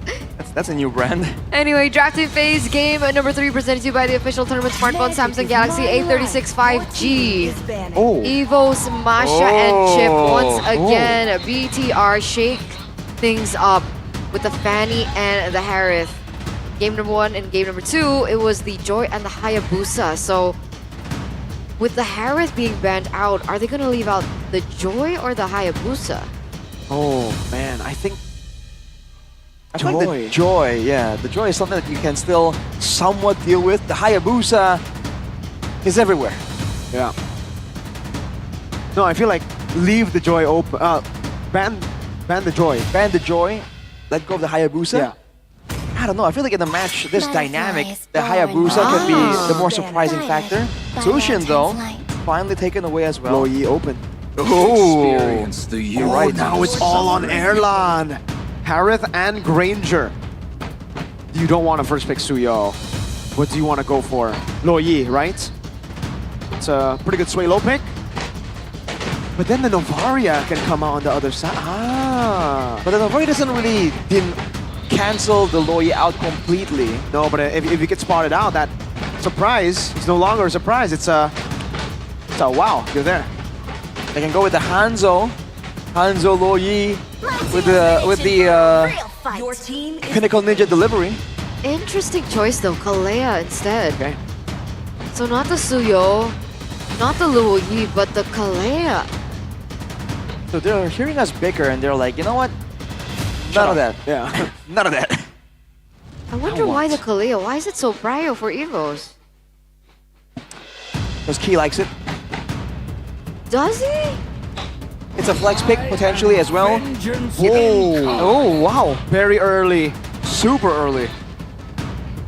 I mean, technically the Harith and the Granger are not on the table anymore, right? So they're putting something a little bit more reliable onto Eman this time around. No more 1-1. And then they pair it up with the Suyo. This is a Joy free for Evos, no? Did they go Joy Luo Yi? They kind of have to go Joy, right? There's no way they don't go Joy. Joy was already such a big, like really good response to the Suyo. Now with the removal of the magic damage reduction, now Immortal Form only being physical damage reduction, it's even bigger. If they don't go for the Loyi Evos, can Bigatron go for it? Yes, if they don't go Novaria. If they get a Suyo, they get a Roamer, they can set up for the Suyo. Okay, Joy picked up. Loyi now is a big question, because we know Moreno likes using it. Against a Joy Kalea, Loyi has a good potential here. Irithel! Interesting. Up against the Moskov, he's gone Irithel. This should be the Lo Yi pick, right, for Beat CR. It'll be the Lo Yi Suyo Moskov. Oh, that's so disgusting. So much macro presence. And then Evos are going to be stuck figuring out, do we want to stop Luke from being out of control, or do we want to stop the Roamer from setting up for Annabelle on the Suyo as well? A lot of avenues here for Bigatron success. Yeah, and it's not just like global presence that we're looking at. Luo Yi early game, really good damage as well that they can utilize to help supplement the Suyo to take the neutral objectives early, and then they can try and look for a snowball from that. Whoa! But they go for Tigreal. I see. Because technically now they can still go Lo Yi later, right? So they're just gonna play with it. If Evos ban it out, then they'll change it. But right now, the Lo Yi can still make an appearance. Again, it's not out of the box just yet, but the Tigreal is really good against the Joy, and you can take it with the Valentina right here. So let's say Evos ban Lo Yi. You would take the Valen, no? Take the Valen and get a Tsunami Slam, so 2 lockdowns on Joy. Yeah, that's a valid option for sure, man. All right. Interesting curveball here. Not what we were expecting just immediately. Now though, for Bigatron, oh no, they banned it out. Valentina immediately. All right, for Evos though, now that they've secured a gold laner of their own, they've been pressured to do so. They choose to try and squeeze down on Luke. So the Luo Yi is still open.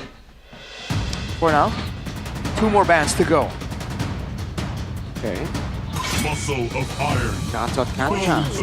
So again, the Lo Yi is still up for grabs, but Evos can still answer it with a Novaria pick for Sway Low.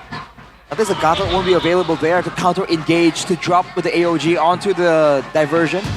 Unless BTR just last pick it. They'll see if there's a Novaria on the other side, if there's going to be a Loi on the other side, and then they react to it by picking Novaria or Loi. I don't know. It feels like the Novaria finds value when it's there we go. paired in with something else, you know? Like more value like with the Granger or with the Selena like we saw earlier, but Novaria face value just to choose it as a counter towards the Loi. Well, now for Bigatron, what do they want? Facing a Joy, the high ground artillery mid laners becomes a bit concerning. Wow, they went for a Hilda right here. XP Hilda for Luke. Interesting. Usually we see it against Poke or against heroes that can be zoned out easily. Joy isn't exactly easily zoned. She can cover ground really well over the Hilda, over everyone else, towards the neutral objective. So it's not really a full-on shout-out just yet, although we're still waiting on that final pick. Evos though, what is their response to this composition? It's a lot of burst damage, it's one pick-off tool. It's the Zask! And the Hylos. So signature pocket pick for Suelo with the Zaz. We saw what he was able to do with it. The Hylos as well for just additional sustain is also a reliable source to playmake with. BTR, how are they going to close things out? They need a mid laner now. Last pick Moreno, something we don't see too often. Usually it's always the juice in early. They go Vexana here against the Hylos. Joy as well. The falling stars. Ooh, Novaria. Novaria. Interesting. Interesting, wait a minute. It's a signature pick for Moreno back in Season 12, remember? And Season 13 even. He was always consistent on the Novaria. With steals. It's also a good answer to the Zaz, because the Nightmare spawns you can clear without actually standing in rage as well. So not the worst of options. It allows him to clear fast as well. So if the trio mid is what Bigatron wants to rely on, now they have full prior from the mid lane. Oof. There it is. Oof. This is an interesting one, man. This could go either way. Let's take a look at the lineup rating. 5.8 for BTR. Can the Red Robots look for yet another reverse sweep here in their match against Evos? Can they turn the tides of the table? And can they look for that #2 spot as we head over into the final game of the series between the White Tigers, Evos, and the Red Robots, BTR? It comes down to the final game. Back to comfort. Suelo, Albert on signature picks. And it's the same for the other side. Luke on a Hilda. We haven't seen this since ISF. Been a long while. Let's see if he's able to actually perform on it. He's gonna clear a lot faster, that's for sure. What is he gonna do afterwards though? With the mid prio, this is an invade angle towards Albert, and shutting down Albert is always gonna be a relevant factor here, for sure. But in the early game, it's gonna be a slow, safe play for both teams. Yeah, the emblems here as Finn takes a ton of damage. Retreat from Annabelle. Putting out the Nightmaric Spawn too, getting a bit more XP. Yeah, it's the firmness and the pull yourself together. So Finn is just full playmaking. Everyone else, the Widow's Blast. Oh, hang on a second. And all in over to Natco. Revitalize coming down as well. That's a lot of sustain from Natco. Annabelle caught in the bad spot. Natco with a flicker forward. Annabelle able to escape. Now Luke, Star Shatter not hitting it smart. Natco gonna get the sustain. No, Moreno with a flicker forward. Up top, Finn surviving. Still going to be able to get out for now, so that is a 1-for-0 trade for the first few minutes of the game. BTR currently leading in terms of gold, as Annabelle was able to get out and still also able to get that gold crab. Bold move for both teams right there. Evo is trying to abuse the Revitalize. Hang on a second, Luke still has a sprint, but will be chain CC'd. But it's Key, unfortunately, who gets the kill. Overstaying is welcome there. Like I mentioned, both teams have a really solid early game possibility, but Evo's trying to use the Revitalize and the Kalia healing to cheese through, but the Hilda is just a bit too strong, especially level 1 and 2. Now though, for Bigatron, what's the approach? Especially with Evo zoning out, with Suelo potentially diving deep with the Dominator's Descent. Finn is not yet level 4, so he doesn't have the implosion to utilize in this upcoming team fight, and I think that's going to be very important. Are they going to kind of wait for that to hit first? It looks like he's going to try to clear the mid lane. as Evos are already starting to chunk this turtle down. Now he's 4. There you go. That's the moment. Annabelle hasn't been on it yet. Astral Echo will reveal Natko. Sway low already. Dominator's Ascent. Luke is able to bait it out. Now Annabelle able to jump away. Albert a level ahead. Annabelle going back onto the purple. They baited out proper resources. But this, here it is. Albert is still level above, so do Bigatron still want to go for the contest? Annabelle's finally at level 6. Maybe that's why they've been buying some time. Oh, Quello and the shove key taken down by Annabelle as he gets that soul sever, but he blinks out to safety. Albert getting full stack in! Implosion locking him down. Now it's gonna be Natko jumping over to Tsunami Slam. That's an SOD landing as well. Meanwhile, in the back, Luke able to deal with Sway Low all alone as Natko goes in for Finn, but gets shoved and cut down by Annabelle. We see some recalls coming through from the side of BTR. 2 members down, and they're gonna be able to pick up this turtle. Well played by the Red Robots. The tiniest of margins, but it's more than enough for Bigatron to get the tempo going. Like we mentioned, man, the first turtle fight immediately sets the tone, and Bigatron so far is leading.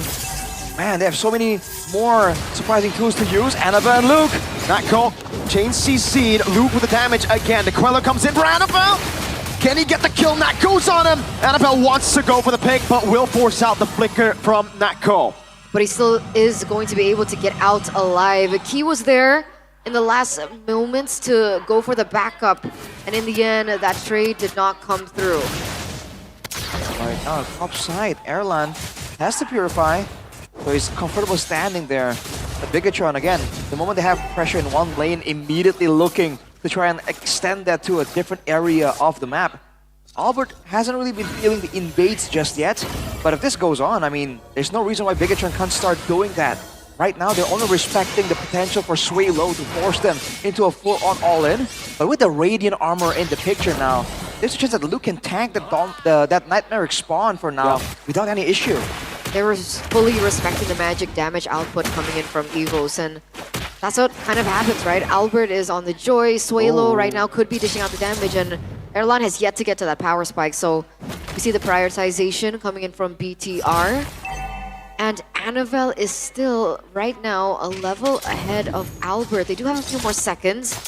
We see some damage. Even over, Annabelle doesn't get the push onto Erlan. He's still able to get out. Heavy crossbow, just dashing out of the picture. As you can see right now, Albert has set up the bottom wave now. Evos, is this the move they're trying to do? Moreno tried to go to the bottom lane, but now they're sending Eman. SOD is at their disposal. Already a War Axe for Annabelle as well. Massive power spike for this next fight. Clearing the mid wave, trying to get that prio. Albert will get shot at by the Star Shatter up top. Annabelle, cover the shot. Quite a bit of damage now. Glorious Pathway as well. Annabelle caught in the bad spot. Does he have the blink? Goes for the Queller, dodges away from the stun. Gets back to safety, but the turtle has been started by Evo. Sway Low taking control. Luke trying to zone them back as Iman gets him turn in the bottom lane. Now Albert looking at the play. Onto it. Electrifying beats. Use up. Implosion! The combo comes in. It's going to be a kill over. Finn taken down. Tsunami Slam as Luke is able to take the kill back. Albert in the back. Getting the double as Iman will be slain. Annabelle Blade Surge looking for the stun. Won't be able to get onto Albert now. It's a re-engage over that magic damage. And Erlan gets the shutdown. A 2-for-2 trade and a kill and that shutdown over to Erlan is super worth it for the White Tigers. And interestingly enough, Erlan went into that team fight without the Purify. So even despite that, he wasn't the main factor nor the main target from BTR as Finn was able to get that 3-man implosion. The 3-man implosion into the Star Shatter by Moreno. Again, ideal circumstances for an early game fight with a Novaria. Unfortunately, especially with that final sequence of events, Annabelle tried to get something more and gets punished for it. Gotta kind of keep that aggressiveness in check. Look at Luke though, 1v3 now. Oh, just looking for, SOD lands. I don't know if they want to keep on going. It's gonna be the stun. Iman takes it. Finn looking for the implosion. Finds them all. Gets the shot back as well. Dominator's kind of set coming down, but Iman will be taken down. Luke still in the bush sustaining. Key getting the kill back. 2 for 1, only Erlan. Not the best of piggybacks, but they were able to take down Erlan, but with the price of Eman alongside it, not so worth it, I would say, for the Red Robots. It's Eman and Luke. This is a hero that requires items, that requires levels. He needs to be on curve if he wants to be that unstoppable zoning machine. he can't really take those kinds of risks. It was cool to really take out Erlan, but it wasn't necessary to that degree. I feel like things were fine if they just kept going with that split push approach. Yeah. 12 seconds to go here before the next objective. Bigatron is in place, but Evos are looking for a chance to kind of punish him, but Natco is forced to leave Erlan alone. And the Evos fam still believe in Evos. 75% honest prediction here by GoPay, as Evos are starting to get and gain some information. Oh, as Astral Echo. Engaged by Luke into the back. Oh, getting the reset on the turtle. Luke popping a sprint, Albert walking up. Full stacks. Finn getting the shove back again. Up top, Moskov still pushing, getting the golden staff. Another crucial item. There's only going to be 2 turtles this game. 1v1 up top. It's going to be all in. Oh, solo kill and land! Wow. Going with the all-in with the heavy crossbow. That's what the Irithol does best. Bigatron resetted the turtle there. It seemed like they were going to be able to take it, but with that reset, not so much. Moreno has the lightning truncheon right now, but Evos are already making their move onto the Lord. This should be free. No goal laner. Natco very low though. Astral Echo lands on him. Dominator's descent into the back, zoning Annabelle away. Now Luke stunned up. Chain CC. Erlan gets another. BTR have to concede. Oh my goodness! Albert gets the retry in time. But that was very, very, very close. Evos 1,300 gold lead. BTR dared not commit onto the previous fight, waiting for the Lord perhaps to spawn into the game, and spawn it did, but unfortunately, they weren't the ones to pick it up. Albert, this is 2v1. 2v1 indeed! Oh, what? Oh, Annabelle gets the kill. Albert way too overzealous. Now Natco might fall as well. Tsunami Slam coming down, locking him down. Annabelle stunned up and taken down. Eman with a 2-man stun right now. Finn walks up. Natco very, very low. And Sony with a snipe. It's way low. He's all alone. Evos! The lead came crumbling back down on them. They still have a Lord on the way. What? They didn't have to commit onto that. Albert, a little too forward, a little too aggressive taking that. They're not going to be able to extract the most of this unless they do. This is another commitment coming from Evos. Crazy damage from Erlan. Has the GDS too, Lord. There's still going to be value. The savior of Evos currently is Erlan. That was crazy though. Albert trying to go for a 1v2 against a Suyo and a Moskov. Yeah. So many ways for that to go in favor of Bigatron. Key though. Oh, Star Shatter. Half-court shot there from Moreno. What is going on, man? Everyone's just overextending, overstaying right now. If both teams keep trading like this, the team with the better late game, I have to say, is Bigatron. Evos want to avoid this. The whole idea is that they can go for the calculated safe plays because their mid laner, as you can see earlier, has so much security in being able to just transform into this unkillable spawn in the middle of the fight. When they go for plays like this, funneling one by one, I don't really think it favors Bigatron a lot. By the way, does the Lightning Truncheon proc with the Astral Echo? With the Astral Echo, I don't think so. I think it's with the Star Shatter. With the Star Shatter, I do think it does. And now it works differently. Just as a reminder, it doesn't like blast over to everyone. There's an actual visible bolt of lightning, but look at the Tsunami Slam! All in onto Loom. That should be a kill, and it will be. Albert takes the kill now. And all in over to Eman with the glorious Broadway! Eman taken down by Albert! That's not good. Redemption. But that's not good. For the White Tigers, they're going for more. Looking for more avenues, more opportunities on the board. That shield breaks in the bottom side of the map as they pick up this mid turret as well. Oh boy, all the base turret passives gets taken out right there. Interesting, man. They sent Eman on cleanup duty. They sent Annabelle to be the one split pushing there. Unfortunately, it got punished, but Erlan gets slow, but he'll be able to get out no problem. Lord already spawning. Evos with the wave in a favorable position. How will Bigatron approach this? It's only a 1.8k gold lead, more or less. It's not fatal by any means.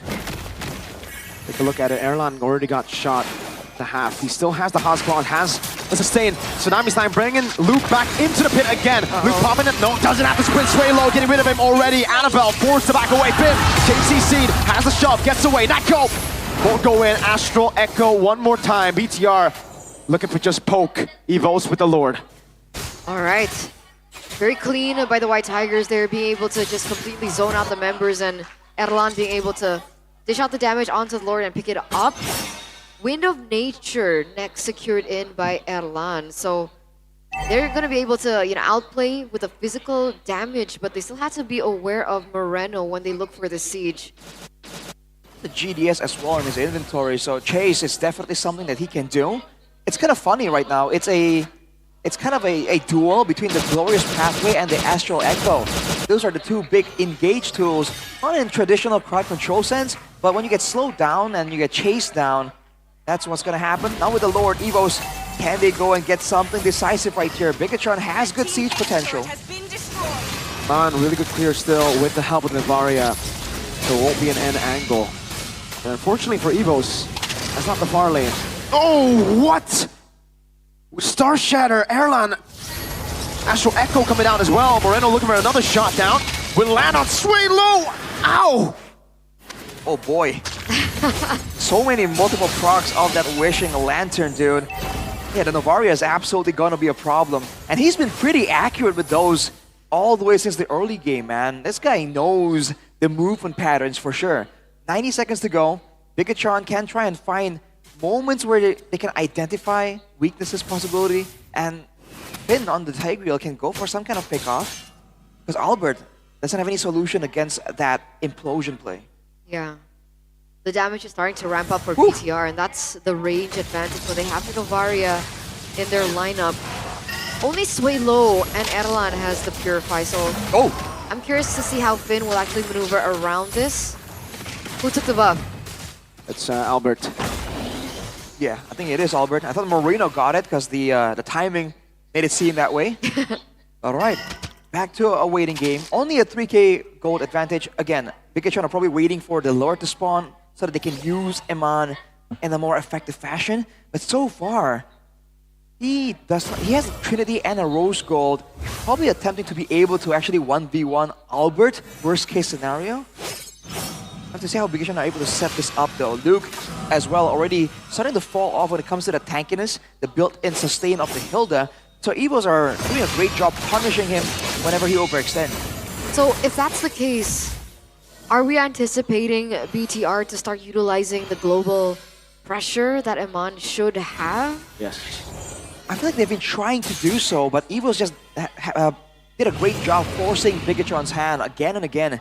So, if possible, right, they want to stall this Lord take as long as possible, allow Eman that space, but also just be careful because, again, the solo kill potential is there for Erlan too. I thought they were actually going to commit to staying there for Evos. They had two members up top. Nako, Tsunami Slam over to Finn. Albert can be caught right there. Finn, implosion, finding them, but Luke is so low. They're all too low. SOD doesn't land. Nako with a jump into the back. Annabelle gonna be caught as well. Look at that damage. Blinks away to safety. Free Lord again for Evos. Yeah, two members down. They played that really, really well. Two members up top, but the Tsunami Slam was able to look for that opportunity over. Finn looked for that implosion as well. Unfortunately, he was taken out because of that damage. Is this an end angle? 10 seconds on Finn. Face turret taken down. Still just a Cannon in the mid lane, but a big wave down below. Glorious Pathway zoning them away now with a wave again in the bottom lane. Eman gotta clear it. The base is gonna be targeted down. They're gonna go for it, but it's not gonna be enough right now. Oh no, Evos! What is this? They're gonna go in. Finn dives into the pack. Eman looking for the play. Bojan as well. Erlan will fall. One big play. Now Nako trying to survive. They had the Lord. They had everything. Luke with the chase. Bottom lane. It's still gonna be clear. BTR. Luke still with the chase here is Nako. Gets away in time, but Luke does not want to give this away. He's still chasing, he's still looking, but this was a big miscalculation for Evos, trying to end things early on. The inhibitor turret does get taken down in the grand scheme of things, but man, that instant shift of gold back onto BTR. Let's take a look at the replay. Tried to go for the end, but the clear. Annabelle gave his life for it, and Eman was left as Finn went for the play onto Erlan and caught him there. Great discipline to back off as well. They didn't greed out for more kills to give off more death timers. Man, that just equalized everything. now both teams are on equal footing. But Bigatron hasn't been allowed to use the Moskov. Maybe with the next Lord that might change. For now though, I feel like the main thing is that Luke and Finn need to work together, man.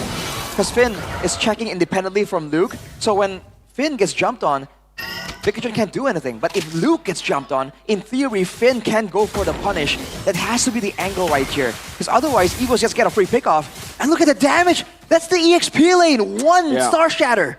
Yeah. Moreno late game. Full items, I believe, yeah. Divine Glaive already. Lacking one. He's waiting. Is that a Holy Crystal, Arashi? It might just be, man. More damage is what they require. He's the only one at a gold surplus right here. But again, he can clear from so far away. It's not exactly a fair comparison. We're approaching full build territory right here. No boots. Now it comes down to the execution, to the mind games. A single moment will decide all of this, man. Especially with the damage dealers being so critical. It's probably Blood Wings though, right? I won't be surprised if they go for even more damage. With all the focus being used more so on Eman and Annabelle, I feel like there is an angle here for Moreno to feel like no one's chasing him down anyways. Yeah. Right, so with the Holy Crystal, it's gonna be a massive deal. Yeah, I guess we'll see, because that is a make or break it moment. You can already see the damage. Imagine everything he's been able to do so far, plus more magic power. Holy Crystal, that's a slam. Tsunami slam again onto Luke. He pops in the sprint. He's still able to survive this time around, and he has the immortality. Electrifying beats coming down. Annabelle looking for the play as well. Nako very low. Eman looking forward to SOD. Won't be able to find it. Albert gets the kill on Luke. 1-0 in the trade, but look at the HP bars of Evos. Nako has to recall. Swalo getting quelled. Glorious Pathway coming down as well. Oh, Annabelle walked away. Moreno gets the kill on Nako. Implosion from Finn and Moreno. From out of nowhere, no retribution, but Moreno gets the Lord. Groundbreaking for the Red Robots here as Moreno picks up the neutral objective that might as well save them this game. BTR, only one member taken down. Meanwhile, for Evos, that's 25 seconds for Natko and Key to spawn back into the game, and the Lord is already marching in the top side. Look at the positioning. Albert looking for a flank angle. If Bigatron play it a front to back, there's no way Evos can defend against this. Moreno at full build. All the damage coming through. Two-man Astral Echo. Oh, that was onto the minions. The Thunder. The Lightning Truncheon. Lightning Truncheon. The Thunder from the Lightning Truncheon hit him. Got into half. Evolve Lord up top. Luke marching down as well. Damage reduction on the side of BTR. Queller to poke Key down. Lord charging. Base to it low. Nako on the wall. Eman with the piercing damage. Erlan very low. Gets away with a heavy crossbow. Moreno. Defensive heavy crossbow. Four-man Astral Echo. A shot down. Key very low now. Dominators of Sadness. Oh, a shove cancels whatever Nako was trying to do. They defended against it. Now Swalo taken down by the shot of the Maestro Moreno. But it looks like Evos, the White Tigers, are still able to defend. Base. Eman sent back for housekeeping. Clears the wave. Has the SOD available. Bigatron pushing the pace. Trying to get something more in the mid lane. They have the tools available. They still want to push. Finn has the ultimate. Key standing in front. The implosion! Into the back. The Purify going to be used up as well. The SOD lands. And now it's going to be Eman in the base. Luke still able to take up the damage. Albert! Oh no, he sold the immortality! Too early. Luke falls. Annabelle! Bigatron! Going up against the last member. The man who was once their captain. A 2-1 reverse sweep victory for the Red Robots. They find revenge here in leg number 2 after the White Tigers were able to take them down 2-1 in leg 1. Ladies and gentlemen, this means that BTR are back at second place on the standings. The White Tigers have been knocked down to 3. A great moment right there. That was a hard-fought battle. A lot of coincidences, a lot of luck for both teams.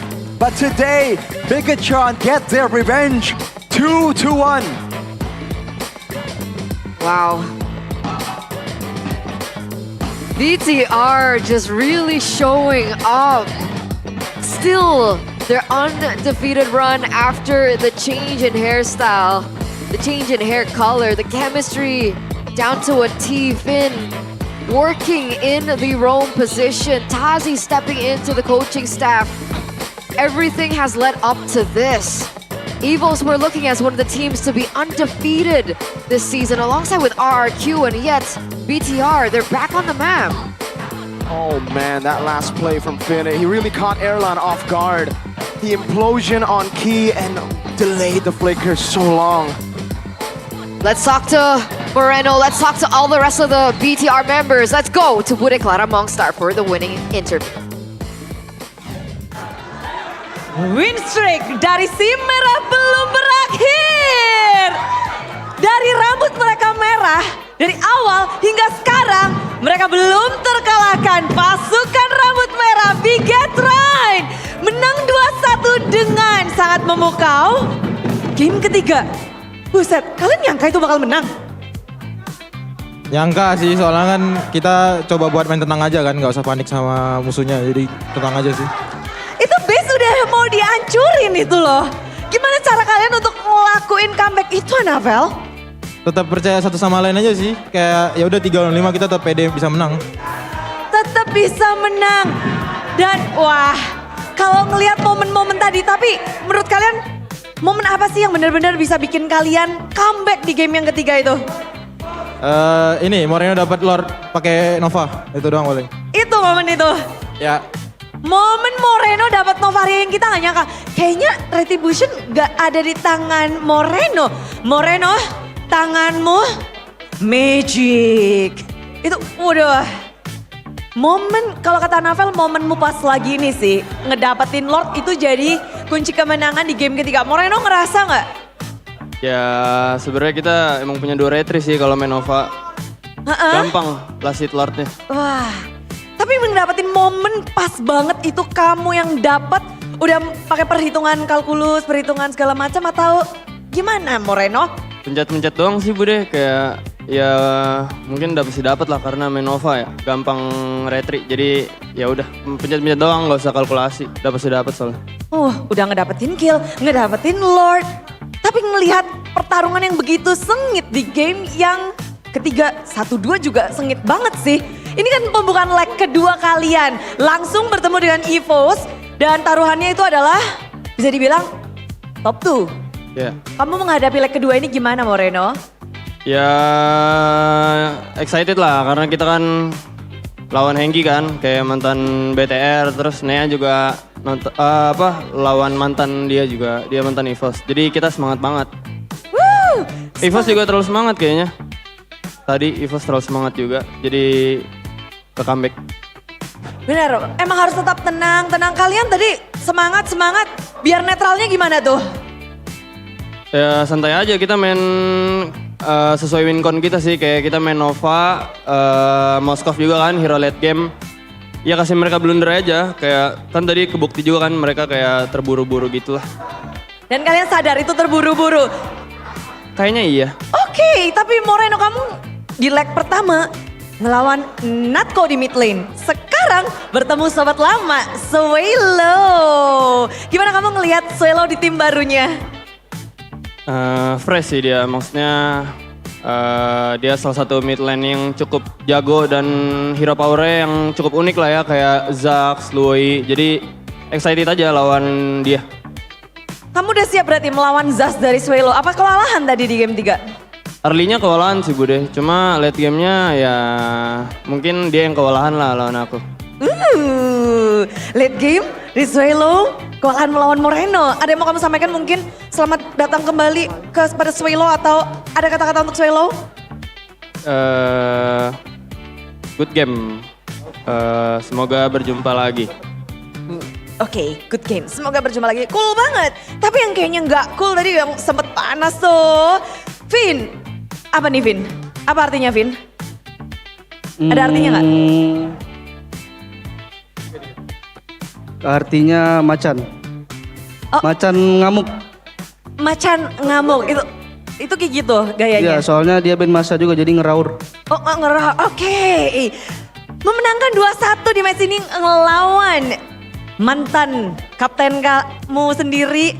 Ki, ada artinya nggak sih buat kamu? Adalah artinya, soalnya dulu kan sempat bersaing kan. Cuman sekarang jadi lawan, jadi kayak semangat aja buat ngalahin dia. Dan pada akhirnya kamu bisa mendapatkan kemenangan? Apa yang dirasa? Seneng lah sama hoki. Senang dan hoki. Tapi ketika dulu menjadi teman dan sekarang menjadi lawan, ada bedanya nggak? Di line of down-nya kayak dulu kamu melihat dia seperti apa dan sekarang pada saat menjadi lawan seperti apa? Bedanya dia sekarang main Hylos Gatot doang udah. Oh itu, kalau dulu macam-macam. Dulu banyak ada Matil, ada Tigril gitu. Sekarang kayak Gatot Hylos aja. Oh kamu ekspektasinya? Nah ekspektasi dia main Matil, ya Matil. Oh rindu dengan Matildanya Ki. Ya soalnya dulu kan bersaing hero kita Matil. Oke, dan udah ketemu, udah ini. Pada akhirnya kita melihat sekarang kemenangan di tangan sang junior. Zaman dulu kamu juniornya berarti kan? Iya adik-adik. Adik-adiknya. Ada yang mungkin mau kamu sampaikan kepada sang mantan kakak-kakak kan? Good game. Good game, oke Vin. Thank you.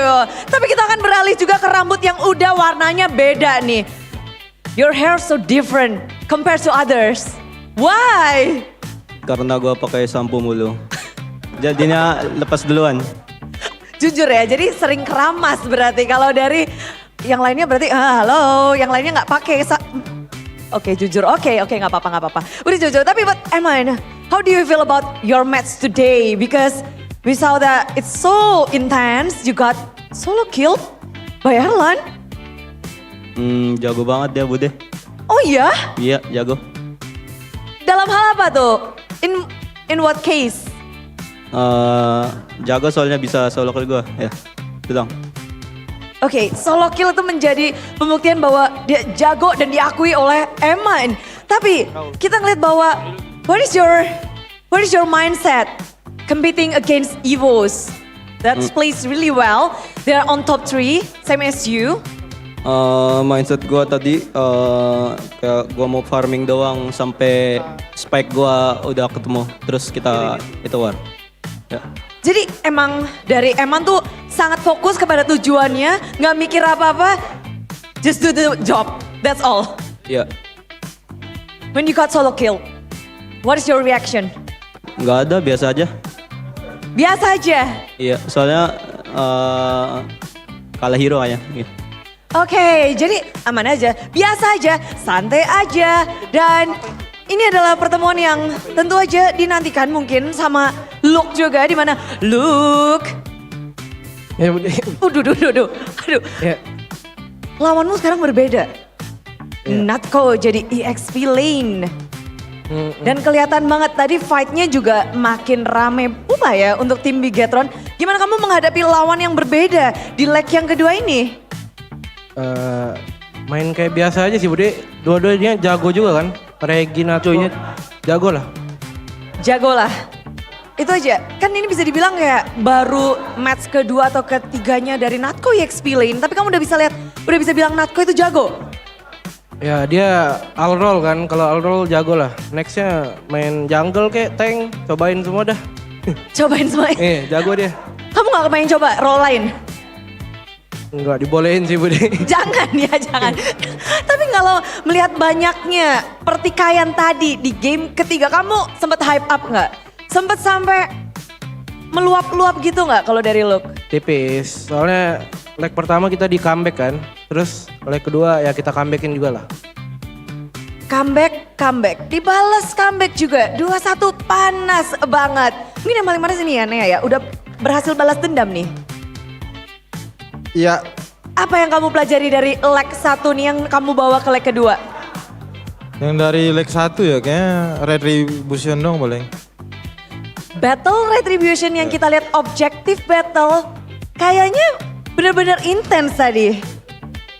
Enggak intens banget sih soalnya sering di zoning sama Natko sama Hengkinya juga kan. Jadi kayak susah buat ngadu Redri sama si Albert. Oke, tapi kamu menemukan celahnya berarti dong? Iya, kalau ada celah, tapi kalau nggak ada celah ya udah kasih aja. Pasrah, pokoknya dari objektif battle, dari 1 sampai 10 seberapa susah sih battle melawan Albert? Berapa ya? 10 per 10 sih. 10. Oke, hari ini kita ngeliat kalau memang lawan Luke tuh berbeda. Dan mantan temen dari Anavel nih, Ya, Abang Regi ternyata besok tuh mau menikah. ya. Ada yang mau kamu sampein gak sih untuk Abang Regi yang besok menikah, Anavel? Buat Regi semoga lancar sampai hari H. Sama ya semoga langgeng sampai seumur hidup lah sama Melanie. Itu deh, amin.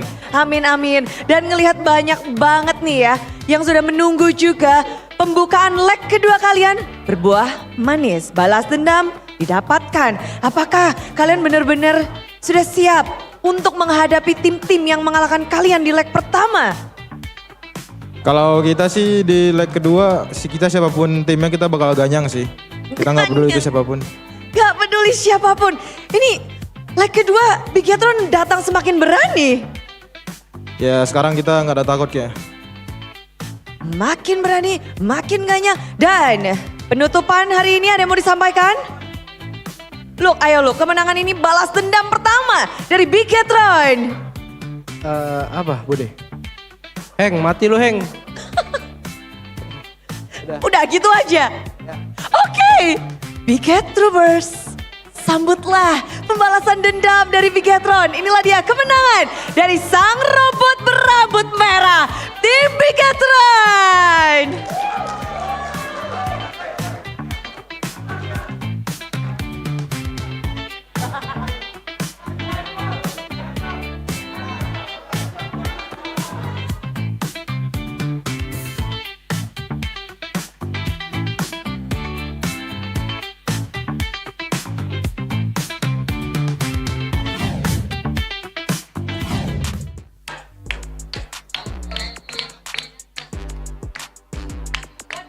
I like this new trend where people just get hoisted by the fans. Yeah. It's pretty cool. I'll let you have this. Dude, those teeth have been getting airflow for a while now. Holy moly, that was a game. Crucial moment indeed, right here. This was the make or break moment, man. With a Lord coming as well. That sure was unfortunate for Evos. And oh man, this too. So many things had to happen in favor of Bigetron. It's almost confusing, man. Luckily, he stole that Lord. Exactly. Luckily, Moreno stole that Lord. That would have Dude. ended very differently, I think. 2 red trees and Moreno got it, bro. He said in the interview, it's basically like having 2 red trees when you have a red tree and a star shatter in the late game. And to be fair, we saw that. He was almost one-shotting Erlan and Sway Low. Did he hit the Lord directly, or was I think it was a lightning trunch. It might be a lightning trunch and proc. We'll have to see it again later in the highlights, ladies and gentlemen. But for now, the Maestro. Bro, Maestro Moreno, player my of the match, God. presented to you by the official tournament smartphone, is Samsung Galaxy A36 5G. Continue, Mirko. It's just crazy how this guy, again, this meta, it really feels like, you know, Navaria, all the way from Season 12, he's always been special on this pick, and to see it picked up here, it was ridiculous. He, I think, single-handedly carried them to the victory. I mean, like, in the clutch moments, you know? Yeah, not overall. And for Evos, there were moments for both teams. That play by Bigetron to go for a trade. This outplay by Anavel. Albert going for the 1v2. By all means, there were moments that you can kind of comment on. But man, in the end, Bigetron always found a way. Just get something more, dude. Wow. And right here, they lost 3 members effectively as the Lord was pushing. And right here, oh my, you hate to see it, man. But again, it wasn't just Evos being overzealous. Bigetron made things happen there. Made sure they got the clear in the most crucial moment. Anavel had to pay for it with his life. Right here, all eyes on Moreno, man. With Luke taken out. It was a lightning truncheon proc. Yeah, exactly. What the heck, dude? That was not even a red tree, Moreno. That wasn't a star shatter. That was a lightning trunk. Lightning trunch. Lightning trunch. And afterwards, I think Evos were still trying their best to try and find something. But ooh, Finn found those surprising moments. Caught Erlan off guard. And from there, it's only a matter of time, dude. There's way too much damage. Anavel finds him there too. Deathless. To go deathless in a 21-minute game. He's deathless, yeah, you're right. Yeah. Moreno, you truly are a maestro. 4-0-11. That was his final KDA there. 21 minutes and 24 seconds. A lot happened in this match. I understand why Mirko's so in shock, Dude, on I mean, edge. I thought like four times, I thought it was over. I was like, all right, Evo's got this, they got the Lord, and then, wait, Albert jumped in on Anova. Anova got the kill, huh? And then 3 members died up top, they defend, okay. And then they got another Lord, killing 2, and I'm like, okay, it's over. And then they defend in the base, and I'm like, huh? And then it wasn't enough to end, and I was like, oh no, and then, oh my God. Fun fact, Mirko is almost out of voice at this point. There were just so many moments. This is a guy who casted 14 days of M3 without losing his voice. That's just how intense the game was. Oh my God. And man, for the final match, we really were given a treat, man. This was a very eventful match, to say the least. Moreno broke 100,000 damage dealt, by the way, on a Navaria. Yikes, dude. Eman definitely redeemed himself on the lowest damage on 1-1. This game, second, right? 75,000. And then after that, it was the Zask. Then Suyo. So they had 3 crazy damage dealers on the side of Bigatron. And it's crazy to think because Suyo does fall off. Yet he did more damage than Albert. It's the fact that he can still do damage from a distance, whereas Albert, if you want to do damage, he's got to be dancing on you. And you know, when you're that up close and personal, there's so many things that can go wrong, especially on a Joy against a Tigreal, against a Moskov as well. That's what happened on the top lane as well. So it's just crowd control tools that Bigatron were able to use to just deny Evos a lot of those moments. And Evos really did not respect it, man. They fell again and again through the I don't know, the overextension, overzealousness, their own hubris. Unsung hero though, can someone play Fian? Fian was so good. Yep. Oh my God, Fian. I feel like in the mid game, you know, when they have no idea how to scout, and they just kept sending Luke and Finn. Yeah, he got kind of shut down there. Yeah. But when it counts, dude, that was a crazy. This is like one of his first performances in season 15, right? This was his first Tigreal game in MPL. Yeah. But which is it his first game? No. No. First he match? played against RQ. His first match, he beat Carmilla, RQ with Carmilla. Yep. So the creativity, the boldness to make some of these plays happen against all the pressure definitely deserves of a shout out. Someone play Fian. Someone play Fian. Play Fian. It's time to jump. Fian. Do we have a loser interview, Mr. Producer Man? Zipper. With Mr. Caleb, man? Maybe it's not Caleb. Right? Maybe it's a Veal. Oh. Maybe it's Albert. Maybe. Just maybe it's Hanky. My It's goat. not Caleb. Or Jabran. Maybe he's the new Zetsuna. Maybe it's Bronze. Huh? He's the new Zetsuna. He's Zetsuna. Like, Oh, he could be the yeah, god in the yeah, back yeah. rooms. I think he has the charisma to pull it off. By the way, he just got married. Congratulations, Brands. Congratulations, Brand. Reggie's gonna get married tomorrow. Hey, Evo's all Congratulations, getting married. Reggie. Key, when are you following? So Oh, that'd be so cute. everybody pressure just there. has a wife. He maiden. Erlan, I know you're young, That's but some pressure. yeah, that's a lot of pressure now. But looks like we are gonna go to the back room. So who will it be with? Thank you caster, kembali bersama Alisa Natali di sini dan pastinya kalau sudah berada di backstage dengan coach artinya kita sudah masuk ke dalam closing interview dan sudah bersama Alisa di sini. Halo coach. Halo Alisa. Gimana nih coach melihat tadi EVOS kalah 2-1 dan di menit ke-17 langsung buru-buru end dan kita bisa melihat di sini gimana nih komentarnya coach, terutama tadi mungkin di playroom. Sebenarnya kalau di player room pasti heboh banget karena kan hype antar kalau misalnya di player room di backstage kita nontonnya lebih relax. Mereka di sana punya hype yang beda sendiri. Jadi pastinya kita udah itu tinggal tunggu Lord juga selesai kan sebenarnya. Jadi kalau misalkan masalah di mereka mungkin hype-nya berbeda sama kita yang nonton di belakang, apalagi yang di rumah juga pasti mereka hype-nya beda. Jadi ya kalah kayak minggu kemarin juga di high ground kepleset lagi. Cuman ya semoga kita bisa bounce back dari kesalahan-kesalahan itu buat week kedepannya aja sih. Yes, hopefully pastinya bisa bounce back dan ngomongin soal bounce back nih. Kita melihat di week ini penampilan Erlan sangat meningkat dari week keempat. Sebenarnya apa yang dilakukan sampai Erlan bisa bounce back dengan begitu luar biasa? Pastinya kita support di out game-nya, itu juga meyakinkan dia kalau misalnya dia player yang hebat juga terlepas kesalahan-kesalahan yang dia bikin, karena ya tetap juga kan pro player pasti ada mistake-nya juga, tapi kita pastiin secara mentality dia masih umur 18 gitu kan. Jadi emang yang penting mindset yang diterapin ke player-player, kekalahan kita nggak bisa diubah, tapi yang bisa diubah itu adalah ya hari-hari ke depannya, gimana mereka scrim, gimana mereka lewatin hari-harinya dengan mentality yang lebih bagus, dan juga ya di week selanjutnya di official match-nya. Yes. Dan apakah benar karena airline ini bisa bounce back, salah satu rahasianya karena dilarang pakai Moskov? Enggak lah.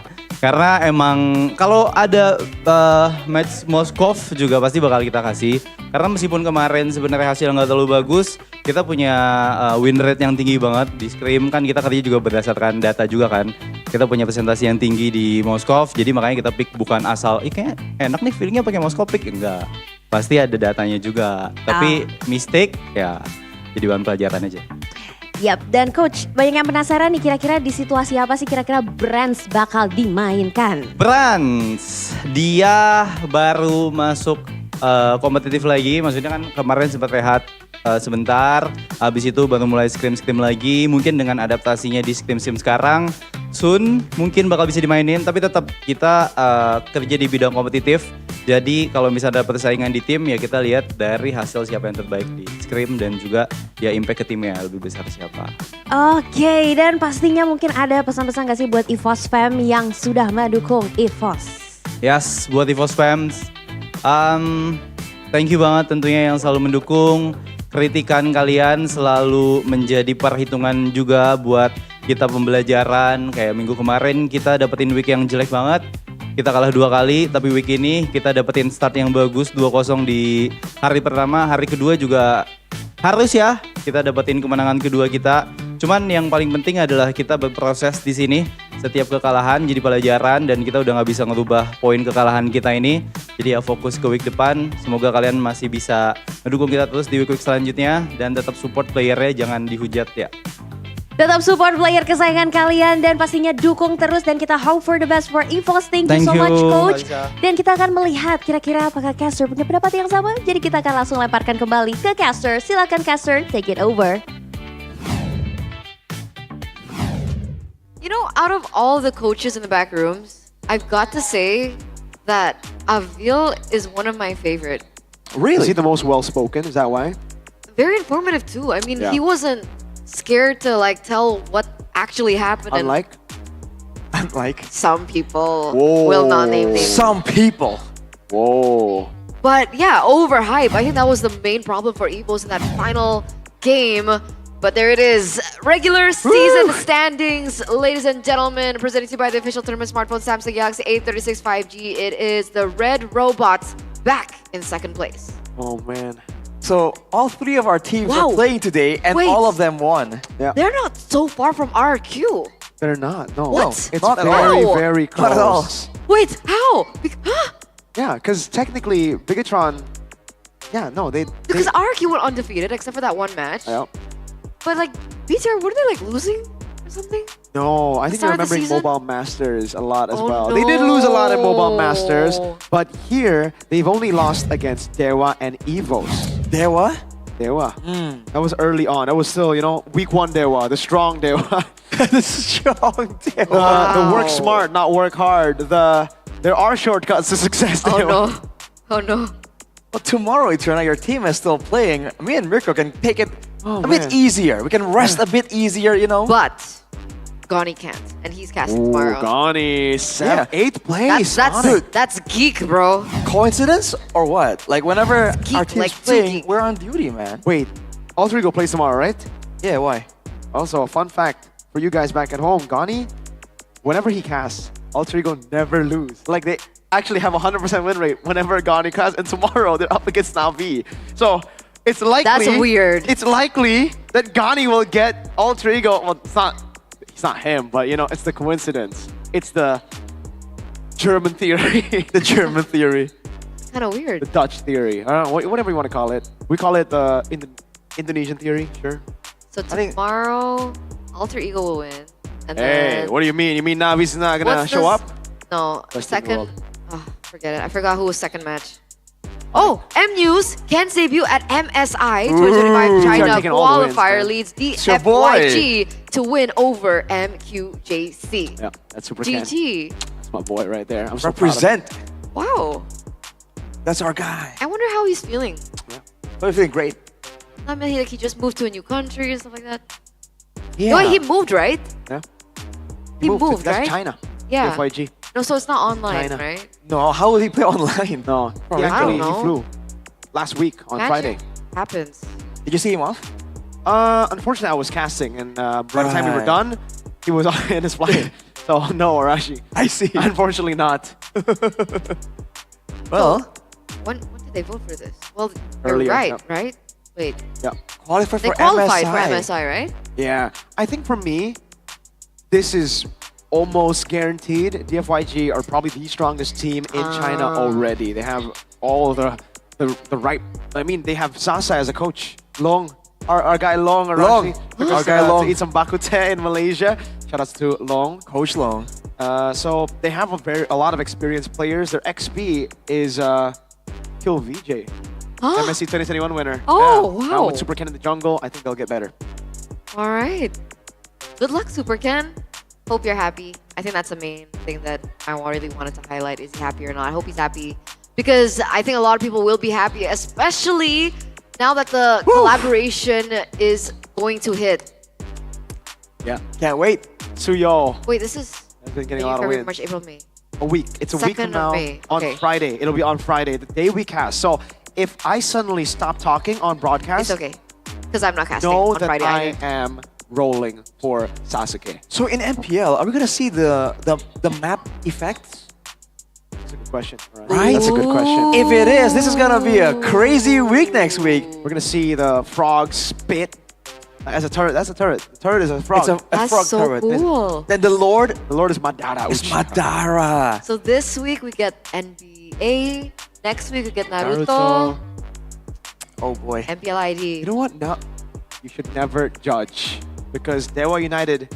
You thought maybe they just didn't want to take a shortcut because it was a mistake.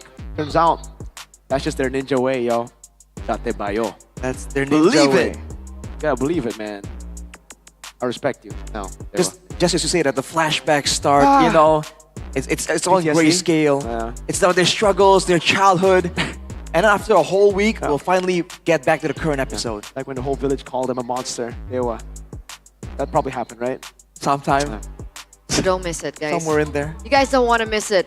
All right. MPL ID Season 15 tickets are still available. So don't forget to buy your tickets through the GoPay app or the official MPL ID website and get those free diamonds on top of the tickets that you, of course, will be able to receive. We still have week 6, 7, 8, and then 9. And then we have a 3-week break. And then it's playoffs. Yeah, and it's playoffs. So we still have 3 more weeks, right? Does the math check out? 5, I think 6, so. 7, We have, what week are we on? Week 5? We have 5, 4 more weeks. 6, We have 7, 9 8, weeks. 9. 4 weeks. 4 weeks. 4 weeks. 4 weeks. Look at this. What is that?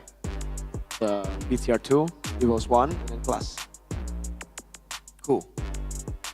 So Cool, man. it's wait. What happens if, let's say, Evos and BTR head to head? It's 1-to-1, right? Yeah. So then we move on to the next category. Yes. That makes sense. So which match are you guys most excited for tomorrow? Please let us know in the comments because Arashi will be shouting them out on his live stream tonight. Yes, sir. Don't forget to check I it am out. not It's streaming. me, Eterna, on the English desk alongside with Mirko. as well as Arashi. signing out for the day. We will see you very, very, very soon. I can't wait to see Arashi's live stream. But Orange hair. here it is. To Bure. See you tomorrow, guys. Thank you so much. Yap, udah tangkap dari para caster. Thank you banget untuk meramaikan hari ini pecah di MPL Arena dan juga yang ada di rumah pastinya. Kalian sudah menyaksikan betapa hebatnya tim-tim menutup hari yang kedua, minggu yang kelima. Dan tadi pun match penutupan kita adalah pembukaan untuk leg yang kedua. Tim-tim akan kembali berhadapan untuk kedua kalinya di leg yang kedua, jadi esok hari. Akankah ada pembalasan dendam atau pembuktian? Masuklah kita ke leg yang kedua. Jadi Bude harus mengingatkan kalian untuk terus mendukung tim favorit kalian. Karena klasemen bisa digoncang dengan mudah. Dan Bude juga mau mengingatkan bahwa MPL Indonesia Season 15 powered by Moonton, supported by PBSI, presented by official turnamen platform Samsung Galaxy, official e-wallet GoPay, official sponsor Head and Shoulder, official coffee partner Good Day. Kita juga punya partner ini sports ada Telkomsel, Dunia Games, dan IndiHome. Tak lupa juga kita punya advertiser Kacang Sukro dan Hawkband. Dan supplier kita RSV Helmet. Hari yang kedua memang telah usai, namun minggu ini adalah minggu yang spesial karena ada MPL X NBA. Besok adalah hari yang bisa kalian rayakan bersama kita seru-seruan, ngelempar bola di MPL Arena dan dengan vibes yang begitu berbeda. Minggu kelima, minggu yang spesial. Hari yang ketiga bakal jadi hari yang benar-benar kita nantikan pula. Jadi untuk hari ini Bude bisa mengucapkan selamat malam, selamat beristirahat dan sampai jumpa di hari ketiga MPL Indonesia Season 15. We on this.